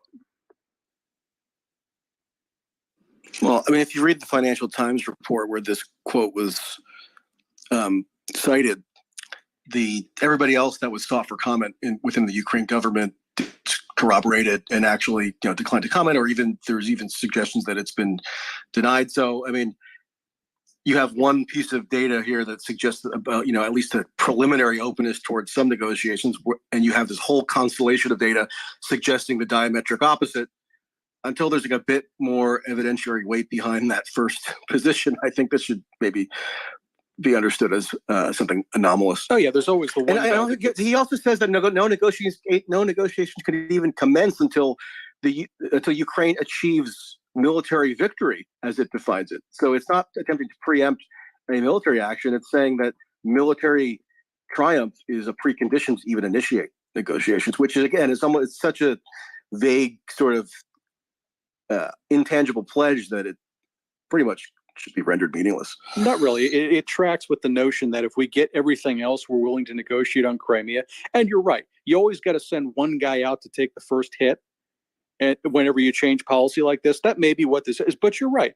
If we don't hear anything else about this, then yeah, maybe we chalk it up to one guy freelancing. If we start hearing more rumblings about this, authorized or unauthorized leaks, other ministers saying, we might be open to a deal under certain circumstances, then we might be able to give it a little bit more weight. Yeah, I mean, I wouldn't dispute that. Although, I mean, in terms of the policy change, that's got to be deeper than simply a mild shift in the tenor of rhetoric, right? I mean, I just cited to you a concrete policy that's still in the books and was confirmed to me directly. It's still the operative governing principle of the Ukraine governing apparatus, which says that no negotiations are permitted by decree of the president unless and until the Russian Federation ceases to have Vladimir Putin as the president, which is an incredibly maximalist precondition for negotiations. It's regime change. I mean, why are we so concerned about Russia? It's an economic minnow, right? I mean, outside of which I think is very relevant, the 6,000 nukes that they have, we in the U.S. have 5,500, and the nearest one is China with 350, with France at 290. But I mean, I think that's actually the tail risk is very important. But the reality is Russia is an economic disaster, right? I mean, even before the war with Ukraine and the cutting off from SWIFT, it's just like, I mean, I've said this before, but like, it's just like a hangover from the Soviet era, right? Like they have no. That's a bizarre thing to say. Why are we concerned about Russia? Is there no reason to be concerned about the Ukraine war? Relevant, right? I think the nuclear weapons are extremely relevant, but economically, it's a complete disaster, right? I mean, as I mentioned before, it's a rentier state. No, yeah, legit. That most of the semiconductors. It's not a complete disaster. So you can't just say that. Oh, it's irrelevant. I would like. Besides, there are red lines around the corner everywhere in Moscow. They still have fairly robust supply of commodities and other. No, but the one forth, thing so. the one thing they are very short on is people, and I think that's the key thing that I would attest to as well. Is like, if I had to bet, where our conflicts are going to be, it's not. These are the last throes of a flailing old man. Both in Russia, both in China. These are aging societies. Tiny little Yemen, which is like the size of maybe Georgia and Florida put together geographically, will have a population bigger than Russia in the next 40 plus years here, right? Russia is dying. Their median age is 40. The Ukraine median age is 42. I mean, this is twice what it was in World War II. You look at where the population is. The U.S. and the EU have a declining birth rate as well. Oh, absolutely. So. That's why you look at where the thing is. But we have higher the median age of the Gaza Strip is 18 years old. And you have a very old man as president that doesn't seem to be able to get up a stair lift or anything on his own. I saw him talked around on the day that Trump was there. Justin, I think I agree, but I'm not sure that's relevant. Thinking that everybody's equal, right? Look at Bangladesh, look at Indonesia. They have massive populations. What are they producing? Okay, like people are not equal. Simple as that. I know that sounds kind of racist. It's not. It's about the culture. It's about the history that these countries have. Yeah. It's about the education systems that they have, and like to just dismiss China and Russia as just aging populations, and that they're going to be surpassed in population by some country in Africa or Indonesia or Bangladesh. That's a silly argument because these countries don't have. And if you want a reason to be concerned about Russia, just look at the de facto alliance with China. That alone makes them a formidable geopolitical bloc. Ian, in terms of your argument, the problem is that, I agree with you.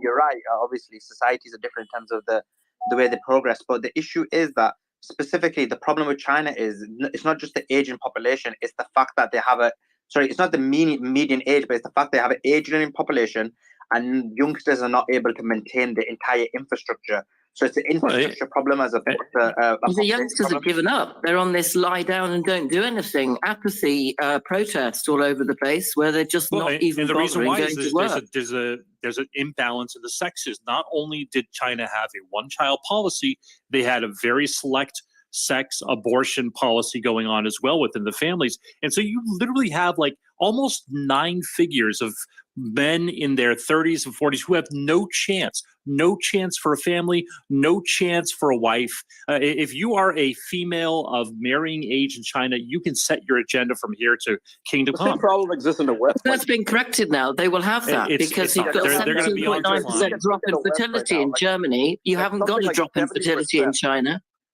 Okay, 70% of men under the age of 30 in the West has not even had a girlfriend.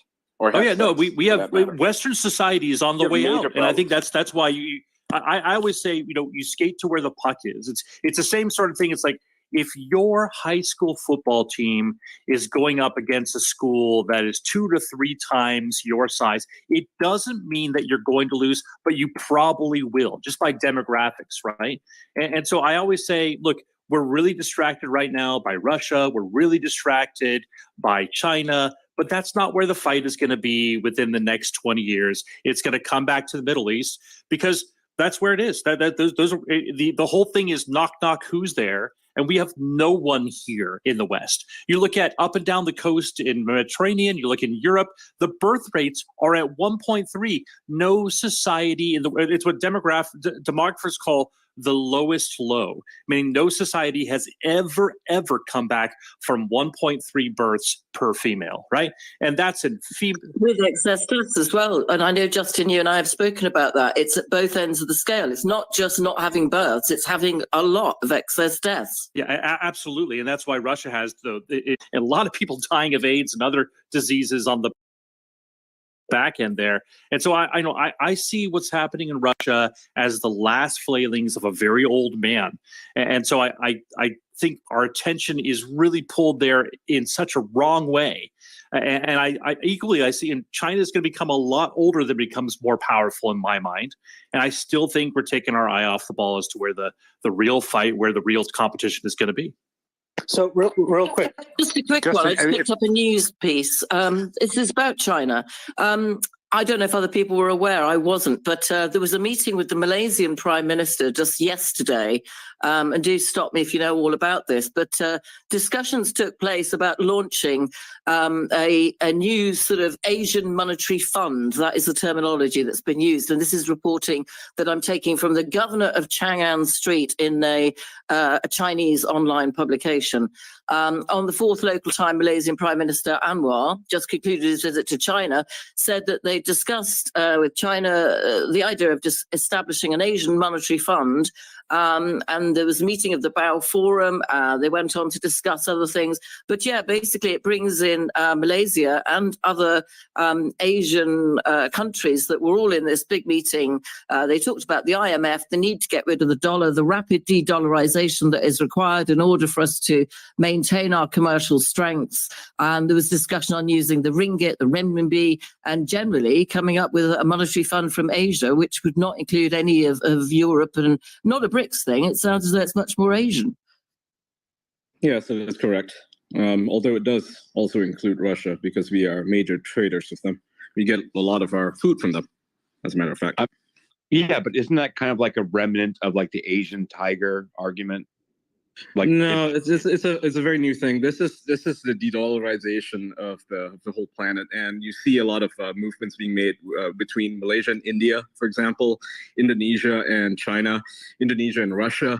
They're talking about getting rid of SWIFT. They're talking, like Indonesia, for example, is talking about, like the prime minister, I forget the guy's name, has talked about getting rid of Visa and MasterCard and embracing, perhaps the Chinese or the Russian standard. Yeah, it talks about that in the article as well, and it does talk about Russia and Ukraine. But generally, it sees the after the Cold War, it says that there were so many casualties in terms of commercial casualties across Asia that the Asian states, as it's described, are coming together to ensure that they will have strength in a group in order to prevent any fallout from what is happening in Russia and Ukraine. And we see the same thing in the Middle East, where even Iran and Israel are, coming to terms, right? Yeah, just as sort of comparison, the 80s weren't that long ago. We're basically looking at the Eurasianization of the world right now, right? It's basically the whole world versus the West. That's just what's happening because, and this is not because of any hatred of the West. Part of it is due to the culture war, right? America's exporting a lot of this woke crap, which none of these countries are on board with. Secondly, America's had this stranglehold on local economies, resources, through the US dollar, right? It buys stuff on the cheap and then it prints money and then that money just becomes worthless. And so, these countries are forced to abide by their contracts and they're basically getting paid in pennies in comparison to the dollar that they agreed on, right? So that is a big problem. So like if the American economy collapses and they are entirely dependent on the US economy, they're entirely beholden to what happens in America. And America looks like it's on the precipice right now, right? It's like there's something that can be fixed. It can be fixed. We're not there yet, right? So don't make the mistake of thinking that, America's already collapsed. But with the way things are going with Biden printing money and his foreign policy, invading different countries and things like that. People are just not happy about it. Like the whole world is basically saying, we're fed up of America trying to bully the whole Yeah, world. I mean, look. For those of you who are old enough, think back a couple decades. The old adage that's kind of funny going around is, I thought when I was younger that quicksand was going to be far more of a problem than it really was when I'm an adult here, right? And the same sort of thing in the 80s. We all thought the entire country was going to be taken over by Japan.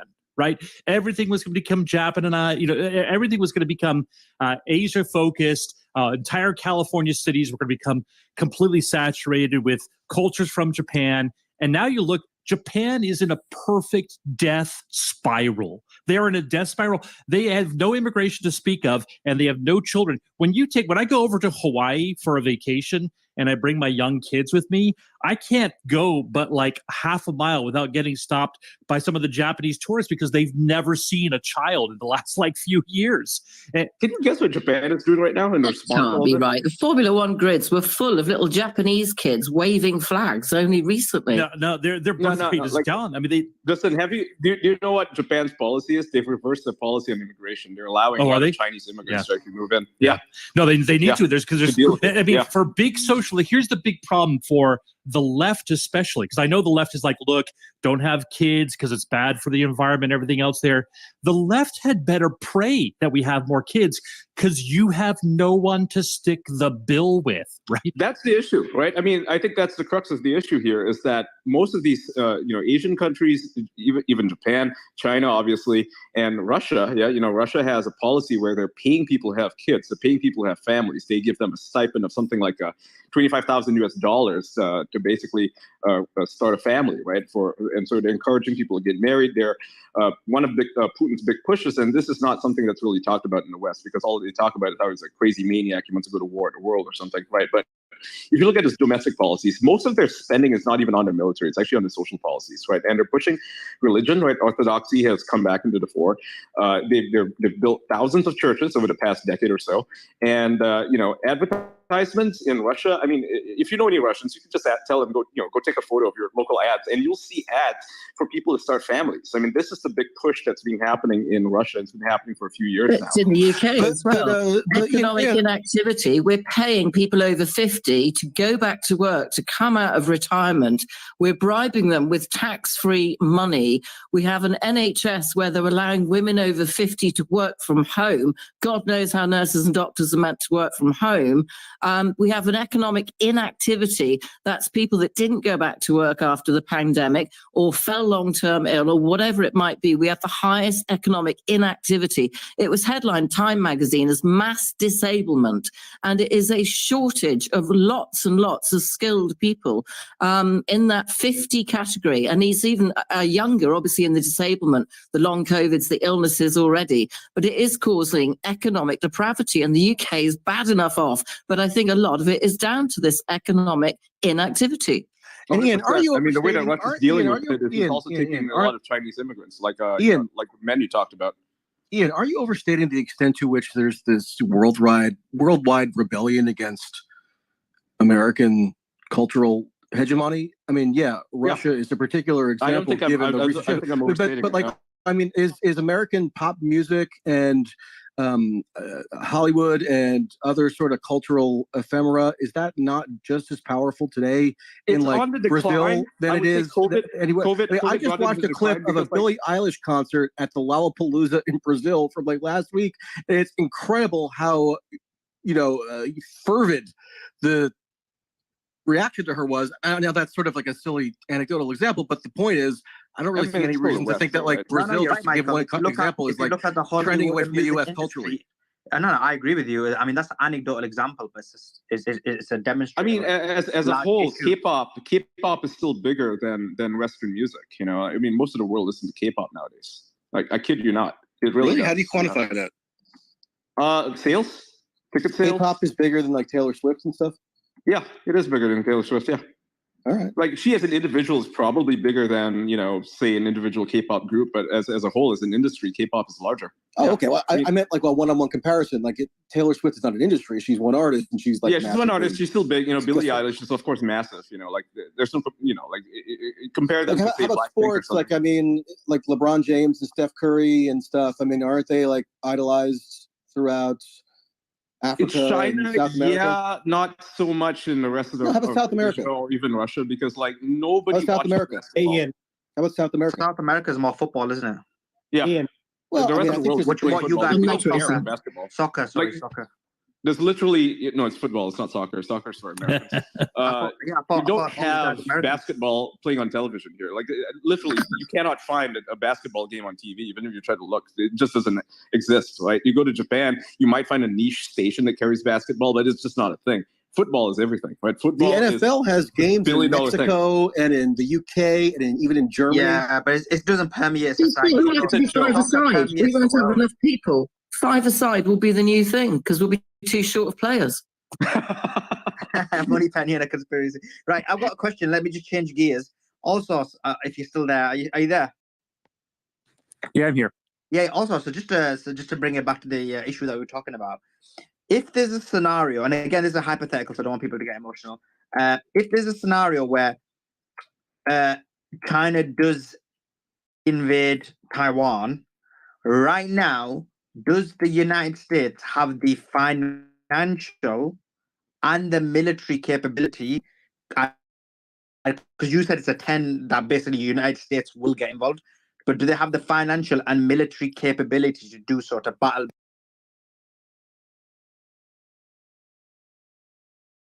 basically two wars on two fronts, or do you think they'll abandon Ukraine? So I think what we would see.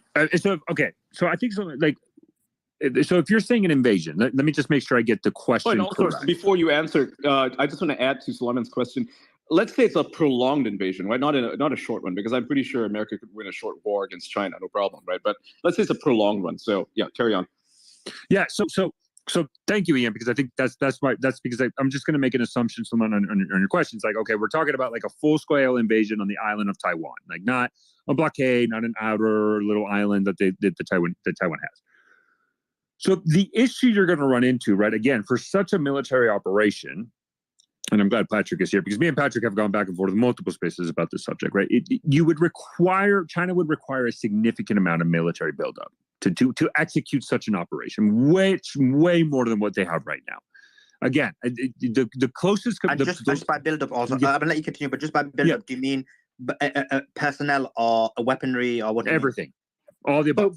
Like everything you can think of, plus more. No, but again, because all sorts, real quick, sorry, because Patrick, you've mentioned before, as it relates to like ammo, you talk about the shortages we have in America, but you're talking about like China, they have stockpiles that we just don't have that right now, and we don't have the manufacturing capabilities to create that. I think Patrick has talked a lot about this. I've been in spaces talking about that aspect of it. So so what I would say though, but here's the issue, right? And then I'll push it on to Patrick.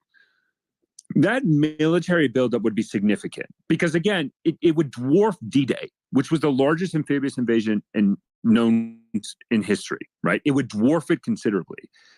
And then the question is, it's not just reaching the beachhead; it's then pushing forward, and then resupplying those forces in Taiwan to try to seize a country with tens of millions of people that live in it.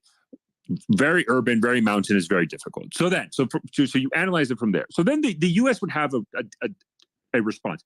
Yes, Suleiman, I think there would be a significant downgrading of military support to Ukraine at this point. That is a very fair assessment. But the buildup I think there would be time to kind of anticipate that. And I think where the U.S. can kind of, how do you manage that, right? So does the U.S. start getting into, now with the war on China, you can start seeing a shift in U.S. industrial output to support a war because of the anticipation of that. But more importantly, right, what I think, and this is where Jay, I think, mentioned this earlier before, right? The problem that the Chinese are going to have, and this was something Intel was talking about, is logistically supporting this force with currently a limited sea lift and airlift capability, not to the level of the U.S. That gives very powerful tools for the U.S. to how to disrupt such an invasion. Right. a scenario you can see is the U.S. doesn't need to achieve 100% success. They just need to make sure that China cannot maintain supplies to its forces in Taiwan, because that's going to be the most difficult aspect of this entire operation, is China's ability to resupply their forces consistently and constantly in Taiwan. The U.S. Navy would be the primary focus of this war, and the ability they would have to disrupt those resupplies to Taiwan. And so, can the U.S. militarily support it? It all depends on how, like, do we have to send forces into Taiwan? I think you're not going to be talking about, it's not the U.S. response to it. It's not going to be, I think, the military forces you would deploy to Taiwan. You're probably talking about, I would say, in the tens of thousands at the beginning, and then with a follow-on force, maybe depending on how successful China is in achieving a beachhead, because we're making the assumption that they do it. But militarily, deploying military forces there, I think it is feasible. The question, I think, just to Patrick's point, is the ability to maintain that. And I think that all determines on how the U.S. and Congress specifically, do we transition to a wartime footing? From the finance point of view, look, we've done this in the past. I mean, if you want to look at crazy numbers of GDP to debt ratio, look at post-World War II. That's just how it is. Countries go to war. Look, I mean, that countries will sacrifice a lot of financial interest to achieve national security prerogatives. I think the U.S. can do it, but it all really depends. The level of our response will depend on how successful China is in achieving a beachhead and then pushing forward. But I think, I know, Pat, but to be fair, like, why in the hell would China risk their economic ruin when their yuan is pegged to the dollar, number one, and then number two, they depend on Western United States like consumerism for their entire economy to exist. I think they'll unpeg it, Fresh. What's that? I think they'll unpeg it and they'll peg it to the gold standard. No way. I can see them doing that. No, I agree. I'd love to see China. Look at the buying of gold recently. It is huge. Yeah, they've been selling a lot of their U.S. Federal, assets, right? Like, and they've been buying up gold like at an alarming rate. Massively. Yeah. Could I ask Justin a quick question? No, wait. Nope. Let me finish my point. Let Trash speak. Yeah, he was. I interrupted him. So, like, most of China's economy right now is pegged to Western and specifically American consumerism, right? Because their GDP is pegged. They're also trying to include everything surrounding building real estate that is failing within that country.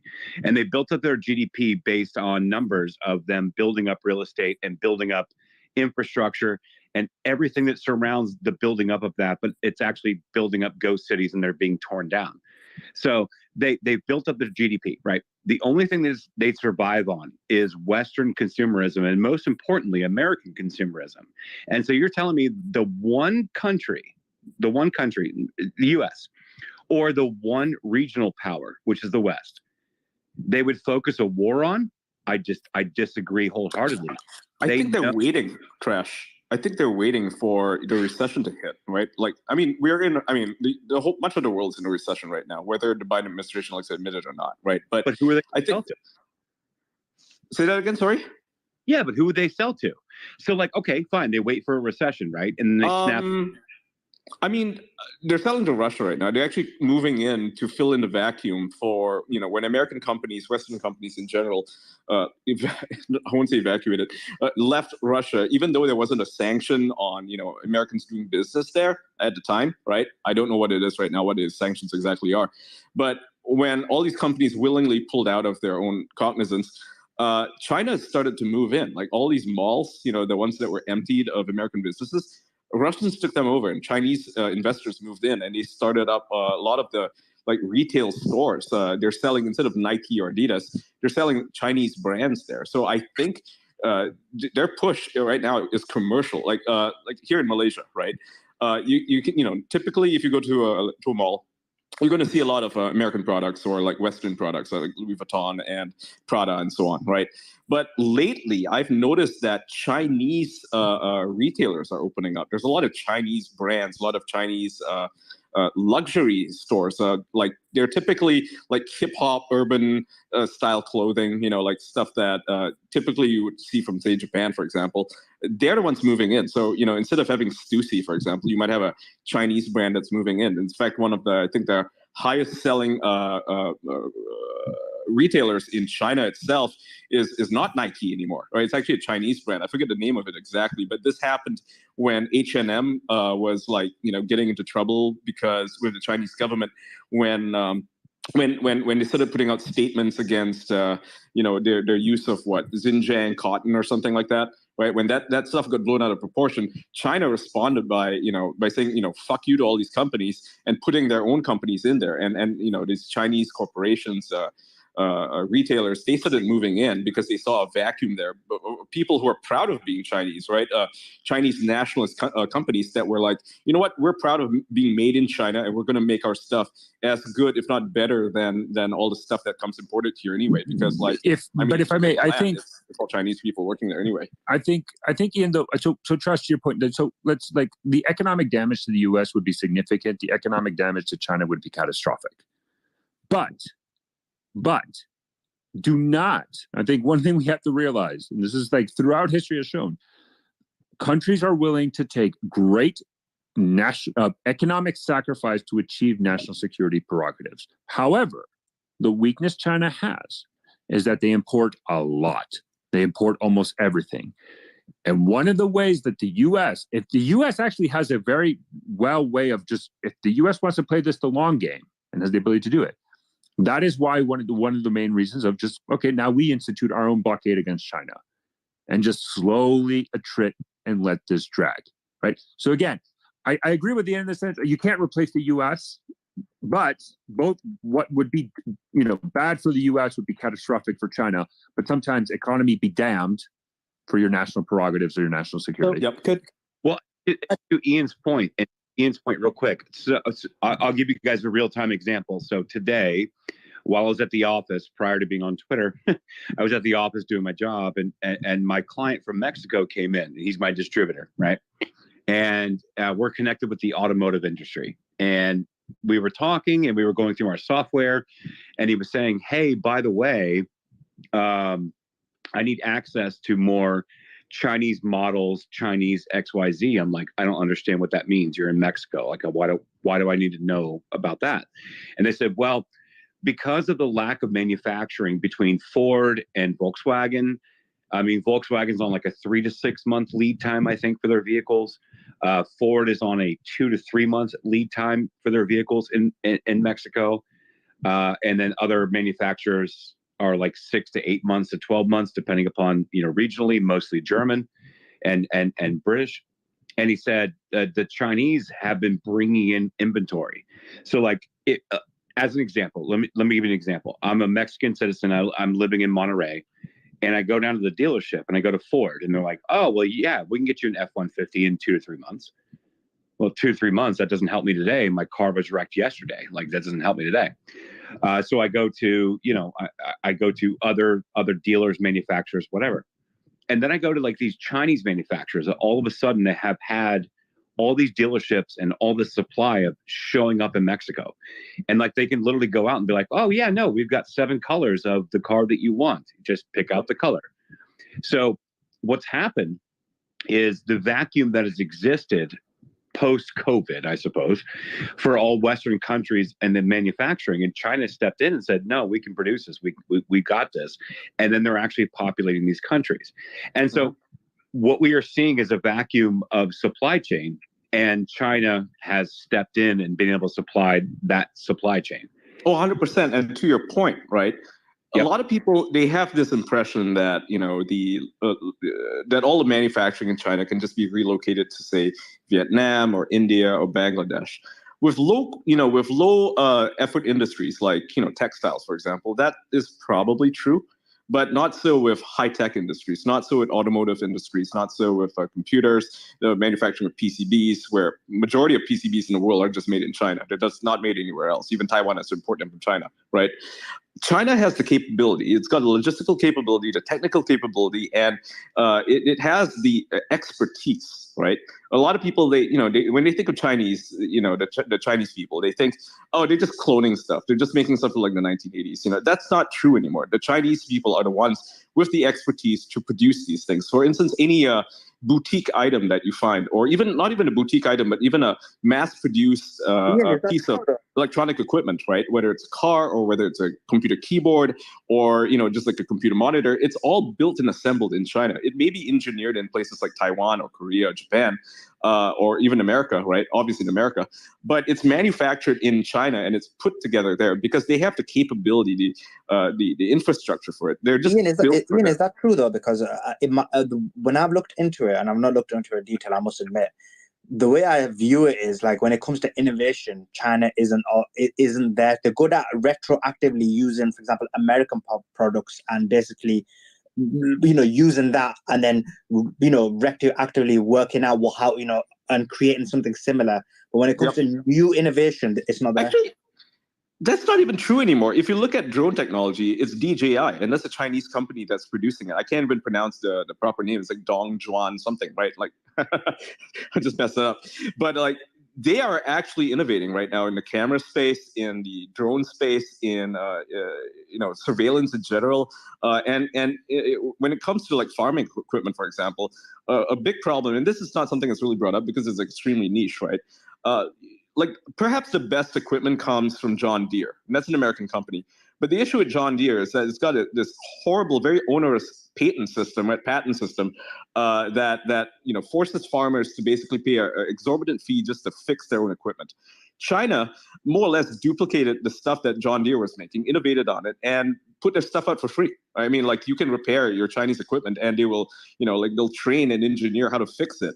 And you don't have to pay a ridiculous fee. Like, you can have like not say a mom and pop store, but like an independent engineer, a mechanic can fix a Chinese tractor that works identically to a John Deere piece of farming device, right? Specialty equipment. Let me just get Shoja in. Shoja, you sound like you disagree with Ian, so just jump in, bro. I actually had a question more so for Patrick. So Patrick, this is Xerxes, by the way. My account keeps getting reported, guys. So if you want to follow this one, I'll probably be joining with this one, and I'll probably deactivate that one. Yeah, I've been getting a lot of, since I've been joining these Mario spaces, man.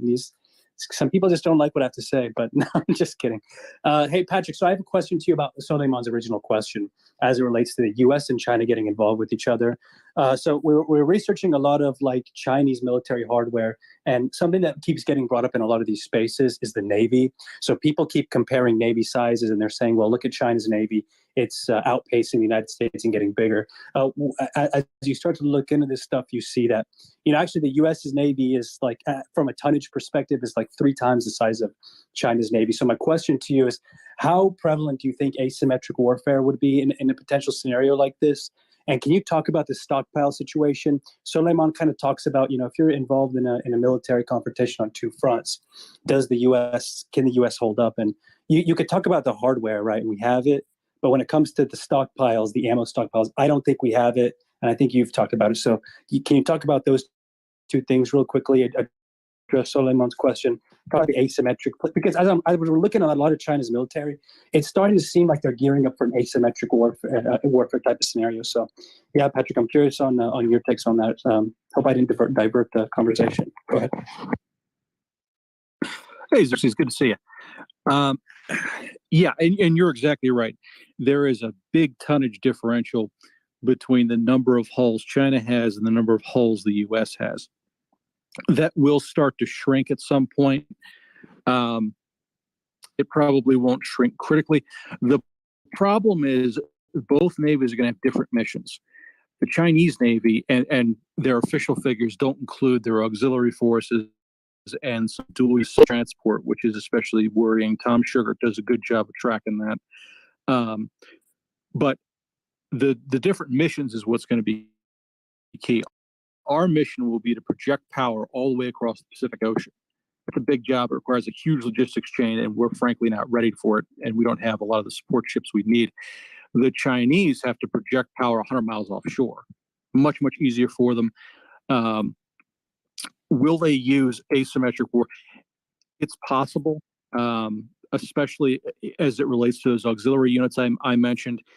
These are basically kind of like our Coast Guard, sort of. If you think of them that way, that you won't be far wrong. It's a shallow water Navy, right? Yes, that's right. That's primarily shallow water vessels and coastal patrol craft. How they use those in a conventional war, there's been a lot of speculation on it. Merchant shipping interdiction is a big one. Basic coastal policing, that kind of thing. But there's also, room for false flag attacks with, civilian auxiliary vessels painted up like civilians and then doing nefarious things. Nobody really knows what that's going to look like. There's a lot of theories on it. But overall, their Navy is still currently geared for close-in defense.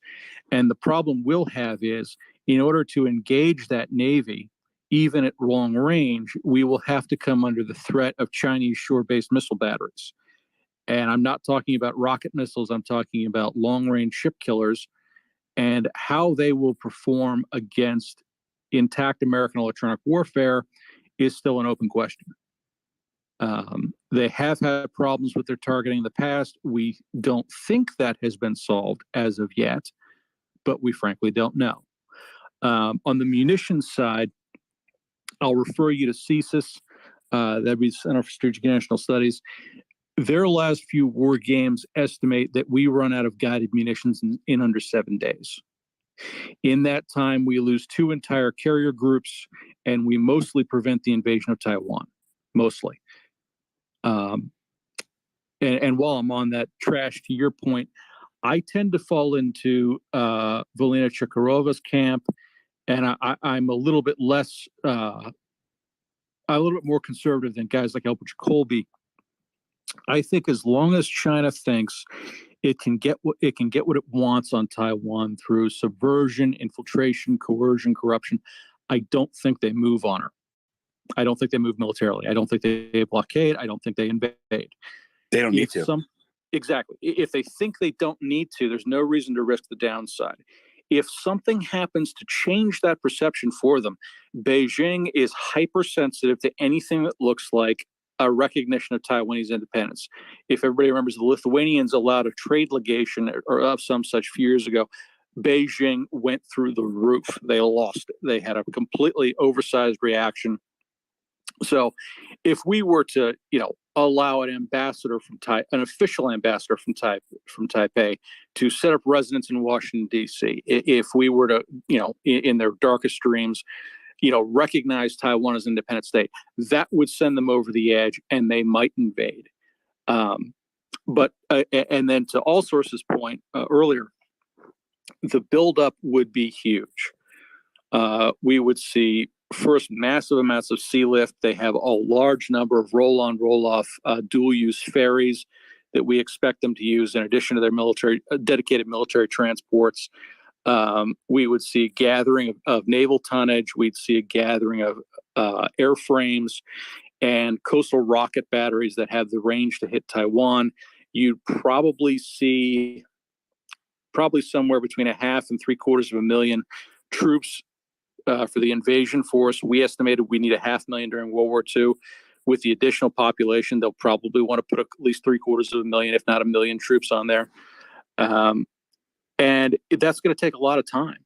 Just to embark a significant assault force, you'd need days. And that's going to be one of the few saving graces we have. Is surprise with satellite recon is very, very, very hard to do. And the Russians tried it through a series of exercises, leaving gear in place and then eventually coming back and launching their invasion. The Chinese won't be able to do that because the Russians could drive to their invasion. They can't.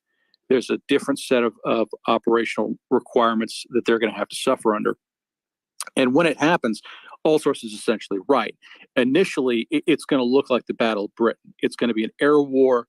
It's going to have a sea component. And the Chinese are going to have to secure air dominance and at least sea dominance out to standoff missile range, which is a couple hundred miles. So their invasion force is going to be under threat from the moment we see them marshaling. The second they start embarking in their ports, they're going to be under threat. We'll be able to hit them in their own ports of embarkation before they even launch, assuming that anyone actually had the guts to do that and understood what was about to happen. But yeah, if it happens, it will be very, very bad. It will be very, very bloody, and the U.S. will have to divert large amounts of force from all over the globe just to contain it. So, because a lot will depend on how many people the Chinese are willing to lose if they make the attempt. So, Patrick, just on that, there's Australians in the audience that are back channeling me, and obviously we have this Australian, US, UK sort of, well, they call it a mini NATO in naval terms. The Australians, I gather, would only put forward nuclear submarines. They have refused to commit to anything above water. But do you see that this would be part of the US global operation you're talking about? Well, Money, if they get the Virginias in time, then yeah, you may see Australian naval units in strategic naval maritime choke points like the Straits of Malacca and some of the other Indonesian straits, and they may be there to sink Chinese shipping.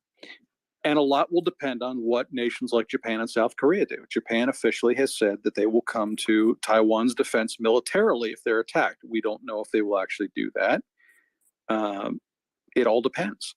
But yeah, if China were to do this, that would probably be the Australian contribution, maritime interdiction. So real. Thank you. Hey guys, can you hear me? Yeah. Well, Yeah.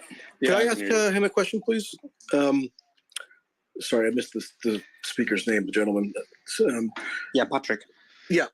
Why should anyone have confidence that these measures, which you're characterizing as serving to disincentivize a Chinese incursion into Taiwan, meaning measures that are tend to be cast as deterrents, whether that be arming Taiwan or deploying various U.S. military resources to the region, or performing exercises and what have you, why should that be assumed to deter China rather than instigate China into launching the action?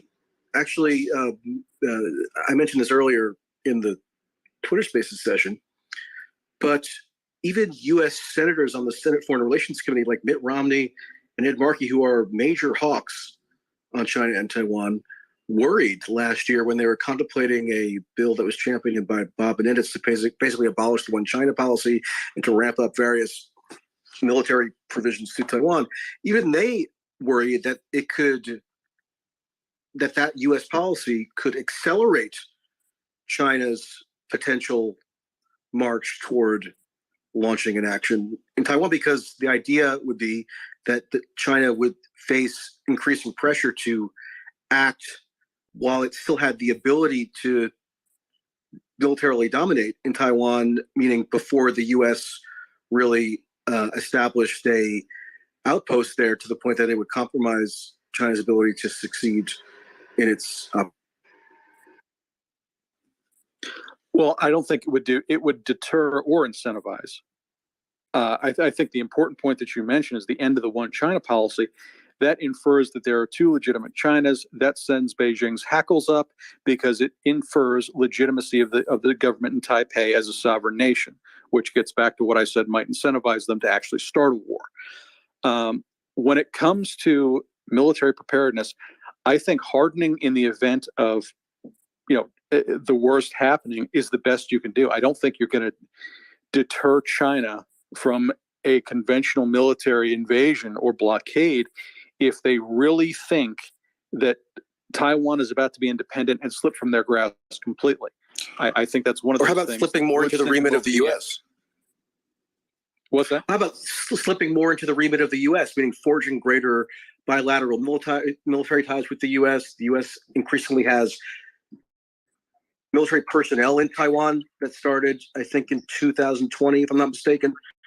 So why wouldn't those U.S. actions serve to incentivize China to actually act sooner so as to preempt the further escalation of those U.S. policy measures, which could, again, jeopardize China's ability to succeed militarily?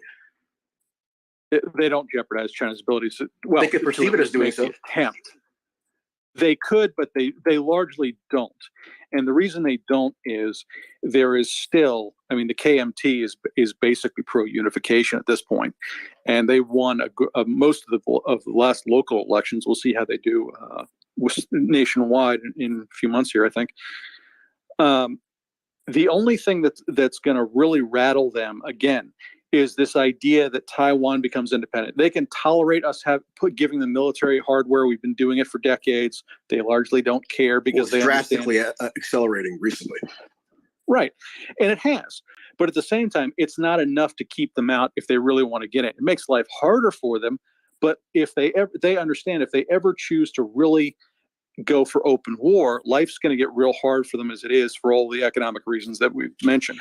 Well, the name of the policy conceit that the U.S. is employing in Taiwan is the porcupine policy. You must have heard of that, right? Where the idea is that you make Taiwan so fortified and have such sharp edges that China can't touch it, just like you can't touch a porcupine or you'll get pricked.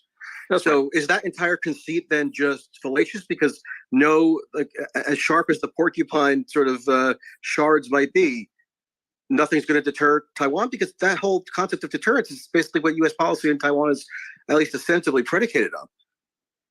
I think deterrence, and this is just a personal opinion, I think deterrence on Taiwan is more political rather than military. Militarily, does it make sense to help the Taiwanese defend themselves? Yes, it does. Do I think that Taiwan will be able to keep out China if it decides it wants to take the place? No, I don't. Because you can fortify something all to hell and gone. The Chinese can still drop bombs on it until everything is dead if they want to. They have the ability to do that. I think the better deterrent, and again, we can do this, and it's worthwhile for the Taiwanese to deter anything short of a full-scale invasion. And, it might even make the Chinese think twice about it. But largely, I think assuring Beijing that we're not going to take Taiwan away from them, and Taiwan isn't going to take itself away from them, is the better way to make them think, okay, we can get what we want without risking the destruction of China by going for open war. Well, let me ask you this. Josh Hawley, the Republican senator from Missouri, has a bill that he's been introducing in the past few Congresses, including this current one, called the Taiwan Weapons Export Act. The idea behind that being to fast track delivery of what Hawley calls critical weapons to Taiwan, expediting congressional approval, so forth. And if you look at one of the press releases that accompanies the bill and look at the text of the bill itself, Taiwan says that the expediting of these weapons is, quote, critical to deterring an invasion of Taiwan by China. So is Hawley just like spitting into the wind there? Is the whole sort of concept on which his legislative proposals are based sort of a fallacy, or what? No, I think it's just a difference of opinion. In my view, the harder you make Taiwan as a target, the longer they can hang on in the event of catastrophic war in time for the U.S. and its allies to redeploy to support it. But I don't think it necessarily deters China. And that's just a difference of opinion. So all the stuff being done in the name of deterrence doesn't actually deter? Again, personal opinion only. Right. I don't think it does in this specific case.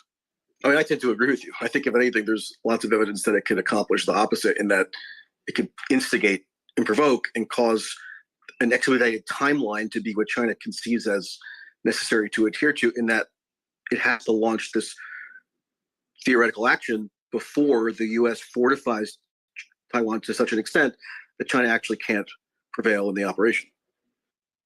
I have a question real quick for Soleiman, because I feel like he's always just like co-hosting, and it's fun to get the co-hosts involved. But Soleiman, bro, I have a question. Do you think a change in administration would change things around here? Because, I like hearing Dr. Gorka in these spaces. When we talk about Russia and we talk about the U.S. Engaging with Russia, he always brings up this one story where he talks about, when the Wagner Group tried us in Syria, we turned 300 of their members of that militia into red. Oh, he always orgasms about that story. Yeah, he loves this story. But I like to mention this because I'm curious on, when it comes to China, I'm curious. He uses that to say that, we're different when our administration, we're different when it comes to working with Russia, right? He brags about Trump being tough on Russia. Right. So, but I'm curious to see how this works. Like, is there people that believe the same thing with China? Because a lot of this kind of stuff that's happening right now seems very preordained. Like, I don't know if a change in administration changes this, but I'm curious, Soleiman, what do you think? I mean, or are you on board with Dr. Gorka on this? We turn Wagner Group into red mist. So, Yeah, I'm on board with Dr. Gorka on that. I think because of Trump being the unknown, I believe when it comes to China, what one could even perceive as rhetoric from China's perspective, or in that perspective, it was legitimate. I think they wouldn't try it when Trump's in charge for that specific reason. I just think it's not worth the risk. Whereas with other administrations, it's all about, essentially, I don't really believe that China is going to ever essentially, I don't believe that in the immediate future, China is going to actually try and take Taiwan. And so everything's about posturing and how far you can take things and how far you can go. So I think in that specific situation, I think they just won't try and even make these moves knowing that Trump being a wild card, it's not worth the risk. Can you stop calling him Dr. Gorka? It's so lame and no, call him Gorka. Ass kissing. I mean, unless you're going to call Jill Biden Dr. Jill Biden. Michael, I dispute the numbers about 200. I mean, Michael, why are you being a hater for? It's not easy getting a PhD, right? Well, Michael, because it's obnoxious. Anybody who has a PhD in anything other than a medical field, whether a medical doctor who demands that they be called doctor, is just an obnoxious person. But and that includes Jill Biden, who there's been a similar controversy about. I mean, Gorka has like a sort of phony PhD from some Hungarian university that people have run through plagiarism software and would never even be accepted as legitimate in the U.S. And you guys like kiss his ass. I mean, it's kind of. Michael, I'm not sure that's true. No offense. No, that's a bit tight. I mean, it's not. That's unnecessary. For me, it's like if someone's. It's absurd for me because the guy's sort of like a freak, and he's losing his mind when he's screaming about everybody. Michael, that's your personal opinion, but anyone, I'll call anyone what they want to call them. So if you'd ask me to call you a she, I'd call you a she. Like, okay, call me doctor then, even though I have no credential to that effect. That's fine, doctor. What do you think? What is your opinion of kind of that question I asked Soleiman Ian? I'm curious. What's the question again? Could you please repeat? Like kind of like new administration. I mean, does this all really matter when it comes? People, I think a lot of the debate is when we're talking about China is a lot of it's predicated on how people say how weak the Biden administration is. But I don't really know that any of this shit really matters, regardless of who's in office when it comes to a lot of this stuff. Yeah, I'm inclined to agree with you. I don't think Trump is going to necessarily be tougher when it comes to China. I think that, if anything, China's current policies, its very aggressive policies against Taiwan and against the United States in general, were predicated on Trump himself. Right? He started the trade war with China. Before him, Obama didn't do that. Obama was more than happy to cooperate with them, just like Obama was happy to not, send fucking weapons to Ukraine. I mean, Trump was the one who did that. Like, everybody here likes to whitewash what Trump did, and I would say that he's probably a decent diplomat, unlike Biden. Biden's a joke. But when it comes to like actual military action, I mean, Trump historically has just deferred to his generals. I mean, this is not something that is even in his purview, because if you look at what happened in Syria, right? I mean, like, I know they like to take credit for killing 300 Wagner soldiers, and there is zero verification that even, the numbers even that high. It's more like, I think 14 volunteers were killed. 14 Wagner soldiers. So were they volunteers or employees, like, actually working for Wagner? I think they are called volunteers. I think they were just volunteering with Wagner. I'm not really sure. I'm sure they're on some sort of contract. But like you volunteer for like the Kiwanis Club or something? I don't know. I have no idea. But regardless of that, I mean, look at Syria, right? I mean, the reason I brought up Syria was because, you can talk about Trump and how he's tough and how people are afraid of him. And maybe that's true to some extent. I think they do respect him. I do think Xi respects him. I do think Putin respects him.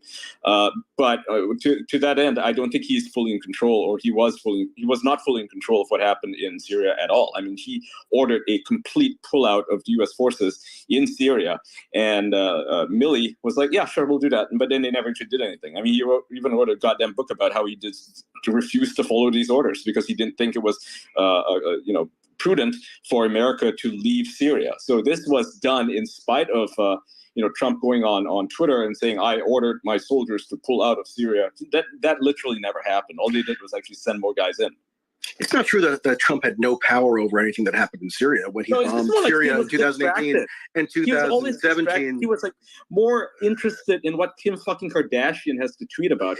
Okay, but like that aside, I mean, whatever the superficiality of Trump's sort of area of focus, he had to authorize, as commander-in-chief of the U.S. military and the elected president, the bombing of Syria in 2018 and 2017. Like, if he didn't authorize that, then that wouldn't have happened.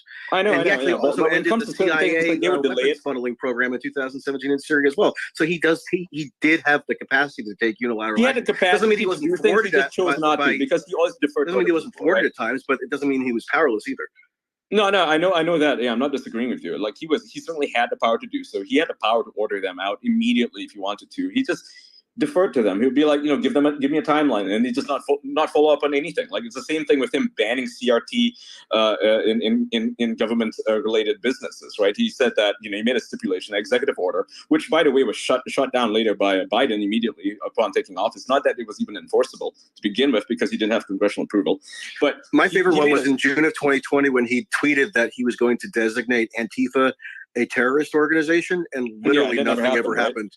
Exactly. He tweets law and order, law and order, law and order. That's Trump's modus operandi, right? Like he I know he wants to do certain things, but then there's just no follow through on it. Like again, I brought up the CRT thing because he banned the federal government from doing any sort of business with any organization that CRT was embedded in, right? Like if they had a CRT or diversity program, then the government was not allowed to work with them. But did any of that, was there any follow up on that? No, absolutely not. There was no follow up on it. There was no logistical procedure in place there to actually investigate these companies to see if they had any CRT going. All it was a piece of paper that he had signed, but that did absolutely nothing. You compare that to DeSantis, for example. When he bans CRT in schools, he actually has a department that handles all this stuff. They actually investigate these schools to see if they're actually following through with what the orders are given, right? That's why DeSantis knows how to run the place, whereas Trump, he has good intentions, but he doesn't know how to follow up on anything. So it's the same thing with Syria. Yeah, you can sign a piece of paper saying that I order all the Syrian, the troops to leave Syria, but then Milley's like, well, this might take 2 years, and then he's just like, okay.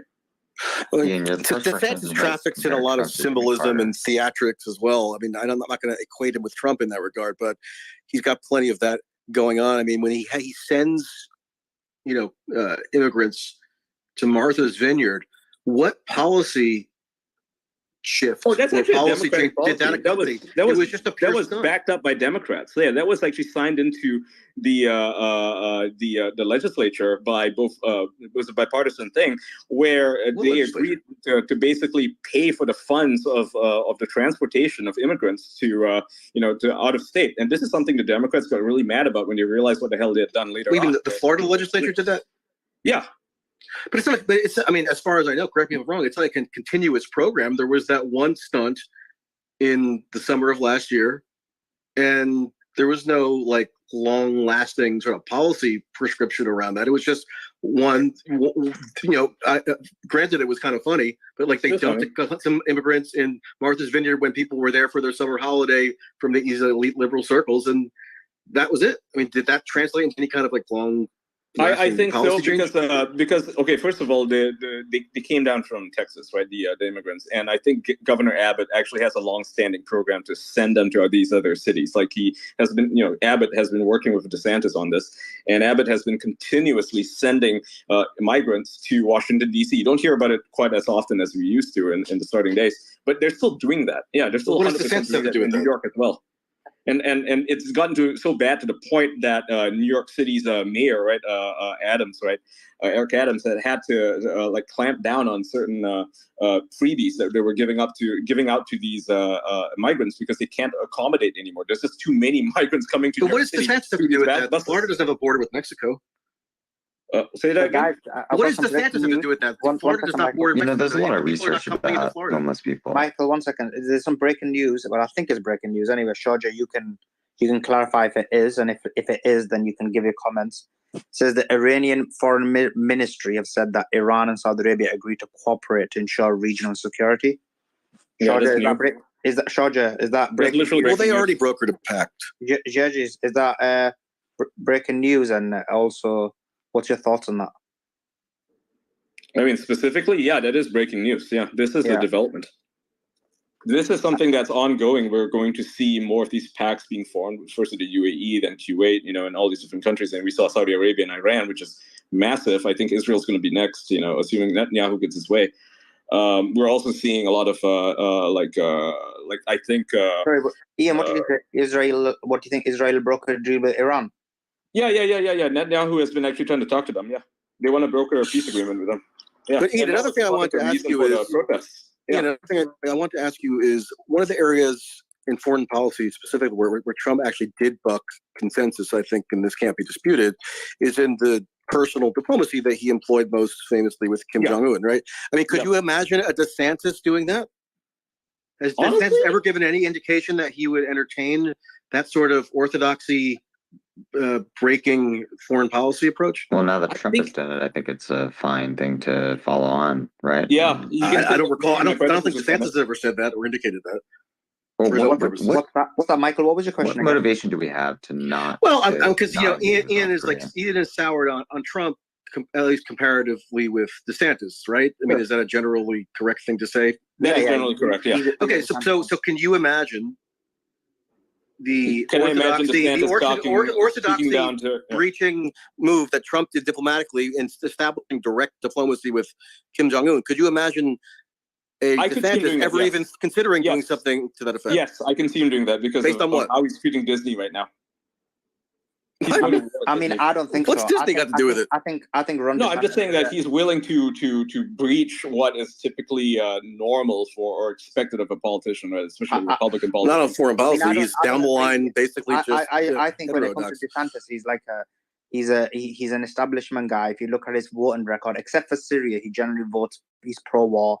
You looked at his Ukraine and Russia comments. He backtracked on them significantly when he went to Piers Morgan. Not except Syria. He supported Trump's bombing of Syria. Got Trump to backtrack on his own comments when he got Trump to agree that this was a war and there was atrocities and genocide and that Putin was a war criminal, right? Piers Morgan but then remember that was, I mean, although I disagree with Trump, that was a very early on in the war when essentially it wasn't that early. It was in September last year. Yeah. No, that went to the White House in 2019 and lobbied Trump to do regime change in Venezuela. Ian, the situation was that, remember, that was a time where anyone said anything pro-Ukraine or pro-Putin or, pro-Russia, sorry, you basically got cancelled and it was very hard to do so. I mean, he still should have, I agree with you. But remember, athletes were getting cancelled, but, we know the situation was full-on authoritarian draconianism.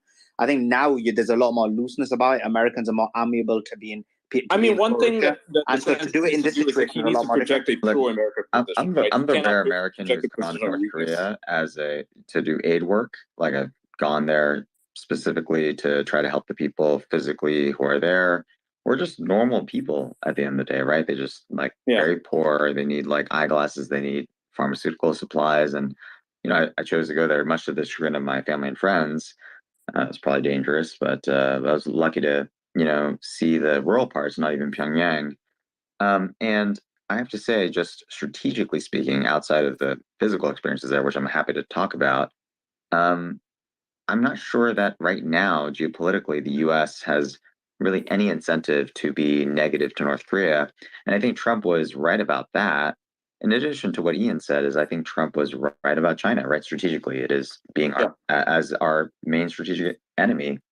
And that's the reason why we have a trade war and all these other things, which I'm not sure are, additive to either of our interests. But what were the logistics of gaining entry to North Korea for you? What's that? How do you get? What were the logistics of gaining entry to North Korea for you? What was that? Through China, right? I'm assuming. Yes, that's correct. Yeah, you have to get permission from some governor and all this. But we were just trying to go there to deliver a variety of pharmaceutical supplies and eyeglasses and a variety of other things. It was very complicated, but I'm not sure that's entirely on topic. But of course, if you what's the military there like? I mean, were you under constant scrutiny? Like, were they just? Yeah, we had soldiers who were so I show up in this it's like Rajan Sombong. It's like a special economic zone, like an SEZ. And, we drive, across China, and it's like China is comparatively extremely advanced compared to the other side, where they're looking at my Hemingway book and they're trying to figure out what is this book book about, right? Is it like a heretical book? And it was really interesting. And then there's dirt roads. These people who are just, I don't know, they're just in the rain on mud roads. We're in the city, and the city has like red Soviet era type, font in Korean, obviously, but it's like claiming the victory of the Workers' Party while they're basically starving people on the streets. But at the end of the day, the people, and we were on constant surveillance, right? There was, obviously bugs in our hotel rooms and all this. I mean, no surprises, but at the end of the day, the people are the people, right? And by the way, the food, the most surprising thing as an American was that the food was actually really good because they don't use like fertilizers and all of those other things. You just get these natural food, and it was phenomenal actually. So, just were you there with any kind of group or established organization? I was. I'm not sure I'm at liberty, Chatham House rules to say, but yes, I was with a group. Yes. Wait, how would Chatham House rules govern whether you can say well, I'm not sure I'm at liberty to say what the details of the group that was there, but yeah. I don't think the name in trouble. What's that? Say again. How about the name?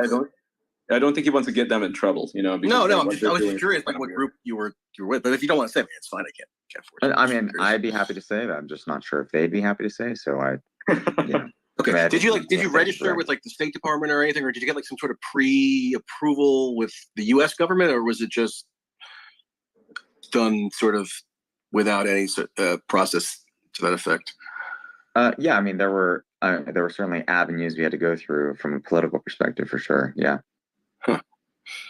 Being very cryptic, but I'll let it stand. I'm not trying to be. I'm just trying to. Yeah. I just don't want to. I mean, I'm happy to share anything about myself. I just, when it comes to other people, you have to be a little bit more careful. Well, I mean, why do you say that it's not in the U.S. interest to sort of be antagonistic geopolitically with North Korea? Because I don't know if you were there at the time or you were even aware that it happened, but last fall, the U.S. had its largest ever joint military exercise with South Korea. And that really antagonized North Korea, and they launched like a missile test that I think was one of the more ambitious ones they've done in terms of the proximity to Japan and so forth. So it doesn't seem like your advice is being followed. Yeah, well, I'm American, like I'm just a full-on American, but I happen to be Korean American. Most of my family's in South Korea. They are in danger of artillery fire. Forget the nukes. They're in Seoul, every day. Right, like North Korea has enough artillery to just level Seoul.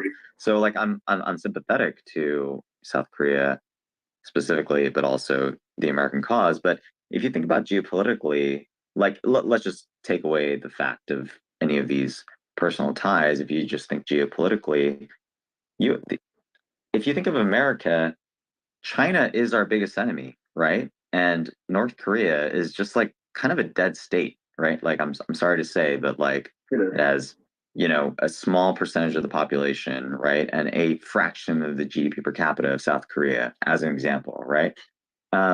Which I think speaks a lot to the economic zones. I mean, after the World War II, North Korea actually had a higher GDP per capita, had more resources than South Korea and a lot of other things. But I think, Marx said a lot of very smart things, to be frank, but I think capitalism kind of proved itself out over many, many years.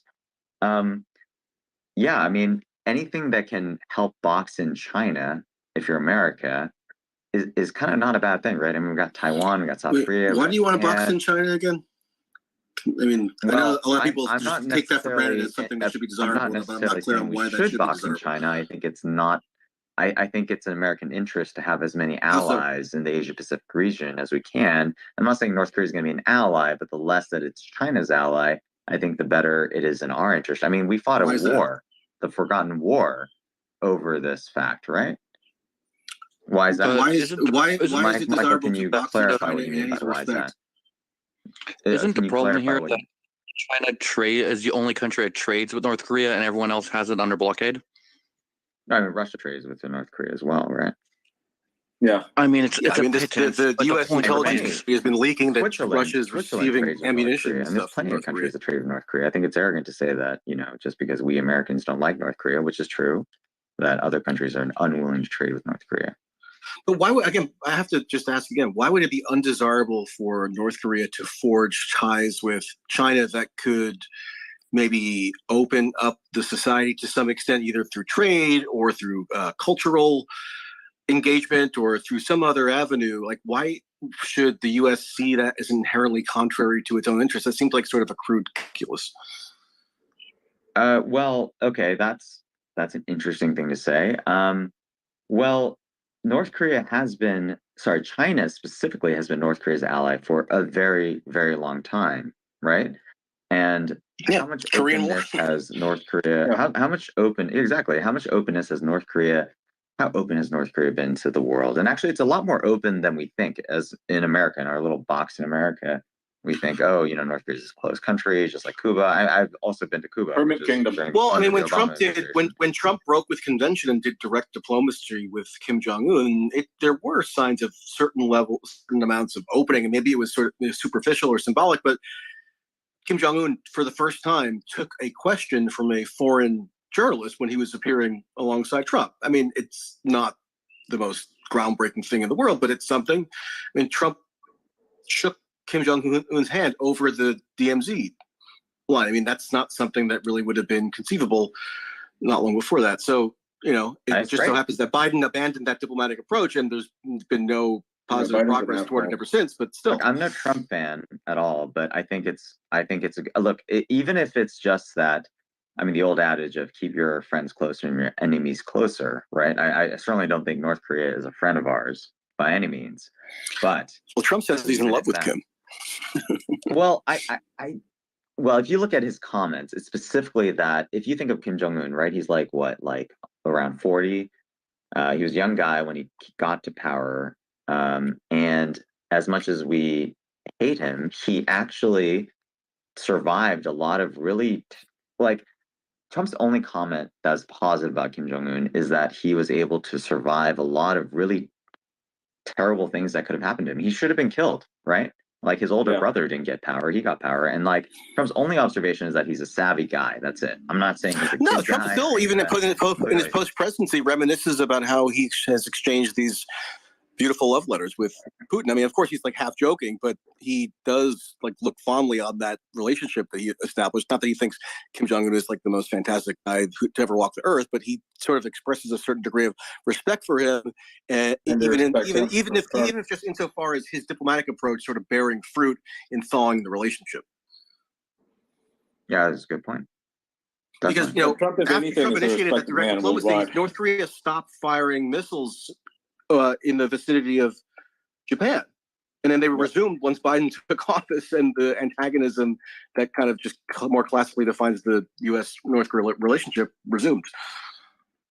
Yeah, and I think the big thing is that any country with nuclear weapons is a problem, right? Like, I mean, just because we and Russia have so many nuclear weapons, I mean, that's the biggest problem, right? Because either Russia or us could literally annihilate every human on the planet, right? Every Homo sapien on the planet. We also have enough nukes to destroy the moon, which would cause a lot of other problems. But the other countries don't, but they have enough firepower to kill lots and lots of people, right? And to precipitate potentially a nuclear war. And that, I think, is the problem. And the problem is not just that North Korea has weapons of mass destruction, Iran, India, and others like the UK, France, China, Pakistan, the US. I mean, so many. Israel, right? Like the largest unrecognized nuclear arsenal in the world. But the problem is that there are going to be more countries that are going to have this. And actually, the bigger question, going back to the original question, is nuclear war seems so far-fetched, but what happens when some random country somewhere gets nuclear weapons, right? Like, I don't know, pick your country, right? Like, forget North Korea. Pick your country, like some random person somewhere. I think that we talk about this as a tail risk.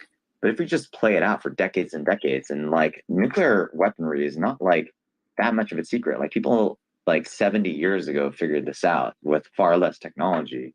When Sri Lanka, I mean, I think I have a lot of friends in Sri Lanka. I think it's a great country, so I don't want to point them out. But whatever, pick your country, gets nuclear weapons, and some random person has access to it. Like, what does that world look like? And that is the interesting tail risk question, which I don't think is going to be a tail risk for very long.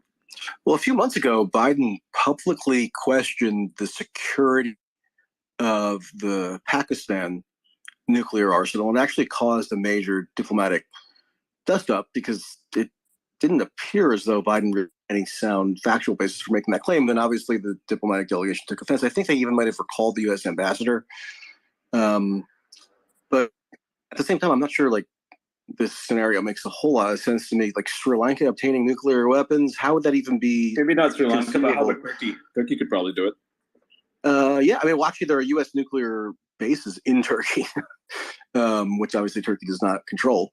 You know what's hilarious is well, I mean, that's like one of the effects of the Ukraine war more generally. I mean, Barack Obama, when he was in the Senate from 2004 to 2006-07, one of his key areas of policy focus that he actually worked on with a Republican, Dick Lugar, was to go around, especially to the post-Soviet states, and focus legislatively on the securing of these nuclear arsenals that were at that time still in like a precarious state after the dissolution of the Soviet Union. There was a whole international push toward preventing the proliferation of nuclear weapons. It wasn't even like a particularly political issue, at least in terms of American context, like that the Republicans and the Democrats really diverged on very sharply. Today, that's not even on the agenda anymore. If anything, expanding the nuclear arsenals of the U.S. and not caring that much about potentially deploying nuclear weapons in Poland, which has been floated by the president there, Duda, that's seen as very just straightforwardly wise sort of policy action. Whereas it is worth mentioning that in the fairly recent past, the consensus was that was bad, and actually much effort should be made to prevent the proliferation of nuclear weapons. Now, the U.S. is not even a party to an active START treaty with Russia anymore. So there's literally no treaty anymore governing the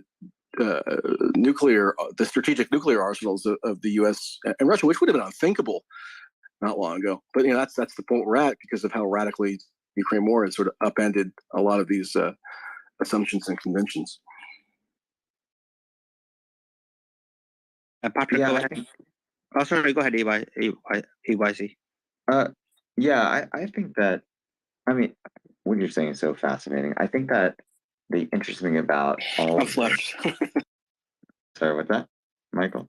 I was just joking and saying how flattered I was that you said what I was saying was fascinating. Well, I mean, I think this entire discussion is fascinating. I guess I am in a way, but I shouldn't be sarcastic. Sorry, go ahead. Well, okay, so I think that what Ian just said about Turkey and other countries is sort of a key point, right? Because it doesn't matter. Like, we're talking about, there was some comment earlier about the idea of rational actor theory, right? And rational actor theory makes a lot of sense in most scenarios, right? It's kind of like efficient market hypothesis, right? We're all like, oh, EMH works fine. But until it doesn't, right? Like in 2008 and in 1837 and in, in the late 1920s, et cetera, et cetera.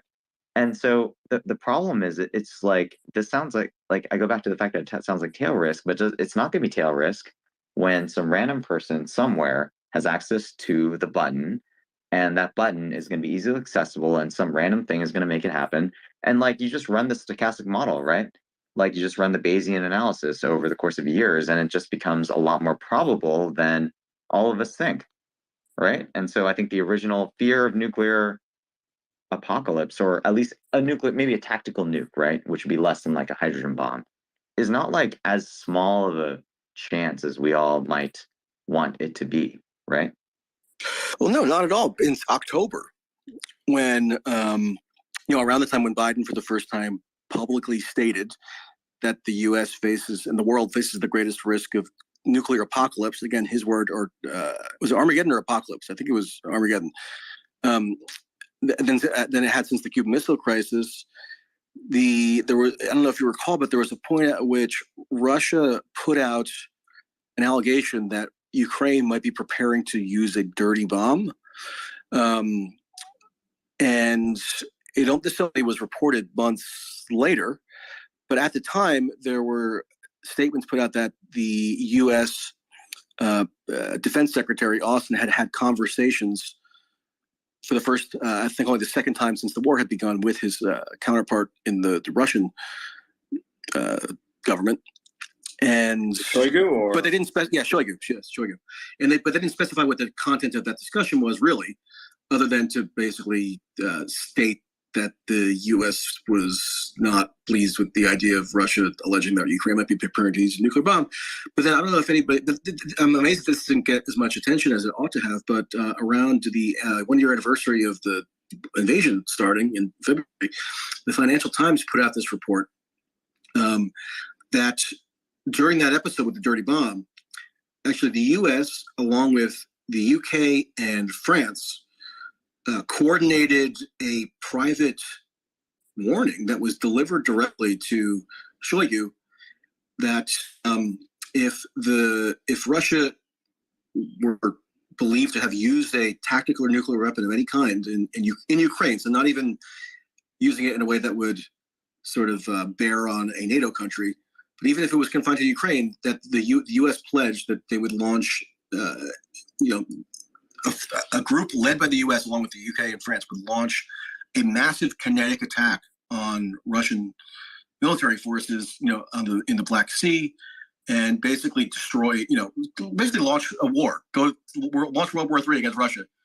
And that threat was delivered apparently privately. It's in the Financial Times, and around that very period, David Petraeus, who's I've confirmed personally is a public sort of emissary or conduit for the Biden administration. He went on ABC, the ABC Sunday morning show, and basically threatened that this would be the response if Russia actually did this. And people were saying, "Oh, well, who's David Petraeus? He's just a former CIA director and senior most general for the Iraq and Afghanistan wars. What does he know?" Well, it turns out he knew quite a bit and was in regular contact with administration officials and was designated to be among the people publicly conveying that message. So when you talk about nuclear war might not be as far-fetched of a possibility as one might think, that's an example of why that's probably correct. I mean, that's an insane, almost like Tom Clancy-like set of circumstances, which by all accounts actually did happen, and is the peril of which really cannot be overstated. Patrick, jump in. Sorry. Oh, pardon. Go for it, Shorja. Sorry. No. I was doing your job. I saw Patrick's hand up. So. Oh, right. Yeah, Shorja, I did have a question for you, but you went. Did you hear my question when I asked you previously? No. Go ahead. Yeah. It was basically we just received a news report that it's the Iran foreign minister said that the Iran and Saudi are making a deal for better, so there's a better situation in the area. So what were your thoughts on that? Yeah, I think it's going to be really interesting to see kind of how the U.S. plays in this. Right now, the last stuff we saw out of the Saudi foreign ministry was they were talking about, Saudis right now are really involved in the area. So where they're not kind of getting involved by backing groups like militarily as much, we're seeing them getting involved really like socioeconomically. So with Egypt right now, the Egyptians, that they promised $10 billion in investment there. So the Egyptians they've had continuous meetings to kind of figure out what they need to do. And they're very public about this. Like you can go see what Egypt's press is saying about what they're trying to do to secure these funds. So I think it's going to be really interesting. I think at the end of the day, the Saudis, from what we're seeing, they're trying to increase investment in anyone that's willing to do business with them in the region. For Iran, I think the big thing here is what we're saying is they desperately need this more than the Saudis do. They're in a really bad spot. So I think what they're trying to do is do anything to help their currency.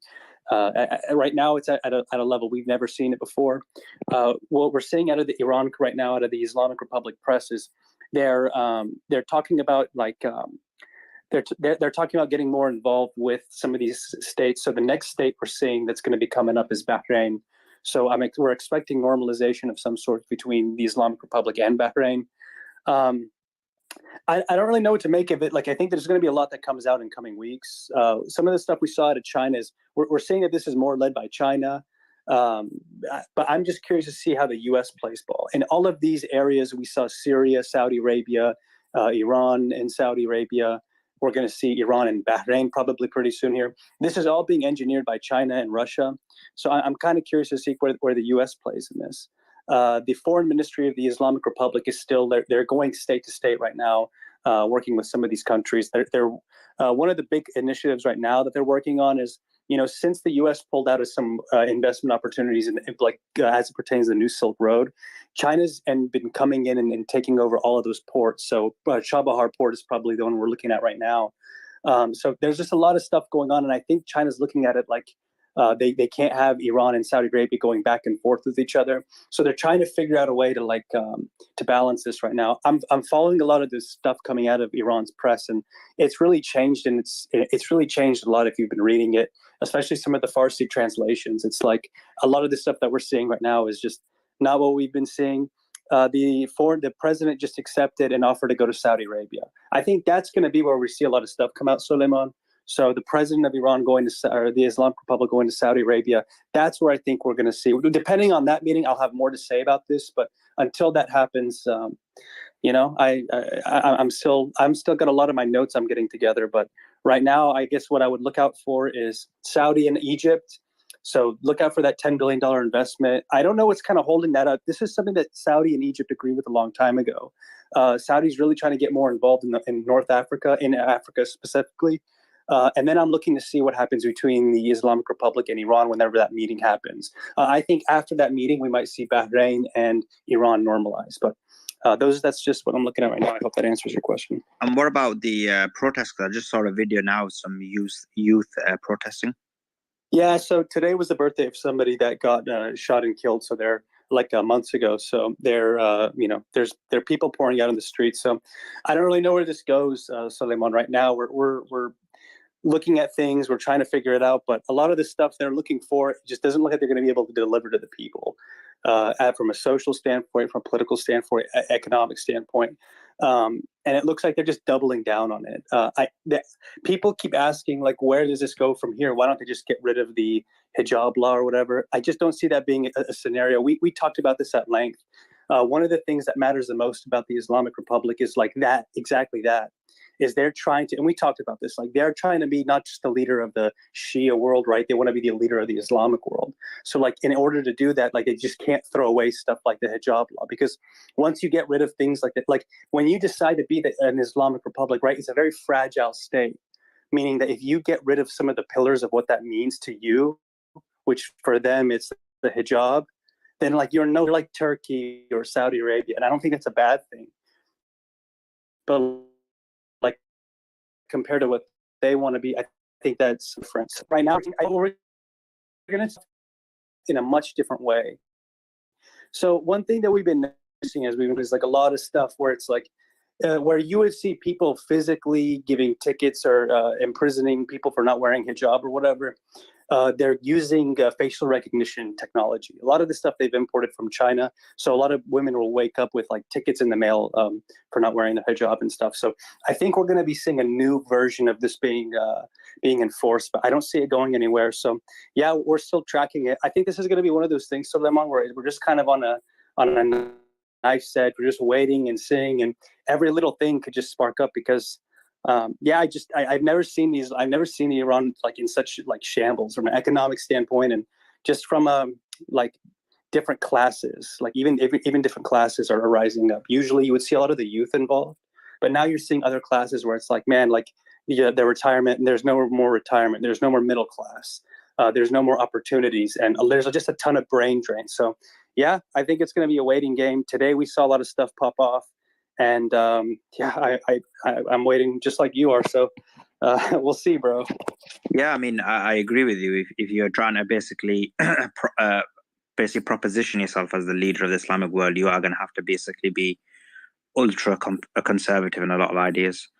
Patrick, you've got some. Oh, sorry. We're going to say something, Shudra. Oh, but do you see what? Yeah, I think that's the, I always try to say this. So I read Khamenei's, he has a manifesto that he wrote. It's a 5-page manifesto. I read this. This was written in 2020. So if you're kind of curious on where the Islamic Republic was going, he kind of explains it there. So he talks about the 5 steps of Islamic revolution. And he says, first step is to have an Islamic revolution. The second step is to create an Islamic regime. So him and the IRGC, The third step is to create an Islamic like bureaucracy and government. So he has his own regime, he has his own like personal military, but now he needs like a bureaucracy to run the state, right? That's also Islamic. That's the third step. And the fourth step is creating Islamic society. And the fifth step is like importing this or exporting this to the Ummah, right? So like if you knew a lot about what like they're about, like Khomeini, it was never about just like Iran rising up. For them, it was like greater Islamic like uprising of the oppressed peoples of the Middle East. So like right now what he's talking about in this last manifesto was we've got the first step down, right? We have the Islamic Revolution. We have an Islamic regime, but we don't have an Islamic government, right? So he doesn't view this government as very Islamic. He feels like a lot of them are like, not as, they're not like strict. They're not strictly adhering to Sharia, or at least on board and imposing. More secular.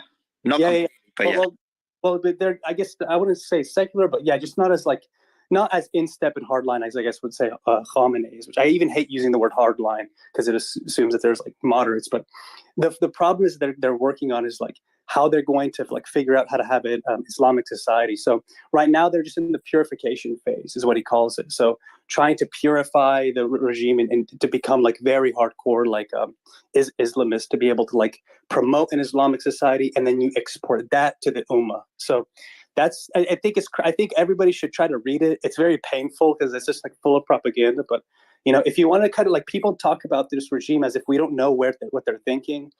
This is like something he takes it very seriously. So, I mean, right now we're in the third step. So when people ask me about the hijab and are they going to moderate, like I kind of reference this a lot because it's like, if you even know the way they're thinking, it's like, not only can we not go backwards, like we're in the purification stage where like all of this has to double down. So I'm interested to see kind of where we go with this moving forward. But yeah, go ahead to Patrick. Speaking of leaders of the Islamic world, I mean, it's kind of incredible to see what Sheikh Mohammed did with the Emir of Dubai, did with that city.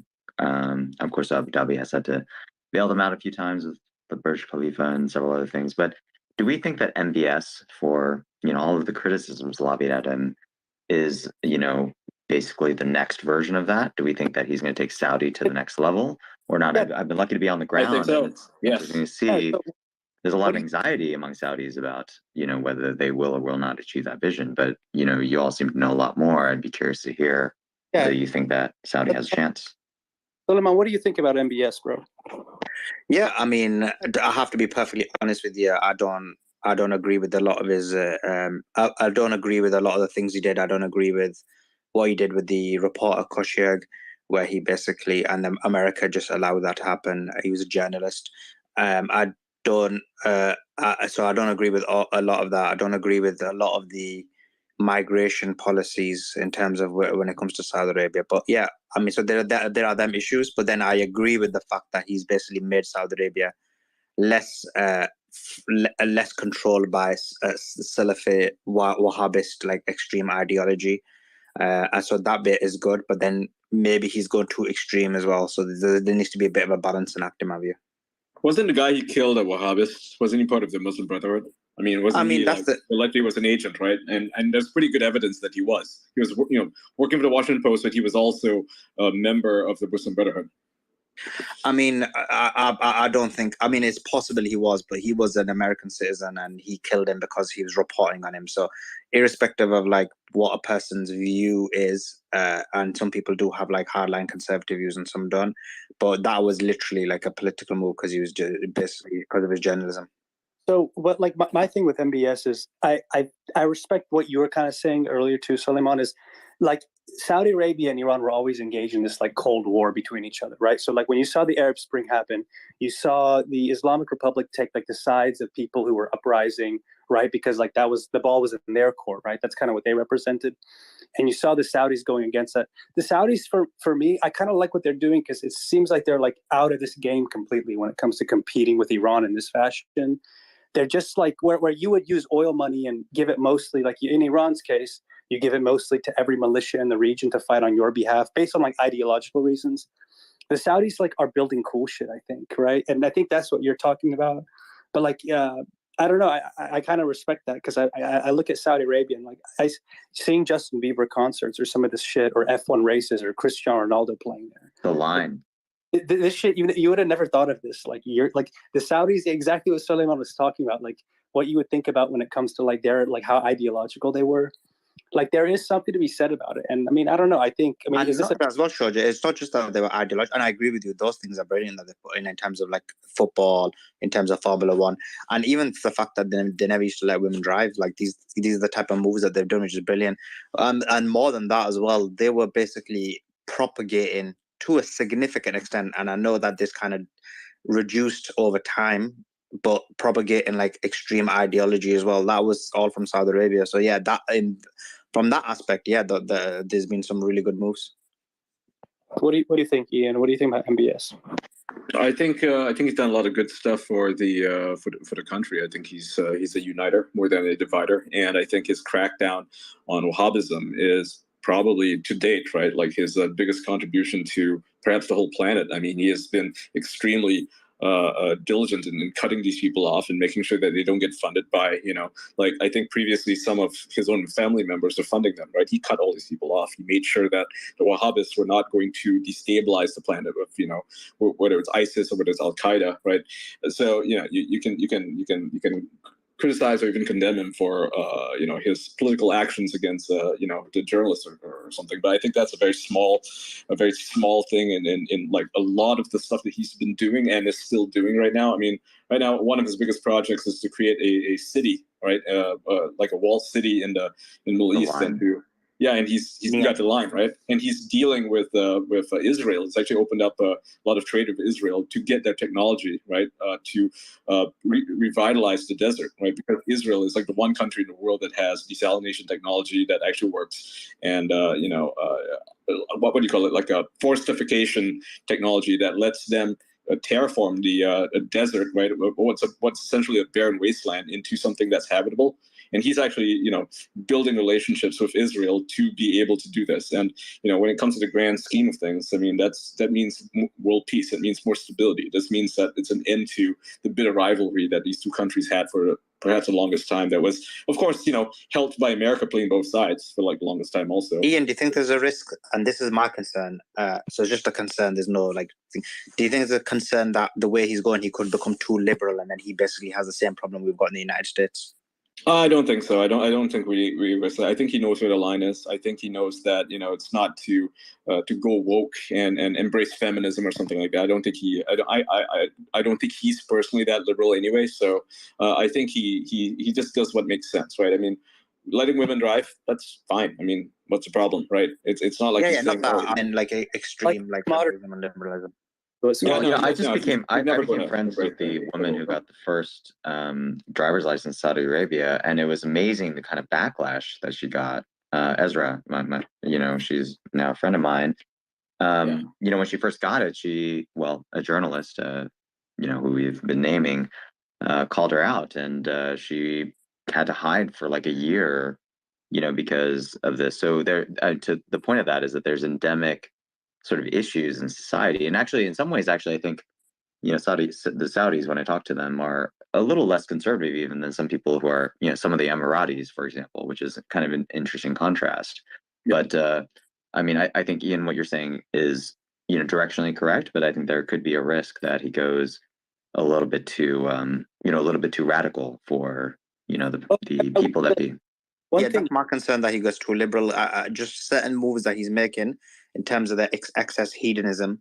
Not excess, it's not happened excessively, but because he's moving more towards hedonism, there is a risk that then you end up becoming too extreme. So that is the concern.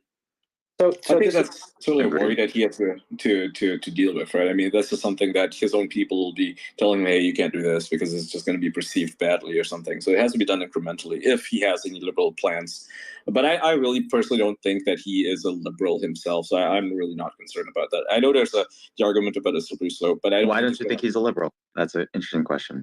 I don't think just judging from what he's done. I mean, he's not like pro-LGBT at all. Like, I mean, he's not done anything to repeal their very extreme laws on, being gay or transgender in the country. I mean, that's Ian, when you go into liberalism, you don't jump straight into like LGBTQ. So what America does. America brought in a queer theory to the University of America. But that's because you guys are in America, they're far advanced in their liberalist ideology. So when you go into liberalism, you basically go into hedonism, you go into like all of these things, you go into feminism, and then it breeds out like LGBTQ values. And I think, okay, so the reason, the main reason why I think he's not going to embrace this kind of hedonism or full-on liberalism, right, is because he has seen what it's done to the West. I mean, he sees that there is this massive pushback against it. When it comes to China, for example, they've introduced a bunch of anti-LGBT laws. I mean, you can't even have a feminized male character on television show or even a video game. Right? They ban it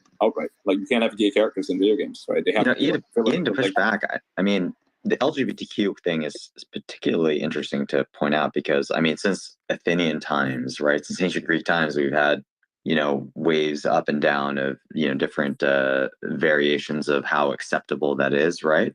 I mean, even 200 years ago, Oscar Wilde was very famously I know, that. but it was kept under wraps, right? I mean, a lot of people like to point to Rome and say, look at how bad it was, like how degenerate. The Greeks were, the Romans were not. The Romans were The Romans were not. The Romans actually very, very prudish. They were very heterosexual. The Greeks were. Yeah, exactly. People forget about that. They only became degenerate towards the end of their culture or the end of their existence. That's when all this stuff came in, and that's why the Christians were extremely anti-degenerate.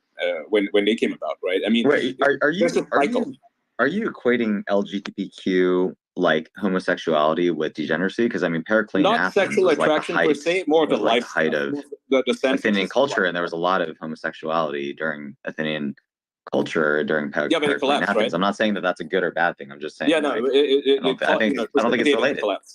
I wouldn't say it caused the collapse, but it precipitated the collapse. And a lot of You're people saying homosexuality caused the collapse of I didn't say caused the collapse. I said Empire? it precipitated it. Like, it came before. Like, this happened during the like the Weimar Republic, for example. They were becoming open degenerates, and that precipitated the collapse of the Weimar Republic. Right, that's the end of Germany, and that's what Nazism was built on, was to fight back against it, so to speak. Right, it's many different cultures. Even the Russians were dealing with that during 1918 when the elite were celebrating, becoming like super hedonistic and, having bisexual parties, sex parties in general, not necessarily gay, but, they're having sex parties.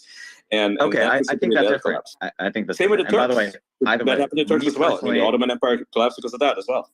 Well, I think those are two different things, right? And I'm lucky to have, a beautiful wife and all of those things, but I don't think you can equate homosexuality with degeneracy. It's not homosexuality. Right? Like, it's like I'm not talking about same-sex attraction. I'm talking about the lifestyle that comes with being a hedonist. That means having sex with everybody, being like a free love type society. Like, everything is Woodstock. Like what's happening in San Francisco right now, Portland, Toronto, all these different cities. Berlin, for example, is a pretty quote unquote healthy BDSM subculture over there. I mean, this is just a precipitation of what Ian. I mean, just to add to what Ian means, I mean, I agree with him. What he's saying is not that homosexuality equals hedonism, but what happens is when one creates a hedonistic lifestyle, and that can even be heterosexuality. Yeah. But it's the basically, because in a hedonism, everything's about sexuality. And so LGBTQ, in terms of from a public, when you're basically publicizing it or doing RSE or teaching it in schools, that is a form of publicizing it. And even sex education, which is heterosexual, is within schools. So I think he means it from that perspective. Am I right, Ian? That is correct. Yeah, that is exactly what I mean. It's like just open love. Love everyone. Love has no age. Love has no boundaries. Love has no species. All this crap, right? It always precipitates a downfall of a culture or society. I mean, that doesn't mean that the culture can't rise back up eventually, which it can. We've seen this happen time and again, where the culture does go on the decline massively, and then it comes back up. Turkey is a pretty good example of that, right? Yeah, there's a lot of research on that. So Toynbee did some research on that, and what he said was that, and he showed that basically what happens is in society, an elite society becomes elite for a specific reason. So Western society became the elite society for a specific reason. And then it's because of innovation, technology, ideas, thoughts, whatever it may be. And this happens throughout history. And then what happens is that society ignores or forgets about the things that made it the elite. So then they start going into, like, for example, in this society, it's become like hedonism and so on and so forth. Yeah, it's a heart man. The heart man create good times create weak men. And then what happens is that leads. Well, I think Emerson says virtue secures its own success. So I certainly agree with you on the aspect of that you're talking about. So I'm glad you clarified that, because I have to say that I agree with that. But I think, generally speaking, I think that's actually the big criticism lobbed at American society today, right? But that's also the criticism that's been lobbed over and over again throughout the ages about, I mean, even Aristotle complained about, you know, the degeneracy of the youth back 2,500 plus years ago, right? So I think it's hard to say in the moment whether our society is degenerate or not. I think there's definitely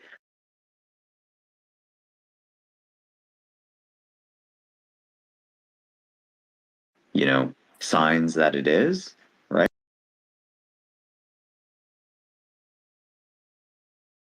And it shows throughout history, you looked at different cultures and societies, showed how it happened each single time. So in this society, when you look at the fact that when you're having population collapse, you're having people low birth rates, all of this is from hedonism, because basically feminism and the fact that people having low birth rates, the male-female dynamic. So when all these are occurring, you're seeing the collapse of the current society. Can I ask you a question, Suleiman?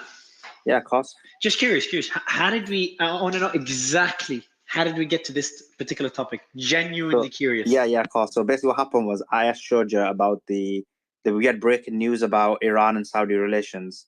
So he gave us an explanation. Oh shit, really? What was the breaking news? That they're basically in talks with each other, facilitated by China and Russia. Oh shit. We just hold on. Wasn't it on okay, that's crazy. Wasn't it just on this space someone mentioned that they're talking, and then other panelists are like, no way, that's impossible, come on, and they got angry, like, no fucking way they're talking. It was earlier today, do you remember? I don't remember, it's been a long day, but yeah, it happened today, and I can't remember who it was, who said it, and who strongly disagreed that it's going to ever happen. So now there's informal talks between Saudi and Iran. Was it leaks or announced? No, the foreign minister said it. The foreign minister. The crazy part about it is too is like the thing about investment was just like the craziest part is like that's why whenever the nuclear deal was made, people had like hopes that things would change. I wasn't as optimistic, but I think that the idea here is when you invest like a shit ton of money inside of a country, like just generally how this works is there's just a lot more incentive for you not to fuck that up, right? So when it came to Iran and Saudi Arabia, we were like not very optimistic because we were like, well, we've seen this before. They got into agreement before they normalized. And then Iran through the Houthis, like pissed off, whatever however you want to describe that. But like, if there is real investment here, like in the billions, there's, I think that's where there's real bridges being built.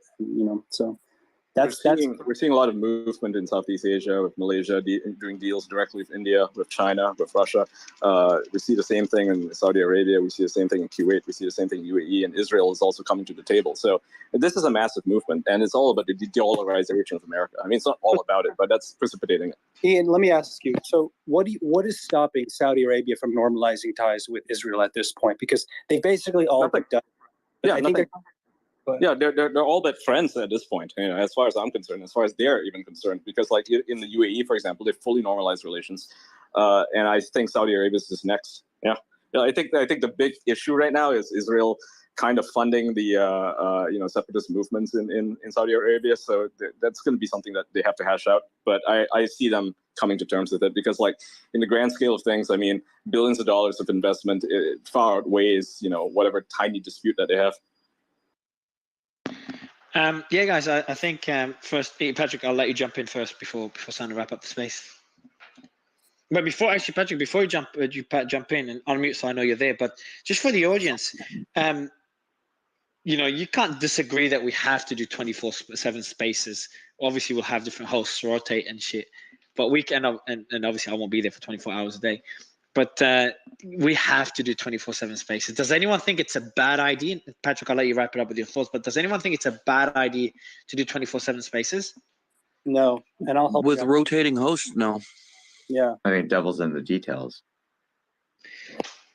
All right, that's interesting. Audience, let me know in the comments. I'm actually going to go through comments as soon as I end the space. So we're probably going to have to do that, because that was for me to jump off for 2 hours and come back and be going on for that long. As long as we keep I think the most important thing, keeping the panel balanced to avoid echo chambers. I mean, they're the most important thing. So we have to make sure we get hosts that can do that. But that's should be really interesting. Slamman, can you do 20 hours a day and I'll do the other 4, or I'm not sure if you can. We'll see. I have to say, Mario, there is so much more honest, candid conversation in these spaces than there is in like mainstream media, which is kind of ridiculous. But kudos to you for that, and Suleiman and the rest of the crew, and all the speakers. No, Slayman doesn't get credit, bro. Slayman is like I'm not a sure why biased Mario's echo getting chamber credit. himself. All right. Slayman's a biased echo chamber himself. I mean, isn't it insane though that we can't get this kind of discourse in the media, like mainstream media, either on the left or the right?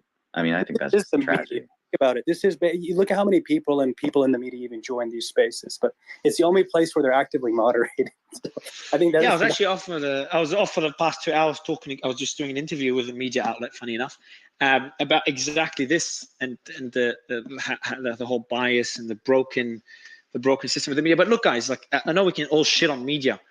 The alternative isn't that much better. What's better, like echo chambers on social media? I know there's no like lack of censorship creates things like this are good, but like echo chambers are not good either. So it's like finding a balance between. Yeah, but the mainstream media is an echo chamber. You just got a much more work on.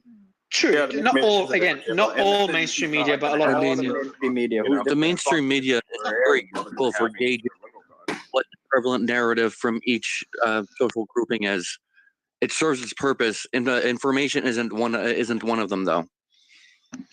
Yeah, it depends. Like when you look, you can't compare again Fox and CNN to AP, for example. So it's just important. Well, to I differentiate. mean, you can kind of like you can actually kind of if you read enough of it, you can kind of get a read of where they stand on certain issues. Like for instance, the Russia issue, AP is kind of biased against Russia, you know, and you're not. But would you say it's the same level of bias or conflicts of interest as CNN or Fox? No, absolutely not. No. Like those places are super hyper partisan, right? Hyper partisan. You're only going to have speakers who are, you know, let's go to war in Russia. You know, like you're only going to have those guys on. You're not going to have an anti-war guy unless it's like Tucker Carlson show. You know, like he's like perhaps the only show where he will actually interview people like Max Blumenthal, you know, whom we've had on our space before. You know, great speaker. But in general, no, you won't have them inviting people like that on to even speak or say anything. Like you won't have Rebel News coming on to CNN and saying, "Hey, here's what happened in Davos." You know, you're going to get a very pro Klaus Schwab narrative when it comes to everybody from CNN. Yeah, exactly. They're all biased in their own ways. They all lean their own ways, and it's important to recognize which way they lean because you could often find the truth from multiple sources by going towards the middle if you know where the biases are. Just saying. As an American, I have to say that we're lucky to be in this country, but there is such a big difference between American media of any kind and non-American media. And I'm lucky to have friends from around the world to tell me how small-minded we can be in the news sources that we have. And I think that really, colors the discourse that we have, even among my fellow citizens in these spaces, which I'm happy to, discuss. But I'm grateful to have a global group of people. Another interesting thing, Slayman, about these spaces is that a lot of people, even I've had like a lot of speakers would call it a call, like, hey, I can jump on the call now. They call these spaces a phone call. And why is that important? Because they feel like they're just having a phone call. That means they can be a lot more authentic and open because they feel like you're just talking to us on the phone. There's no cameras and you have to dress up and there's certain time. You come on this schedule, like, hey, jump on any time. Robert's like, hey, can I jump on the call? Robert Wolf. He's in the car and just jumps on the call. Or remember, even Elon, when he jumped on, he's like dressing up before going to a board meeting in one of the spaces he was on the plane. So, yeah, I think that aspect is important because it's just a lot of people open up a lot more here compared to media. Yeah. Good point. Very casual. I wish we could buy shares in Twitter. I would totally do that. We almost did that as a VC many years ago before they went public, but I wish I could do that now. Yeah, cool. All right, guys. So I'll send you really interesting breaking news. I see it's pretty good news. I think, well, no matter who you are, I think communication is always good whenever two sides talk. So that's really, really cool. We'll see what we cover tomorrow. We're working towards the 24/7 spaces. We'll get there soon. And if anyone knows a good moderator, on spaces, off of spaces, I probably should have mentioned this before, do hit us up, hit me up, send it in the DMs. We'd love to meet him. So we are looking for someone that could run a good show, be unbiased. Like anyone that's the opposite of Slayman would be a great co-host. So let's look at Slayman, anyone who's been listening. If he's the opposite of Slayman, please hit me up. Slayman, final biased words, Slayman? Yeah, I mean, give Mario his thoughts on his picture. He's being keep the punk. Man, he took jabs at me. Man, he took so many jabs at me behind the scenes, Slayman. Or whenever we write a tweet, NFT, Mario. Don't change it. Do you know something funny as well? Man, I'm too transparent. But so Slayman helps you write a lot of the tweets, yeah? So we write them together. But Slayman, like on a serious note, he has his own opinions. He's not shy to share his opinions. Like, these are my opinions, and I don't give a fuck what anyone thinks. Slayman, if I say anything wrong, just correct me. But that's how at least that's how he tells me. So when he's writing tweets, he writes a tweet. He's like, "Mario, this will go viral, but yeah, you're too vanilla for this." He's like, "I can't post it on your account." so he's just always constant, because I always try not to have an opinion. I need to remain unbiased, etc., to facilitate those shows. And then every time there's anything that has, even like, we don't mean to put an opinion in there, but it can be perceived as such. He's like, yeah, no, you're too vanilla for this shit. So it's like that constant struggle with him just taking jabs at me for being too vanilla. No, I wish I could. If I take one side or another, I'm sure I'll get a lot more engagement. But being vanilla doesn't get too much engagement, does it, Slayman? Yeah, you are way too vanilla, and that's actually accurate. I'm always like, I always write in there, right? Just check it out, because it's not vanilla enough for you. Well, it's really funny too, because Mario is vanilla, but then Soleiman has to run anything. So like, Soleiman's the one getting the heat. I feel like most of the time, or at least yeah. I just throw him under the bus. But also, like, Slayman had a lot of times like disagrees with someone on the show, but like we have to balance it out. And it's like it's like two on one side, and then Slayman disagrees with the other side, but they're underrepresented. So it's like 3 people on that side and 8 on the other. And then Slayman also like to just go on the attack on someone, like strongly disagrees, but he's like, fuck, in the back. I'm like, damn it, I can't say shit. I have to shut up and pretend like I agree or I don't have an opinion. So Slayman has like constant struggles as a co-host. Just don't be a host, and you'll be able to do that. You know, yeah, as long exactly like that's why Jim. I love co-host, you know, and have someone else like Nick or something, and then the audience. I said to Mario, I said next time there's a Tate one, you can't make me host anymore. Yeah. Him and Sam, you can never co-host a Tate. Especially Sam.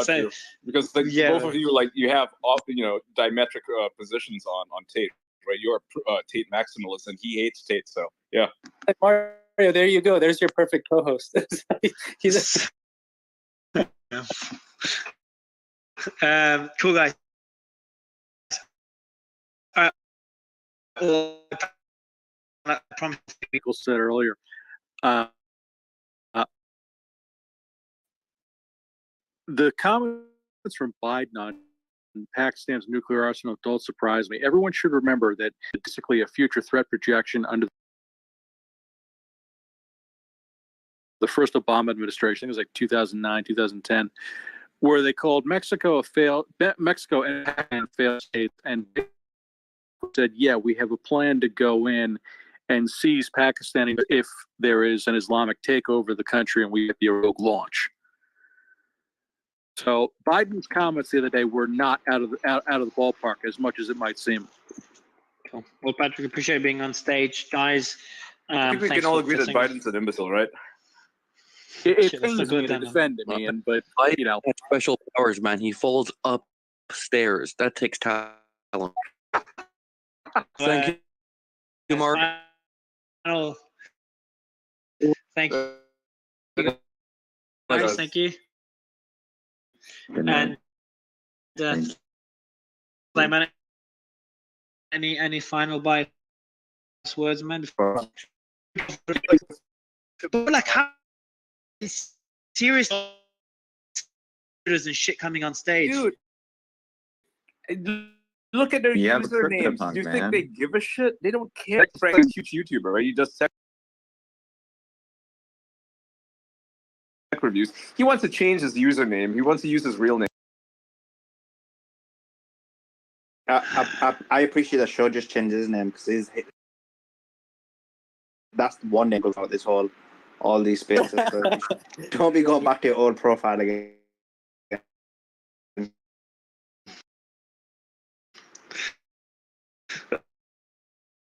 Do a board ape instead, maybe. We can have like a million disagreements here. We can cuss each other out and call each other feds or agents or whatever the fuck. But at the end of the day, we're having on WhatsApp. It's like we argue like crazy on a fucking space, and then we go back to the group just shooting the shits. Yeah, exactly. Yeah. Cool. All right, guys. We'll appreciate it. Thank you so much, and we'll see you again tomorrow. Bye, everyone. Peace out.